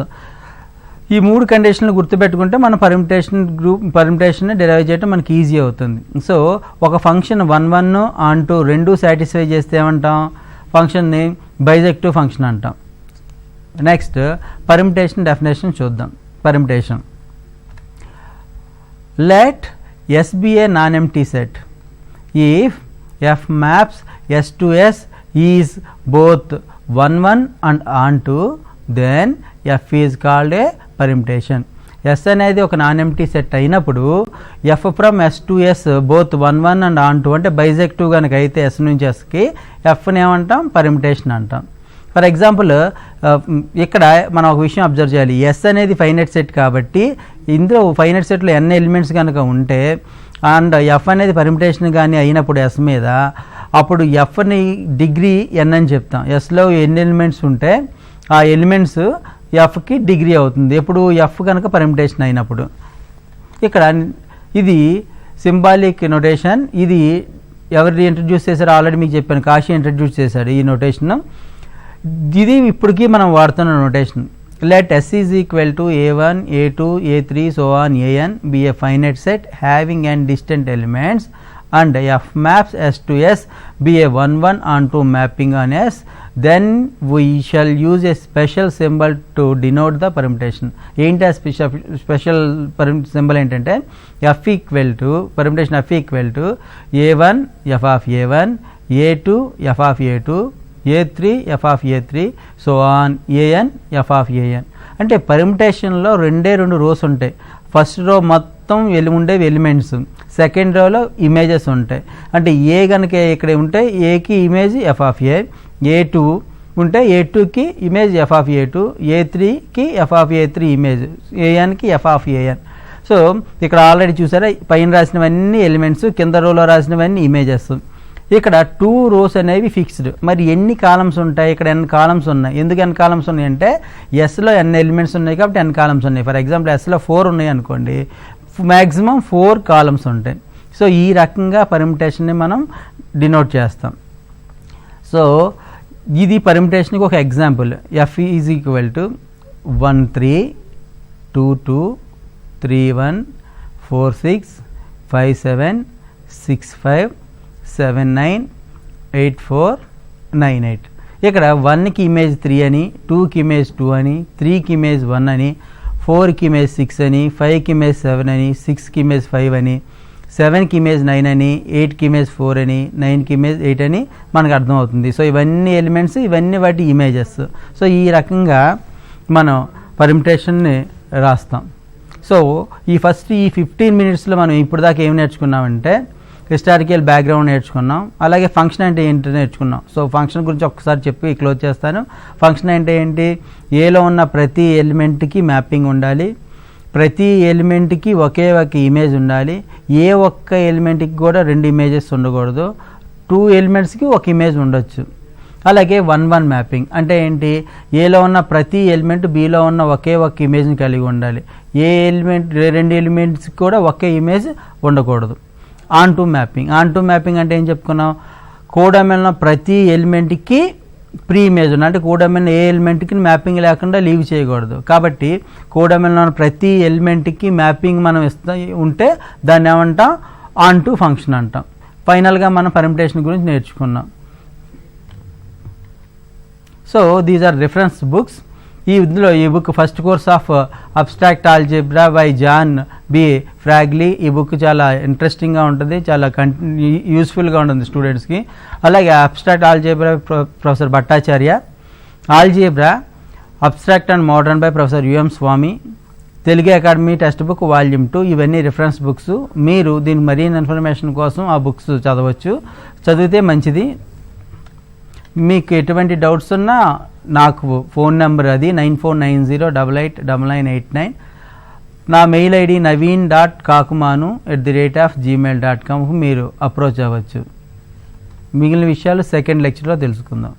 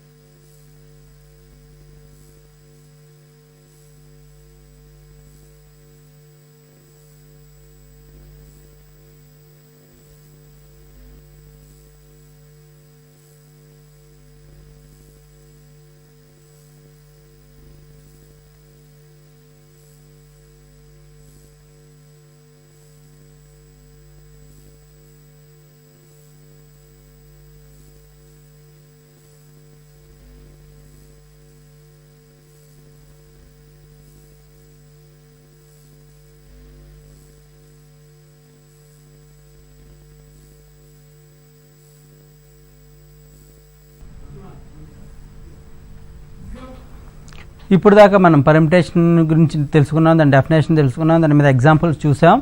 ఇప్పుడు దాని మీద కొన్ని ప్రాబ్లమ్స్, కొన్ని ప్రాపర్టీస్ నేర్చుకుందాం. సో పర్మిటేషన్ అంటే ఏమనుకున్నా, S be non empty set and F maps S to S is both 1 1 and on 2 అయితే then F is called permutation. So notation already మనం అబ్జర్వ్ చేసాం, ఎగ్జాంపుల్ కూడా చూసాం. ఇప్పుడు 2 పర్మిటేషన్స్ కానీ ఎప్పుడు ఈక్వల్ అంటాం. ఇప్పుడు నా దగ్గర let F comma G are be 2 permutations ఉన్నాయి. S is a non empty set అయినప్పుడు F comma G be 2 permutations ఉన్నాయి అనుకోండి. ఎఫ్ని జీని ఎప్పుడు ఈక్వల్ అని చెప్తామంటే, for every A belongs to S F of A equal to G of A అయినప్పుడు F and G are equal permutations అంటాం, ఆర్ ఈక్వల్ అంటాం. ఇక్కడ మనం అబ్జర్వ్ చేస్తే ఇక్కడ ఎగ్జాంపుల్లో F equal to permutation F equal to 1 3 2 1 3 2 4 4 and permutation G equal to 4 4 1 3 3 2 2 1. 2 permutations నా దగ్గర ఉన్నాయి. ఇక్కడ ప్రతి ఎలిమెంట్కి చూడండి, ఇక్కడ 1కి ఇమేజ్ 3, చూడండి 1కి ఇమేజ్ 3, అలాగే జీలో కూడా 1కి ఇమేజ్ అంతా 3. So F of 1 equal to G of 1 equal to 3 అయింది. అలాగే పర్మిటేషన్ ఎఫ్లో 2కి ఇమేజ్ 1, జీలో కూడా 2కి image 1. Therefore F of 2 equal to G of 2 equal to ఏమైంది 1 అయింది. అలాగే ఈ పర్మిటేషన్ ఎఫ్లో 3కి ఇమేజ్ 2, అలాగే పర్మిటేషన్ జీలో 3కి image 2. Therefore F of G equal to G of 3 equal to 2 అయింది. ఫైనల్లీ పర్మిటేషన్ ఎఫ్లో 4కి ఇమేజ్ 4, పర్మిటేషన్ జీలో 4కి image 4. Therefore F of 4 equal to G of 4 equal to 4. Therefore ఇవి రెండు కూడా అంటే 1కి ఇమేజ్ 3, 2కి ఇమేజ్ 1, 3కి ఇమేజ్ 2, 4కి ఇమేజ్ 4 కాబట్టి రెండిట్లో కూడా ఈ 2 పర్మిటేషన్స్ ఏమంటామంటే ఈక్వల్ పర్మిటేషన్స్ అని అంటాం. Next identity permutation. Let S be a finite set, an identity permutation on S defined by I is defined as I of A equal to A for all A belongs to S. అంటే identity permutation అంటే ఏంటంటే, ఏదైతే element ఉందో అదే ఎలిమెంట్కి image కూడా అదే ఉంటుంది. ఇక్కడ చూడండి ఎగ్జాంపుల్లో let S is equal to 1 2 3 4 అని తీసుకున్నాను. దెన్ ఐడెంటిటీ పర్మిటేషన్ ఏమైందంటే 1కి ఇమేజ్ 1, 2కి ఇమేజ్ 2, 3కి ఇమేజ్ 3, 4కి ఇమేజ్ 4. కాబట్టి ఇక్కడ ఎలిమెంట్ దానికి ఇమేజ్ సేమ్ అయ్యింది కాబట్టి దీన్ని ఏమంటామంటే ఐడెంటిటీ పర్మిటేషన్ అంటాం. Next product of permutations. 2 permutations F and G 2 permutations అయినప్పుడు ఆ 2 పర్మిటేషన్ని ఎలా ప్రొడక్ట్ చేస్తామనేది ఇప్పుడు నేర్చుకుందాం. ఇక్కడ F equal to A1 B1, A2 B2, A3 B3 ఇది ఒక పర్మిటేషన్ తీసుకున్నాను. జీ అనేది B1 C1, B2 C2, B3 C3 2 permutations నా దగ్గర ఉన్నాయి. ఇప్పుడు ఈ రెండింటి ప్రొడక్ట్ GF క్యాలిక్యులేట్ చేస్తున్నాను, G ఇంటూ F క్యాలిక్యులేట్ చేస్తున్నాను. G అంటే ఏంటి, ఇక్కడ B1 C1, B2 C2, B3 C3, F అంటే A1 B1, A2 B2, A3 B3. ఇప్పుడు ఇది ప్రొడక్ట్ మల్టిప్లై చేసేటప్పుడు మనం రైట్ సైడ్ నుంచి బిగిన్ అవ్వాలి. ఇక్కడ ఎలిమెంట్, ఇక్కడ ఫస్ట్ ఎలిమెంట్ ఏంటి A1, A1కి ఇమేజ్ B1, ఇక్కడ A1 గోస్ టు B1, ఇక్కడ B1 goes to C1. Observe చేయండి, A1కి ఇమేజ్ B1, ఇక్కడ B1కి ఇమేజ్ C1. దేర్ ఫోర్ A1కి ఇమేజ్ ఏమవుతుంది C1 అవుతుంది. దేర్ ఫోర్ A1 C1 అయింది. ఇక్కడ A2 goes to B2 and B2 goes to C2. Therefore A2కి ఇమేజ్ C2 అవుతుంది. ఇక్కడ A3 goes to B3 and B3 goes to C3. Therefore A3 goes to C3. Therefore GF equal to A1 C1, A2 C2, A3 C3 అవుతుంది. ఇప్పుడు example చూద్దాం. If S equal to 1 2 3 and F equal to permutation F equal to 1 1 2 3 3 2, G equal to 1 3 2 2 3 1. Then find FG. So FG calculate చేస్తున్నాను, F into G. F అంటే 1 1, 2 3 3 2, G అంటే 1 3 2 2 3 1. ఇప్పుడు ఈ రెండు product చేస్తున్నాను నేను. ఇప్పుడు రైట్ సైడ్ నుంచి బిగిన్ అవ్వాలని చెప్పాను కదా. So 1 goes to 3 and 3 goes to 2. Therefore 1 3కి మ్యాప్ అవుతుంది, 3 ఇక్కడ ఏమవుతుంది 2కి మ్యాప్ అవుతుంది. కాబట్టి ఏమైంది ఇక్కడ 1కి ఇమేజ్ 2 అవుతుంది. ఇక్కడ 2 goes to 2 and 2 goes to 3. Therefore 2కి రీచ్ అవుతుంది, ఇక్కడ 2కి ఇమేజ్ 3 అవుతుంది. కాబట్టి ఏమైంది 2 మ్యాప్స్ విత్ 3 అయింది. ఇక్కడ 3 goes to 1 and 1 goes to 1. కాబట్టి 3కి ఇమేజ్ ఏమైంది 1 అవుతుంది. దేర్ఫోర్ 3కి ఇమేజ్ 1 అవుతుంది. Therefore F into G equal to 1 2 2 3 3 1. ఈ రకంగా రెండు పర్మిటేషన్లు మనం ప్రొడక్ట్ చేయొచ్చు. 2 కానీ 3 కానీ ఏదైనా కానీ ఇదే మెథడ్లో మనం చేసుకోవచ్చు. ఇప్పుడు ఇంకొక ప్రాబ్లం చూద్దాం. Permutation F equal to 1 2 2 3 3 1 4 5 5 4.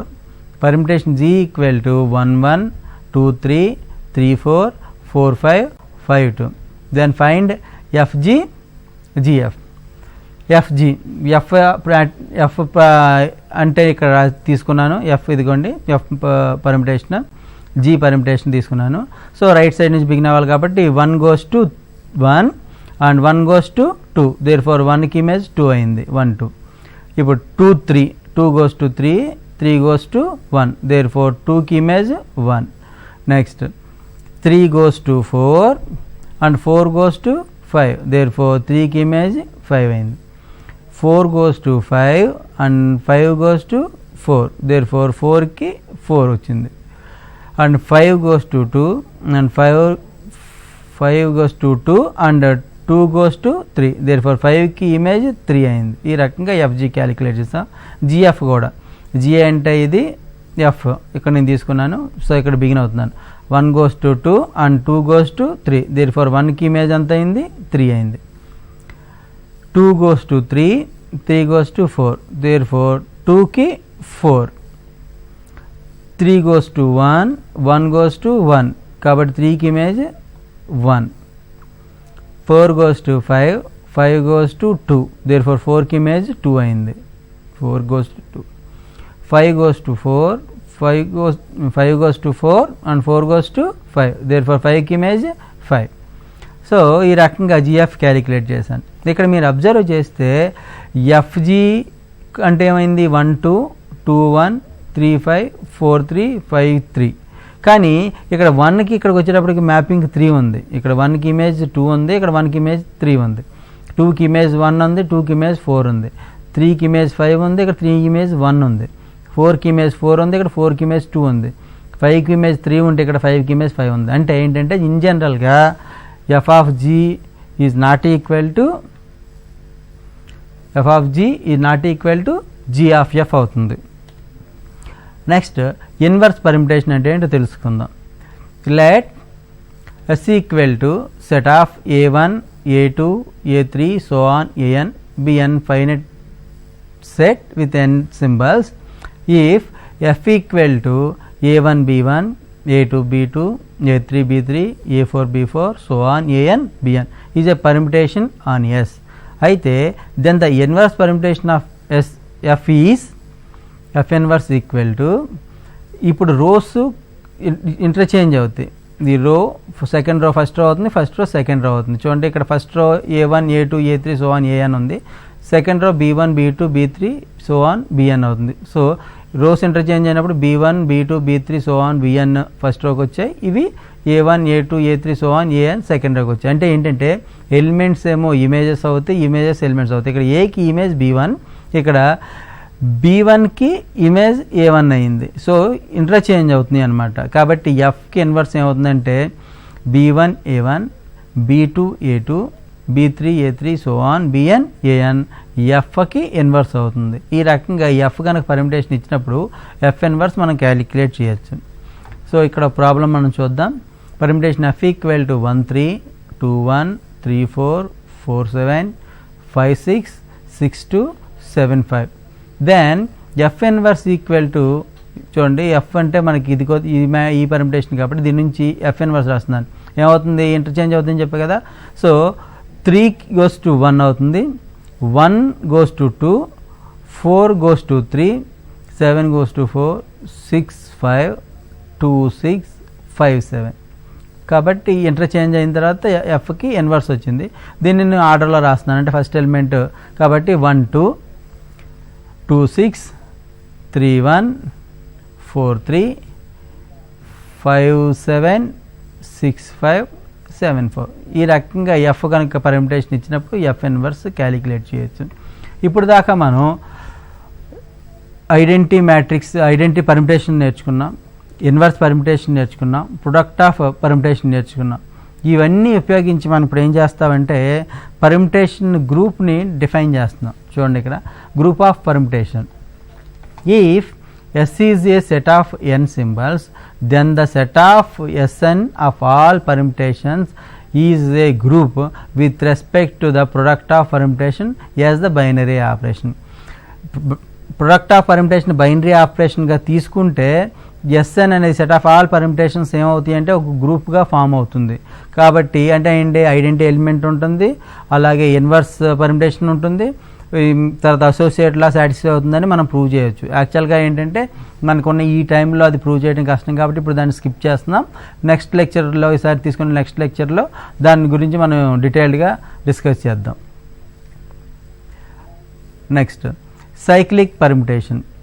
Let S equal to A1, A2, so on An be a finite set of n symbols. A permutation F on S is said to be a cyclic permutation of length n if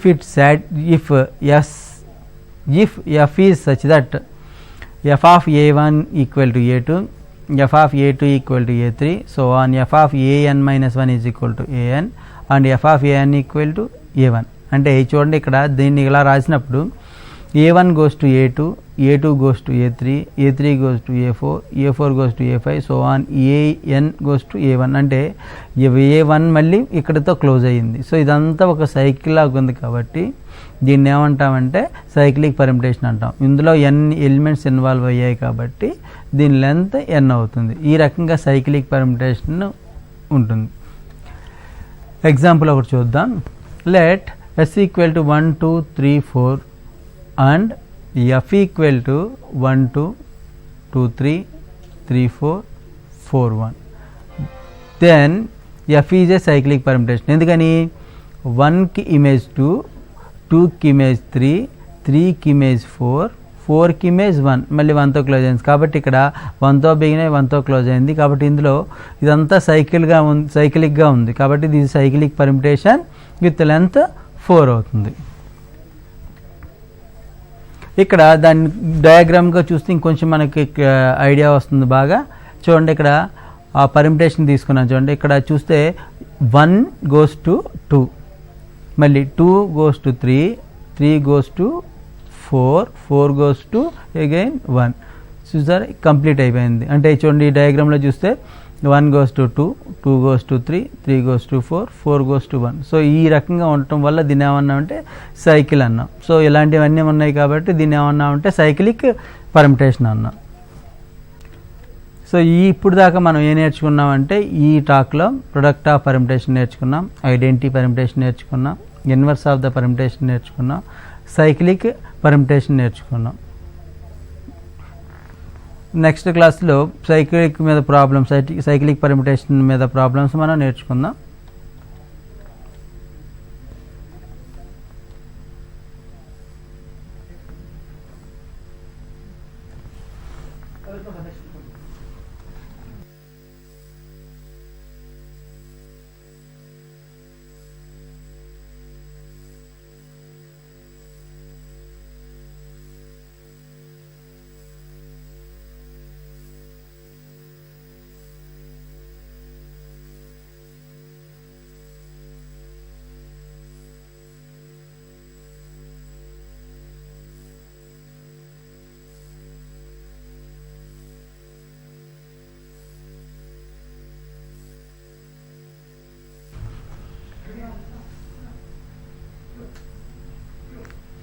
so ఇందాక మనం talk cyclic permutation దగ్గర close చేసాం. ఇప్పుడు అక్కడి నుంచి begin అవుదాం. ఇందాక cyclic పర్మిటేషన్ని notation మనం ఎలా చూసాం, n ఎలిమెంట్స్ ఉన్నప్పుడు సైక్లిక్ పర్మిటేషన్ ఈ రకంగా ఉంటుందని మనం చూసాం. దీని మీద మనం ప్రాబ్లం చూసాం, సైకిల్ ఎలా ఉంటుంది డయాగ్రామ్ చూసాం. సో సైక్లిక్ పర్మిటేషన్లో సైకిల్స్ ఈ రకంగా ఉంటుందని మనం అర్థం చేస్తున్నాం. ఒక పర్మిటేషన్లో ఒకే సైకిల్ ఉంటుందా, 2 సైకిల్స్ ఉంటాయా, 3 ఉంటాయా అనేది ఇప్పుడు మనం స్టడీ చేద్దాం. ఇక్కడ దానికన్నా ముందు మనం కొన్ని అబ్జర్వేషన్స్ ఉన్నాయి మన దగ్గర. ఫస్ట్ది ఏంటంటే every permutation is not a cyclic permutation. Cyclic permutation అవ్వచ్చు, కాకపోవచ్చు. సెకండ్ది బట్ కాన్వర్స్కి వచ్చేటప్పటికి ఏమవుతుందంటే every cyclic permutation is a permutation. ఎందుకంటే ఫర్ ఎగ్జాంపుల్ 1 3 2 అనే సైక్లిక్ పర్మిటేషన్ ఉందనుకోండి, దీన్ని మనం ఏం రాసుకోవచ్చు 1 3 3 2 2 1. కాబట్టి every cyclic permutation is a permutation అవుతుంది. Every identity permutation is a cyclic permutation. Identity permutation అంటే ఏమనుకున్నాం మనం, ఆ ఎలిమెంట్కి అదే ఇమేజ్ ఉంటుంది. 1కి 1, 2కి 2, 3కి 3. సో ఇదేమవుతుంది, ఇదంతా ఐడెంటిటీ పర్మిటేషన్, ఇదేమవుతుంది సైక్లిక్ అవుతుంది. ఇప్పుడు దీని మీద కొన్ని ప్రాబ్లమ్స్ చూద్దాం సైక్లిక్ పర్మిటేషన్స్ మీద. Express 1 2 2 3 3 1 4 5 5 4 6 6 7 9 8 8 9 7 as the product of disjoint cycles. దీని disjoint సైకిల్గా ఎక్స్ప్రెస్ చేద్దాం. ఇప్పుడు మన దగ్గర 1 to 9 ఎలిమెంట్స్ ఉన్నాయి. సో 1 నుంచి 9 దాకా ఉన్న ఎలిమెంట్స్కి ఇమేజెస్ మనకు తెలుసు. ఇప్పుడు మనం ఫస్ట్ దీన్ని డిజైన్ సైకిల్గా రాయగలమో లేదో చెక్ చేద్దాం. ఇక్కడ 1 goes to 2, 2 goes to 3, 3 goes to 1. So ఇది చూడండి, అబ్జర్వ్ చేస్తే 1 goes to 2, 2 goes to 3, 3 goes to 1. కాబట్టి ఇది ఒక్క సైకిల్ అవుతుంది. అలాగే 4తో బిగిన్ అయ్యాం, మళ్ళీ 4 goes to 5, 5 goes to 4. కాబట్టి ఈ 2 ఎలిమెంట్స్ ఒక సైకిల్ అవుతాయి. Next 6 identity permutation, 6 goes to 6 కాబట్టి 6 ఐడెంటిటీ పర్మిటేషన్ అవుతుంది. ఇక్కడ 7 goes to 9, 9 goes to 7. కాబట్టి 7 9 9 7 ఒక సైకిల్ ఫామ్ చేస్తున్నాయి. 8 goes to 8 అంటే అది ఐడెంటిటీ అవుతుంది. దేర్ ఫోర్ ఇక్కడ ఎన్ని డిజైన్ సైకిల్స్ వస్తాయి, 1 goes to 2, 2 goes to 3, 3 goes to 1. కాబట్టి మూడింటిని కలిపి ఒక సైకిల్కి రాస్తాం 1 2 3. So 1 2 3 is a cycle. And 4 goes to 5, 5 goes to 4 కాబట్టి 4 5 ఒక సైకిల్ ఫామ్ అవుతుంది. ఇక్కడ 6 ఐడెంటిటీ కాబట్టి దాన్ని ఒమిట్ చేస్తాం. ఇక్కడ 8 కూడా ఐడెంటిటీ కాబట్టి దాన్ని ఒమిట్ చేస్తాం. ఇక్కడ ఏమవుతుందంటే cycle 7 goes to 9, 9 goes to 7. కాబట్టి సైకిల్ ఇది ఏమవుతుందంటే 7 9 అవుతుంది. ఇక్కడ ప్రింటింగ్ మిస్టేక్ పడింది, తప్పుగా టైప్ చేశాను. ఓన్లీ ఇది ఏమవుతుంది 7 9 సైకిల్ అవుతుంది. 8 మళ్ళీ ఐడెంటిటీ పర్మిటేషన్ ఐడెంటిటీ అవుతుంది కాబట్టి దాన్ని ఒమిట్ చేస్తాం. సైకిల్స్ రాసేటప్పుడు ఐడెంటిటీ ఎలిమెంట్స్ని ఒమిట్ చేస్తాం. 6ని ఒమిట్ చేస్తాం, 8ని ఒమిట్ చేస్తాం. దేర్ ఫోర్ ఎన్ని సైకిల్స్ అయ్యాయంటే 3 సైకిల్స్గా వచ్చాయి. 1 2 3 ఒక సైకిల్, 4 5 ఒక సైకిల్, 7 9 ఒక cycle.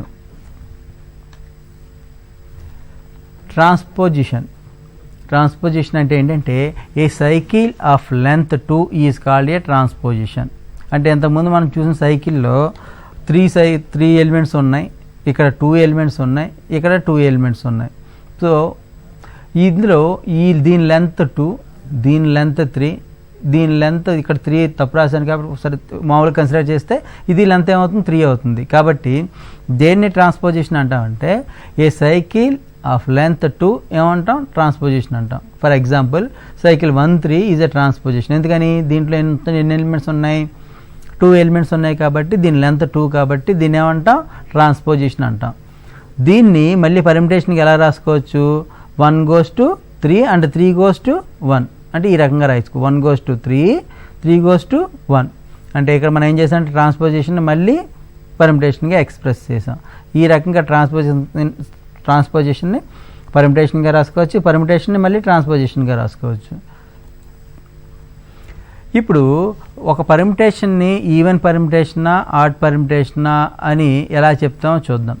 A permutation is said to be a even permutation if it can be expressed as a product of even number of transposition. అంటే ఏంటంటే ఒక పర్మిటేషన్ని ఈవెన్ ట్రాన్స్పోజిషన్ అని కానీ ఒక పర్మిటేషన్ని ఈవెన్ పర్మిటేషన్ అని కానీ ఆడ్ పర్మిటేషన్ కానీ చెప్పాలి అంటే మనం ఆ పర్మిటేషన్ని ట్రాన్స్పోజిషన్స్గా మారుస్తాం. ట్రాన్స్పోజిషన్ అంటే ఏం నేర్చుకున్నాం, సైకిల్ ఆఫ్ లెంత్ 2గా కన్వర్ట్ చేసిన తర్వాత ఆ పర్మిటేషన్కి ఎన్ని ట్రాన్స్పోజిషన్స్ ఉంటే దాన్ని అది ఈవెన్ నెంబర్ ఆఫ్ ట్రాన్స్పోజిషన్స్ ఉంటే ఈవెన్ ట్రాన్స్పోజిషన్ అంటాం, ఆడ్ నెంబర్ ట్రాన్స్పోజిషన్ ఉంటే ఆడ్ పర్మిటేషన్ అంట. అంటే ఒక పర్మిటేషన్ ఈవెన్ ఆర్ ఆడ్ చెప్పాలి అంటే ఫస్ట్ ఆఫ్ ఆల్ దాన్ని ఏం చేస్తా అంటే డిజైన్ సైకిల్గా రాస్తాం, సైకిల్స్ని మళ్ళీ ట్రాన్స్పోజిషన్గా కన్వర్ట్ చేస్తాం, నెంబర్ ఆఫ్ ట్రాన్స్పోజిషన్ బేస్ చేసుకొని ఇచ్చిన పర్మిటేషన్ ఈవెన్ అవుతుందా ఆడ్ అవుతుందా చెప్తాం. కాబట్టి అందుకోసమే మనం ట్రాన్స్పోజిషన్ నేర్చుకున్నాం. మళ్ళీ ఇక్కడ ఒకసారి రిమైండ్ చేస్తాం, ట్రాన్స్పోజిషన్ అంటే ఏమి నేర్చుకున్నాం, ఈ cycle with length only 2. So 2 లెంత్గా ఉన్న సైకిల్ని ఏమంటాం ట్రాన్స్పోజిషన్ అంటాం. రైట్, దీని మీద మనం కొన్ని ప్రాబ్లమ్స్ చూద్దాం. పర్మిటేషన్ 1 3 2 4 3 2 4 1 5 6 6 5 7 8 8 9 9 7. ఇప్పుడు ఏం చూపించమంటున్నారు, show that this permutation is an even అని చూపించమంటున్నారు. చూద్దాం. ఫస్ట్ ఆఫ్ ఆల్ దీన్ని ఏం చేద్దామంటే ముందు డిజైన్ సైకిల్స్కి ఎక్స్ప్రెస్ చేద్దాం, సైకిల్స్ని పర్మిటేషన్ మళ్ళీ ట్రాన్స్పోజిషన్గా రాద్దాం, ఆ తర్వాత ఇది ఈవెన్ ఆర్డర్ చెక్ చేద్దాం. ఇప్పుడు నా దగ్గర ఉన్న పర్మిటేషన్ ఇది 1 goes to 3, 3 goes to 2 and 2 goes to 4, 4 goes to 1. చూడండి ఇక్కడ మీరు అబ్జర్వ్ చేస్తే ఈ రెడ్ కలర్లో ఉన్నదంతా ఒక సైకిల్ ఫామ్ చేస్తుంది. 1 goes to 3, 3 goes to 2, 2 goes to 4, 4 goes to 1. So ఈ 4 ఎలిమెంట్స్ ఒక సైకిల్ ఫామ్ చేస్తున్నాయి. సో ఈ 4 ఏం చేశాను, సైకిల్గా రాశాను. 1 goes to 3, 3 goes to 4, 3 goes to 2, 2 goes to 4, 4 goes to 1. This is a cycle. Next 4 దాకా చేసాం కదా, నెక్స్ట్ 5th నుంచి 5th goes to 5 goes to 6, 6 goes to 5.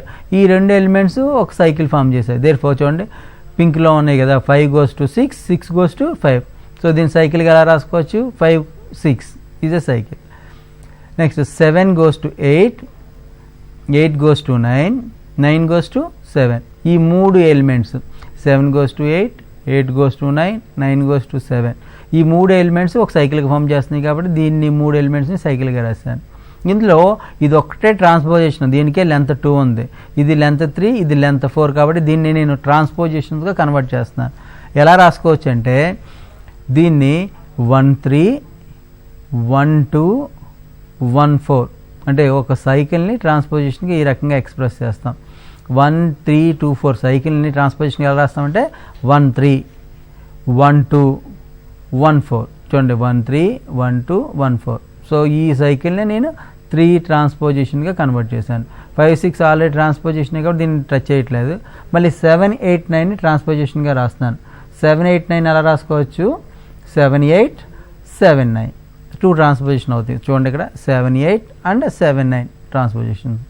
So ఫైనల్గా we get 1 2 3 4 5 6 transposition. Number of transpositions are 6. Therefore the permutation is an even permutation.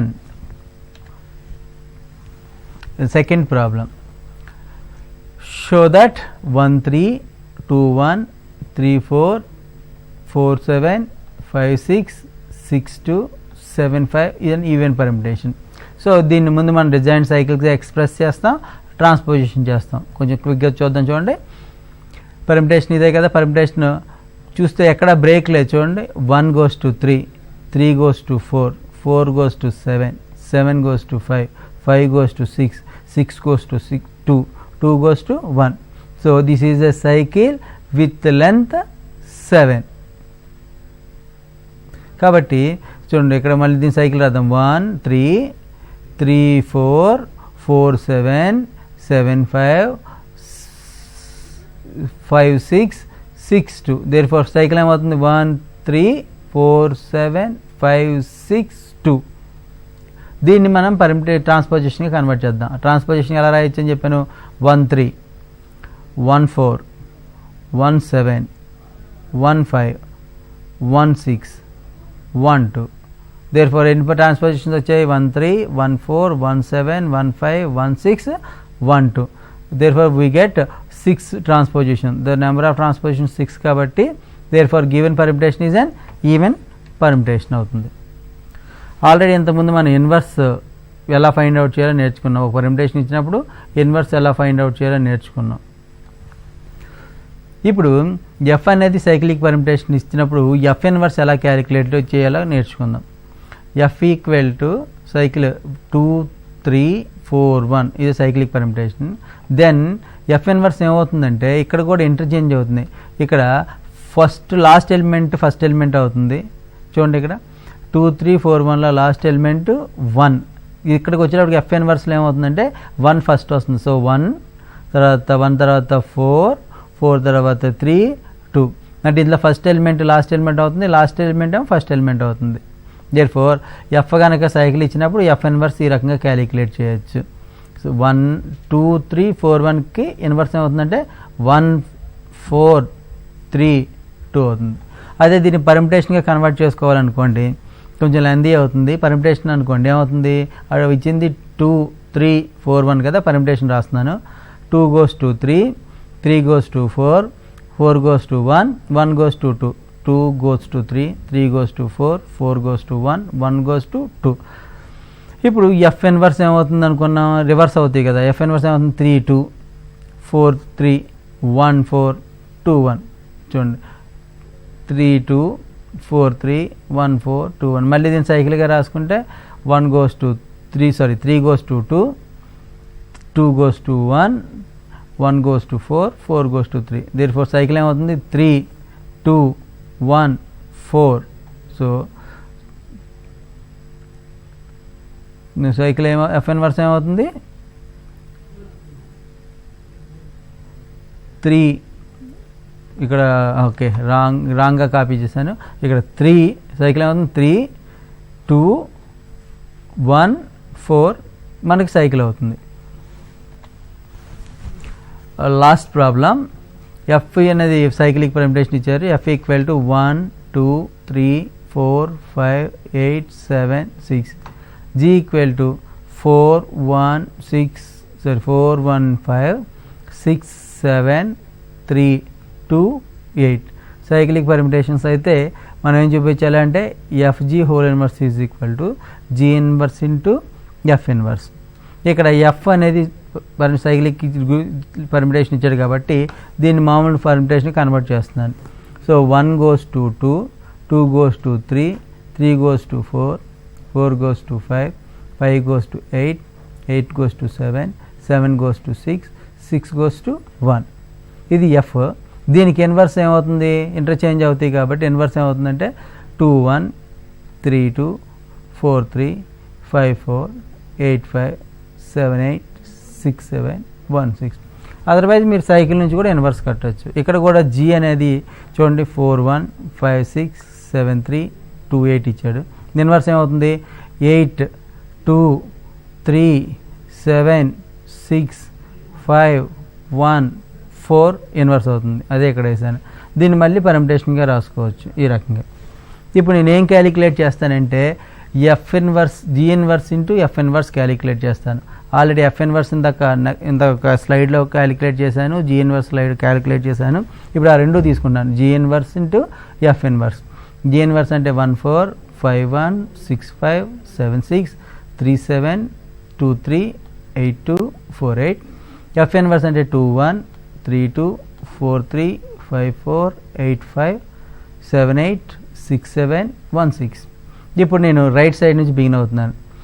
1కి image 6 1 goes to 6. ఇక్కడ 6కి image 5. therefore 1కి 5 వచ్చింది. ఇప్పుడు 2 goes to 1 and 1 goes to 4 కాబట్టి 2కి 4. ఇక్కడ 3 goes to 2 and 2 goes to 3 కాబట్టి 3కి 3. Next 4 goes to 3 3 goes to 7 కాబట్టి 4కి 7 వచ్చింది. 5 goes to 4 and 4 goes to 8 కాబట్టి 5కి 8. 6 goes to 7 7 goes to 6 కాబట్టి 6కి 6 వచ్చింది. 7 goes to 8 8 goes to 2 కాబట్టి 7కి ఇమేజ్ 2 అయింది. 8 goes to 5 and 5 goes to 1. 8 కి ఇమేజ్ 1 అయింది. So G inverse into F inverse is equal to మనకి ఈ పర్మిటేషన్ వచ్చింది. ఇప్పుడు F into G whole inverse ఎంత వస్తుందో చూద్దాం. F అంటే 1 2 2 3 3 4 4 5 5 8 8 7 7 6 6 1. G అంటే 4 1 1 5 5 6 6 7 7 3 3 2 2 8 8 4. రైట్ సైడ్ నుంచి బిగిన్ అవుతున్నాను. 1కి ఇమేజ్ 5 5కి ఇమేజ్ 8 దేర్ఫోర్ 1 8. రెండవది 2కి ఇమేజ్ 8 8 ఇమేజ్ 7 కాబట్టి 2 7. 3కి ఇమేజ్ 2 2కి ఇమేజ్ 3 కాబట్టి 3కి 3. 4కి ఇమేజ్ 1 1 goes to 2 కాబట్టి 4 2. 5కి 6 6 goes to 1 కాబట్టి ఏమవుతుంది 5 1. 6 goes to 7 7 goes to 6 కాబట్టి 6కి 6. 7 goes to 3 3 goes to 4 7కి 4. 8 goes to 4 4 goes to 5 8కి 5. therefore FGకి మనకి 1 8 2 7 ఆర్డర్లో అరేంజ్ చేస్తే 1 8 2 7 3 3 4 2 5 1 6 6 7 4 8 5 వస్తుంది. దీనికి ఇన్వర్స్ రివర్స్ చేస్తే 3 3 2 4 1 5 6 6 4 7 5 8. దీని ఆర్డర్లో అరేంజ్ చేస్తే 1 5 2 4 3 3 4 7 5 8 6 6 7 2 8 1 అవుతుంది. మనం అబ్జర్వ్ చేస్తే F inverse value FG whole inverse value G inverse FG inverse value same అవుతుంది. ఈ రకంగా మనం సైక్లిక్ గ్రూప్స్ మీద ఉన్న ప్రాబ్లమ్స్ మనం చేసాం. ఫైనల్గా ఈ లాస్ట్ టాక్లో మనం నేర్చుకుంది ఏంటంటే సైక్లిక్ పర్మిటేషన్ నేర్చుకున్నాం. సైకిల్స్ని ట్రాన్స్పోజిషన్కి ఎలా కన్వర్ట్ చేయాలో నేర్చుకున్నాం. ఈవెన్ అండ్ ఆడ్ పర్మిటేషన్స్ ఎలా ఫైండ్ అవుట్ చేయాలో నేర్చుకున్నాం. నేను ఇంతకుముందు మీకు చెప్పాను ఈ పర్మిటేషన్స్కి సంబంధించిన మరింత ఇన్ఫర్మేషన్ మనం ఈ రిఫరెన్స్ బుక్స్లో దొరుకుతుంది. First book the first course of abstract algebra by John B Fraleigh. ఆ బుక్ చాలా యూస్ఫుల్గా ఉంటుంది స్టూడెంట్స్కి. Remaining books abstract algebra by Bhattacharya, algebra abstract and modern by professor UM Swamy, Telugu academy textbook volume 2 చాలా యూస్ఫుల్గా ఉంటాయి స్టూడెంట్స్కి. మీకు మరిన్ని సందేహాలు కానీ ఏమైనా ఉన్నట్టయితే ఒకసారి మీరు నా మెయిల్ అడ్రస్ నోట్ చేసుకోండి. నా mail ID Naveen NAVIN Naveen .KAKUMANU Kakumanu @gmail.com and my phone number is 94908899. మీరు ఎటువంటి సందేహాలు ఉన్నా మీరు నా నెంబర్కి కాల్ చేయొచ్చు, లేకపోతే నా మెయిల్కి మీరు మెయిల్ చేయొచ్చు. Thank you one and all.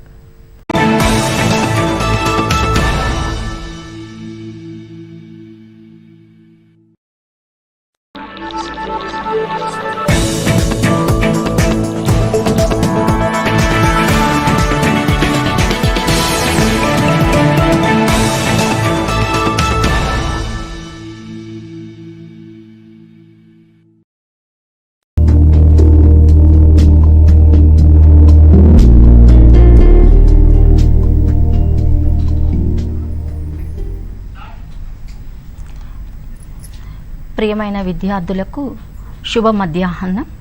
ఈరోజు మనం సంస్కృత పాఠ్యభాగం నుండి దూతవాక్యం అనేటటువంటి పాఠ్యాంశాన్ని గురించి తెలుసుకుందాం. ముందుగా కవి పరిచయాన్ని తెలుసుకుందాం. కావ్యేషు నాటకం రమ్యం నాటకాంతం హి సాహిత్యం ఇత్యాది వచనాని నాటక రచనాయాః రామణీయకం సాహిత్య ప్రక్రియాసు సర్వోత్కృష్టత్వంచ సముద్ఘోషయంతి. కావ్యములలో దృశ్య కావ్యం అనగా నాటకం ఎంతో అందమైనదని, సాహిత్యానికి అంతం నాటకమే అని చెప్పి మొదలైనటువంటి మంచి మాటలని నాటక రచన యొక్క సౌందర్యాన్ని తెలియజేస్తుందని సాహిత్య ప్రక్రియలో నాటకానికి గల గొప్పదనాన్ని తెలియజేస్తున్నాయి. ప్రపంచ సాహిత్యే సంస్కృత రూపకాణం విశిష్టం స్థానం వర్తతే. ప్రపంచ సాహిత్యంలో సంస్కృత రూపకమునకు అనగా నాటకమునకు ఒక ఉన్నతమైనటువంటి స్థానం ఉంది. సంస్కృత నాటక ప్రపంచే ప్రతితయశాః మహాకవయః భాసః ఆద్యత్వాత్ ఆవహతి. ప్రపంచ ప్రఖ్యాతి పొందిన కీర్తి గడించినటువంటి భాస మహాకవి సంస్కృత నాటక ప్రపంచములోనే మొట్టమొదటి వాడిగా లెక్కింపబడుతున్నాడు. కాళిదాసాదయో మహాకవయః భాసస్య నాటక కళయా అతిమాత్రం ప్రభావితాః అభూవన్. కాళిదాసు మొదలైన మహాకవులు భాస మహాకవి యొక్క నాటక కళా నైపుణ్యంతో మిక్కిలి ప్రభావితులవుతున్నారు. మరి ఈ కవి పరిచయంలో మనం చూసాం కదండి, కావ్యేషు నాటకం రమ్యం అని ఉంది. పరీక్ష విషయానికి వచ్చినట్లయితే కావ్యేషు రమ్యం కిం అని అడుగుతారు. అప్పుడు విద్యార్థులు మీరందరూ తప్పకుండా కావ్యేషు ఏమని రాయాలి, నాటకం రమ్యం అని రాయవలసి ఉంటుంది. మరి ఆ యొక్క దూతవాక్యం అనేటటువంటి ఈ పాఠ్యభాగాన్ని రచించినటువంటి వారు భాస మహాకవి. వారు ఏ కాలానికి సంబంధించిన వారో తెలుసుకుందాం. అన్యేషాం ప్రాచీన భారతీయ మహాకవీనామివ భాస మహాకవేరపి కాల నిర్ణయః న సుకరః. మనము ప్రాచీన వాంగ్మయాన్ని చూసినట్లయితే చాలా మంది కవుల యొక్క కాల నిర్ణయాన్ని మనము తెలియజేయలేకున్నాము. దానికి కారణము అనేకమైన విషయాలు ఉండవచ్చు. ఆనాటి సాంకేతిక పరమైనటువంటి పరిజ్ఞానం లేకపోయి ఉండవచ్చు కూడాను. కానీ ఈ భాస మహాకవి కాల నిర్ణయానికి వచ్చేసరికి ఈయనకి కూడా కాల నిర్ణయం చేయడానికి సరైనటువంటి దాఖలాలు మనకు కనిపించలేదు. భారతీయ మహాకవులు అనేక మంది భాస మహాకవి కాలం నిర్ణయించడానికి ఎంతో ప్రయత్నం చేశారు. క్రీస్తోః ప్రాక్ 14వ శతాబ్దీ జాతేన కౌటిల్యేన భాస విరచిత శ్లోకస్య సముద్ధరణం భాసస్య కౌటిల్యాదపి పూర్వవర్తిత్వం సుభృశం ప్రమాణయతి. క్రీస్తుకు పూర్వము 4వ శతాబ్దంలో జీవించిన కౌటిల్యుడు భాసునిచే రచింపబడిన శ్లోకమును ఉదహరించుట చేత ఇతడు కౌటిల్యుని కంటే కూడా ముందువాడని మనకు తెలుస్తుంది. తదాచ మహాకవిః భాసః క్రీస్తోః పూర్వం ప్రథమ శతాబ్ద్యాః ప్రాక్తనః ఇతి విద్వాంసః అభిప్రయంతి. కావున భాసుడు క్రీస్తుకు పూర్వం 1వ శతాబ్దానికి ముందువాడని కూడా భావిస్తున్నారు. భాసస్య జీవన వృత్తిమధికృత్య ప్రమాణం కించిదపి న లభ్యతే. భాసుని జీవితమునకు సంబంధించినటువంటి వివరాలు మనకు కొంచెం కూడా లభించడం లేదు.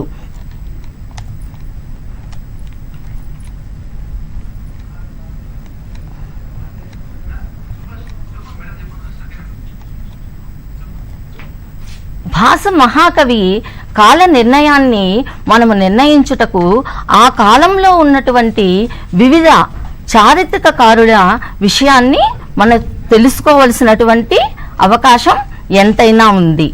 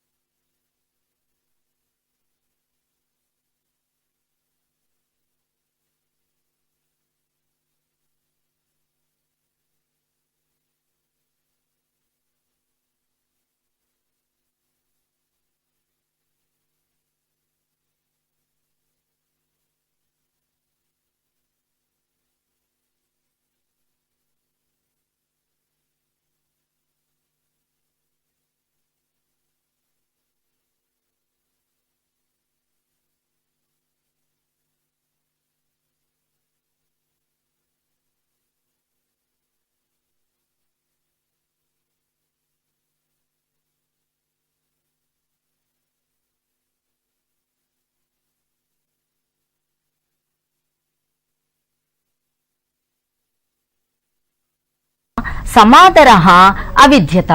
ఈ మహాకవికి కుటుంబ వ్యవస్థ పైన అపారమైనటువంటి గౌరవం ఉన్నట్లు మనకు తెలుస్తుంది. మహాకవేరస్య నాటకేషు భరతవాక్యానుసారేణ భాసస్య రాష్ట్రీయ భావన స్పష్టం ప్రతీయతే.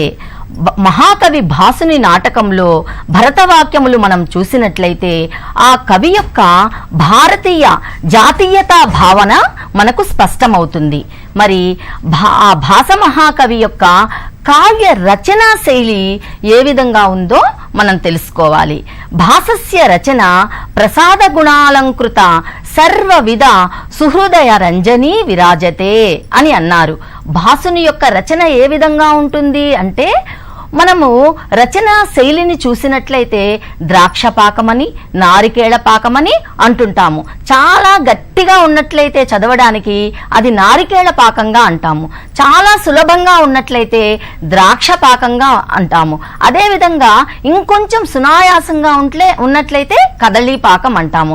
అలాగా ఈ భాసుని యొక్క రచనను చూసినట్లయితే ప్రసాద గుణాలతో కూడుకున్నదై అన్ని రకాల ప్రేక్షకులకు ఆనందాన్ని కలిగిస్తుంది. భాసుని యొక్క శైలి అస్య లోకోత్తర కల్పనా శక్తి అద్భుతతయా విద్యతే.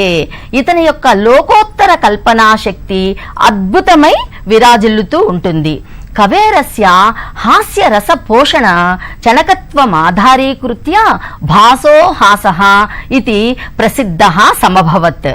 హాస్య రసమును పోషించుట యందు ఈయనకు గల నైపుణ్యము వలన భాసో హాసః అని కీర్తించారు. సరస్వత్యాః ధరహాసః ఏవ భాసః ఇది తస్యాః వచో యుక్తేః భావః.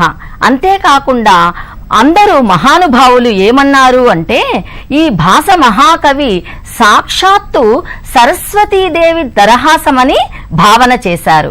మరి ఈ యొక్క మహాకవి ఏ ఏ రూపకాలను రచించారో మనం చూస్తాము.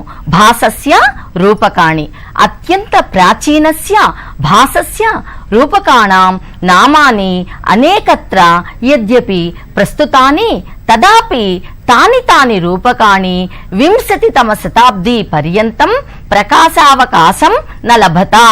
అతి ప్రాచీనమైనటువంటి భాసుని యొక్క రూపకముల పేర్లు అనేక చోట్ల ప్రస్తావించినప్పటికీ 20వ శతాబ్దం వరకు అవి గుర్తించబడలేదు. క్రీస్తు శకం అంటే 1912వ సంవత్సరంలో మహామహోపాధ్యాయ బిరుదాంచితేన గణపతి శాస్త్రి మహాశయేన సంశోధ్య ప్రప్రథమతయా ముద్రాపితాని భాస విరచితాని 13 రూపకాణి సంస్కృత సాహిత్య జగతి పరమాహ్లాదపూర్వకాణి అభవన్. అంటే క్రీస్తు శకంలో 1912వ సంవత్సరంలో మహామహోపాధ్యాయ బిరుదాంకితులైనటువంటి శ్రీ గణపతి సచ్చిదానంద శాస్త్రి గారు భాసుడు రచించినటువంటి 13 నాటకాలను ప్రచురింపచేశాడు. అంటే ఆయన ముద్రించారు. అవి సంస్కృత సాహిత్య లోకానికి పరమానందదాయకాలయ్యాయి. ఆ రూపకాలను మనం ఇప్పుడు పరిశీలిద్దాం. అవి మొత్తం 13 రూపకాలున్నాయి. వీటినే మనము భాస నాటక చక్రం అని అంటాం. అందులో మొట్టమొదటిది స్వప్నవాసవదత్తం, ప్రతిజ్ఞా యౌగంధరాయణం, అవిమారకం, బాలచరితం, పంచరాత్రం, మధ్యమ వ్యాయోగం, దూతవాక్యం, కర్ణభారం, ఊరుభంగం, దూత ఘటోత్కజం, ప్రతిమా నాటకం మరియు అభిషేక నాటకం, చారుదత్తం.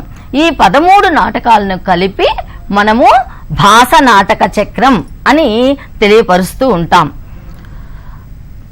భాసస్య బహురూపక కర్తృత్వముద్దిశ్య మహాకవి బాణభట్టః సముపశ్లోకయతి యథా.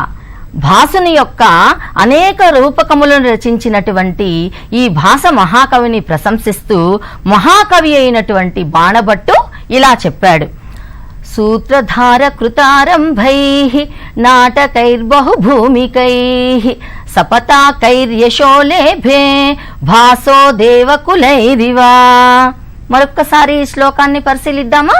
సూత్రధార కృతారంభైః నాటకైర్బహుభూమికైః సపతాకైర్యశోలేభే భాసో దేవకులైరివా. శ్లోకాన్ని మనము చక్కగా శ్లోక రూపంలో చదువుకున్నట్లయితే మన మనస్సు ఎంతో ఆహ్లాదంగా ఉండడమే కాకుండా మనకు చక్కగా అర్థం అవుతుంది. శ్లోక పారాయణం ద్వారా మనకు ధారణా శక్తి కూడా పెరుగుతుంది. మరొక్కసారి చూద్దాం దీన్ని, ఈ శ్లోకాన్ని పరిశీలిద్దాం. సూత్రధార కృతారంభై నాటకైర్బహుభూమికై సపతాకైర్యశో లేభే భాసో దేవకులైరివా. మరి భాసుడు అనేక ప్రాంతాలలో విరాజిల్లుచున్న సూత్రధారుని వచనాలతో ప్రారంభమైన పతాక రూపకమైన నాటక లక్షణాలతో కూడిన అనేక రూపకములను రచించి ఆయన అఖండ కీర్తిని సంపాదించాడు. మరి మనము ఈరోజు దూతవాక్యాన్ని మహాకవి భాసుడు రచించాడని తెలుసుకున్నాం. మహాకవి భాసుని కాలాన్ని తెలుసుకున్నాం. అదేవిధంగా ఆయన శైలి ఏ విధంగా ఉందో తెలుసుకున్నాం. ఇప్పుడు పాఠ్య భాగంలోనికి ప్రవేశిద్దాం. పాఠ్య భాగ పరిచయం. దూతవాక్యం ఇది ప్రస్తుత పాఠ్యభాగః భాస విరచితః మహాభారత కథారిత రూపక విశేషః. దూతవాక్యం అనేటటువంటి ప్రస్తుత పాఠ్యభాగము మహాభారత కథను ఆధారం చేసుకుని రచించబడినటువంటి రూపకము. సర్వక్షత్రియ సంక్షయకారకస్య కురు పాండవ యుద్ధస్య ప్రాక్ శ్రీకృష్ణేన పాండవార్థే దుర్యోధన సభాయాం కృతం దౌత్యం అస్య నాటకస్య కథావస్తు వరీవర్తి. అనేక మంది క్షత్రియుల వినాశనమునకు కారణమైనటువంటి కౌరవ పాండవ సంగ్రామమునకు ముందు పాండవుల పక్షాన దుర్యోధనుని సభయందు శ్రీకృష్ణుడు నెరపినటువంటి అంటే జరిపినటువంటి రాయబారము ఈ రూపకమునందలి ఇతివృత్తము. ఉదాహరణకు విద్యార్థులారా, మనము ఒక చలనచిత్రానికి వెళ్ళాలంటే ఏం చేస్తాం? చక్కగా ముందు ఆ చలనచిత్రం పేరు తెలుసుకుని వెడతాం. అదేవిధంగా మనము ఇప్పుడు ఈ పాఠ్యాంశంలోకి వెళ్ళేటప్పుడు కథ ఎక్కడ ప్రారంభమవుతుందో తెలుసుకున్నాం. ఎక్కడ ప్రారంభమైంది? శ్రీకృష్ణుడు పాండవుల యొక్క వనవాసాది కార్యక్రమాలు అన్ని పూర్తి చేసుకుని వారి ప్రతిజ్ఞను నెరవేర్చుకుని వచ్చారు. కాబట్టి వారికి ఇవ్వవలసినటువంటి దాయాదత్వం ఇవ్వండి అని కౌరవులకు చెప్పడానికి, దుర్యోధనునికి చెప్పడానికి దూతగా మన శ్రీకృష్ణుడు అనగా వాసుదేవుడు అంబాసిడర్ గా వెళ్తాడు. అక్కడ మనకు మన పాఠ్యభాగం ప్రారంభమైంది. కాబట్టే దూత వాక్యం అని అన్నారు. దూత చేత కబురు పంపారు పాండవులు. మరి మనకి ఇక్కడ దూత ఎవరు? వాసుదేవుడు. శ్రీకృష్ణుడు దూతగా ప్రయాణమయ్యాడు. మరి ఆ విధంగా ప్రారంభమైనటువంటి మన పాఠ్యాంశంలో నాటకము, ప్రకరణము, బాణాదీనాం దశవిధ రూపకాణాం మధ్యే దూతవాక్యమిదం వ్యాయోగ సంజ్ఞకం భవతి. నాటకము, ప్రకరణము, బాణము మొదలగు దశవిధ రూపకముల విభాగములో ఈ దూతవాక్యం అనేటటువంటిది వ్యాయోగం అనే రూపక భేదానికి చెందినది. రూపకేత్ర వర్ణితం వృత్తం ఇతిహాస ప్రసిద్ధం వీరరసస్య పోషకః అస్త్రీ నిమిత్త సంగ్రామః అభివర్ణితః. విద్యార్థులారా, మనము ఈ పాఠ్యాంశంలో తెలుసుకోవాల్సినటువంటిది ఏమిటంటే రూపకేత్ర వర్ణితం వృత్తం ఇతిహాస ప్రవృత్తం. ఇదంతా కూడా ఇతిహాస వృత్తమైనటువంటిది. అంతేకాకుండా వీరరస భరితమైనటువంటి అన్ని చోట్ల స్త్రీ ఉంటుంది. స్త్రీ ద్వారా కొన్ని మంచి విషయాలను చెబుతూ ఉంటారు. ఈ భాగంలో స్త్రీ నిమిత్తము కాని యుద్ధ వర్ణన ఈ రూపకం ద్వారా తెలుస్తుంది. అంటే మనం గ్రహించవలసినటువంటి విషయం ఏమిటంటే దూతవాక్యంలో ఎక్కడా మనకు స్త్రీ పాత్ర అనేటటువంటిది కనిపించదు. మొత్తము కూడా ఈ కథా వస్తువు అంతా కూడా ఇతిహాస ప్రసిద్ధమైనదని చెప్పి మనం గ్రహించాలి. మరి కథా సంగ్రహానికి వద్దామా? ఇప్పుడు మనం కథా సంగ్రహానికి వద్దాం. దూతవాక్యమునకు సంబంధించి సంక్షేపమైనటువంటి కథను మనము తెలుసుకోవలసినటువంటి అవసరం ఎంతైనా ఉంది. సుయోధనః యుద్ధ వ్యూహ విచారార్థం మంత్రశాలాయాం బంధు పరివారైః సమావిష్టః. ఇక్కడ మనము ఇది రూపకం కాబట్టి అన్ని విషయాలు కూడా మనం డైలాగ్స్ లాగా తెలుసుకోవాల్సిన ఆవశ్యకత ఎంతైనా ఉంది. సుయోధనుడు అంటే ఎవరు? దుర్యోధనుడు యుద్ధ వ్యూహమును గూర్చి ఆలోచించుటకు రహస్య సమావేశ మందిరమునందు బంధుమిత్రులతో సమావేశమయ్యాడు. భీష్మ మనకు తెలుసు కురు వృద్ధుడు, అందరినీ కౌరవుల్ని పాండవుల్ని అనుసంధానం చేసి నడిపించేటటువంటి ఒక మహాశక్తి ఎవరు? భీష్ముడు. భీష్మ కౌరవాణాం పక్షే సేనాపతిత్వేన నియుక్త. భీష్ముడు కౌరవుల పక్షమునకు సేనాపతిగా నియమింపబడ్డాడు. తస్మిన్ సమయే పాండవ ప్రేషిత దూత శ్రీకృష్ణ సభామందిరం ప్రవివేశ. అదే సమయంలో పాండవుల చేత దూతగా పంపబడినటువంటి శ్రీకృష్ణుడు సభాభవనాన్ని ప్రవేశిస్తాడు. ఇది మనం రూపకను అనుకున్నాం, ఒక నాటకం అని అనుకున్నాం. ఆ నాటకం అనుకున్నప్పుడు ఏం జరుగుతుంది? శ్రీకృష్ణుడు సభాస్థలికి వస్తున్నాడు. వారేం చేస్తున్నారు? అప్పుడు ఈ యొక్క దుర్యోధనుడు, వారి యొక్క పరిచారాలు, వారి యొక్క మహారాజులు వారు సమాలోచన చేస్తున్నారు యుద్ధం గురించి. ఆ సమయంలో ఇక్కడికి వస్తున్నాడు మన వాసుదేవుడు దూతగా. మరి ఇక్కడ దుర్యోధనుడు భీష్ముని ఏమని నిర్ణయించారు? సేనాధ్యక్ష, అంటే భీష్ముడు వారికి కౌరవ సేనాధిపతిగా నియమించాడన్నమాట. అదే సమయంలో శ్రీకృష్ణుడు ఈ యొక్క సభాస్థలికి వస్తున్నాడు. ఈ యొక్క మీటింగ్ హాల్ అనుకోండి ఉదాహరణకు. తస్మిన్ సమయే పాండవ ప్రేషిత దూత శ్రీకృష్ణ సభామందిరం ప్రవివేశ.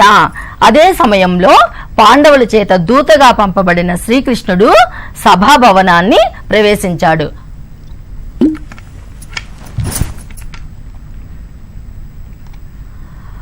కంచుకి ద్వారా శ్రీకృష్ణస్య ఆగమనం విజ్ఞాయ సుయోధనః దుష్టమతిః ద్రౌపదీ వస్త్రాపహరణ చిత్రం సానందం వీక్షమాణః ఆస్తే. కంచుకి ద్వారా అంటే అక్కడున్న ఒక అసిస్టెంట్, మనకు ఆ గుమ్మం ముందు ఒక అసిస్టెంట్ కంచుకి ఉన్నాడు. కంచుకి ద్వారా తెలుసుకున్నటువంటి శ్రీకృష్ణుడు దూతగా వస్తున్నాడు అని తెలుసుకున్నటువంటి దుష్టమతి అయినటువంటి ఎవరు?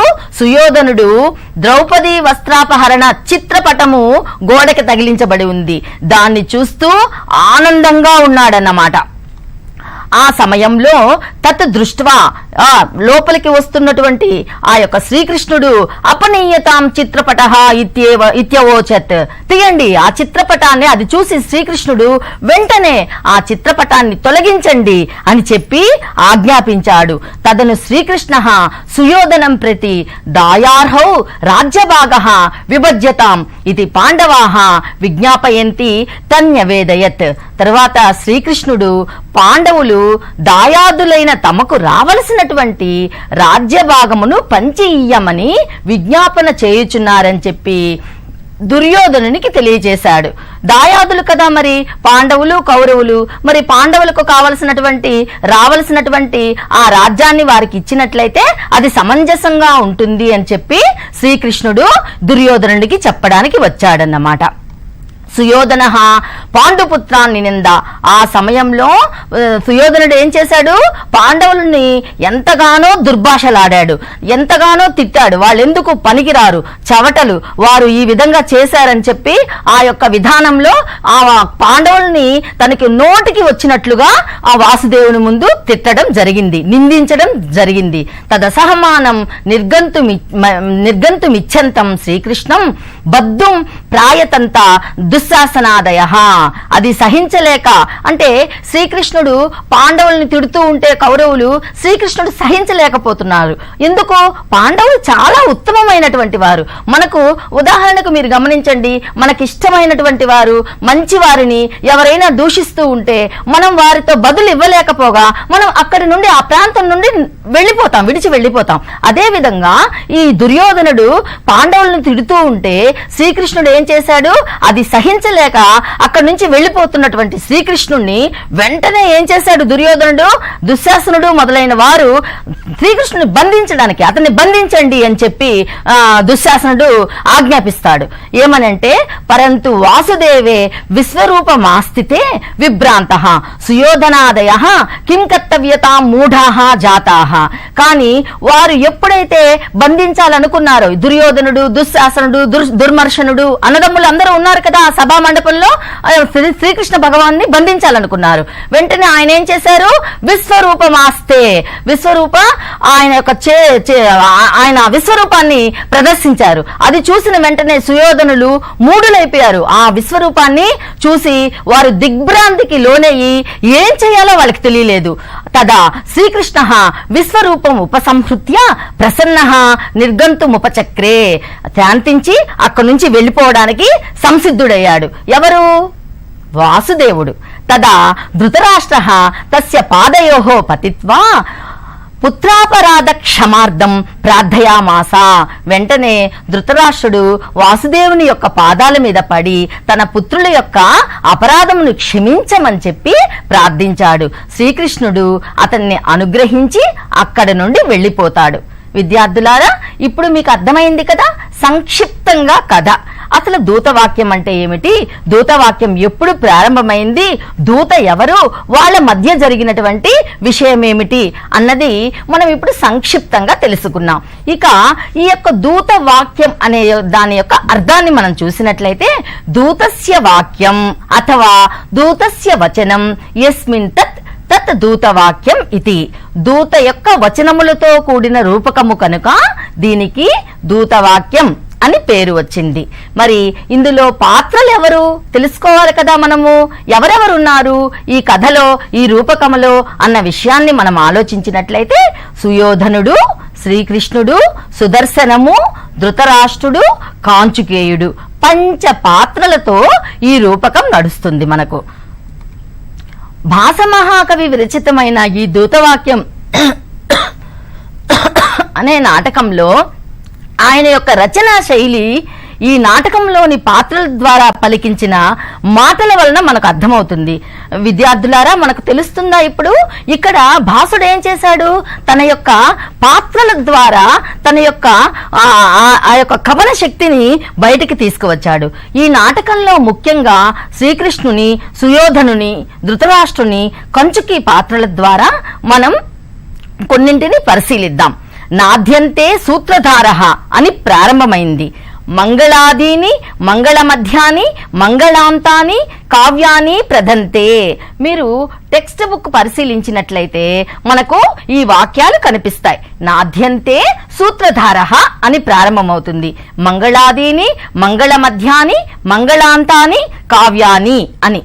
పాదః పాయాదుపేంద్రస్య సర్వలోకోత్సవస్సవః వ్యావిద్దో నముచిర్యేన తను తామ్రనఖే నఖే. ఇందాక మనం చెప్పుకున్నాం కదా శ్లోకము. ఆ శ్లోక ప్రకారమే మనం చదివినట్లయితే, ఆకాశములో లేత ఎరుపు రంగు గోళ్లతో నముచి అను రాక్షసుడు ఎవరి చేత చీల్చబడెనో అటువంటి సకల లోకానందకరుడైనటువంటి శ్రీ మహావిష్ణువు యొక్క పాదములు మనల్ని రక్షించుగాక మంగళంతో ప్రారంభించాడు భాస మహాకవి. మరి దుర్యోధను యొక్క ఆజ్ఞ చేత సేవకుడు రహస్య సమాలోచన మందిరం సిద్ధం చేస్తున్నాడని అంటూ సూత్రధారుడు చెప్పి వెళ్ళిపోతాడు. ఇక్కడ నాటకం కదా జరుగుతుంది.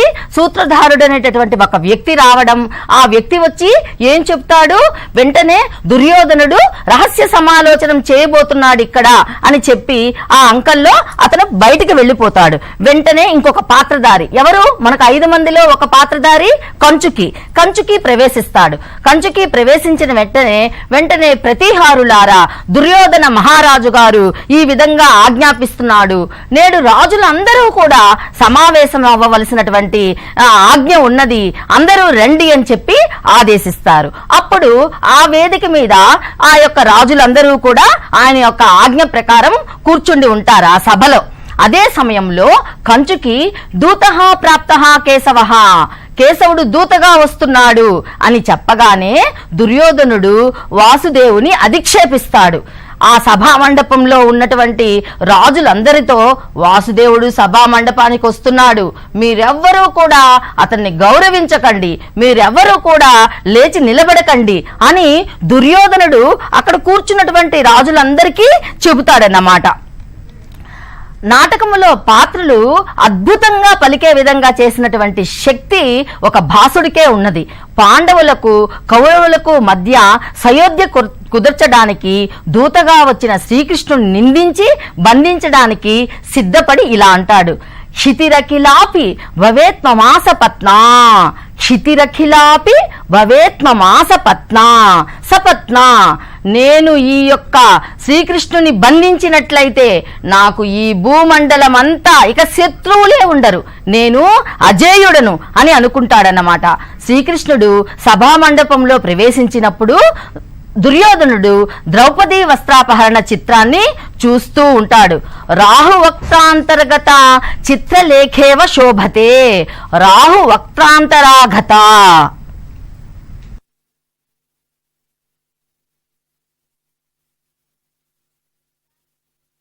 అవమానించబడ్డ ద్రౌపది రాహు నోటిలో చిక్కిన చంద్రలేఖ వలె ఉన్నది అని తన గర్వాన్ని ప్రదర్శిస్తాడు. మరి నేడు ధర్మరాజు ప్రార్థన మేరకు అర్జునునితో కల మైత్రి వలన యుద్ధరంగంతో కూడి హితమును విననటువంటి దుర్యోధనుడు ఎవ్వరు చెప్పినా వినడు. అయినప్పటికీ ధర్మరాజు ప్రార్థన చేశాడు, వాసుదేవా నీవు వెళ్ళి మాకు ఇవ్వవలసినటువంటి దాయాదత్వాన్ని ఇప్పించు అని. అంతేకాకుండా అర్జునుడికి శ్రీకృష్ణుడికి గల మైత్రి వల్ల దూతగా వచ్చాడు. ఈ దుర్యోధనుడు ఏమి విననప్పటికీ రాయబారిగా వచ్చారు.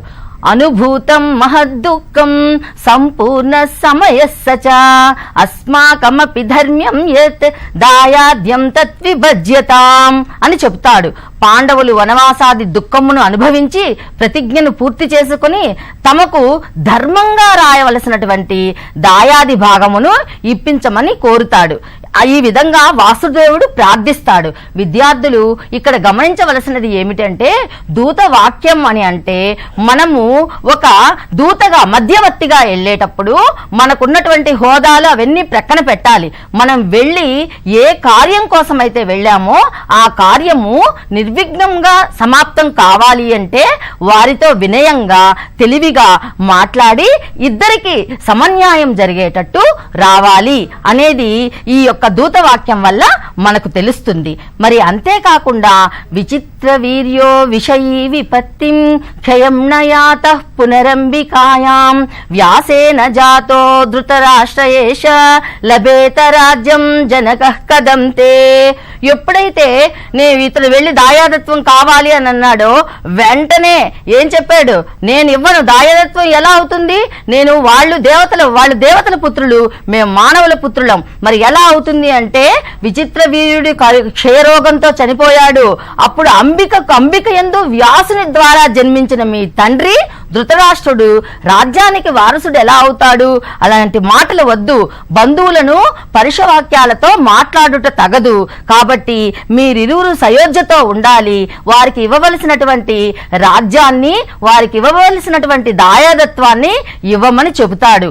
వాసుదేవుడు సుయోధనుడితో నీవు తప్పకుండా చేయవలసినటువంటి పని అని చెప్పిన సుయోధనుడు ఆహా ఆభాసత్వం, నువ్వు ఇక మాట్లాడకు, నీతో మాట్లాడాల్సినటువంటి అవసరమే నాకు లేదు అంటాడు. భోభో రాజానహ గచ్చస్తావత్, ఓ రాజులారా రండి అని చెప్పి శ్రీకృష్ణుడు రాజులందరినీ తీసుకుని వెళ్ళిపోతుంటాడు. అప్పుడు దుర్యోధనుడు ఏమంటాడు, దుశ్శాసన దుర్మర్షణ దుర్మక దుర్బుద్ధి దుష్టేష్టురాల ఆ వాసుదేవుణ్ణి బంధించండి అని చెబుతారు. పాండవులు కార్యం నేనే చేస్తాను, శ్రీకృష్ణుడికి కోపం వచ్చేస్తుంది, ఇతడేవుడు ఈ విధంగా అడ్డుకోవడానికి, నేనే ఆ పాండవుల కార్యాన్ని సాధిస్తాను అంటూ తన యొక్క హస్తంలో ఉన్నటువంటి సుదర్శన చక్రాన్ని ఆజ్ఞాపిస్తాడు. వెంటనే ఏం జరుగుతుంది, అక్కడ సుదర్శన చక్రం ప్రత్యక్షమయ్యి శ్రీకృష్ణుని ఆయుధం ఏంటి, సుదర్శన ఆయుధం, ఎవరిని నేను ఖండించాలి, నన్ను ఆజ్ఞాపించండి వాసుదేవ అనగానే వెంటనే అక్కడ ఉన్నటువంటి ధృతరాష్ట్రుడు తన యొక్క తప్పుని క్షమించమని, తన పుత్రుల తప్పుని క్షమించమని చెప్పి కోరగానే శాంతిస్తాడు. ఈ విధంగా మనకు దూతవాక్యము పూర్తి అవుతుంది పాఠము. ఈ పాఠాన్ని విద్యార్థులు చక్కగా చదువుకుని 2 వ్యాసరూప ప్రశ్నలు వస్తాయి, 2 12-24 మార్కులు, అదేవిధంగా సందర్భ సహిత వాక్యాలు వస్తాయి, అదేవిధంగా ఏకరూప ప్రశ్నలు కూడా వస్తాయి. ఈ ఏకరూప ప్రశ్నలను సంస్కృత లిపిలోనే అంటే దేవనాగరి లిపిలోనే రాసినట్లయితే పూర్తి మార్కులను వారు కైవసం చేసుకుంటారు.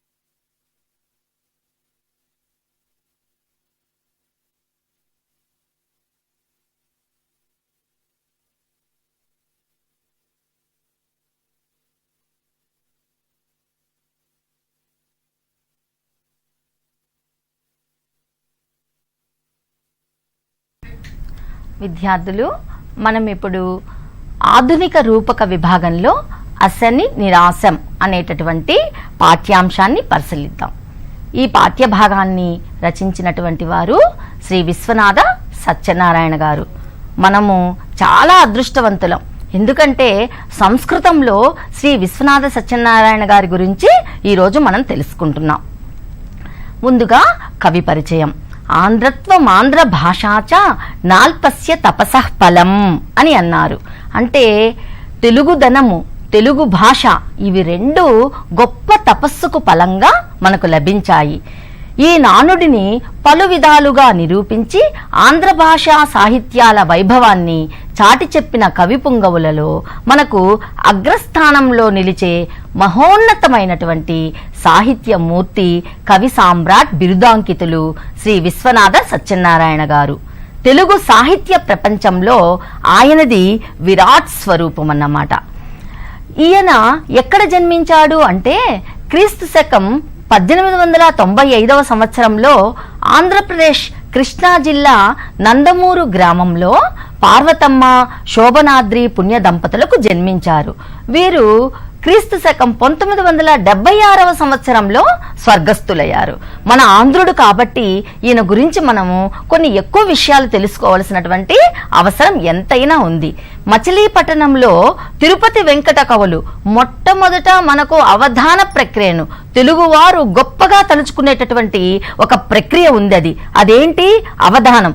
ఆ అవధానానికి మొట్టమొదట నాంది పలికిన వారు ఎవరో తెలుసా? వారు తిరుపతి వెంకట కవులు. ఆ తిరుపతి వెంకట కవుల వద్ద ఈయన శిష్యరికం చేశారు. ఎవరు? మన విశ్వనాథ సత్యనారాయణ గారు. చేసి వారి దగ్గర కవితలలో కవనం చేయాలంటే ఎటువంటి జాగ్రత్తలు తీసుకోవాలి, ఎటువంటి మెలకువలు కావాలో కవితా రచనలో వారి దగ్గర మెలకువలని తీసుకున్నారు. ఈయన భారతీయ సాహిత్య రంగంలో మిక్కిలి ప్రతిష్టాత్మకమైనటువంటి జ్ఞానపీఠ పురస్కారాన్ని పొందాడు. అత ఆంధ్రీయేషు ఆంధ్రవాణ్యాంచ జ్ఞానపీఠ పురస్కార విజేతృషు ప్రప్రథమః శ్రీ సత్యనారాయణ మహాభాగః అనేన మహాకవిన విరచితయా శ్రీమద్ రామాయణ కల్పవృక్షాఖ్య మహాప్రబంధాయ జ్ఞానపీఠ పురస్కారః సంప్రాప్తః. జ్ఞానపీఠ పురస్కారం దేనికి వచ్చిందండి విశ్వనాథ సత్యనారాయణ గారికి అంటే శ్రీమద్ రామాయణ కల్పవృక్షం అనే మహాకావ్యానికి ఈ పురస్కారం లభించింది. వీరు స్పృశించినటువంటి సాహిత్య ప్రక్రియ ఏదీ లేదు. అంటే ఈయన అసాధారణ ప్రతిభామూర్తి. వీరు 100కి పైగా గ్రంథాలను రచించారు. అవి ఏమిటంటే 1000 పడగలు సంజ్ఞః, మహాగద్య ప్రబంధః, 28 దివసేష్వేవ విరచితః. 1000 పడగలు అనేటటువంటి నవలను కేవలం 28 రోజులలోనే 1000 పుటములతో రచించారు. ఈయన సాధించినటువంటి ఘన చరిత్ర ఇది. అసాధారణ ప్రజ్ఞాశాలి శ్రీ సత్యనారాయణ మహాభాగో అసౌ. కవి సామ్రాట్, కళాప్రపూర్ణ, పద్మభూషణ్ ఇత్యాదిభిః ఉపాధిభిః సంస్కృతః ఆంధ్రప్రదేశ రాష్ట్ర సర్వకారీయాణం ఆస్థాన కవిపదం చ విభూషయామాస. వీరు అసాధారణ ప్రతిభ కలిగిన వారు కాబట్టి కవి సామ్రాట్ అని, కళాప్రపూర్ణ అని, పద్మభూషణ్ అని మొదలైన పురస్కారాలు పొందారు. లెక్కలేనన్నటువంటి సత్కారాలను పొందారు. అంతేకాకుండా ఆంధ్రప్రదేశ్ ప్రభుత్వం ఆస్థాన కవి పదవిని ఇచ్చి అలంకరించింది.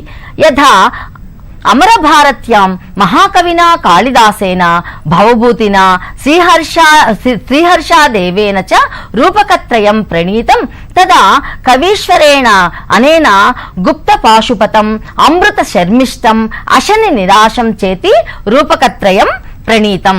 మనకు తెలుసు కదా, సంస్కృత భాషలో మహాకవి కాళిదాసు, భవభూతి, శ్రీహర్షుడు ఏ విధంగా 3 నాటకాలను రచించారో అదే విధంగా విశ్వనాథ సత్యనారాయణ గారు కూడా గుప్త పాశుపతం, అమృత శర్మిష్టం, అశని నిరాశం అనే 3 నాటకాలను రచించారు. మరి పాఠ్యభాగ పరిచయానికి వస్తాం. ఈ పాఠ్యభాగము అశని నిరాశం అభిదః దశవిధ రూపకేషు వ్యాయోగ నామకే ప్రభేదే అంతర్గతః. ఏకాంక రూపకమేతత్ క్రీస్తోహో పరం అంటే క్రీస్తుకు పూర్వము 1954 సంవత్సరే ఆంధ్రలిప్యాం విశ్వశ్రీ నామకాయాం విశ్వనాథ సాహిత్య విశిష్ట సంచికాయాం ప్రకాశితమాసీత్. ఈ అసని నిరాశం అనే ప్రస్తుత పాఠ్యభాగము 10 విధాలైనటువంటి రూపక భేదాలలో వ్యాయోగము అనే రూపక భేదమునకు చెందినది. ఇది ఏకాంకిక అంటే ఈ రూపకం ఒకే అంకము కలిగి ఉంటుంది. ఇది క్రీస్తు శకం 1954 సంవత్సరంలో విశ్వశ్రీ అను పేరు కలిగినటువంటి విశ్వనాథ సాహిత్య విశిష్ట సంచికలో తెలుగు లిపిలో ముద్రీకరించబడి ఉన్నది. కృష్ణ యజుర్వేదానికి సంబంధించిన తైత్తిరీయారణ్యకంలో అత సహోవాచ వ్యాసః పారాశర్యః విద్యుద్వదమేవాహం మృత్యుమైచ్ఛమిచ్ఛతి. ఇది మంత్రము, వేద మంత్రం. ఎలాగో ఒకసారి చూద్దాం, చూడండి. అత సహోవాచ వ్యాసః పారాశర్యః విద్యుద్వదమేవాహం మృత్యుమైచ్ఛమిచ్ఛతి అని అన్నారు. అంటే విద్యుత్ వదను పిడుగుపాటు వేళ అర్జునుని పేర్లను ఉచ్చరించుట చేత, అంటే మనము పిడుగు పడుతూ ఉందనుకోండి, ప్రస్తుతం ఏం చేస్తాము, మనకు ఆ యొక్క అర్జునుని యొక్క పేర్లను తలుస్తాము. ఎందుకు తలుస్తాము, ఆ పిడుగుపాటులో ఉన్నటువంటి వైజ్ఞానిక విషయాలేమిటి అని చెప్పే విషయమే ఈ యొక్క పాఠ్యాంశం అసని నిరాశం. మరి పూర్వకథలోకి వచ్చినట్లయితే ఏకచక్ర పురాభిదే అగ్రహారే భిక్షార్థం సంచరతాం పాండవానాం మధ్యే అర్జునః ఏకదా వర్షక్లిన్నః స్వభిక్షపాత్రే పతితం అసనిం సంగృహ్య సంత్యజ్య. అర్జునః పల్గుణః పార్థః కిరీటీ శ్వేతవాహనః బీభత్సో విజయః కృష్ణ సవ్యసాచీ ధనంజయః. అర్జునః పల్గుణః పార్థః కిరీటీ శ్వేతవాహనః బీభత్సో విజయః కృష్ణ సవ్యసాచీ ధనంజయః. ఇది శ్లోకం. ఇది తన్నామ శ్రవణ ప్రదేశాత్ అసనిన సుదూరం గంతవ్యమితి చ నియమం చకార. అప్పుడు ఏంటి, పూర్వం పాండవులు ఏకచక్రపురంలో బ్రాహ్మణ వేషధారులై భిక్షాటనం చేస్తూ జీవించేవారు. ఒకనాడు అర్జునుడు భిక్షాటనలో ఉండగా వర్షం పడింది. అప్పుడు తన జోలెలో ఒక పిడుగు పడింది. ఆ పిడుగు అంటే అసని. పడిన వెంటనే దాన్ని పట్టుకుని అర్జునుడు బెదిరించాడు. ఏమని, నీవు నా పేర్లను ఎవరైతే చెబుతారో వాళ్ళని ఏమీ చేయవద్దు, వారికి హాని కలిగించవద్దు, నా జపాన్ని జపించినటువంటి వాళ్ళని విడిచిపెట్టు అని చెప్పాడన్నమాట. తైత్తిరీయ ఆరణ్యక మంత్రానికి వ్యాఖ్యలో యః పుమాన్ వాయుగణమాహాత్మ్యం వేత్తి ఏనం వైద్యుతాగ్నిః అసనిరూపః నహనస్తి. ఎవడు వాయుగుణముల మహిమను ఎరుగునో అతనిని పిడుగు రూపంలో ఉన్న అగ్ని బాధించదు అని వివరించబడినది. ఆ మంత్ర భాగాన్ని అనుసరించి ఈ రూపకము కొనసాగుతుంది. అర్థమైంది కదా విద్యార్థులారా? అసని నిరాశము అంటే పిడుగుపాటును నిరోధించుట. ఆ పిడుగుపాటు ఎక్కడొచ్చింది మనకు? తైత్తిరీయ ఆరణ్యకంలో వచ్చింది. ఎవరి ద్వారా తెలిసింది మనకు? అర్జునుని ద్వారా తెలిసింది. కాబట్టి పాఠ్యభాగ సారాంశాన్ని ఇప్పుడు తెలుసుకుందాం. తీవ్రతరోయం వర్షః ఇది వృష్టిస్తీవ్రతాం సంభావయన్ అర్జునః భిక్షార్థి సన్నాహ కదాచిత్ ఆబాల్యం తన్మనసి అసనిపాత భీతిరవర్తతి ఇది యదా తదా స్యాత్ తర్హి స్వేనాపి మన్మథవత్ భాస్మవత్ భవితవ్యమేవ ఖలు ఇది చ సోచింతయత్. ఒకనాడు అర్జునుడు కుండపోతగా పడుతున్న వర్షంలో భిక్షాటన చేస్తున్నాడు. పిడుగుల శబ్దం కఠినంగా వినిపిస్తోంది. చిన్నప్పటి నుంచి అతని మనస్సులో పిడుగంటే భయం. కానీ కొంతసేపు ఆలోచించి ధైర్యం వహించాడు. నాకు జన్మనిచ్చినవాడు, అర్జునుడికి జన్మనిచ్చిన వాడెవరు? దేవేంద్రుడు. అతని ఆయుధం పిడుగు. కావున పిడుగంటే నాకు భయమేలా అని భావించాడు. దానిని బాణంతో భేదించరాదు, దానిని ఎట్లు గ్రహించాలి నేను అని చింతిస్తూ సమీపంలో ఉన్న వ్యాస మహర్షి ఆశ్రమంలోనికి వెళ్ళాడు. ఆ వ్యాస మహర్షి ఆశ్రమంలో గాలవం గమిష్యమానః, గాలవుడు ఉన్నాడు. గాలవుడు ఉండగానే గాలవుడు వేద పఠనం చేస్తున్నాడు. అగ్నిమి ఈళే పురోహితం యజ్ఞైః దేవరుత్విజం హోతారం రత్నధాతమం అంటూ చదువుతూ ఉండగా వెంటనే అర్జునుడిని చూసి లేవబోయాడు వ్యాసాశ్రమంలో ఉన్న శిష్యుడు. మాస్తు మాస్తు నీవు లేవాకు, ఎందువల్లంటే వేదము చదువుతున్నటువంటి విద్యార్థి లేకూడదు, అతిథిగా వచ్చిన నేను వేదము కన్నా గొప్పవాడిని కాదు అని చెప్పాడు. వెంటనే గాలవుడు నమస్కరించి వచ్చిన వ్యక్తి చాలా తేజస్సుతో ఉన్నాడు, సామాన్యమైన భిక్షాదారి కాదు అని వ్యాసునికి చెబుతాడు. వ్యాసుడిని చూసినటువంటి ఈ యొక్క అర్జునుడు నమస్కారాన్ని తెలియచేసి తను వచ్చినటువంటి విషయాన్ని చెబుతాడు. నాకు ఈ యొక్క పిడుగుని ఏ విధంగా, పిడుగుపాటుని ఏ విధంగా హానిని నిరోధించాలి చెప్పమని చెప్పినప్పుడు అప్పుడు వ్యాసుడు ఏం చేస్తాడు, ఆయన కొన్ని యుగాల నుండి తయారు చేస్తున్నటువంటి ఆ కుండలాల దగ్గరికి తీసుకువెళ్తాడు. అక్కడ కొన్ని గోళాలు ఉంటాయి, 11 గోళాలు ఒకవైపు 11 గోళాలు మరొక వైపు ఉంటాయి. 11గా ఎలా ఏర్పడతాయో అర్జునునికి చెబుతాడు. దాన్ని బట్టి అతని సందేహం నివృత్తి అవుతుంది. వాయువునందు గల 22 భేదాలను తెలుసుకుంటాడు. అప్పుడు పిడుగు తయారవుతుంది అనేది ఆయనకి జ్ఞానం అవుతుంది. వ్యాస మహర్షి బోధించిన యోగ మార్గంతో ఆ రహస్యమును ఆకలించుకుని ఆశ్చర్యచకితుడవుతాడు అర్జునుడు. ఆ విధంగా నిష్క్రమిస్తాడు. కాబట్టి అసని నిరాశం అంటే, అసని అంటే పిడుగు, నిరాశం అంటే తిరస్కరించుట, పిడుగు వలన ప్రాణులకు కలిగే హానిని నివారించుట అని అర్థం. ఇది వైజ్ఞానికమైనటువంటి నాటకం. ఈ నాటకాన్ని మనం చూసినట్లయితే మనకు ఈ యొక్క సంస్కృతంలో వేదవాంగ్మయంలో దాగి ఉన్నటువంటి వైజ్ఞానికమైనటువంటి ఎన్నో విషయాలు మనము పరిశీలించవచ్చు.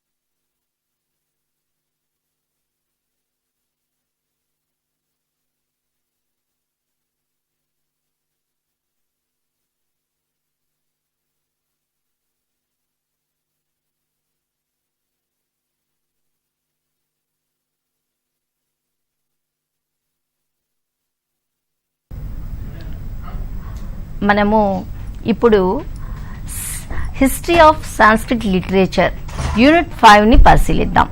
ఇందులో మహాకవి శాస్త్రకార విభాగాన్ని పరిశీలిద్దాం. సంస్కృత వాంగ్మయగత కతిపయ శాస్త్రకారాణం కతిపయ మహాకవీనాంచ పరిచయః ససంగ్రహం ప్రస్తూయతే అస్మిన్ విభాగే. సంస్కృత సాహిత్యమునందు కొందరు శాస్త్రకారులు, కొందరు మహాకవుల పరిచయం ఈ విభాగంలో మనం సంగ్రహంగా తెలుసుకుందాం. మొట్టమొదటగా మనము పాణిని గురించి తెలుసుకుందాం. పాణిని సంస్కృత వ్యాకరణకర్త. అనేన అష్టాధ్యాయీ విరచిత పరిశోధన సమగ్రతయాః సాంకేతిక పరిశుద్ధతయాః సూత్ర నిర్మాణ చాతుర్యస్య చ సార్వకాలికః నిరూపమానః లోకప్రియ గ్రంథః అష్టాధ్యాయీ. పాణిని అష్టాధ్యాయి అనేటటువంటి గ్రంథాన్ని రచించారు. పాణిని అనే ఈ కవి సంస్కృత వ్యాకరణకర్త. ఈయన అష్టాధ్యాయి అనే గ్రంథాన్ని రచించారు. ఈ అష్టాధ్యాయి సమగ్ర పరిశోధనతో సాంకేతిక పరిశుద్ధి కలిగి సూత్ర నిర్మాణ చాతుర్యంతో విరాజిల్లుతూ ఉంది. అంతేకాకుండా అన్ని కాలములకు నిరుపమానమైనటువంటి, అంటే మనము ప్రత్యక్షంగా చూపించవచ్చన్నమాట, లోకప్రియమైనటువంటి గ్రంథమై ప్రసిద్ధి పొందింది. మరి ఈ పాణిని అష్టాధ్యాయిని రచించారు కదా. మరి పాణిని కాల నిర్ణయము. పాణిని కాల విషయే అనేకే మతభేదాః సంతి. పాణిని కాల విషయంలో అనేకమైనటువంటి అభిప్రాయ భేదాలు ఉన్నాయి. వీవరు, మ్యాక్స్ ముల్లర్ మొదలైన పాశ్చాత్య పండితుల అభిప్రాయం ప్రకారము క్రీస్తుకు పూర్వము 350వ కాలానికి పాణిని చెందినవారని భావిస్తున్నారు. అస్య ఆహికః, శీలోనః, దాక్షీపుత్రః, సాలాతురీయః ఇతి నామాంతరాణి సంప్రియాసః గాంధారదేశీయాః ఇతి సాలాతుర గ్రామ నివాసీతి ఆహూయన్ నిర్దిదేశ. అంతేకాకుండా పాణినికి ఆహికుడని, శిలోని అని, దాక్షీపుత్రుడని, శాలీతురీయుడని అనేక పేర్లు ఉన్నాయి. అంతేకాకుండా ఇతడు గాంధార దేశీయుడని అంటారు. శాలాతుర గ్రామంలో నివసించాడని చెప్పి మనకు హ్యుయాన్ సాంగ్ పేర్కొన్నాడు. మరి పాణిని ముందున్న శాస్త్రవేత్తలందరూ కూడా చాలా మంది, కొంతమంది ఏమో వైదిక శబ్దాలను రచించారు, కొంతమంది ఏమో పరిశీలిస్తే లౌకిక శబ్దాలను మాత్రం రచించారు. కానీ పాణిని మాత్రము లౌకిక శబ్దాలను, వైదిక శబ్దాలను రెండింటినీ సమగ్రంగా పరిశీలించి సూత్రాలను రచించారు. పాణిని అష్టాధ్యాయి గ్రంథానికే అష్టమం. పాణిని అష్టాధ్యాయి గ్రంథస్య అష్టమం పాణినీయం వృత్తి సూత్రం ఆకాలిక వ్యాకరణం శాలాతురీయం ఇది నామాని అనేకాని. అంటే పాణిని అష్టాధ్యాయి గ్రంథానికే అష్టమం అని, పాణినీయమని, వృత్తి అని, సూత్రమని, ఆకాలిక వ్యాకరణమని, శాలాతురీయ తంత్రమని అనేకమైనటువంటి పేర్లు ఉన్నాయి. ఈ గ్రంథంలో సుమారు అంటే పాణిని అష్టాధ్యాయి గ్రంథంలో ఎన్ని సూత్రాలు ఉన్నాయో తెలుసా? 3995 సూత్రాలు ఉన్నాయి. 8 అధ్యాయాలుగా విభజింపబడినది. అందుకే పాణిని అష్టాధ్యాయి అని అన్నారు. ప్రతి అధ్యాయానికి 4 పాదాలు ఉన్నాయి. పాణిని అష్టాధ్యాయిలో ప్రథమాధ్యాయంలో మొదటి 2 పాదాల్లో సామాన్య సంజ్ఞలు, పరిభాషలు ఉన్నాయి. 3వ పాదంలో ఆత్మనేపదం, పరస్మేపద ప్రక్రియ చూపబడినాయి. ఈ విధంగా వ్యాకరణ శాస్త్రంలో పాణినికి ప్రఖ్యాతమైనటువంటి కీర్తి ఉన్నది. ఇక రెండవ వ్యక్తి కౌటిల్యుడు. కౌటిల్యుని చూసినట్లయితే ఈయన కౌటిల్య అర్థశాస్త్రాన్ని రచించారు. సంస్కృత సాహిత్యంలో 14 విద్యలతో పాటు 4 విద్యలు కలుపబడ్డాయి. ఆ 18 విద్యలు 14 + 4 18 విద్యలు ఏమిటంటే 4 వేదాలు, 6 వేదాంగాలు, మీమాంస, న్యాయ, పురాణ, ధర్మశాస్త్రం, ఆయుర్వేదం, ధనుర్వేదం, గాంధర్వ వేదం, అర్థశాస్త్రం అనేవి. ఈ విద్యలన్నిటిలో అన్నింటికన్నా ఈ మనకు 18 విద్యల్లో గొప్పదైనటువంటి విద్య ఏమిటంటే కౌటిల్యుడు రాసినటువంటి అర్థశాస్త్రం ఎంతో గొప్పది. ఈ అర్థశాస్త్రవేత్తల్లో కౌటిల్యుడు ప్రముఖుడు. ఈ కౌటిల్యునికే మరొక పేరుంది. అతడు చాణక్యుడు. విష్ణుగుప్త ఇది వాత్సాయన ఇది చ నామాని అస్తి. ఇతనికే విష్ణుగుప్తుడని, వాత్సాయనుడని అన్నారు. అస్మిన్ అర్థశాస్త్రే రాజనీతి, కూటనీతి ఉన్నాయి. అంటే ఈ అర్థశాస్త్రంలో రాజనీతి, కూటనీతి అనేవి కూడా ఉన్నాయి. ఈయనకి కూడా వాత్సాయనుడు అని వేరొక పేరు కూడా ఉంది. అర్థశాస్త్ర ప్రవర్తకకారుడైనటువంటి కౌటిల్యుని రీతి, నీతి, త్యాగం, తపస్సు, వీరత్వం, దూరదృష్టి, సకల బంధుత్వం, అంతేకాకుండా ఆయన యొక్క విద్వత్వం మొదలైనవి అన్నీ మనం చూసినట్లయితే ఆయన గుణగణాలు మనకు ఎంతగానో ఆదర్శంగా ఉంటాయి. అసలు ఈ అర్థశాస్త్రంలో కౌటిల్యుడు చేసినటువంటి పని ఏమిటంటే భారతదేశంలో గ్రీకు రాజైనటువంటి అలెగ్జాండర్ భారతదేశంలోని చిన్న చిన్న రాజ్యాలన్నింటినీ ఆక్రమిస్తాడు. దానికి కారణం ఏంటంటే రాజుల మధ్య సయోధ్య లేకపోవడం చేత ఆయన ఆక్రమించేస్తూ ఉంటాడు. అప్పుడు కౌటిల్యుడు ఏమి చేస్తాడు అంటే అన్ని చిన్న రాజ్యాలను సంఘటితం చేసి అందరినీ ఐకమత్యంగా ఉంచి అఖండ భారతాన్ని ఏర్పాటు చేశాడు కౌటిల్యుడు. అటువంటి కౌటిల్యుని గురించి మనం తెలుసుకోవడం ఎంతైనా ముఖ్యము. మరి మూడవ వ్యక్తి భవభూతి. భవభూతి వచ్చినట్లయితే విశ్వ సాహిత్యస్య సునిశ్చిత పరిశీలనాయ ఉపయుజ్యమానం భారతీయం అలంకార శాస్త్రం. అలంకార శాస్త్రస్య ఆది మహాగ్రంథ నాట్యశాస్త్రం. భరతముని నాట్యశాస్త్రాన్ని రచించాడు. ప్రపంచ సాహిత్యాన్ని సునిశ్చితంగా పరిశీలించడానికి భారతీయులకు అలంకార శాస్త్రమే బాగా ఉపకరిస్తుంది. అలాంటి అలంకార శాస్త్రంలో మొదటి గ్రంథం మనకు నాట్యశాస్త్రం. ఈ నాట్యశాస్త్రాన్ని భరతముని మనకు 1500 మధ్య కాలంలో రచించి ఉంటాడని చరిత్రకారులు చెబుతున్నారు. భరతస్య నాట్యశాస్త్రే 36 అధ్యాయాः ఉపలభ్యతే. ఏకైకస్మిన్ అధ్యాయే ఏకా విషయः ప్రతిపాదితः. భరతः కాశ్మీర శైవ దర్శనావలంబి ఆసీత్. భరతముని నాట్యశాస్త్రంలో 36 అధ్యాయాలు లభిస్తున్నాయని, ఒక్కొక్క అధ్యాయంలో ఒక్కొక్క విషయం ప్రతిపాదించబడి ఉన్నది అని భరతుడు కాశ్మీర్ శైవ దర్శన అవలంబికుడని మనకు తెలియబడుతున్నాయి. అంతేకాకుండా ఇతర అలంకార గ్రంథకారులైనటువంటి మమ్మటి కావ్య ప్రకాశము, విద్యానాథుని ప్రతాపరుద్రియ యశోభూషణం మొదలైనవన్నీ కూడా భరతుని నాట్యశాస్త్రం ఆధారంగానే రచించబడ్డాయి. సాధారణంగా నాట్యశాస్త్రంలో 11 అంశాలున్నాయి. అవి ఏమిటంటే నవరసాలు, 19 భావాలు, 4 అభినయాలు, 2 ధర్మాలు, 4 వృత్తులు, 4 ప్రవృత్తులు, 2 సిద్ధులు, సప్తస్వరాలు, 4 విధాలైనటువంటి ఆతిథ్యాలు, 5 రకాలైన గానాలు, 3 రంగాలు. ఇలా శృంగారాది రస నిరూపణకు మూల గ్రంథం ఏమిటంటే నాట్యశాస్త్రం. ఈ నాట్యశాస్త్రాన్ని రచించిందెవరు? భరతముని. దుఃఖాత్తానాం శ్రమాత్తానాం శోకాత్తానాం తపస్వినాం విశ్రాంతి జననం కాలే నాట్యమేతద్ భవిష్యతి. మరొక్కసారి చూద్దాం ఈ శ్లోకాన్ని. దుఃఖాత్తానాం శ్రమాత్తానాం శోకాత్తానాం తపస్వినాం విశ్రాంతి జననం కాలే నాట్యమేతద్ భవిష్యతి. దుఃఖితులకు, శ్రామికులకు, బాధితులకు, తపస్సులకు నాట్యశాస్త్రం విశ్రాంతిని కలిగిస్తుంది. సకలాహ విద్యాః సకలాహ కళాశ్చ సకలాని జ్ఞానాని సకలాని శిల్పాని యోగః ఇత్యాదయః నాట్యమేవ ప్రతిష్ఠితః భవంతి. న తజ్ఞానం న తచ్చిల్పం న సా విద్యా న సా కళా నాసౌ యోగో న తత్కర్మ నాట్యేస్మిన్ యన్న విద్యతే. సకల విద్యలు, సకల కళలు, అన్ని జ్ఞానాలు, శిల్పాలు, యోగాలు మొదలైనవన్నీ కూడా నాట్యశాస్త్రం అందే ఉన్నాయి.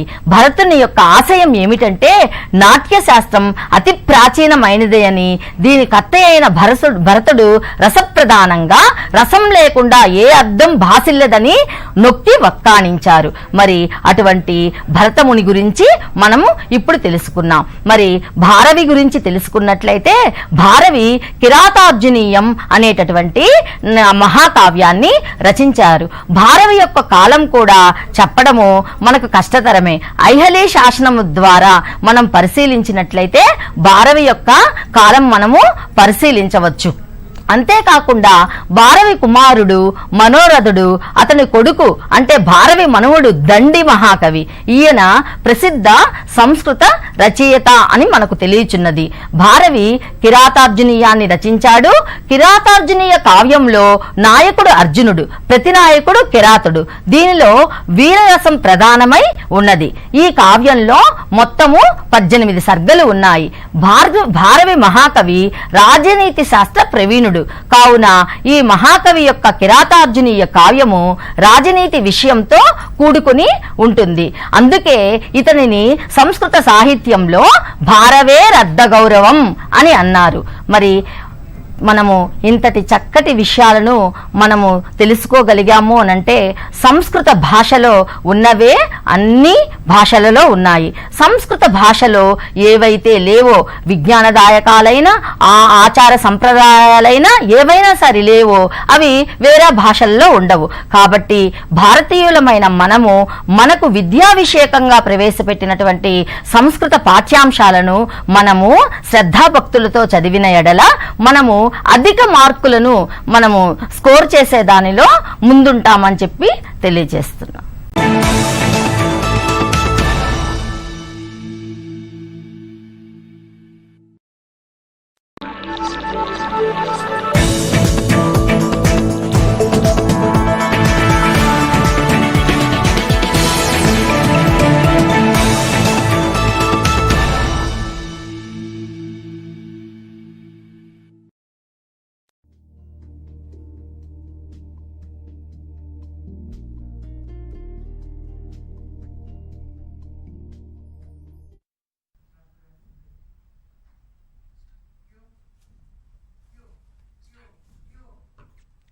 Poultry is defined as rearing of fowls, turkeys, geese, ducks, peasants, quails, etc. Poultry is the fastest growing sector of Indian agriculture. As agriculture is not able to support the lives of increasing population, poultry farming is considered as the best alternative, and it is also considered as second best profession because it is able to meet the increasing needs of food demands of population. Actually, the ancient red jungle fowl, which is considered as the mother bird for all domestic fowls, is the native of India and the neighboring countries. The scientific name of the red jungle fowl is Gallus gallus. It is lured from the south rainforests of southwest Asian part. All the present day modern domestic birds are produced from these fowl by various selective mating and hybridization techniques.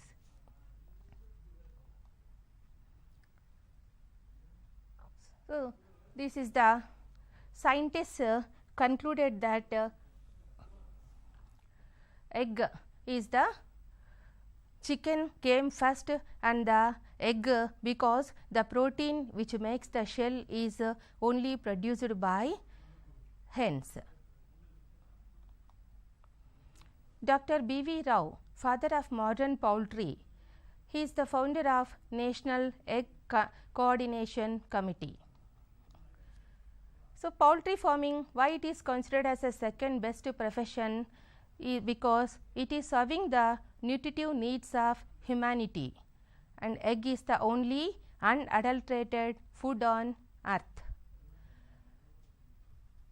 Poultry farming dates back to olden days.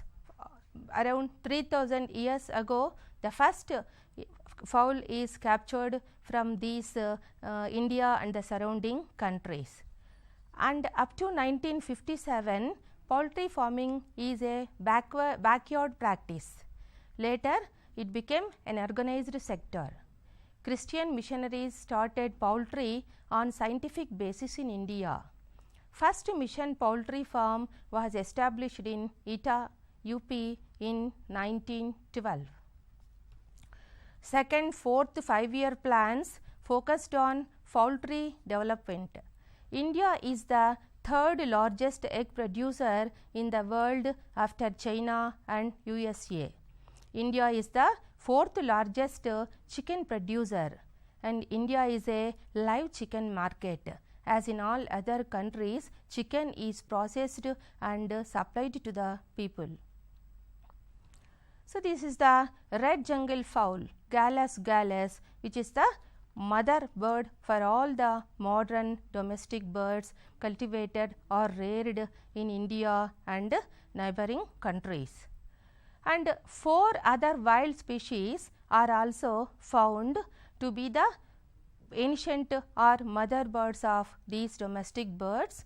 They are grey jungle fowl, Ceylon jungle fowl, Java jungle fowl, along with the red jungle fowl.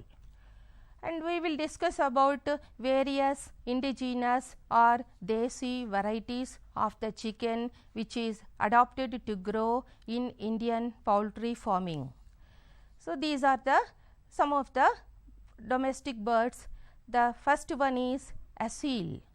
It is very famous for cockfight, and in Andhra Pradesh and Karnataka it is domesticated. It is an excellent sitter or brooder. Though it is abundant in Andhra Pradesh, it is originated in Punjab and Sindh area, and it is used in cockfights. Kadaknath, also called as Kali Masi or black masi because of its black colored meat due to the presence of melanin pigment. It is a easily adaptable bird, and its meat is very tasty and believed to induce vigor, and it is having medicinal value. So, the meat of Kadaknath is having high market value. This is Kadaknath. Giriraja, this is developed by Animal and Fisheries University in Bangalore.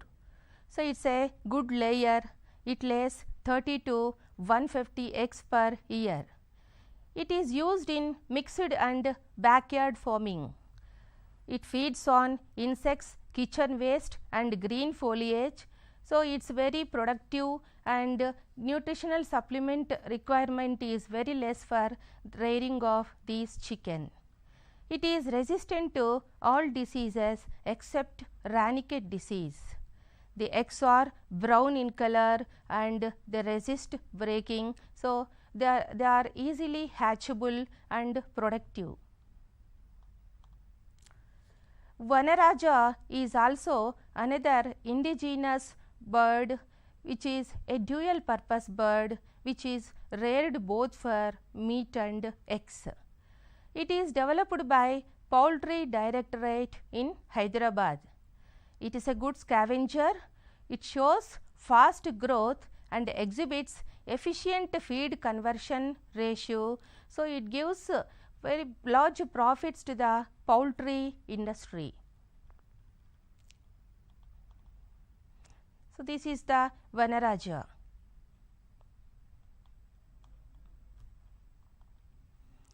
This is naked neck fowl because it has bare neck. You can see the bare neck fowl.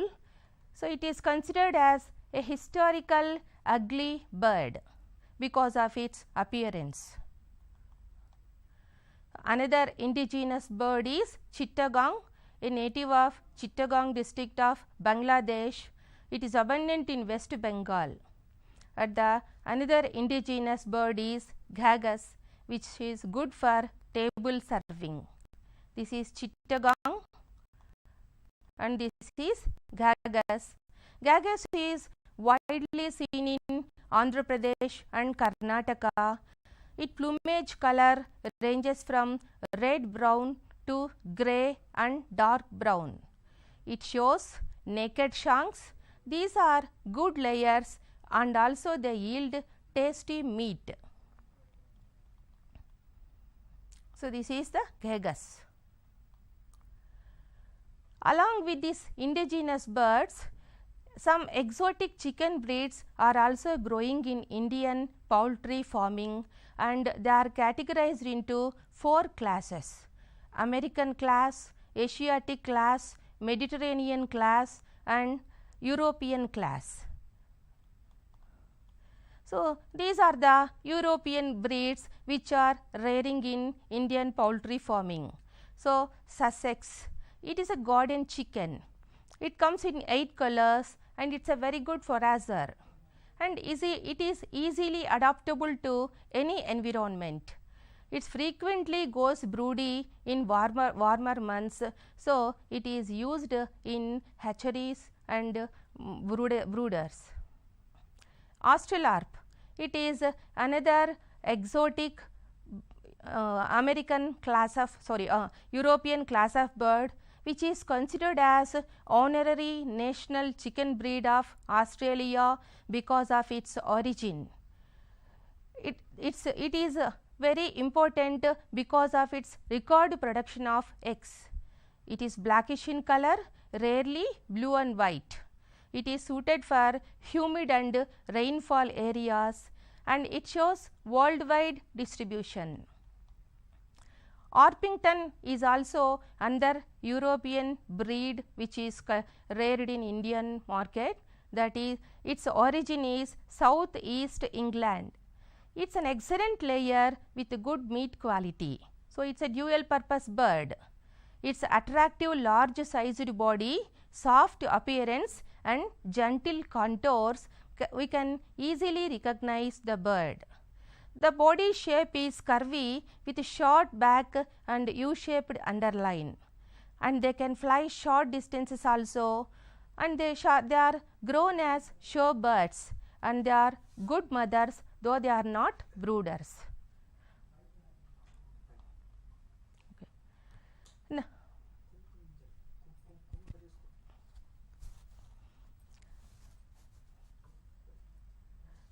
Now, American class birds. So, New Hampshire, Rhodland Red, Plymouth, Wyandotte, these are considered as American class of exotic chicken, which are very normally grown in Indian poultry farm. So, New Hampshire is chestnut colored with deep and broad body. It shows early maturity, huge body and very quick feathering, and it is a good mother, and it is very aggressive in nature. It is mainly meat producing bird, but it is a good moderate layer. Plymouth Rock is also American breed of chicken, and it is a crossbreed of Dominique and black Cochin. It is a dual purpose bird. It is resistant to cold and easily manageable. It is a good brooder. 7 variants with different colors are seen. Head bears a single comb. Wyandotte is also an American breed named after the people of Wyandotte in North America. It is a dual purpose bird and a showbird of Germany. These are good layers of tinted eggs, very large, compact and round birds. Rhode Island Red is a cross between the Oriental Malay and brown leghorn from Italy. It is a state bird of Rhode Island with rectangular body and rich flavored meat. It is having high market demand. Leghorn livorno is a Mediterranean origin bird. It is oriented in Spain and it is a heaviest breed. Ancona is also another Mediterranean breed. It belongs to Italy. Brahma and Cochin are Asiatic breeds. Brahma originated in Brahmaputra Valley and Cochin is commonly called as Shanghai fowl. So, these are different indigenous and exotic poultry breeds. Though there are different breeds, basically they are classified into 3 groups based on their use. For number 1, layers. Some birds are very good layers and they will produce large number of eggs, and they are grown only for egg laying. And broilers gives high quality meat and they are the fastest growing birds. Within 2 months they will reach marketable size. And dual purpose birds, they have the ability of producing moderate number of eggs and also they will provide a good quality of meat. So, poultry is considered as a cottage industry because of its minimum gestation period. Some principles should be followed while managing the poultry industry, and we have to adopt some poultry houses. So, some are the principles to be maintained while we are maintaining a poultry farm. See, the poultry house should be constructed in east-west directions so that their first flows through the brooder house, then through the grower house and then through the layer house. And poultry farms should be located away from cities. Water and electricity should be available at the poultry farms, and labor should be available, and these poultry farms should be very nearer to the markets. That means transport facilities should be available while we are going to construct a poultry farm. Whatever may be the poultry type, breed or poultry type, either for the layers or breeders, we have to adopt some housing systems, and the housing systems falls under 3 categories. Number 1 is free range system or extensive system. Number 2 is semi intensive system, and number 3 is intensive system. Under free range system, birds are grown in vast unrestricted area without any artificial shelter, so that the birds can get adequate amount of land and they can derive their food from the earth in the form of herbage, seeds, insects, etc. and in this system nutritional deficiencies should not be there, as the birds are deriving their food from the land or nature. And in the second system, that is semi intensive system, birds are grown in an area which is covered with a wire fencing. During daytime, birds are allowed to walk in this area and they can able to get their food, and during night time they are kept in houses, and this is the restricted range system. And the third one is intensive system and fully restricted system. Here poultry birds are not allowed to go outside, they are kept completely in a house called as pens.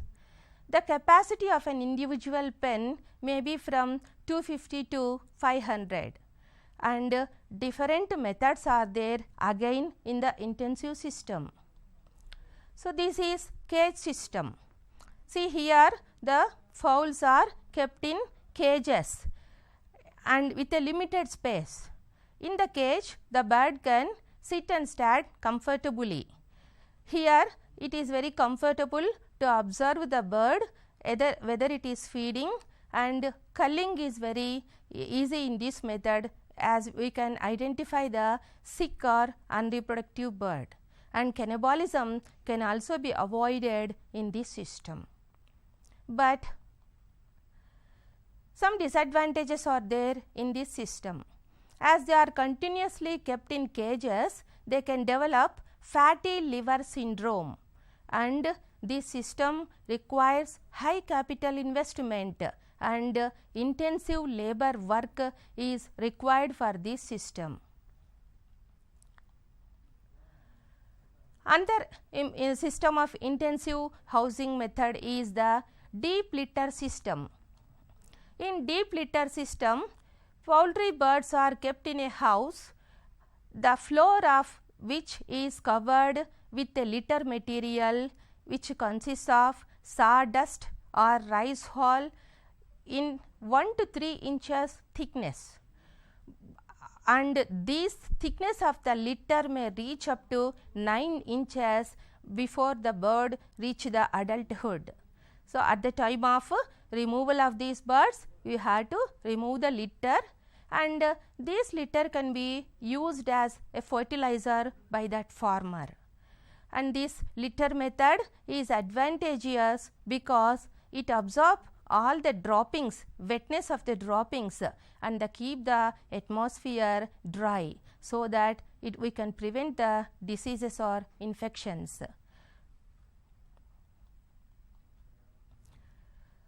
Along with these three methods, there is another method which is recently innovated, that is folded unit system, in which small folded units of capacity 25 can be used by the farmer, and these units are portable, and the farmer can remove these units frequently.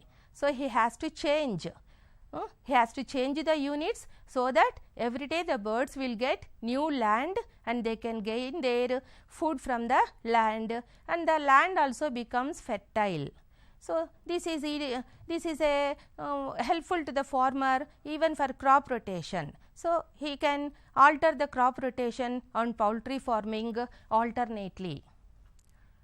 And some improvised varieties of cage system are also seen, that is elevated cage system, slotted floor system, etc. So, in elevated cage system, cages are constructed on elevated floor built on pillars to avoid water lagging.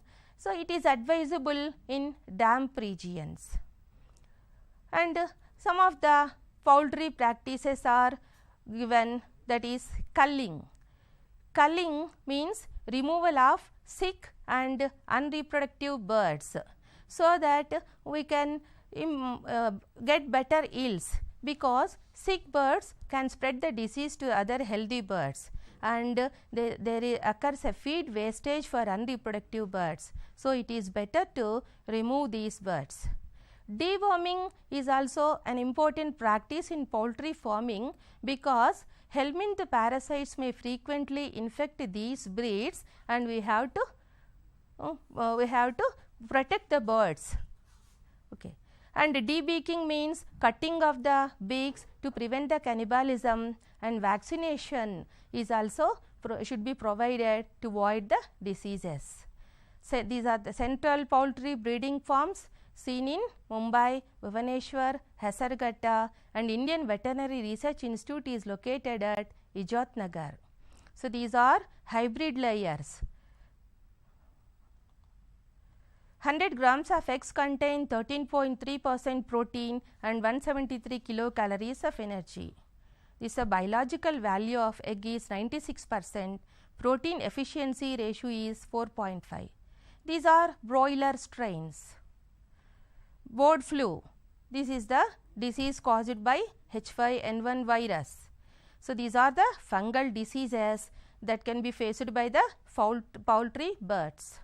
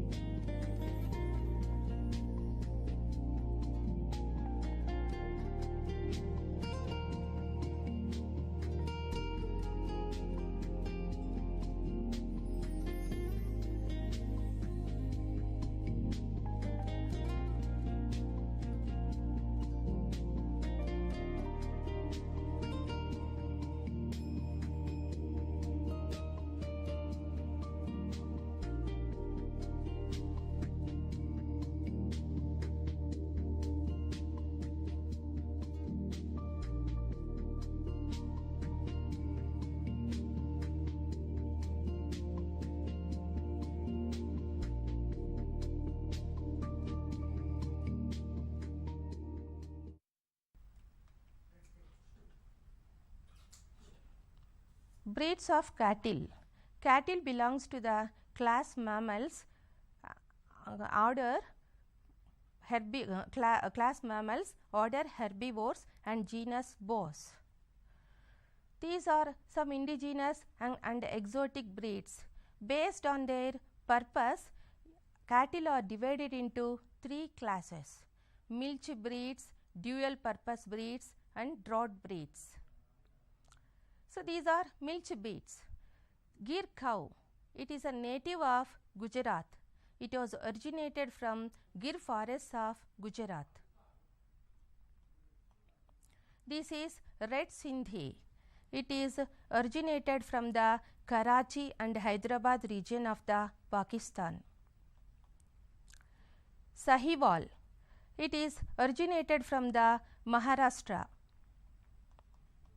And Dioni, it also belongs to the Maharashtra, and it is a cross breed of red Sindhi and other local breeds.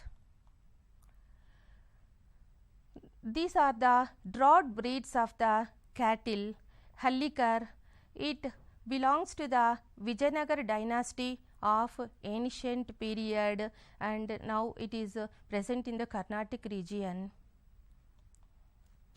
This is Amrita Mahal. It belongs to the Hassan and neighboring district, and it is originated from that region. Kangayam, it also another drought breed grown in the Tamil Nadu state, that is, it is originated from Tamil Nadu part Coimbatore district and the neighboring districts. Ambla Cherry is also another important drought breed, and dehorning is very peculiar to this cattle breed, and it is originated from Nagapattanam, Tiruvur, Tanjavur districts of Tamil Nadu. Bargur, it is also another drought breed of the cattle. Pulikulam or Alambodi is another drought breed of the cattle grown in Indian dairy farm. And these are some dual purpose breeds. This is Haryana. The name itself indicates that it is originated from the Haryana region, and mainly good qualities of Indian cattle are originated from the dry parts of our country, that is Punjab, Haryana, Rajasthan, Madhya Pradesh, etc. Similarly, these breeds are also originated from the Haryana region. This is Tharparkar, another dual purpose breed, and it was originated and it belongs to Pakistan region. Kangayam, this is Concretch, another dual purpose breed. This is Krishna Valley. The name itself indicates that it was originated from the river bed area of the Krishna river from Karnataka. Ongole breed, it belongs to the Nellore and Ongole districts of Andhra Pradesh. So, these is some exotic breeds that are used or grown in India for dairy cattle, and this is called as Holstein Friesian. It is a ruggedly broad built and it is very large breed of cattle, that is milk producing cattle. This is Jersey, grown in the Jersey Island, is a smaller dairy breed. It belongs to the UK. This is Red Dane, another exotic dairy breed grown in Indian dairy cattle management. This is Brown Swiss. This is Guernsey, a small island of France. Ayrshire, it is confined to a small region of Scotland. It is also called as Cunningham cattle or Dunlop cattle. So, milch breeds are mainly famous for the milk production. In milch breeds, cows are good milkers and males are poor workers. In draught breeds, cows are poor milkers and males are good workers. In dual purpose breeds, cows are average milk yielders and males are good workers. These are some of Indian buffaloes. This is Surti. It is grown in mountainous region. This is Murra. This is Jafrabadi. This is Nilli Ravi. This is Bhagavari. Mehasena. Toda, named after a tribe of Nilgiri district. Todas are the tribes of Nilgiri district and this is named after their name. Nagpuri, confined to the Nagpur region.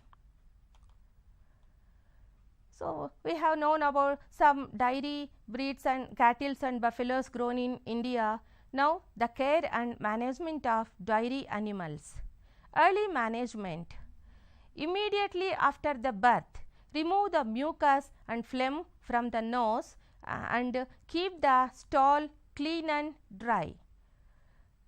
Normally, cows lick the calves so that they will dry off and the breathing and circulation is stimulated by licking. If the cows does not lick, please rub and dry the calf with a dry cloth and provide artificial respiration by pressing the chest region and relaxing that region.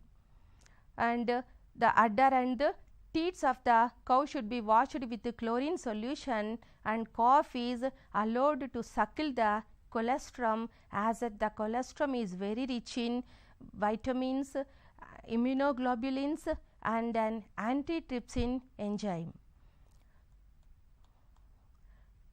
Feeding of calves. As first 3 days, calves are allowed to feed on colostrum, and whole milk should be given after 3 days. Feed with warm milk twice a day. After 3rd day, milk replaces can be given to replace the whole milk. And these calves calf starter feed should be given after 1 month, and provide good quality of green feed and hay from 4th month onwards. And the cows should be trained to let down without suckling by calves, because so that we can wean them at very early stages. So, these are some management practices to be followed in the cattle development, cattle management, that is dehorning within 7 to 10 days after the birth, because the calves in individual calf pens. So, first 3 months the calf should be placed in individual calf pens, and later they must be grown in same house in herds. But after 6 months we should separate males and females. Males should be castrated at 8th to 9 weeks, and the extra teats beyond 4 should be removed in the females. So, weaning the calf from the mother and feeding them with pail feeding system is advisable from now onwards. Care and management of a milch animal. So, milch animals, we will expect a huge quantity of milk during lactation period. We have to provide green succulent forage with leguminous hay and straw, and we should treat them gently and kindness. We should not beat them or we should not exoit them. We should maintain regularity in milking, and rapid continuous dry hand milking is advisable, because we should touch the udder with the complete hand softly. So, care and management of dry and pregnant animals. So, extra concentrates should be provided for pregnant animals, and we have to observe the symptoms of delivery, that is swelling of the external genital organs, swelling of the udder, etc. And we should avoid them to mix with other animals. Avoid stress to these animals. So, do not get them tired by taking to long distances, and they should not avoid slippery conditions to avoid the fractures to these animals. And immediately after the parturition, we have to observe whether the placenta is eliminated or not, because within 2 hours the cow will leave the placenta, otherwise we have to consult a veterinarian, and the umbilical cord should be cut at 1 inch distance from the body of the calf, so that, and it is treated with antibiotics to avoid infections. So, now care and management of a bull. So, bulls, maintenance of the bulls is very essential for the success of breeding programs, and the breeding bulls should be housed separately, and fat bulls yield inferior semen with less number of sperms. So, fatty bulls should be avoided from breeding programs. So, cool conditions adequate drinking water, balanced ration, regular feeding and plenty of exercise produces large ejaculation, and breeding bulls will produce superior quality of semen. So, only 2 matings are allowed per a day, and so that the bulls can be maintained healthy.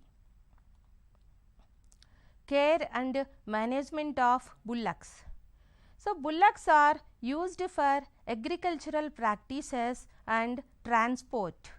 Sometimes they may be ferocious, so we should tie them with nose ropes to control them, and their hooves should be provided with metal shoes to protect the hooves from wear and tear, and their working hours should vary from 6 to 8 hours of carting, that is 6 hours during normal works and 8 hours during heavy works, and 4 to 6 hours of ploughing is advised to these animals, otherwise they will undergo stress and strain and their performance will decrease.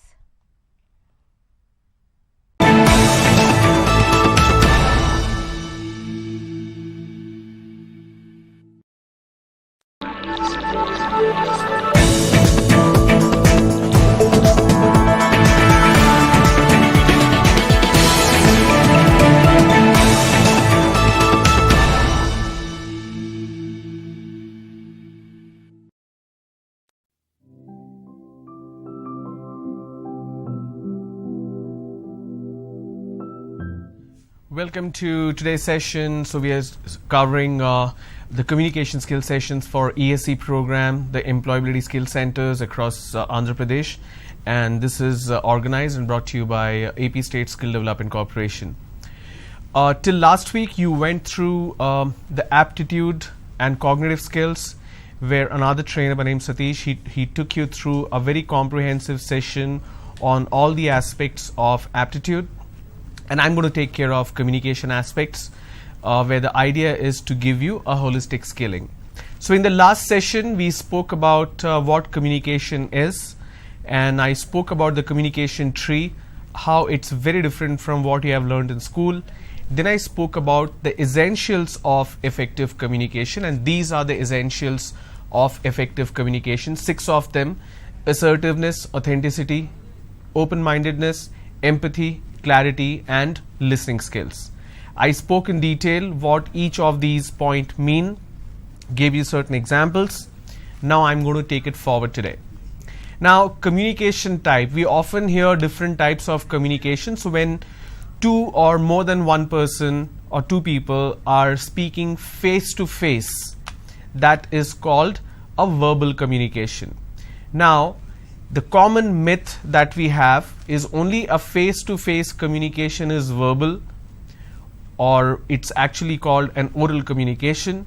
Anything that is written is actually deemed differently.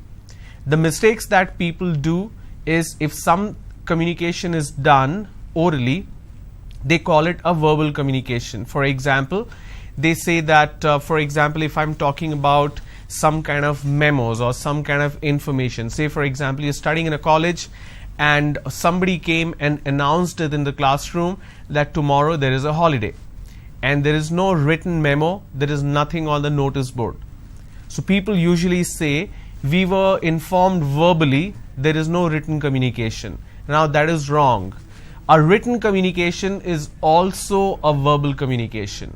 Verb means action, so anything that's in terms of oral communication where 2 people are speaking, or when there is a communication in terms of a speech, that is oral communication. When there is a communication in terms of written item or anything that is written, it could be a memo, a text message, an email or handwritten note or a PowerPoint presentation, anything that is written and printed is also a verbal communication. So that's again a myth. So I want to break that. Even a written communication is called verbal communication. Then another type of communication is non-verbal. Now, what do we mean by non-verbal communication? Now, these are gestures, expressions, body language. Now, body language is a separate area which needs a lot of expertise, which needs a lot of improvement, both in terms of the person who is displaying these gestures, expressions and body language, or the other person who is the audience. Now, your body language is also an extension of your character in terms of your nature. The way we use our hands, the way we use our expressions speaks a lot about what you are thinking and what you're trying to say. I may be saying something, but I may not mean it, but what I mean can be understood with my body language. When we go for interviews, when we go for any kind of presentation, any kind of conference, seminars, when we are speaking to one person or many people, we still judge that person not just by the way the person is speaking, but a lot is derived in terms of body language. Now, the body language is a completely different ball game. You need to understand, you need to learn, and you need to be an expert in terms of displaying the right information, in terms of using the right body language. So there will be a separate session on body language only. So we'll talk in detail about that later. So please remember, communication type is of two types. The first one is verbal communication, where we talk about oral communication as well as written communication. So written and oral both are verbal communication. Non-verbal communication is gestures, expressions, body language. So to put it in a simple way, when you're not speaking a word, when you're not writing a word, you are just using gestures. There is no sound, there is no letters written or read. That is non-verbal. And verbal is when you hear or when you see or when you are reading something, that is verbal communication. Okay. Now, I'm going to talk specifically on oral communication because a lot of us, when we talk about communication aspect as such, there are two things which you need to remember or to understand clearly in terms of what is considered as what we call this person is good, that person is not good, when we judge someone in terms of communication. So on an average, every person, especially the student fraternity, since you are from a vernacular background in terms of your education or academics, you're considered as a person who needs a lot of improvement in terms of communication. And we always say that improve your communication, otherwise you will not get a job. Now, that's not completely right. I want to tell you that when we talk about communication expertise or your level of communication, there are two things which you need to take into consideration. Let me quickly display what do I mean by that. Okay. The first aspect is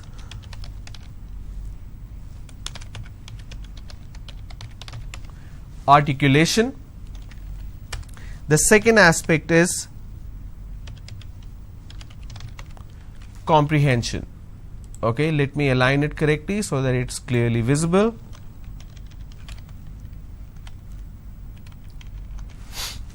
Okay, so there are two aspects, articulation and comprehension. Now, what do I mean by articulation?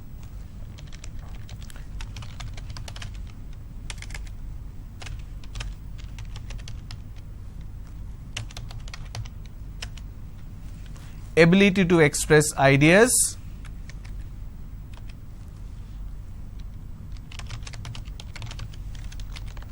in a language. All right, that is what articulation is all about. Let me change the color so that you can make a note of it. That is what it means. Ability to express ideas in a language. Comprehension, what do we mean by comprehension? Comprehension means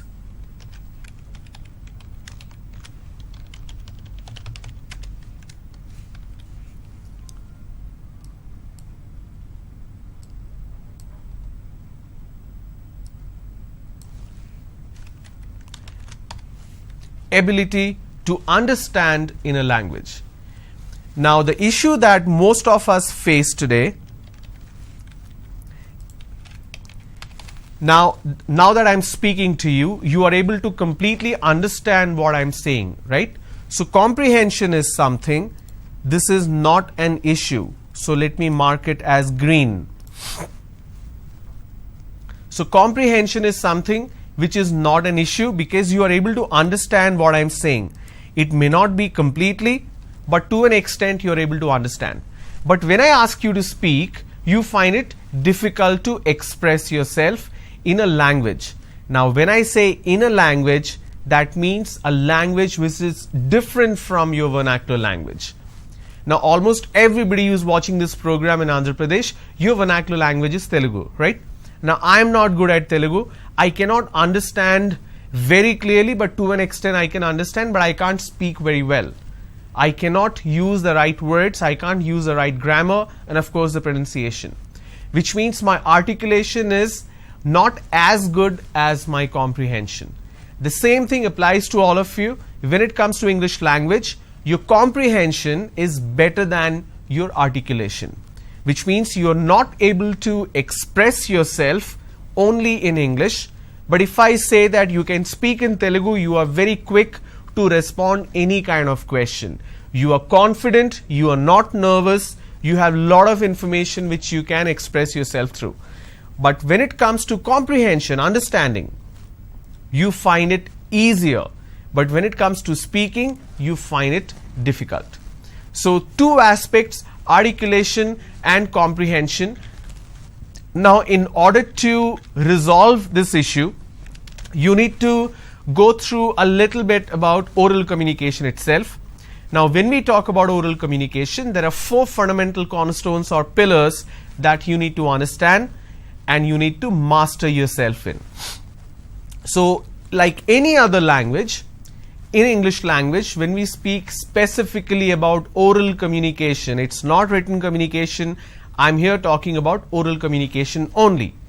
There are four fundamental pillars. What are these pillars? The first one is pronunciation. Make a note of these.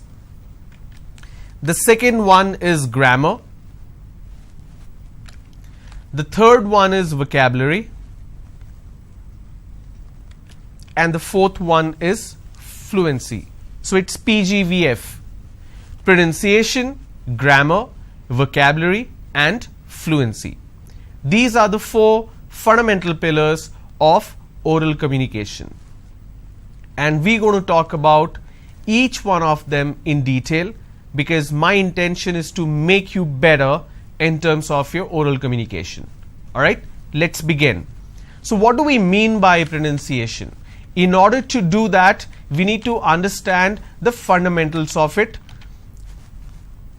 In order to understand the fundamentals, you need to understand the entire structure of a language. So if I look at a language as a tree, which is called a communication tree.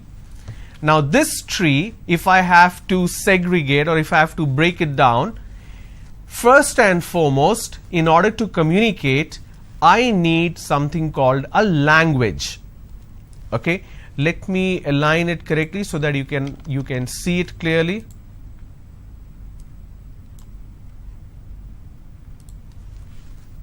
Okay, so you have communication tree for oral communication. First thing that you need is a language, any language for that matter, but here we are talking specific to English language.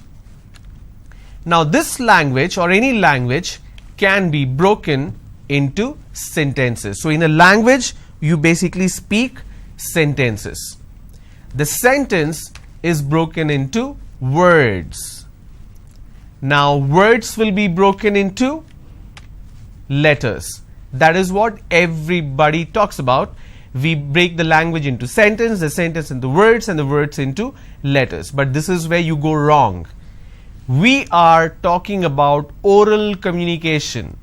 When I say oral communication, I'm speaking and you are hearing or listening, which means the words are not broken into letters, they are broken into sounds. Now, when we speak about pronunciation, we should speak about the sounds, not the letters. So, what do we mean by pronunciation with that example? Pronunciation refers to the way in which we make the sound of words. It also means creating correct sounds using the muscles of our mouth, tongue and lips, etc. There are other important aspects of pronunciation, which is word stress, sentence stress, linking, intonation. Now, what do we mean by these?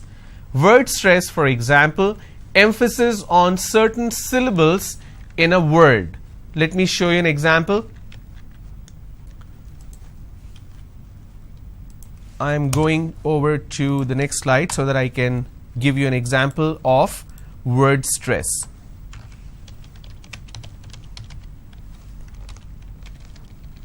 Now, what did word stress mean? It says emphasis on certain syllables in a word. Say, for example, I have the word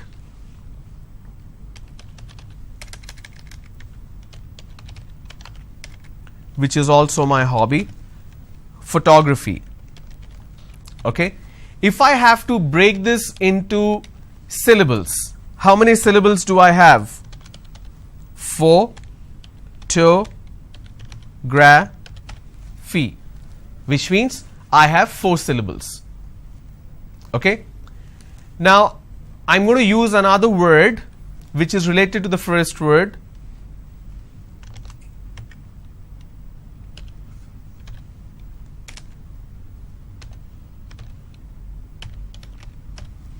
Which is photograph. And how many syllables do I have here? Photograph. Now pay attention. When I pronounce this particular word, photograph, the correct pronunciation is photograph, which means I am stressing on this particular syllable, which is the first syllable. Please give me the photograph. Now, when you speak to someone, stop using the word pic. Please send me a pic. Now, pic means P-I-C-K. It's a short form of picture, but please don't use that word. It sounds pretty bad and it's very casual and informal. So, use the word photograph or picture. So, in this case, this particular word has 3 syllables and I pronounce this as photograph, which means I'm stressing on the first syllable. But when I look at this particular word, I pronounce this as photography. How do I pronounce? Photography. And how many syllables do I have here? Photography. 4 syllables. But in this case, I stress on the second syllable.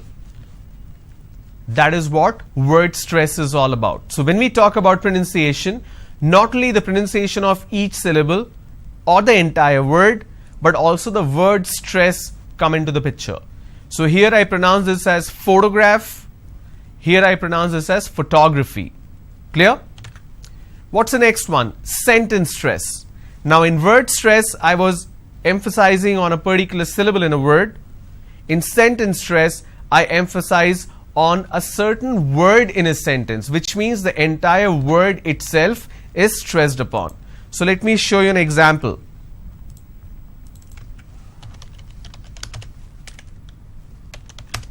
So sentence stress, I'm going to write a sentence.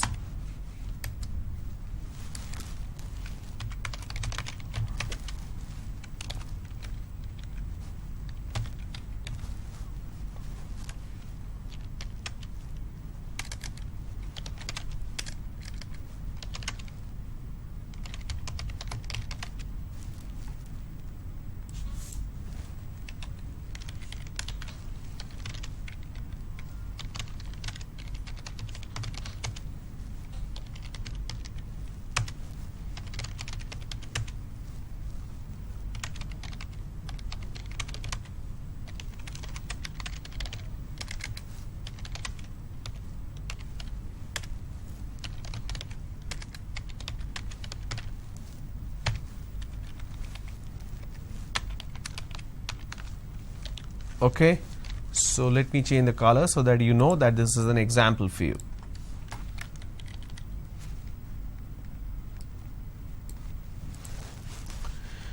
The sentence is, you cannot get an admission in the university unless you score a minimum of 90% in your entrance test. Now, which word do you think should get the stress? Because here I am notifying someone orally. You cannot get an admission in the university unless you score a minimum of 90% in your entrance test. So unless is the word which should take the stress. So that's a sentence stress. Let me give an example where the stress will change to denote what exactly I am trying to communicate.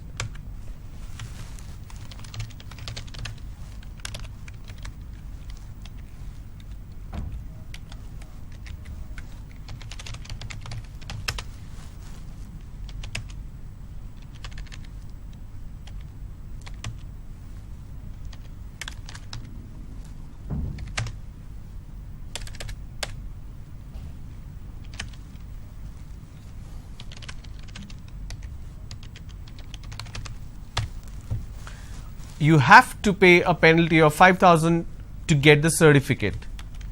Now here I'm going to stress on have. You have to pay a penalty of 5,000 rupees to get the certificate. Now I want to write the same sentence, but I'll show you if I add another word how the meaning will change, or what I'm trying to say will change.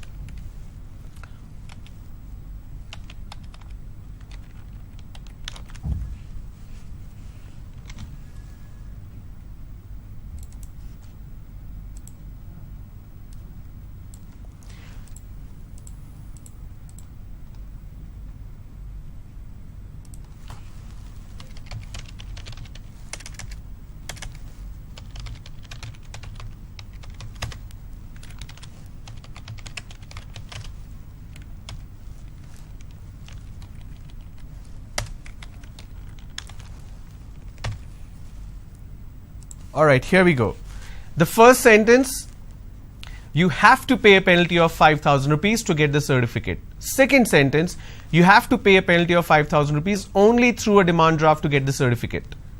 Now, the word only is taking the stress, because I'm emphasizing there is no other way you can pay the penalty to get the certificate. It's accepted only through a demand draft. But the first one, all I'm saying is you have to pay a penalty. So that's exactly what a sentence stress is. When you're speaking to someone, please remember I'm speaking or I'm talking about specifically about oral communication. So when you're communicating with someone, it could be over the phone, it could be face to face. This sentence stress takes more importance when you cannot see the person. If you're speaking to the person over the phone, you're giving an information. When you emphasize on a particular word in a sentence, they get the message more clearly. Now, if I'm speaking to face, I can use a gesture. I can say you have to pay a penalty.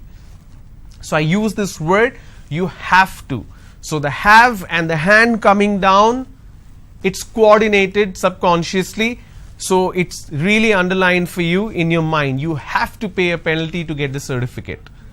And if I'm talking about the second sentence, I say you have to pay a penalty of 5,000 rupees only through a demand draft. So now this gesture has shifted from have to only.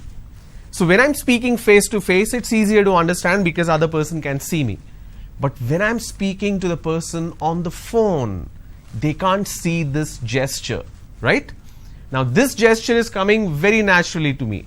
Even when you're speaking on the phone, we use our hands. We don't sit like a robot and speak. But the other person cannot see. So that's where your intonation comes into the picture. The fourth point which you see on the particular slide is intonation. Now what do we mean by intonation? Intonation is the rise and fall of our voice as we speak. Now this rise and fall is very important. But before that, the point is there as linking, joining certain words together. So let me explain what do we mean by linking, and then I will explain in detail what do we mean by intonation. All right. So let me take the same slide. I want to quickly show you the example of linking here.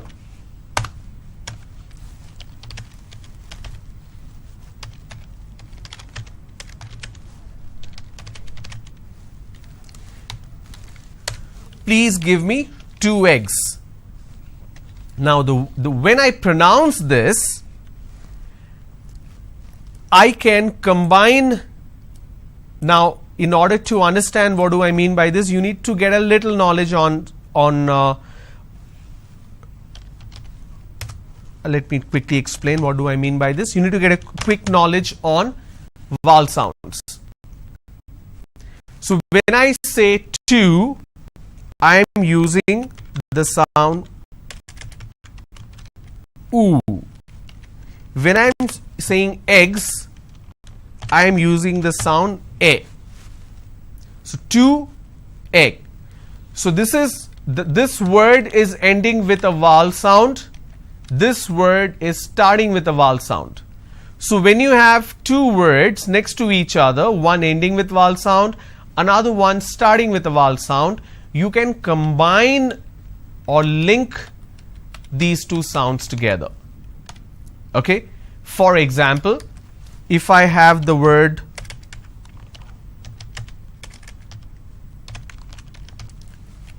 two eggs, I can just use this particular sound. What do I mean by this? For example, 2 eggs. So I'm using way sound in between these 2 eggs.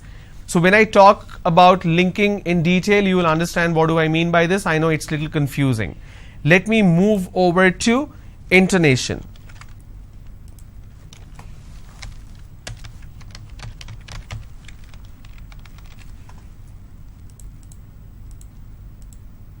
Now intonation, as it reads here, it says the rise and fall of a voice as we speak.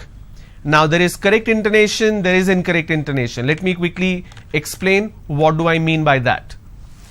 If I'm asking a question, for example,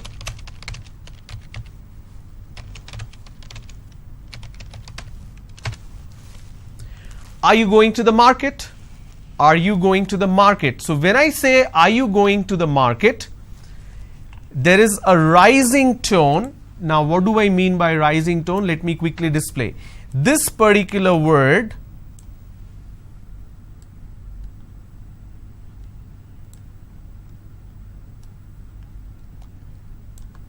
I'm just trying to make it easier for you.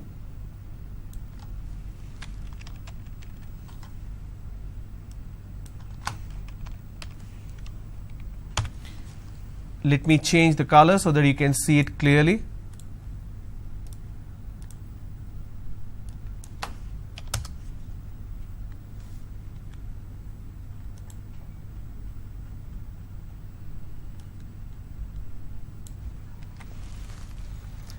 So this particular word, the last word in the question, are you going to the market? Are you going to the market? Now are you going to the is flat. Are you going to the market? This is going up because the last word denotes like it's a question. Now when you're speaking, a lot of people ask a question, but it sounds like a statement. So when you are speaking, your statement has to be flat, and when it's a question, the last word has to be a rising tone. For example, if I say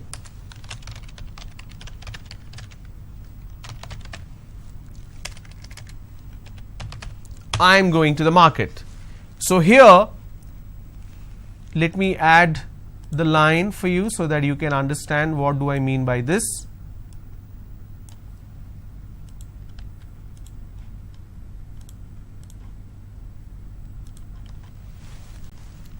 I'm going to the market. Now this is a statement and it's a flat intonation. But when I say are you going to the market, then it's a rising tone. Now, mistakes that a lot of people do in terms of intonation is specific to making a mistake in terms of rising and dropping tones, where you can get confused, is it a question or a statement? For example, if I ask a question, now when the answer comes like a question. For example, if it's a quiz program and I ask who was the first say Vice President of India, how many of you know who was the first Vice President of India? You have to know this answer, very, very important. If you are a student, you definitely need to know who was the first Vice President of India. And it's his birthday tomorrow, and we celebrate that as the Teacher's Day, right? Sarvapalli Radhakrishnan. He was the first Vice President of India. So when I ask a question, who was the first Vice President of India? The answer is S. Radhakrishnan. Some people say S. Radhakrishnan. Now it goes on a rising tone. Now it doesn't come as an answer, it comes as a guess, or it comes as a question. Am I right? Is this S. Radhakrishnan? So when you are ending or when you are responding with a rising tone, it doesn't sound like a statement, it sounds more like a statement. Okay, that's why this intonation in terms of oral communication is very important. Now there is no intonation when it comes to written communication, because you're not speaking, you're just reading, right? So their punctuation makes a difference. But when you're speaking, your intonation is of the primary importance. Another example which I want to give you, which is pretty important. When you are giving an information in terms of numbers, for example, can you please give me your phone number? And the answer is, my number is 98854-74156. This is my phone number. Now this is an example, it's actually not my phone number, don't call this number. Okay. Now some people just give this information as 98854-74156. Now you need to allow the other person to make a note of it. Now in India, this number can be given in parts of 5 plus 5. For example, my number is 98854-74156. So my number is 98854-74156. Now this is also difficult to make a note of. You won't remember. So the best way to do is to break it into 3 and 3. How do I do that? My number is 988-547-4156. Okay. This is a better way to give the number because it's easier to understand and keep a track of. So instead of breaking 5 plus 5, I've broken into 3 plus 3 plus 4. My number is 988-547-4156. Now this is also a part of intonation. For example, if I'm giving a bank account number, okay, I'm just typing random numbers. When you have such a long string of information, the better way to give that number is in terms of pairs, in terms of twos. My bank account number is 45745828624523146332. Now don't again break it into 6, 3 and 2. You can just combine the last 3 if you have an odd number there. So this is also an important element in terms of intonation. When you're giving the information, you break it down so that your listeners can understand it clearly. Now one point to be noted here. When I'm giving this series, now let me reduce this, let's keep it this way. When I'm giving this series, the first method or the first intonation I'm using is, let me reduce this so that I can have a smaller example. And the number, so I'm giving this information. The series, the number is 624523146332. Now pay attention. How did I say 632? Let's repeat again. 6245 2 3, 1 4, 6 3, 2. For every 2 digit, the second digit, my tone is going up. Pay attention. 6 2, 4 5, 2 3, 1 4, 6 3, 2. The moment I drop my tone, that means it's the end of the series. This is a very important aspect of intonation. Now imagine if I'm not dropping this tone, it will sound like as if it's going to continue. 6 2, 4 5, 2 3, 1 4, 6 3, 2. Now 2, the moment I say 2 on a rising tone, it means I'm expecting, or my audience is expecting one more number. But the way I say 1 4, 6 3, 2, the moment I say 2, it's dropping, that means it's end of the series. Another mistake that people do is they drop it way too low and you can't hear. And they say 6 2, 4 5, 2 3, 1 4, 6 3, 2. Now the 2 is so low, they always ask, I'm sorry, what is the last number again? That's why it's important the last unit of your string should be louder, but a drop tone. So it will be 6 2, 4 5, 2 3, 1 4, 6 3, 2. My volume went up, but my tone, my intonation is flat. Now these are the finer aspects of a very good oral communication. No matter if you're speaking to the person face to face or over the phone, they can understand you very clearly. And in order to be heard or in order to be comprehended very clearly, your pronunciation has to be absolutely perfect. So as a part of the first pillar of communication, I'm going to speak in detail about the pronunciation aspects for English language. Okay? Thank you for tuning in today. Please post your questions, whatever doubts you have in terms of pronunciation. If you're watching this on YouTube, please post your questions on the comment section. If you're watching it on Mana TV, please go back to Mana TV, the channel on YouTube, Amravati channel. So please post your questions. I will take a look at it and I will provide you with the answer. So we'll continue with the same session tomorrow where I'll focus on pronunciation. Thanks for tuning in. Have a good day. Bye-bye.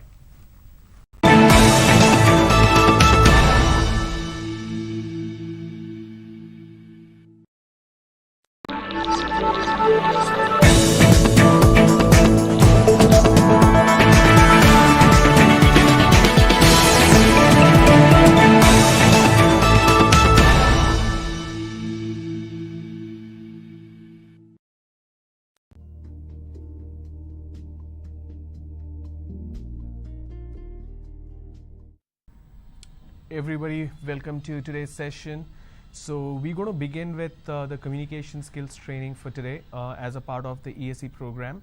So what we covered in the last session was the basics of communication, where I spoke about the fundamentals. In today's session, I'm going to recap certain aspects of communication tree. So we looked at certain myths and realities in terms of communication cycle. I explained to you what does that mean. So let's take a quick look at the communication tree. So when we talk about the tree, the first thing that we need is a language. Now the language is broken into sentences.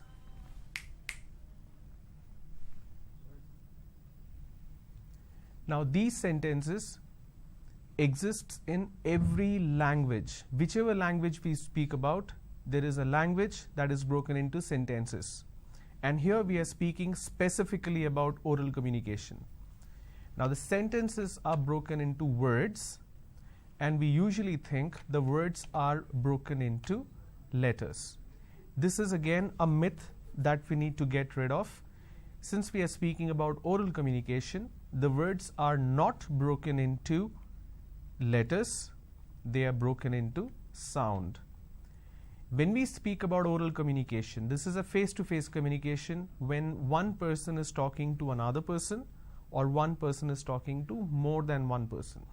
So it could be one to one or one to many. The medium can be anything. It doesn't really matter, should it be face to face, it can be over the telephone, it can be a speech. For example, the Prime Minister's message that comes like Man Ki Baat, he records the speech and that is beamed on television or on radio. When there is a news that you're watching, certain segment of the news is live, but certain segment or majority of it is not live. It's recorded and it's played after that. So when we talk about any of these communication which is oral in nature, we are hearing it. And when we hear, we don't hear the letters, we hear the sentences which can be broken into words, but words are not broken into letters, they are broken into sounds. Now this fundamental aspect of words being broken into sounds is what pronunciation is all about. So let me repeat what pronunciation is. So pronunciation refers to the way in which we make the sound of words. It also means creating correct sounds using the muscles of our mouth, tongue and lips, etc. There are other important aspects of pronunciation. We looked at certain examples of word stress where we emphasize on certain syllables in a word, where the emphasis is on certain syllables. We looked at sentence stress where the emphasis is on certain words in a sentence. Linking, we looked at certain examples, joining certain words together. Intonation, the rise and fall of our voice as we speak. I gave you certain examples for intonation as well. Now, why should we focus on the pronunciation as a first fundamental pillar of communication? Let me show you certain example.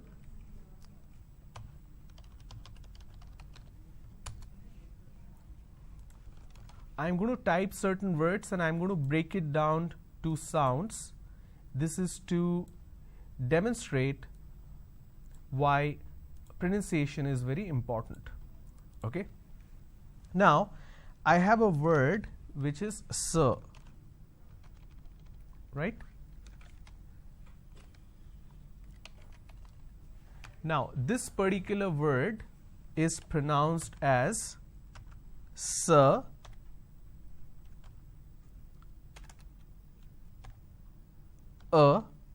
Now this is a vowel sound. You will understand what a vowel sound is very soon. It's sir, or r, sir. This is how we are supposed to pronounce. Now if you go in India, if you go down south in southern part of the country, the pronunciation changes of this word.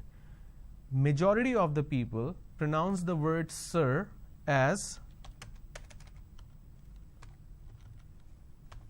sar.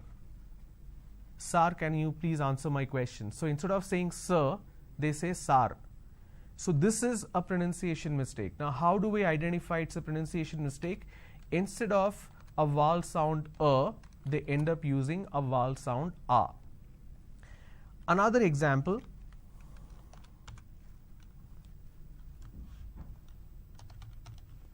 The word is class and the pronunciation is k, l, a, s, class. This is how the pronunciation is. But people make a mistake. They say k, l, o, s. Instead of saying class, they end up pronouncing this as clause. Okay. Now, why does this happen? It happens because of one fundamental issue that we call as regional influence. So let me quickly show you what do we mean by that. So we have two fundamental problems in English language when we speak. One is mother tongue influence. The second one is regional influence.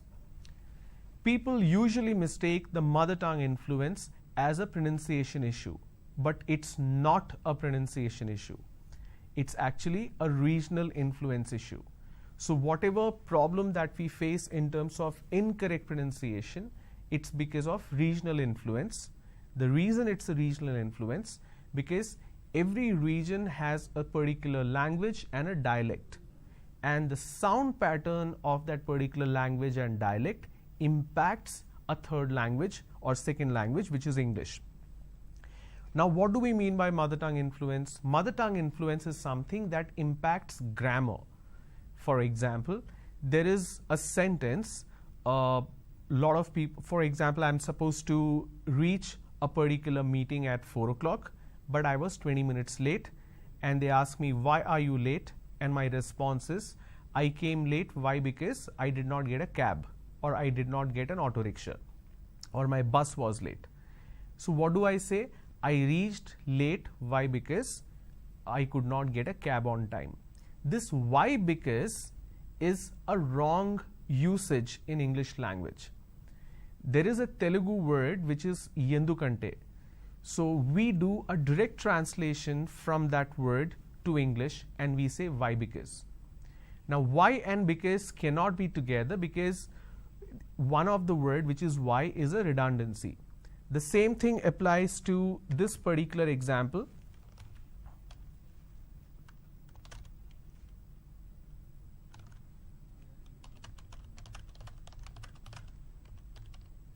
I can able to come at 4 p.m. Can you able to come at 4 p.m.? Now this is wrong. Can and able cannot be together because they mean the same. So the correct form is I can come at 4 p.m.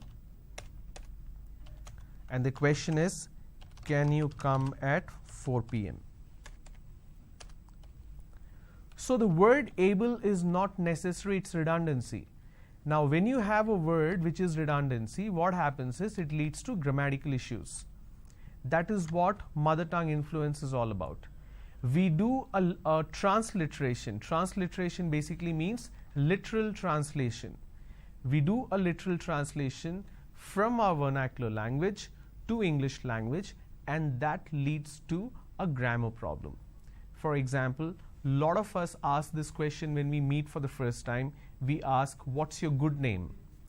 Now, what do we mean by good name? That doesn't mean the person also has a bad name. In India, culturally speaking, a person's name could be Srinivas, but at home, his friends or family calls him Srinu. So when they say, what's your good name? They basically mean what is the name which is mentioned in your resume or in your certificate. That is what good name is. But in English language, it can be either good or bad, which doesn't mean the person has a bad name as such. So that is what mother tongue influence is all about, where we think in a particular language, a vernacular language, and we do a direct translation to English, and that leads to grammar issue. But here we are speaking about sounds, we are speaking about pronunciation. When we speak about pronunciation, we are supposed to talk about regional influence. In every part of India, like I said, there is a language, there is dialect. So the pronunciation pattern of that particular language or dialect influences English language sounds when we speak.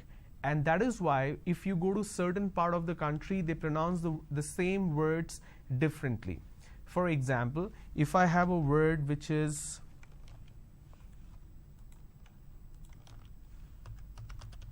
America, if you go to North India, especially Punjab, Chandigarh, Delhi and all that, now the correct pronunciation is, if I have to break it down to syllables, America. So there are 4 syllables, America. Now in northern part of the country, they pronounce this as America. So they drop a syllable. Instead of saying America, they say I'm going to America. For example, the word which is school, there are 2 syllables, school. But in places like UP, Bihar, Jharkhand, they add another syllable. They pronounce this as school. Wherever there is a word that starts with the s sound, they add a e in front. So instead of saying school, they say school. Something like this happens here as well. For example, the word student, instead of saying student, lot of people pronounce this as student. So they add sh, they start it with sh instead of s. So how do we correct these problems? Now some of it comes because of the influences around us. This is how our teachers taught us in school. Unfortunately, even they did not know what is the correct pronunciation. When they keep talking with a wrong pronunciation, we all think that is the right pronunciation because they're the teachers, obviously they know the best and they're accurate and perfect. So we end up thinking that this is how the word is actually pronounced, but that is not the fact. Now why this entire pronunciation aspect is important? It's because it can lead to confusion when you are speaking to someone. There is a shift of sound that can happen, and that is what we need to eliminate. Let me show you certain examples of sound shift, why it can lead to a problem. I have a word which is leave and another word which is live. Okay. Now in case if you're watching something live on television, the same spelling is used, L-I-V-E, but the pronunciation changes to live instead of live. So I have leave, then I have live. If I have to break this down, the first one is L, E, V. The second one is L, I, V. So this E is something where the difference is. So here I say E, here I say E. Lot of people make this mistake, they interchange, they swap it, and that's where it leads to a problem. So if I have to speak a sentence, I want leave for 2 days as I am, let me correct the alignment.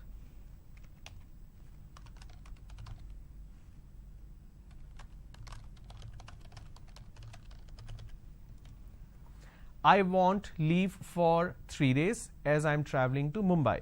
I used to live there. So please pay attention to how I am pronouncing. I want to leave for, I want a leave for 3 days as I am traveling to Mumbai. I used to live there. So this is live, this is leave. Now if I interchange the sound, now here I am talking about oral communication, and I interchange the sound and I end up saying I want to live for 3 days as I am traveling to Mumbai. I used to leave there. It's not I used to leave there, I used to live there. So that's a sound shift when you end up doing, it's a problem. Some people have the problem of a j and z. For example, page. So instead of saying page, they pronounce this as pays. Instead of pronouncing zone, they pronounce this as zone. Now zone is different, zone doesn't work, there is no such word, there is no such word as pays as well. Okay, so when you make these mistakes, it's difficult to understand what exactly the person is talking about. Another example, there is a word which is must. Must means you should. They replace the second sound so this is must, they say mast. Now mast means the top portion of a ship or a boat. Both are two different words. So when you make a mistake like this, it leads to understanding issue, comprehension issue. The best example that I can talk about in terms of influences is this particular word. Please. Now what is the pronunciation of this word? There are two pronunciations which people usually say. One is schedule. Schedule, we can pronounce this as schedule. Let me change the color so that you can understand. You can either pronounce this as schedule, or some people pronounce this as schedule. So either you say schedule or you say schedule. Now let me tell you what is the correct pronunciation. In order to understand what is the correct pronunciation, you need to understand the influences and you need to understand the origin. Now English language primarily we learned it from the British. So there is Victorian English and there is other English which is American English. Today the influences that you see, the way we speak, is primarily the impact of American English. But since we were ruled by British, we learn English from them, we are not very sure which one to use where. Now both their pronunciations are different for a lot of words. Let me show you the same word as an example for this. So when I have a word which is schedule, if I have to look at British pronunciation, now let me change the color so that you can identify what do I mean by this. The British pronunciation is schedule and American pronunciation is schedule.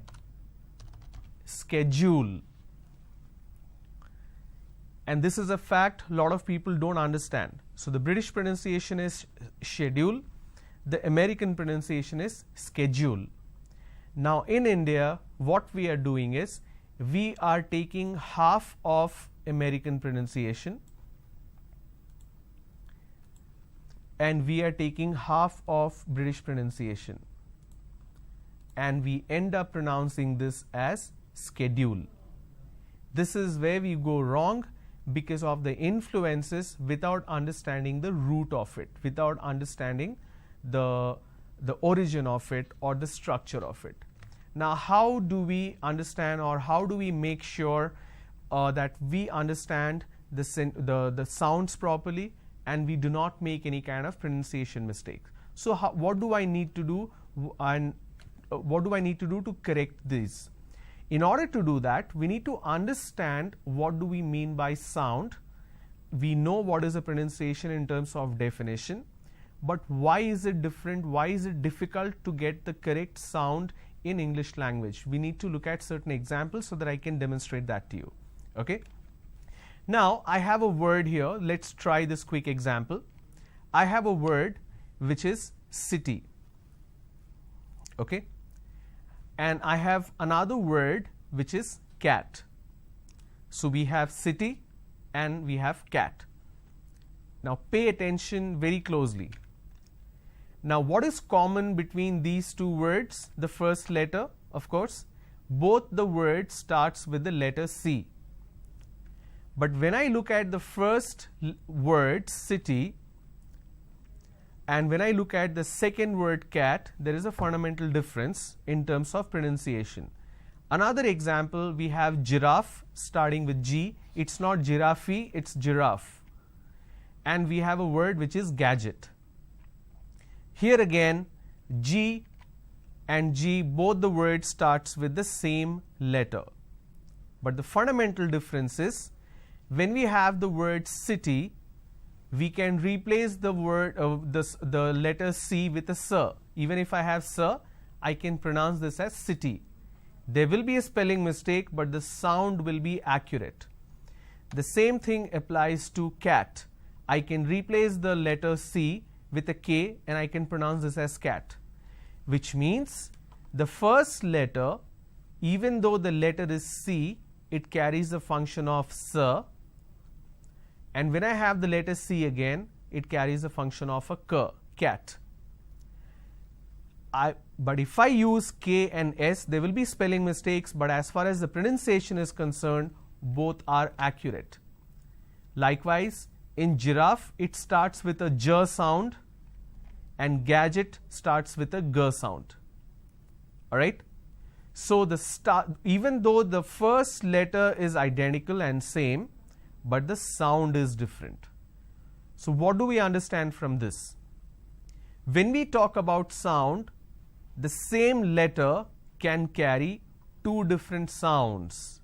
That's why you got to be very, very careful when you speak in English language, when you understand the sound. Why does this happen? That the same letter carries different sound. For example, PUT is put, but BUT is but. So it's different, right? It happens in English language. It's because the language itself is a non-phonetic language. Please remember, English is a non-phonetic language. To understand what is phonetic, let's quickly read. Some languages are phonetic. That means you can look at a written word and know how to pronounce it. Or you can hear a word and know how to spell it. So there is a direct relationship between spelling and sound. However, English is not a phonetic language. It's a non-phonetic language. That's why what you say is not what you spell. So I can have two words starting with the same letters, but the pronunciation is different, since English is a non-phonetic language. Now compare English language with any other language. Say for example Telugu, Kannada, Punjabi, Marathi, Hindi, any language for that matter.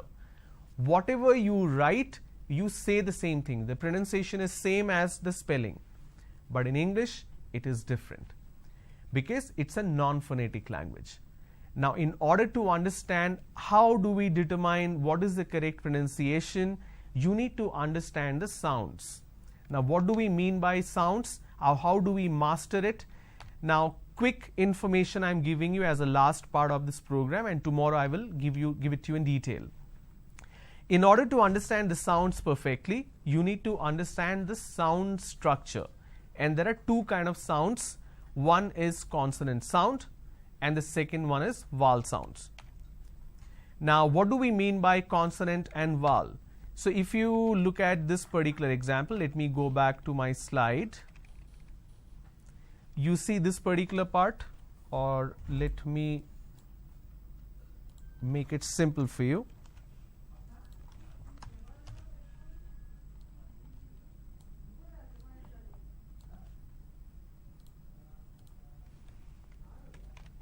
Okay. Now what do we have here? We have A, B, C, D and so on and so forth. So we have all the alphabet system here. So all the letters. So what happens is, when you have these letters in front of you, we are looking at it as the alphabet system. It's not alphabets, it's alphabet. Alright. So how many do we have? We have 26. Now something that you need to understand, this is something which we read in our or studied in our school. Let me change this a little bit. Yes. So we have 26 letters in English alphabet system, out of which we have 21 consonants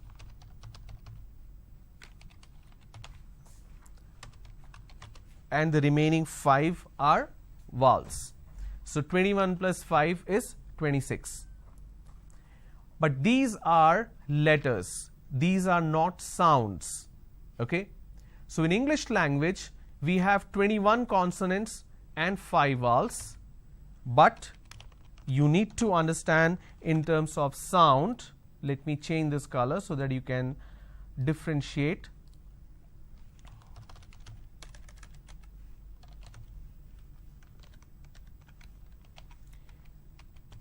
We have 24 consonant sounds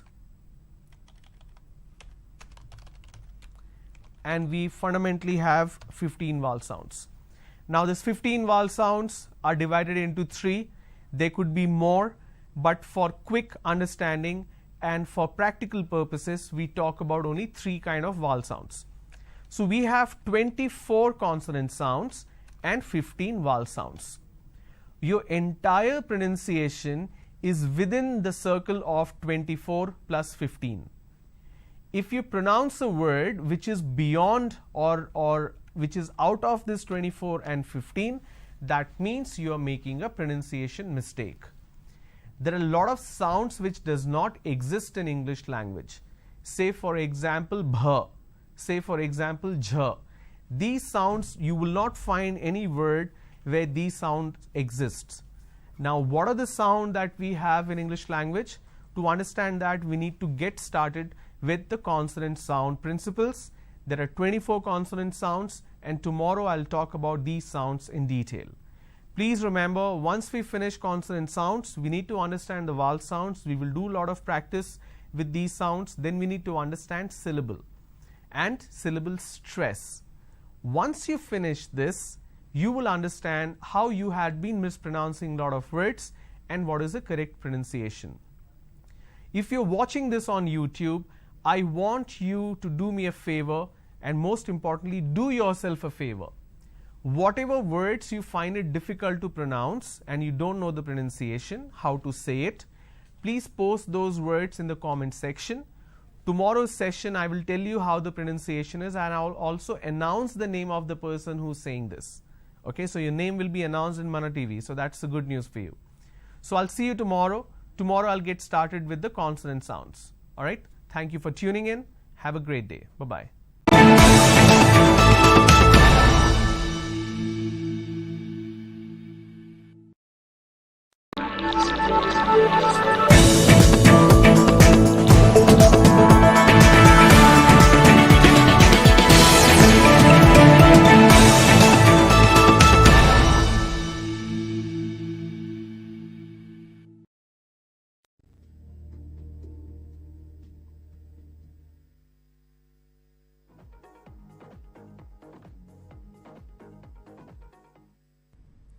Good afternoon, everyone. Welcome to today's session. So we had been talking about communication skills as a part of the ESC program. We are done with aptitude. Now we are talking about communication skills. So as a part of communication skills, I spoke about 4 fundamental pillars of oral communication. I explained to you the communication tree. I explained to you the importance of pronunciation. Yesterday I also spoke about the problems that we face in terms of proper pronunciation. I explained how mother tongue influence is not a factor, but regional influence is a factor. We spoke about the phonetics, how city and cat being words that is starting with the same letter, giraffe and gadget starting with the same letter but carries 2 different pronunciation or 2 different sounds. City starts with a s sound and cat starts with a k sound. Giraffe starts with a j sound and gadget starts with a g sound. And I explained to you why does this happen. It's because of English being a non-phonetic language. I explained how there are different languages which are phonetic, which means the way we spell, the way we pronounce, both are same. But when it comes to English language, the way we pronounce and the way we spell could be different. I gave you certain examples like PUT is put, but BUT is but, it's not but. So the examples that I spoke earlier, city, cat, giraffe, gadget, likewise we can have tons of examples where a particular letter may not have the same kind of pronunciation which may exist in any other word, and that is because it's a non-phonetic language. And I introduced what exactly is the reason because of which this happens. That's because of English language has different consonant sounds and vowel sounds. I explained the letters, how we have 26 letters in English alphabet system, 21 consonant and 5 vowels, but we have 24 consonant sound and 5 vowel sound. So today I am going to explain what a consonant sound is, and I will also explain the 24 consonant sounds with examples. So let's begin. So consonant sounds are the manner of articulation is how air escapes from the vocal tract when the consonant or approximant, that is vowel-like sound, is made. Manners include stops, fricatives and nasals. The place of articulation is wherein the vocal tract, the obstruction of the consonant occurs and which speech organ is involved. And vowel sound are pretty straightforward. It's a speech sound that is made with no obstruction of the vocal tract. Now when you read this particular definition on the left and as well as right, it's pretty complex to understand what does it mean. Now when we look at the various consonant sounds, it's going to become easy for you. Okay, so like I said, there are 26 letters in English alphabet, but there are 24 consonant sounds and 15 vowel sounds. So please make a note of this. Even though there are 21 consonants, but there are 24 consonant sounds, you need to understand how consonant is different from consonant sounds and how vowels are different from vowel sounds. You need to master this combination of 24 plus 15 in order to be perfect with the pronunciation aspect. Alright, so these are the sounds in English language as far as consonant sounds are concerned. I am going to tell you how to pronounce these sounds. What I would suggest, if you're watching this on Mana TV Live, or if you're watching this on YouTube, if you're watching it YouTube Live or a repeat on YouTube, if you get the link and if you want to play it again, the way we're going to practice or the way we're going to understand this is I'm going to read each and every sound and then I will pronounce how it is done. Okay? Alright, let's start the first line. The first line is, it's not P, it is P. So it's P, then it's B, T, D, K, G. Let me repeat. P, B, T, D, K, G. Second line, CH is pronounced as Ch. So it's Ch, J, Th, The, S, Z, Sh, J. I repeat, Ch, J, Th, The, S, Z, Sh, J. Fourth line, F, V, W. So there is a difference between the V and W. I'll explain to you once we reach there. It's F, V, W, H, R, Y, L, and the last line M or M, N, and Ng. Any word that ends with ing, this sound exists there. Now when you look at these 24, it's pretty confusing. You wouldn't be able to figure how to pronounce these. So I will include examples to help you understand how to pronounce these sounds. Alright, let's start. The first one, I want to start with the first line.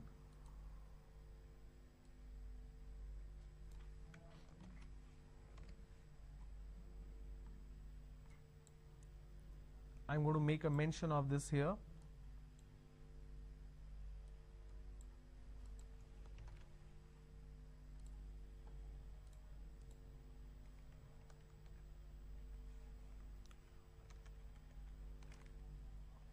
Here we go.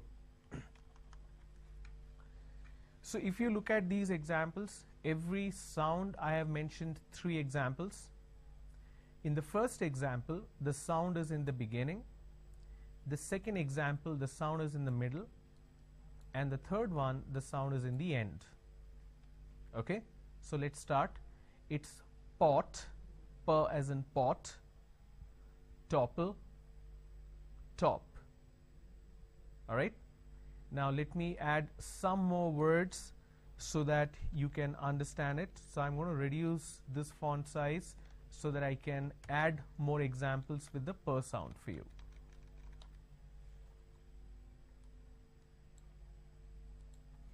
Alright, let's start.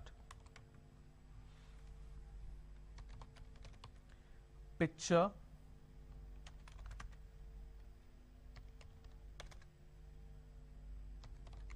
print,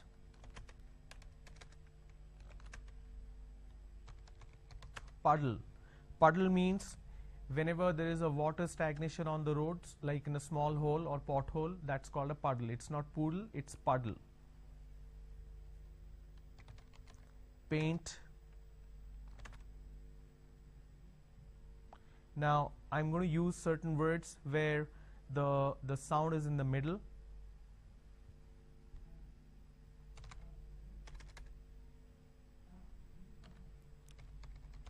topple, which we have already used, couple,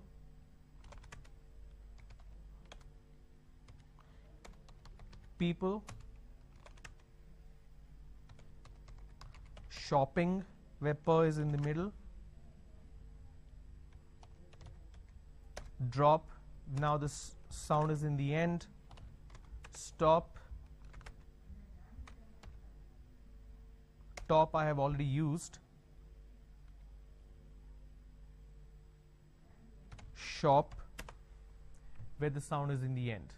So wherever you see the letter P, you will have a per sound, but there is an exception. For example, if the word is photograph, so here even though we have the letter per, but it's not a photograph. We don't say photograph, we say photograph, because we have PH. Okay. Now next one is B. For example, bat, bubble, cab. Let me give you examples, some more examples for this particular sound.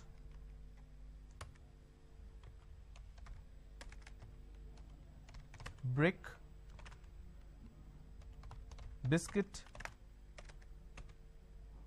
brim, basket. All right. Now examples where the sound is in the middle: trouble,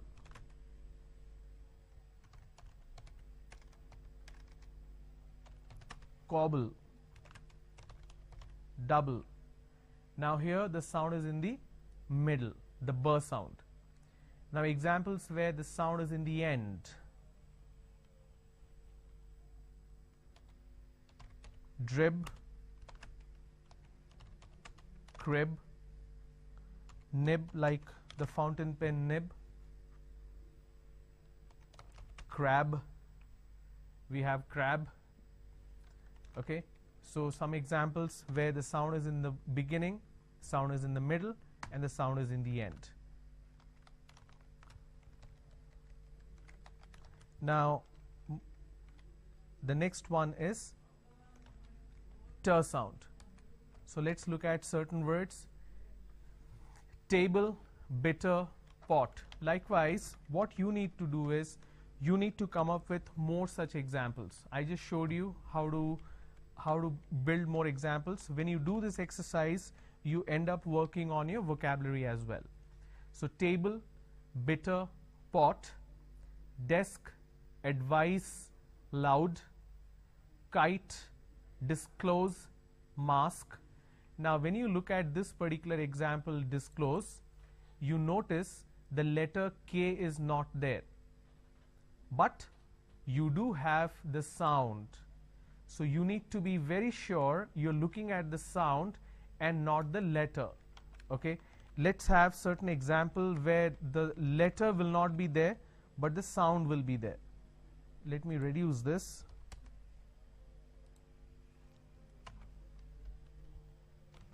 For example, cat,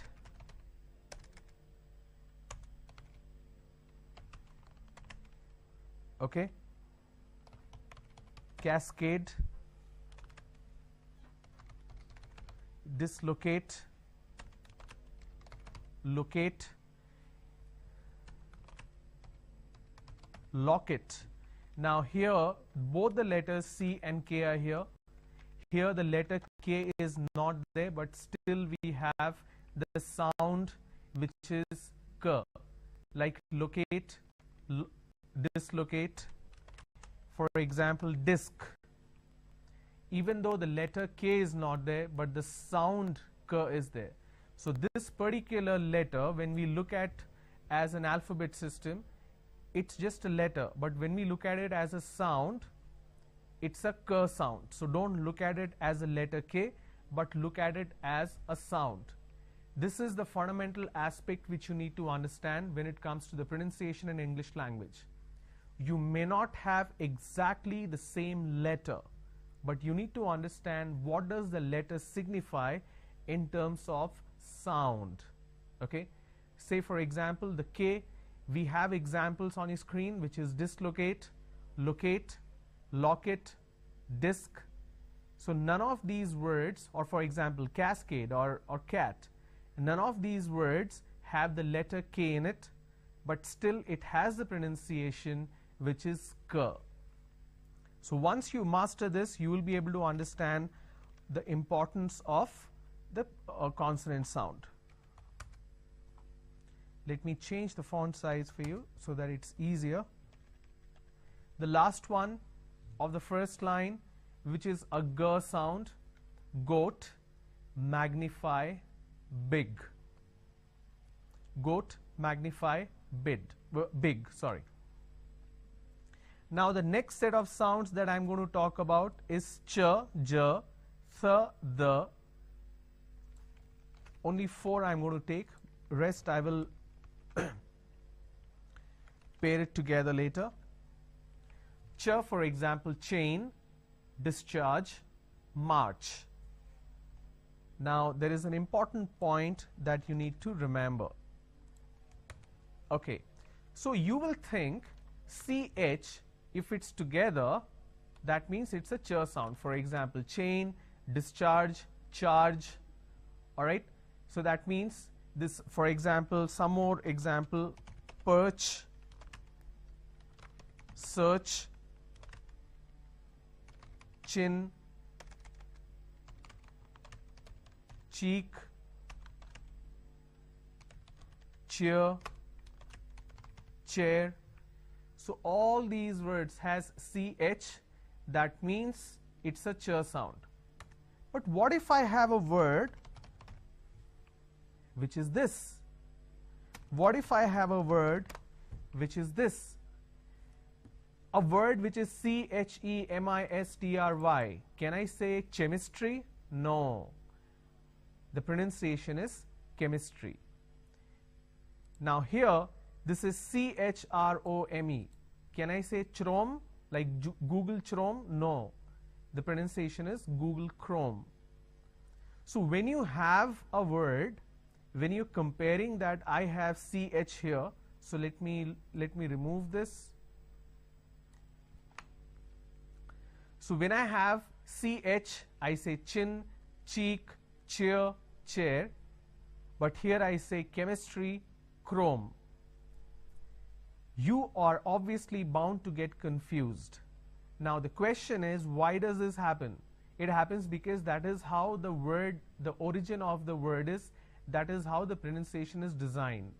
So that goes back to the root, that goes back to the origin of that particular word.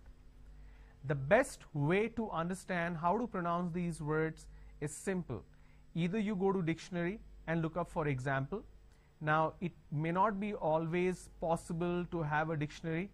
Secondly, even if you have a dictionary, you can't understand how the pronunciation is. Now that everybody has internet or access to a system with internet, the best way to understand or learn pronunciation is Google. So I'll tell you how to do that. So open a Google page, enter the word, for example, chemistry. The moment you enter chemistry, it may not give you the pronunciation, right? So what you do, pronunciation of chemistry. What it does is, it immediately opens a YouTube page. And in the YouTube page, if you click, it will immediately give you what the pronunciation is. Now, if you want to have meaning as well as pronunciation, the best way to learn vocabulary along with pronunciation is just to type meaning of the word. Just say meaning of chemistry. What it will do is, it will immediately show you the results from dictionary. Underneath, there will be this particular icon. Let me zoom in the page so that you can see it clearly. So what I did, I went to Google, I just entered meaning of chemistry. It shows me the meaning of the word. It also gives me example. Now what I do is I need to activate my speaker. So once I activate my speaker, I need to unmute it and I need to click here. So let me try and show you. So that's a sound shift. So once you click, the speaker of your system will automatically prompt how the word is pronounced. Chemistry. Chemistry. I'm not sure if you're able to hear this, but every time I click, it gives me the pronunciation of that particular word. So that's an easy way to learn pronunciation if you have access to a system. So please make the best use of internet. 90% of people, the moment they get a phone with internet connection, now that Jio is giving so much of data for such less price, we use that ocean of information to watch movies, to watch songs, to watch some videos on Facebook and Instagram. Instead of wasting that time, you can do that just half an hour, 1 hour a day. But you have an ocean full of information which is available for free. So you can make the best use of it and learn even pronunciation from internet. All right, let's continue.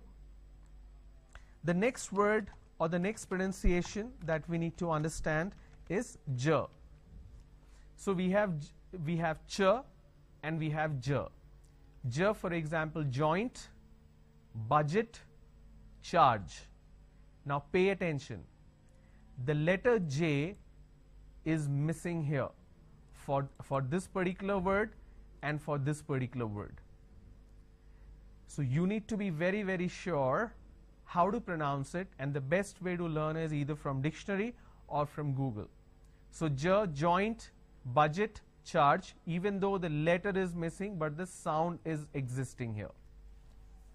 Then we have th, for example, think, breathless, bath, the, this, rhythm, breathe. So B-R-E-A-T-H-E is breathe, B-R-E-A-T-H is breath. Breathe is a verb, breath is noun. Okay, now let's move forward. I'm going to take the next set of sounds.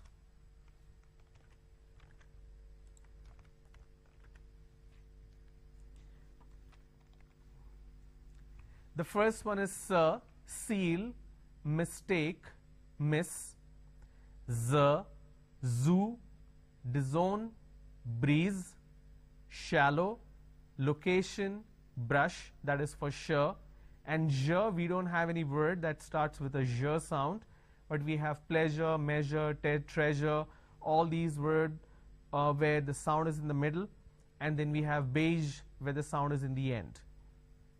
Now what happens usually is we make a mistake in terms of these two sounds. So let me quickly explain what do I mean by that.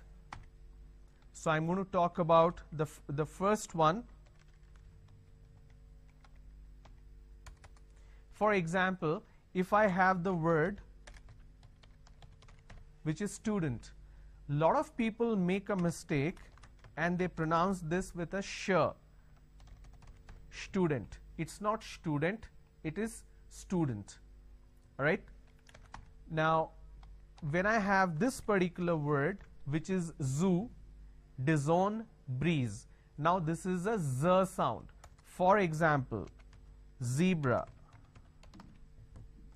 for example, zone, for example, zeal. Okay.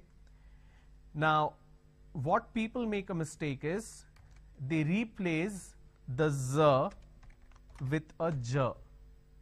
So what they do is they pronounce this as zebra, John,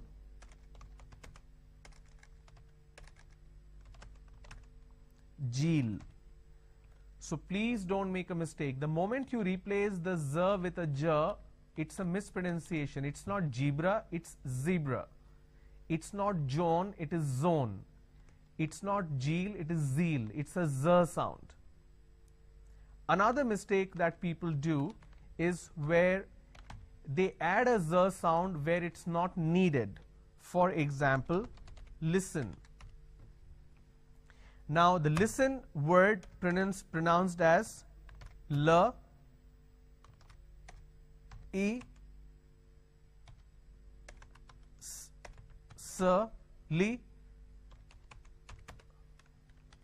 So let me add a dash after that so that it's easier for you to understand.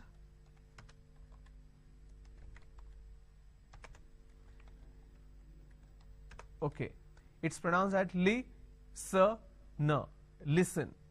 They replace the s with a z and they say listen. It's not listen, it's listen. Even if I add ing, it's listening. You are not listening. I'm listening to music. It's not listening, it's listening. Clear? So don't make that mistake there. Now as far as the sh and j is concerned, let me add it up here. So we have shallow, location, brush. Now if you look at this particular word, the letter S and H is missing. But every word that ends with tion is not sh sound. For example, let me add an example here so that you can understand. So every theory that I'm going to talk about, I'm going to give you an example. For example, station. Now when I have station, I have station. The tion, basically I can say shion. Station, right? So tion means sh. Location, station. Now dislocation, all these words, tion. Now imagine if I replace the word, I keep tion but I replace the first four letters. Here what happens is, instead of saying question, I can't say question because tion is sh sound. No. When I have the word question, the tion becomes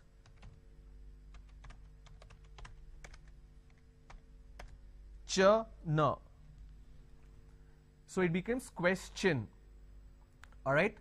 So please keep this in mind. Every word is pronounced differently. You can't apply the same rule of law. Now j sound, for example, pleasure, measure, treasure, beige, all these are the words where you have the j sound. Okay. Now let's move on to the next set.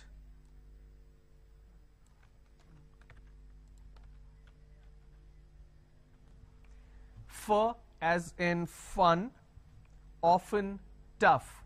Now look at this. I have the pronunciation of f, but the letter f is missing. For example, if I have the word which is photograph, photography, photographer. So anything pho here, it carries the function of a f, but the letter f is not there. So you got to be careful there as well. So you need to understand how it is pronounced. Clear? V, victory, level, brave, window, swift. That is the W. So now pay attention to way I pronounce or the way I make a difference between V and W.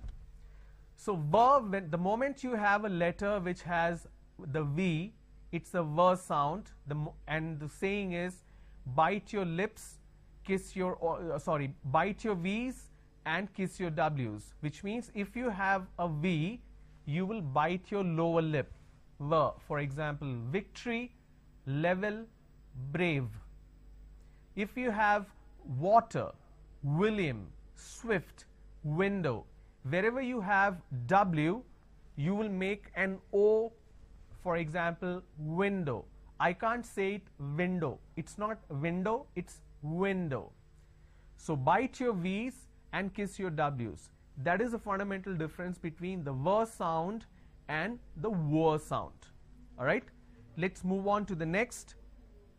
we have h, r, y, l.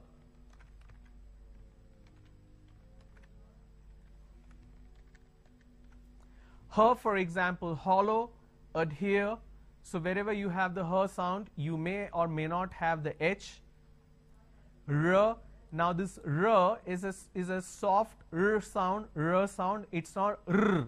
We can't call it as ring, market, charter, no. That's not how it's pronounced. It's a very soft sound, ring, market, charter, chapter. Alright? Year, yard, mayor, toy. L, listen, island, bottle. And the last set of sounds in consonant, M, for example, money, homework, groom. N, number, hunter, listen.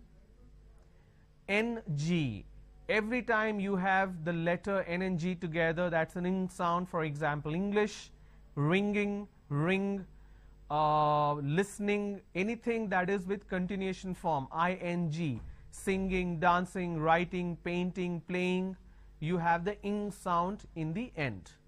Alright? So with that, we have all the 24 sounds done. Now what we're going to do in tomorrow's session is we're going to have a list of words where all these sounds are present, and we're going to practice it, and I will also help you to identify where to find these sounds. Alright? Whatever words you have which you are not sure how to pronounce, please send that to me. I will help you understand how to pronounce these words. So thanks for tuning in for today. I'll see you guys tomorrow. Bye-bye.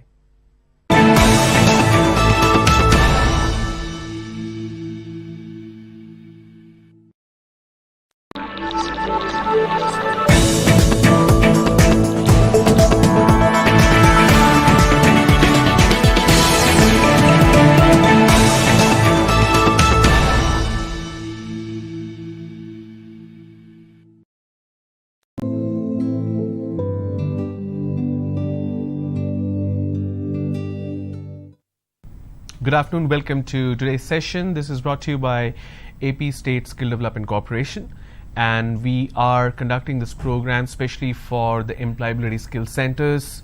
There's already a classroom session which has already started in various districts in AP, and we are also combining the blended training methodology which is online. You're watching this live on Mana TV as well as the YouTube channel of Mana TV. Alright, so let's begin. So in the last session we spoke about the consonant sounds. I explained to you sounds in English language since we are speaking about oral communication. I explained how we have 26 letters in English alphabet system. There are 21 consonants and 5 vowels, but we have 24 consonant sounds and 15 vowel sounds. So 26 letters that you see, those are mere letters, but here we are talking about sounds. So we have 24 consonant sounds compared to 21 consonants, and 15 vowel sounds compared to 5 vowels. So vowel sounds or consonant sounds are different from a consonant or a vowel. Okay, I explained to you the 24 consonant sounds. I showed you the list as well as the example. I just want to take you through a quick recap to explain this again.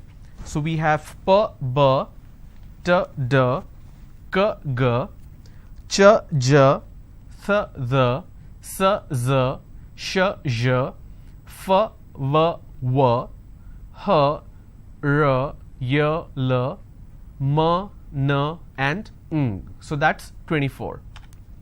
I showed you examples of the 24 consonant sounds. So we have p sound, for example, pot, topple, top. B sound, bat, bubble, cab. T sound, table, bitter, pot. D sound, desk, advise, loud. K, kite, disclose, mask. Goat, that's G sound, goat, magnify, big. Ch, chain, discharge, march. joint, budget, charge. Think, breathless, bath. This, rhythm, breathe. Seal, mistake, miss. Zoo, disown, breeze. Shallow, location, brush. Sound, pleasure, beige. Fun, often, tough. Victory, level, brave. Sound, window, water or swift. Hollow, adhere. For example, ring. Market, charter. Yard, mare, toy. Listen, island. Bottle, money, homework, groom. Number, hunter, listen. Ng or the ing sound, English, ringing, ring. So these are the examples which I showed you. Now the confusion happens between the consonant and the consonant sound. I'm just going to give you certain examples.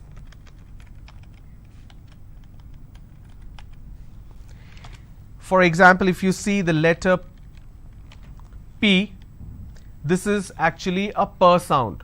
For example,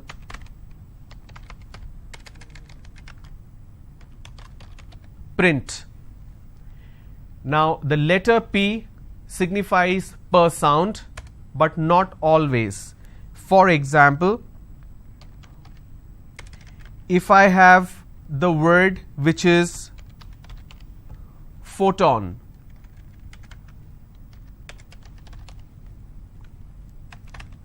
now here the letter P needs to be combined with H and it becomes an F, the first sound.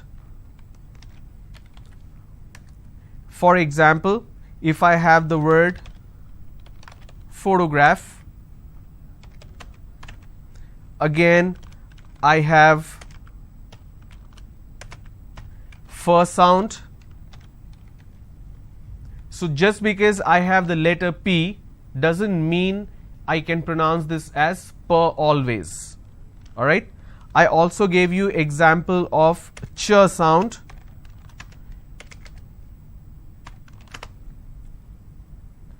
For example, change. But when I have the word chemistry,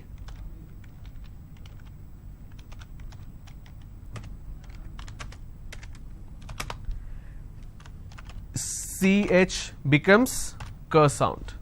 So I say chemistry, I say chrome, so I do not really, or chromium, I do not say chromium or chrome or chemistry. Okay. Likewise, there are tons of such examples. The sounds that you see here, these are mere sounds, so don't look at it as a letter. For example, sir. Now I can have a sound which is or I can have a word where sir is used as a sir sound, S is used as a sir sound. For example, solution. Alright. But if I have a word which is island, I don't pronounce this as Island. So S is silent here. Okay. For example, if I have a word which is pressure, just because I have two S, I can't say press sir, I can't say press sir. So here double S will become sh sound. So I say pressure. Alright. So you need to be very careful how to differentiate between a consonant and consonant sound. Every word that you pronounce will have a consonant sound, not mandatorily. There are certain words there are no consonant sounds at all. There is just vowel sound. For example, I, first person I. I don't have any consonant sound there, right? So a letter is a consonant, but a sound is a consonant sound. So there is a big difference. So any word that you pronounce, if the consonant sound is not fitting properly, that means you are making a mistake. Now, what are the common mistakes that we end up doing? We do a sound shift. So instead of using a particular consonant sound, we make a mistake and use a different consonant sound. These are the common mistakes or common problems that we face. We do a shift between per and fur, ver and were, s, z, s, sh, j, z. So we interchange this. So let me copy this and I will tell you what do I mean by this. I'm going to show you some examples.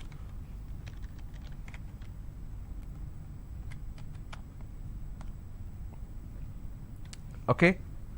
All right, let's begin.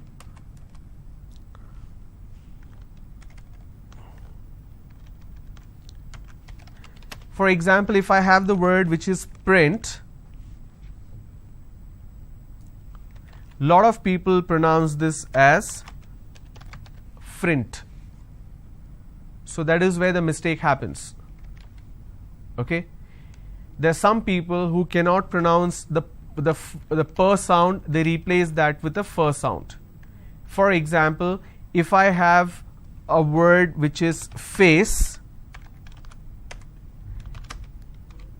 they replace that and say pace. Now face is different, pace is different. Pace means speed, velocity. Face means what you see in a person. So when you make this mistake, it leads to change in meaning as well.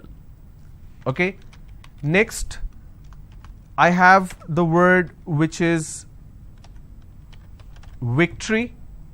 They pronounce this as victory. Now remember what I said. If you have the letter V, you need to bite your lower lip. It's victory. And if it's W, you need to make a O out of your lips. So you say victory. No, it's not victory, it's victory. If I have the word water, then I say water. If I say the word vase, flower vase or flower vase, I say vase. If I use the name William, so I make a O out of my lips, I say William. Winter. So it's winter, it's not winter. Okay, let's move on. Sa problem. So I have a word which is seal and they replace that with zeal, z sound. For example, if I have the word listen, they pronounce this as listen. It's not listen, it's listen. And the mistake also happens the other way around. For example, z and j is a problem. For example, if I have the word zone, they pronounce this as Joan. If I have the word which is page, they pronounce this as pays. It's not pays, it's page. Sa problem. Now this happens because of regional influence again. For example, send. And they pronounce this, so if you make a mistake, you will end up pronouncing this as shend. Shend it. It's not shend, it's send. So these are the common issues that we face in terms of pronunciation. So the best way to learn pronunciation is to pick up words and then break them into consonant sounds. I will tell you how to do that. Now let's read these words for understanding the pronunciation. I'm going to pronounce the word, and if you're watching this on YouTube or Mana TV, doesn't really matter. I want you to repeat after me. And let's be honest, I can't see you, but I want you to put the effort and pronounce it. Let's start. Tariff, dislocate. Now before I pronounce, let's do this. I'm going to pause here for a minute so that you can make a note of all these words. If you're watching it on YouTube in your system, you can either take a picture or you can take a screenshot. If you're watching it on television, please make a note of it. If you write this down on your notebook, it will be easier for you to remember.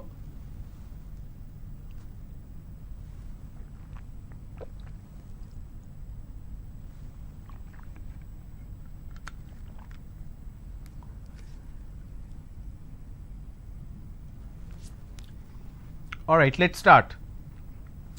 Tariff, dislocate, possibilities, leverage, discrimination, environment. It's not environment. Please stop saying environment. It's environment. The next is government. It's not government. Don't say government. It is government.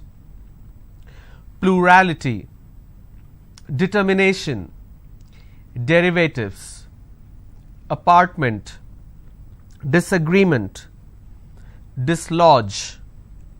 COUP is coup. It's not coop or coup, it's coup. Isolation, quarantine, gesture. Lot of people pronounce this as gesture. It's not gesture just because the letter G is there. It is gesture. Against. Don't pronounce this as against. It's against. Abbreviation, annihilation. I'm going to repeat the words: tariff, dislocate, possibilities, leverage, discrimination, environment, government, plurality, determination, derivatives, apartment, disagreement, dislodge, coup, isolation, quarantine, gesture, against, abbreviation, annihilation. Some more words for you. Distance, extra. Lot of people mispronounce this word extra. They say ekestra. It's not ekestra. So let me break down some of the words to make it simple, to make you understand how to pronounce it. All right?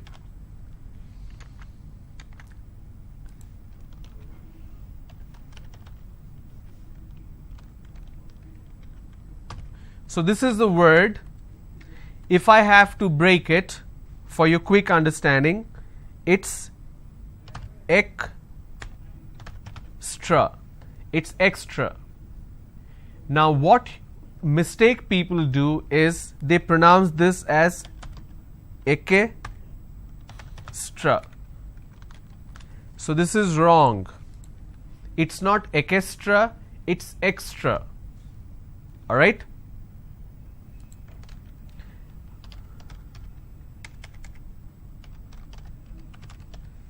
Environment. Environment.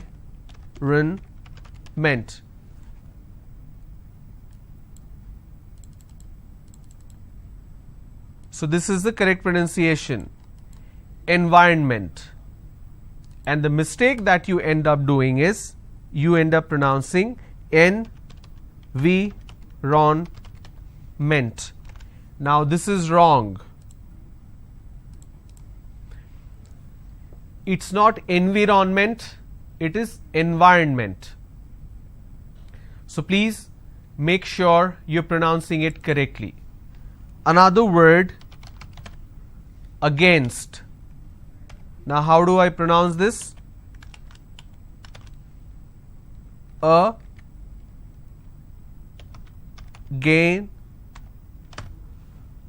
Against. Now the mistake that you end up doing is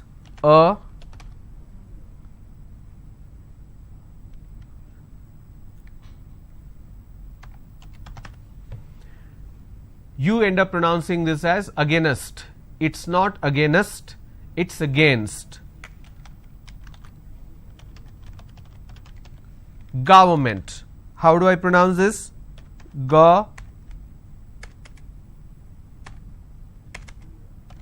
It's government.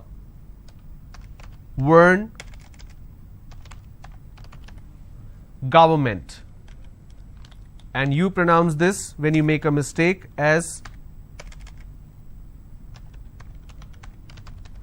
government. So don't say it's government, it's government. Environment, against, extra. All right, let's go. Training, paper, popular, significance, domain, competency, competition, repetition, loyalty, strange, dominant, vibrancy, chronological, pictorial, confirmation, technology, accrual, gratuity. It's not gratuity, it's gratuity. Alright? So when you have all the consonant sounds in front of you, please write these sounds in Telugu right next to it so that you can understand. So I'm going to repeat these sounds so that you can make a note of it. The first one is pa. So you can write it in Telugu so that you can understand. Pa, ba, ta, da, ka, ga, cha, ja, tha, the, sa, za, sh, zh, fa, va, wa, ha, ra, ya, la, ma, na, ng. Okay? So if you're watching it live, if you felt that I'm too fast, go back to YouTube, replay this video and write it down. And the next slide, you will have the examples. So these are the entire list of consonant sounds. Now what we're going to do is, we're going to read a particular passage to make sure that we are understanding it right, and we'll pick certain words from the passage and we'll have a quick reading exercise. So let me look up something which is relevant for all of you. Okay, the internet doesn't seem to be working, so let me look up something from my database here.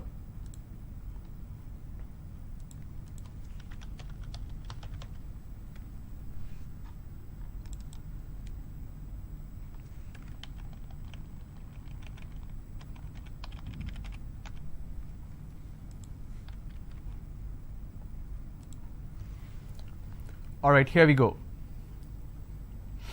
Let's start. Laws of nature are not commands but statements of acts.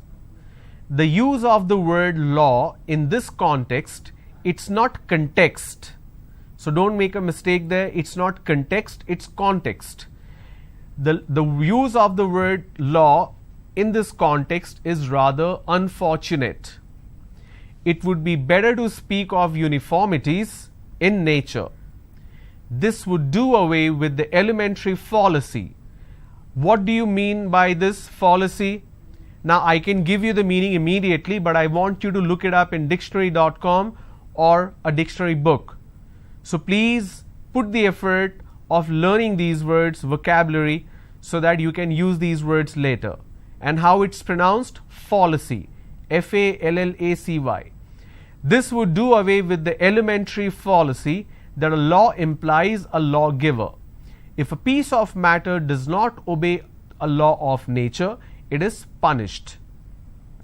On the contrary, we say that the law has been incorrectly stated. Alright? When you have a passage to read slow and try to pronounce the word properly so that you understand.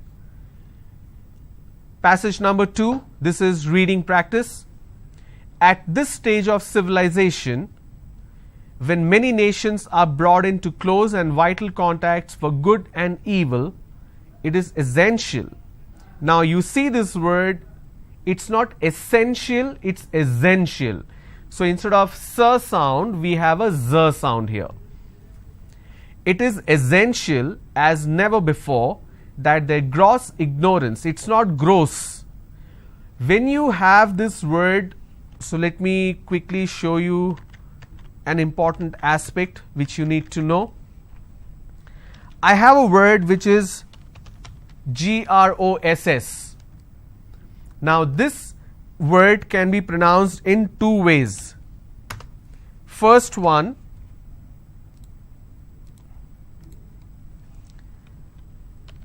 gr, o, s.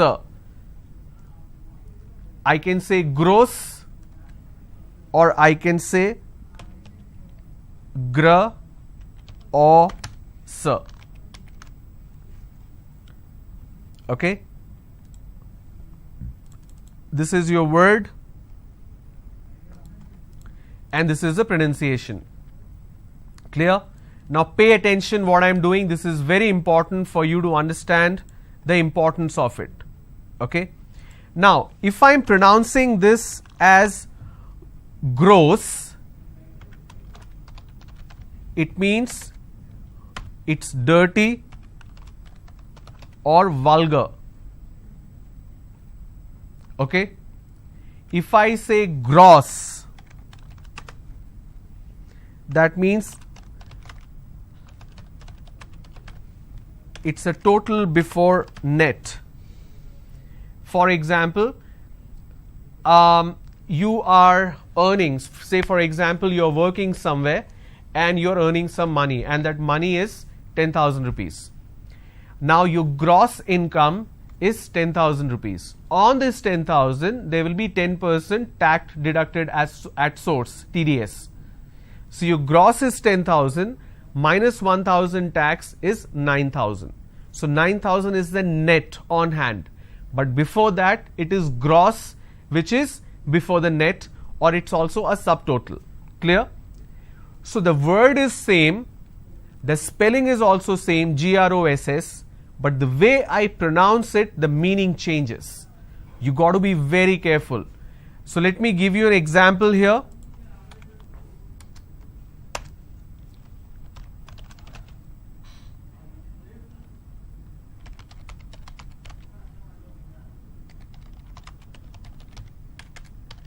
The painting looks gross. Okay. So when I have, slide please, when I have GROSS and I'm pronouncing this as gross, that means it's dirty. Let me remove this, this will be easier. Okay. Now when I'm pronouncing this as gross,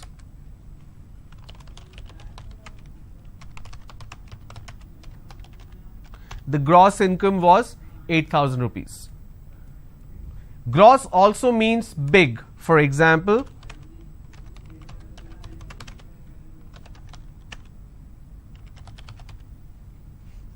just a moment. Okay. All right. So let's look at the passage again.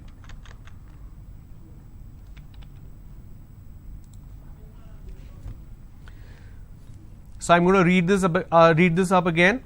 At this stage of civilization, when many nations are brought into close and vital contact for good and evil, it is essential as never before that their gross ignorance of one another should be diminished, that they begin to understand a little of one another's historical experience and resulting mentality. It is the fault of the English to expect the people of other countries to react as they do to political and international situations. Our genuine goodwill and good intentions are often brought to nothing because we expect other people to be like us.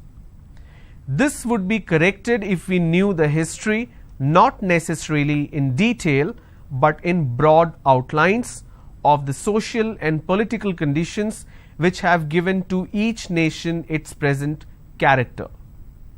So you see the word character, I have the letter CH and it's pronounced as K. I don't say character, I say it character. One last passage for quick reading. Today perhaps your only association with the word polio is the Sabin oral vaccine that protects children from the disease. 55 years ago, this was not so. The dreaded disease, which mainly affects the brain and spinal cord, causing stiffening and weakening of muscles, crippling and paralysis, It's paralysis, it's not paralysis, it's paralysis. Paralysis, which is why I am in wheelchair today. If somebody had predicted when I was born that this would happen to me, no one would have believed it. I was 7th child in a family of 4 pairs of brothers and sisters with huge 23-year gap between the first and last. I was so fair and brown haired that I looked more like a foreigner than a Dawood Bohri. I was also considered to be the healthiest of the brood. Okay, so when you have a paragraph like this, it will allow you to practice. So that's all about the consonant sound. You can replay the video on YouTube and practice these words. What we're going to do next is understand the vowel sounds. Now, before we go ahead and talk about vowel sounds, I just want to leave you with the information that we are only going to talk about 3 different kind of vowel sounds: long vowel, short vowel, and diphthong. Even though we have triphthong and some more categories, it's not really practical for quick understanding, so we will limit our learning only to these 3. Now, as a part of your practice, what I want you to do is take any of these words which is listed. Say for example, let me just take 2 to 3 words.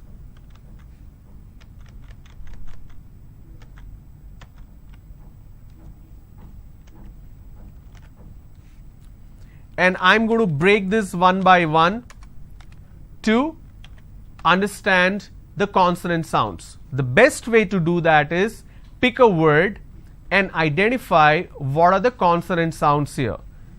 So first one is apartment. Apart, par, r, t,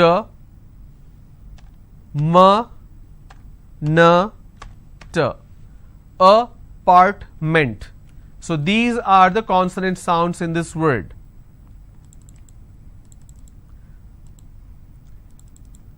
Next,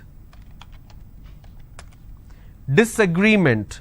D, s, disagreement. So we have g sound here, then r, disagree, m, n, t. Disagreement. Then the last one in this list is dislodge. So it starts with a d sound, d, s, l. Now you see the letter D, but it doesn't mean that the sound exists here. So please don't get confused there. Okay? D, s, l, j. Even though the letter J is absent, but this letter G carries the j sound. Okay? So when you are able to break these, so let me expand it. When you are able to break these into all the consonant sounds which is available in that particular word, you will be able to master, or you will be able to understand how consonant sound works. So apartment, a is a vowel sound, so we left that. Apartment. Disagreement, d, s, g, r, m, n, t. Disagreement. Dislodge. Now this is an amazing example. Dislodge, even though we have the letter d, but we have the sound d only in the beginning. We don't have the letter j, but the g carries the function of j. Likewise, you need to break these words into all the consonant sounds so that you understand it better. So when you have the consonant sound written in front of you, pick any word. While you're talking, it can be a simple word like a pen. For example, phone, computer, table, chair, anything which is around you. So try breaking it down to consonant sound and you will be able to understand and master it. Next session we will talk about vowel sounds. Now when you combine the consonant sound and vowel sound, then you will understand the entire sound structure.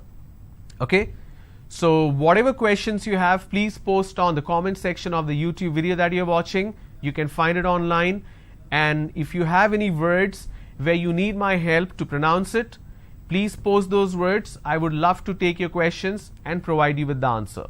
Thanks for tuning in today. I'll see you tomorrow. Bye-bye.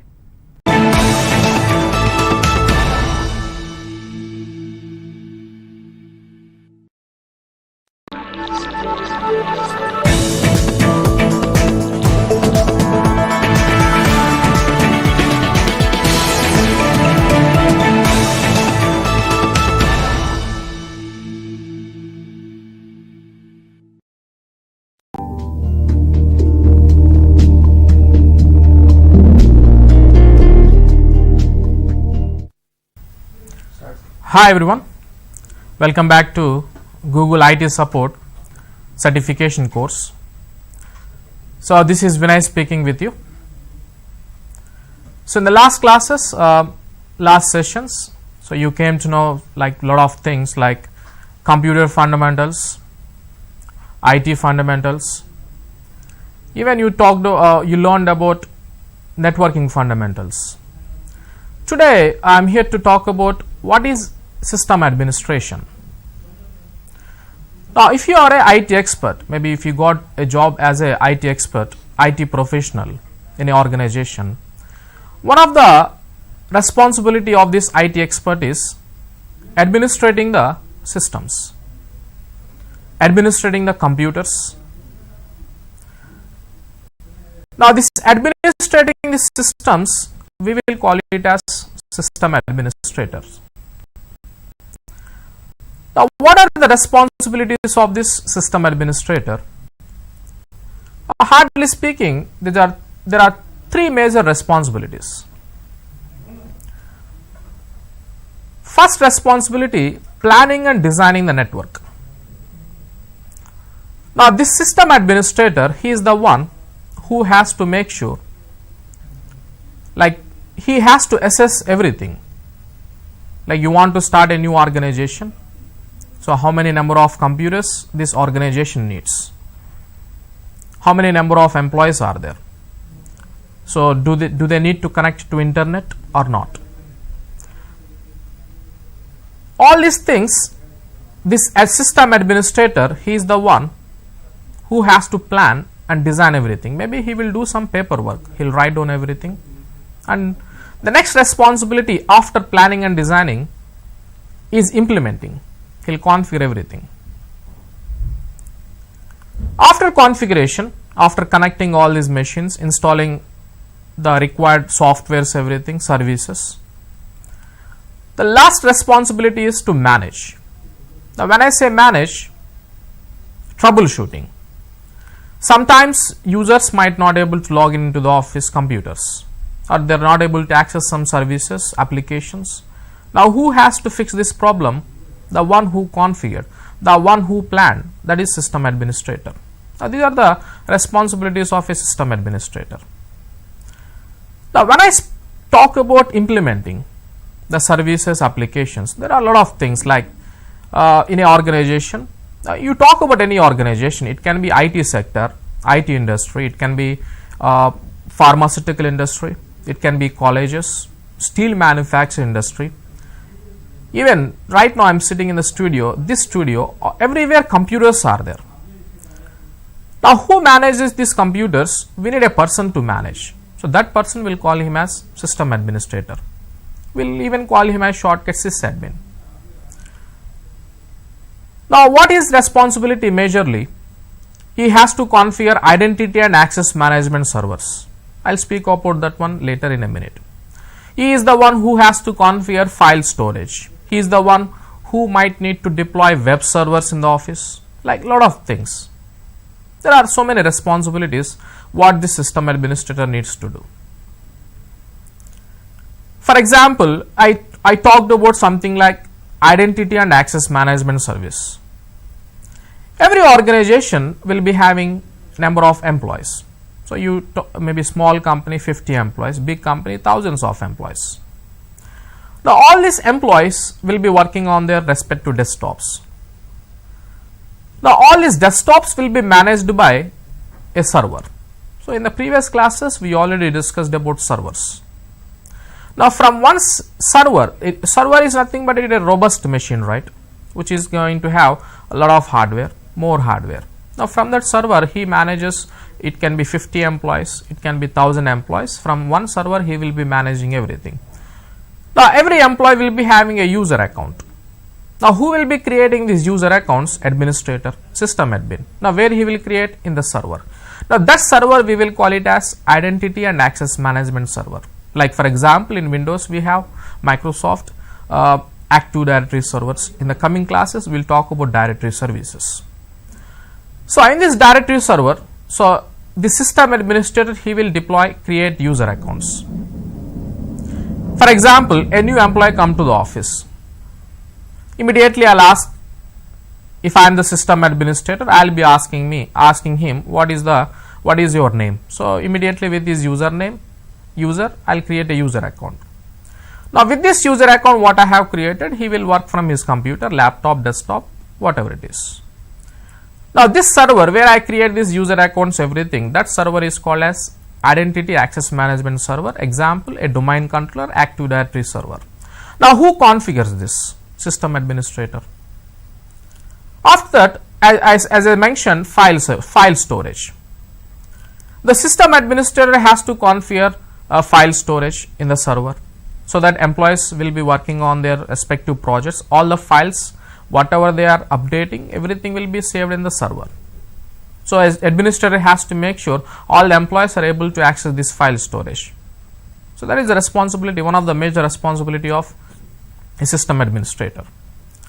Now, after that, maybe let us say for example, I said a web server. Now, I hope all of you know about websites, right? Websites, for example, every day we browse so many websites like Google, Facebook, Yahoo. Maybe let us say you are browsing some website in your home, www.google.com. Now, when you enter this URL in your browser, you will immediately get a web page in your computer. Now, that particular web page, is it present in your computer? No. It is present somewhere. Where? Maybe it can be present. Where is this Google company? It can be present in US, Dubai. Now, we don't care, we don't bother about the location. So, whenever you browse, immediately you are getting a web page. From where you are getting? From the Google server you are getting, from Google web server. Lot of people in the back end, in the Google company, are working to give you that web page. Those people also will call them as system administrators. So, their responsibility is to deploy these web servers. Now, every organization will have a website, right? Every company will have a website. Now, websites are very popular, like you are using for different purposes, e-commerce websites, like social networking websites, shopping websites, maybe something like net banking purpose. Lot of websites are there. So, every company has a website. So, in that particular company, who host these websites? Web administrators, the system administrators. So, his responsibility not only hosting the website, he has to make sure that website is continuously running 24/7 without any downtime. So, he has to make sure it is running perfectly. Like there are a lot of responsibilities are there for the system administrator. Now, any organization you name, like as I mentioned previously, it can be colleges, hospitals, anywhere, system administrators are required, because everywhere computers are there. Everywhere network is there. To manage this network, we need a person, we will call him as system administrator. So, as an IT expert, like IT professional, one of the major responsibility of this person is managing the systems. System administrator will do that. Now, let me take some examples. What is the system administrator will be doing? Like already we talked about identity and management servers, Active Directory servers. Okay, I already talked about file storage. So, I will discuss in detail in a minute all these things. We already talked about web servers. Okay, apart from this, let us take an example, something like a organization, like 50 plus computers are there. Now, in these 50 plus computers, everyone came to the office, they are working on their computers, respective computers. Now, I hope all of you familiar with wallpapers. Everyone can change wallpapers, right? Desktop wallpapers. Everyone can change. In the office, you can try, you can change it. But sometimes companies will have policies, organization will have policies. Like policies like, whenever any employee come to the office, when they start the computer, everyone should have the same wallpaper. Every computer, all 50 or maybe 500, 5000, all employees should have the same wallpaper. Maybe the company name should be the wallpaper, or maybe the project what they are doing, that should be the wallpaper. But who is going to set that? Now users, they want to keep their own wallpapers. Now as a company's administrator, system administrator, responsibility is to do that. Now he will not go to every computer again. That is a tough administration. So what he will do, from the server, he will set the wallpaper to everyone. But how? For example, in Windows we have a feature called as group policies. As a system administrator, what this administrator will be doing, using group policies, he will set the wallpaper to everyone. Once you set the wallpaper using group policies, whenever employee come to the office, whenever he try to switch on this machine, immediately he will see his wallpaper. What wallpaper? The administrator, what wallpaper he has assigned. Everyone will get the same wallpaper. Even though they try to change, they can't change it. Like this, management of your users and computers, system administrator can do that from one server. In the coming classes, we will see how to do that. Or let's take an example, C drive. Everyone knows C drive, right? Every computer will have C drive. Now what this C drive contains? C drive contains operating system files, OS files. Now these employees in the office, unnecessarily they are creating some files in the C drive. C drive disk space will be full. Maybe in the future you want to install any application for the project, you can't install because C drive is full. You can't install any software in the computer. Now this responsibility of system administrator comes into the picture. Now what we came to know, system administrator, he is the one who manages, who monitors these computers and users. Now what is the system administrator responsibility now? He has to make sure no one should open the C drive. He can do that. From the server, he will stop everyone from opening the C drive, which we will be learning how to do that. Once he done this, no one can open C drive. What else system admin can do? He can provide a drive from the server. Now any project work you save in the drive, not in the C drive. Like lot of things the system administrator can do to manage and monitor these computers and users in your office. Okay, so like best example, as I said, group policies. Using group policies, like you can block C drives. Okay, you can even set a wallpaper. You can provide softwares also. Like for example, new project came to the office. Okay, so employees need to work on this new project. This new project requirement is new applications. So user is not able to install any application, or maybe he don't know how to install. So again, this system administrator company, you talk about Google, you talk about Facebook, Microsoft, big industries, small industries, medium industries, everywhere system administrators will be there. So what is the responsibility? So managing and monitoring these computers. Okay, now let's take an example like file storage. Like every user, end user will be working on their laptops, desktops. Sometimes management will purchase some computers with very less disk space. That means they don't have enough hard disk space to store their files, projects, everything. Again, system administrator responsibility comes here. Now what is responsibility now? From the server, he will give some space to all these users. So technically we will call it as a network drive, which we'll learn in the coming classes how to set that. Once I set this network drive, whenever user logged into the computer, he will see C drive, but already we came to know C drive will restrict to access. So any data you want to store, you store in the network drive, what administrator will provide from the server. So all the users will store all the data in this network drive, and where it is stored? In the server. Now this is file storage. That means you don't go to every computer and collect the employees data. we will make sure all the data is stored in the server, but how we will see in the next classes. So like these are the different types of responsibilities of a system administrator. Now everyone is talking about cloud computing now. Now as a system administrator, you should also know about what is this cloud. Now cloud is nothing but you keep all your data applications, everything in other companies' data centers like Google data centers, Microsoft data centers, Amazon data centers. So why I am trying to raise this point cloud, because in the last 5 years, so cloud became very big game changer in the technology.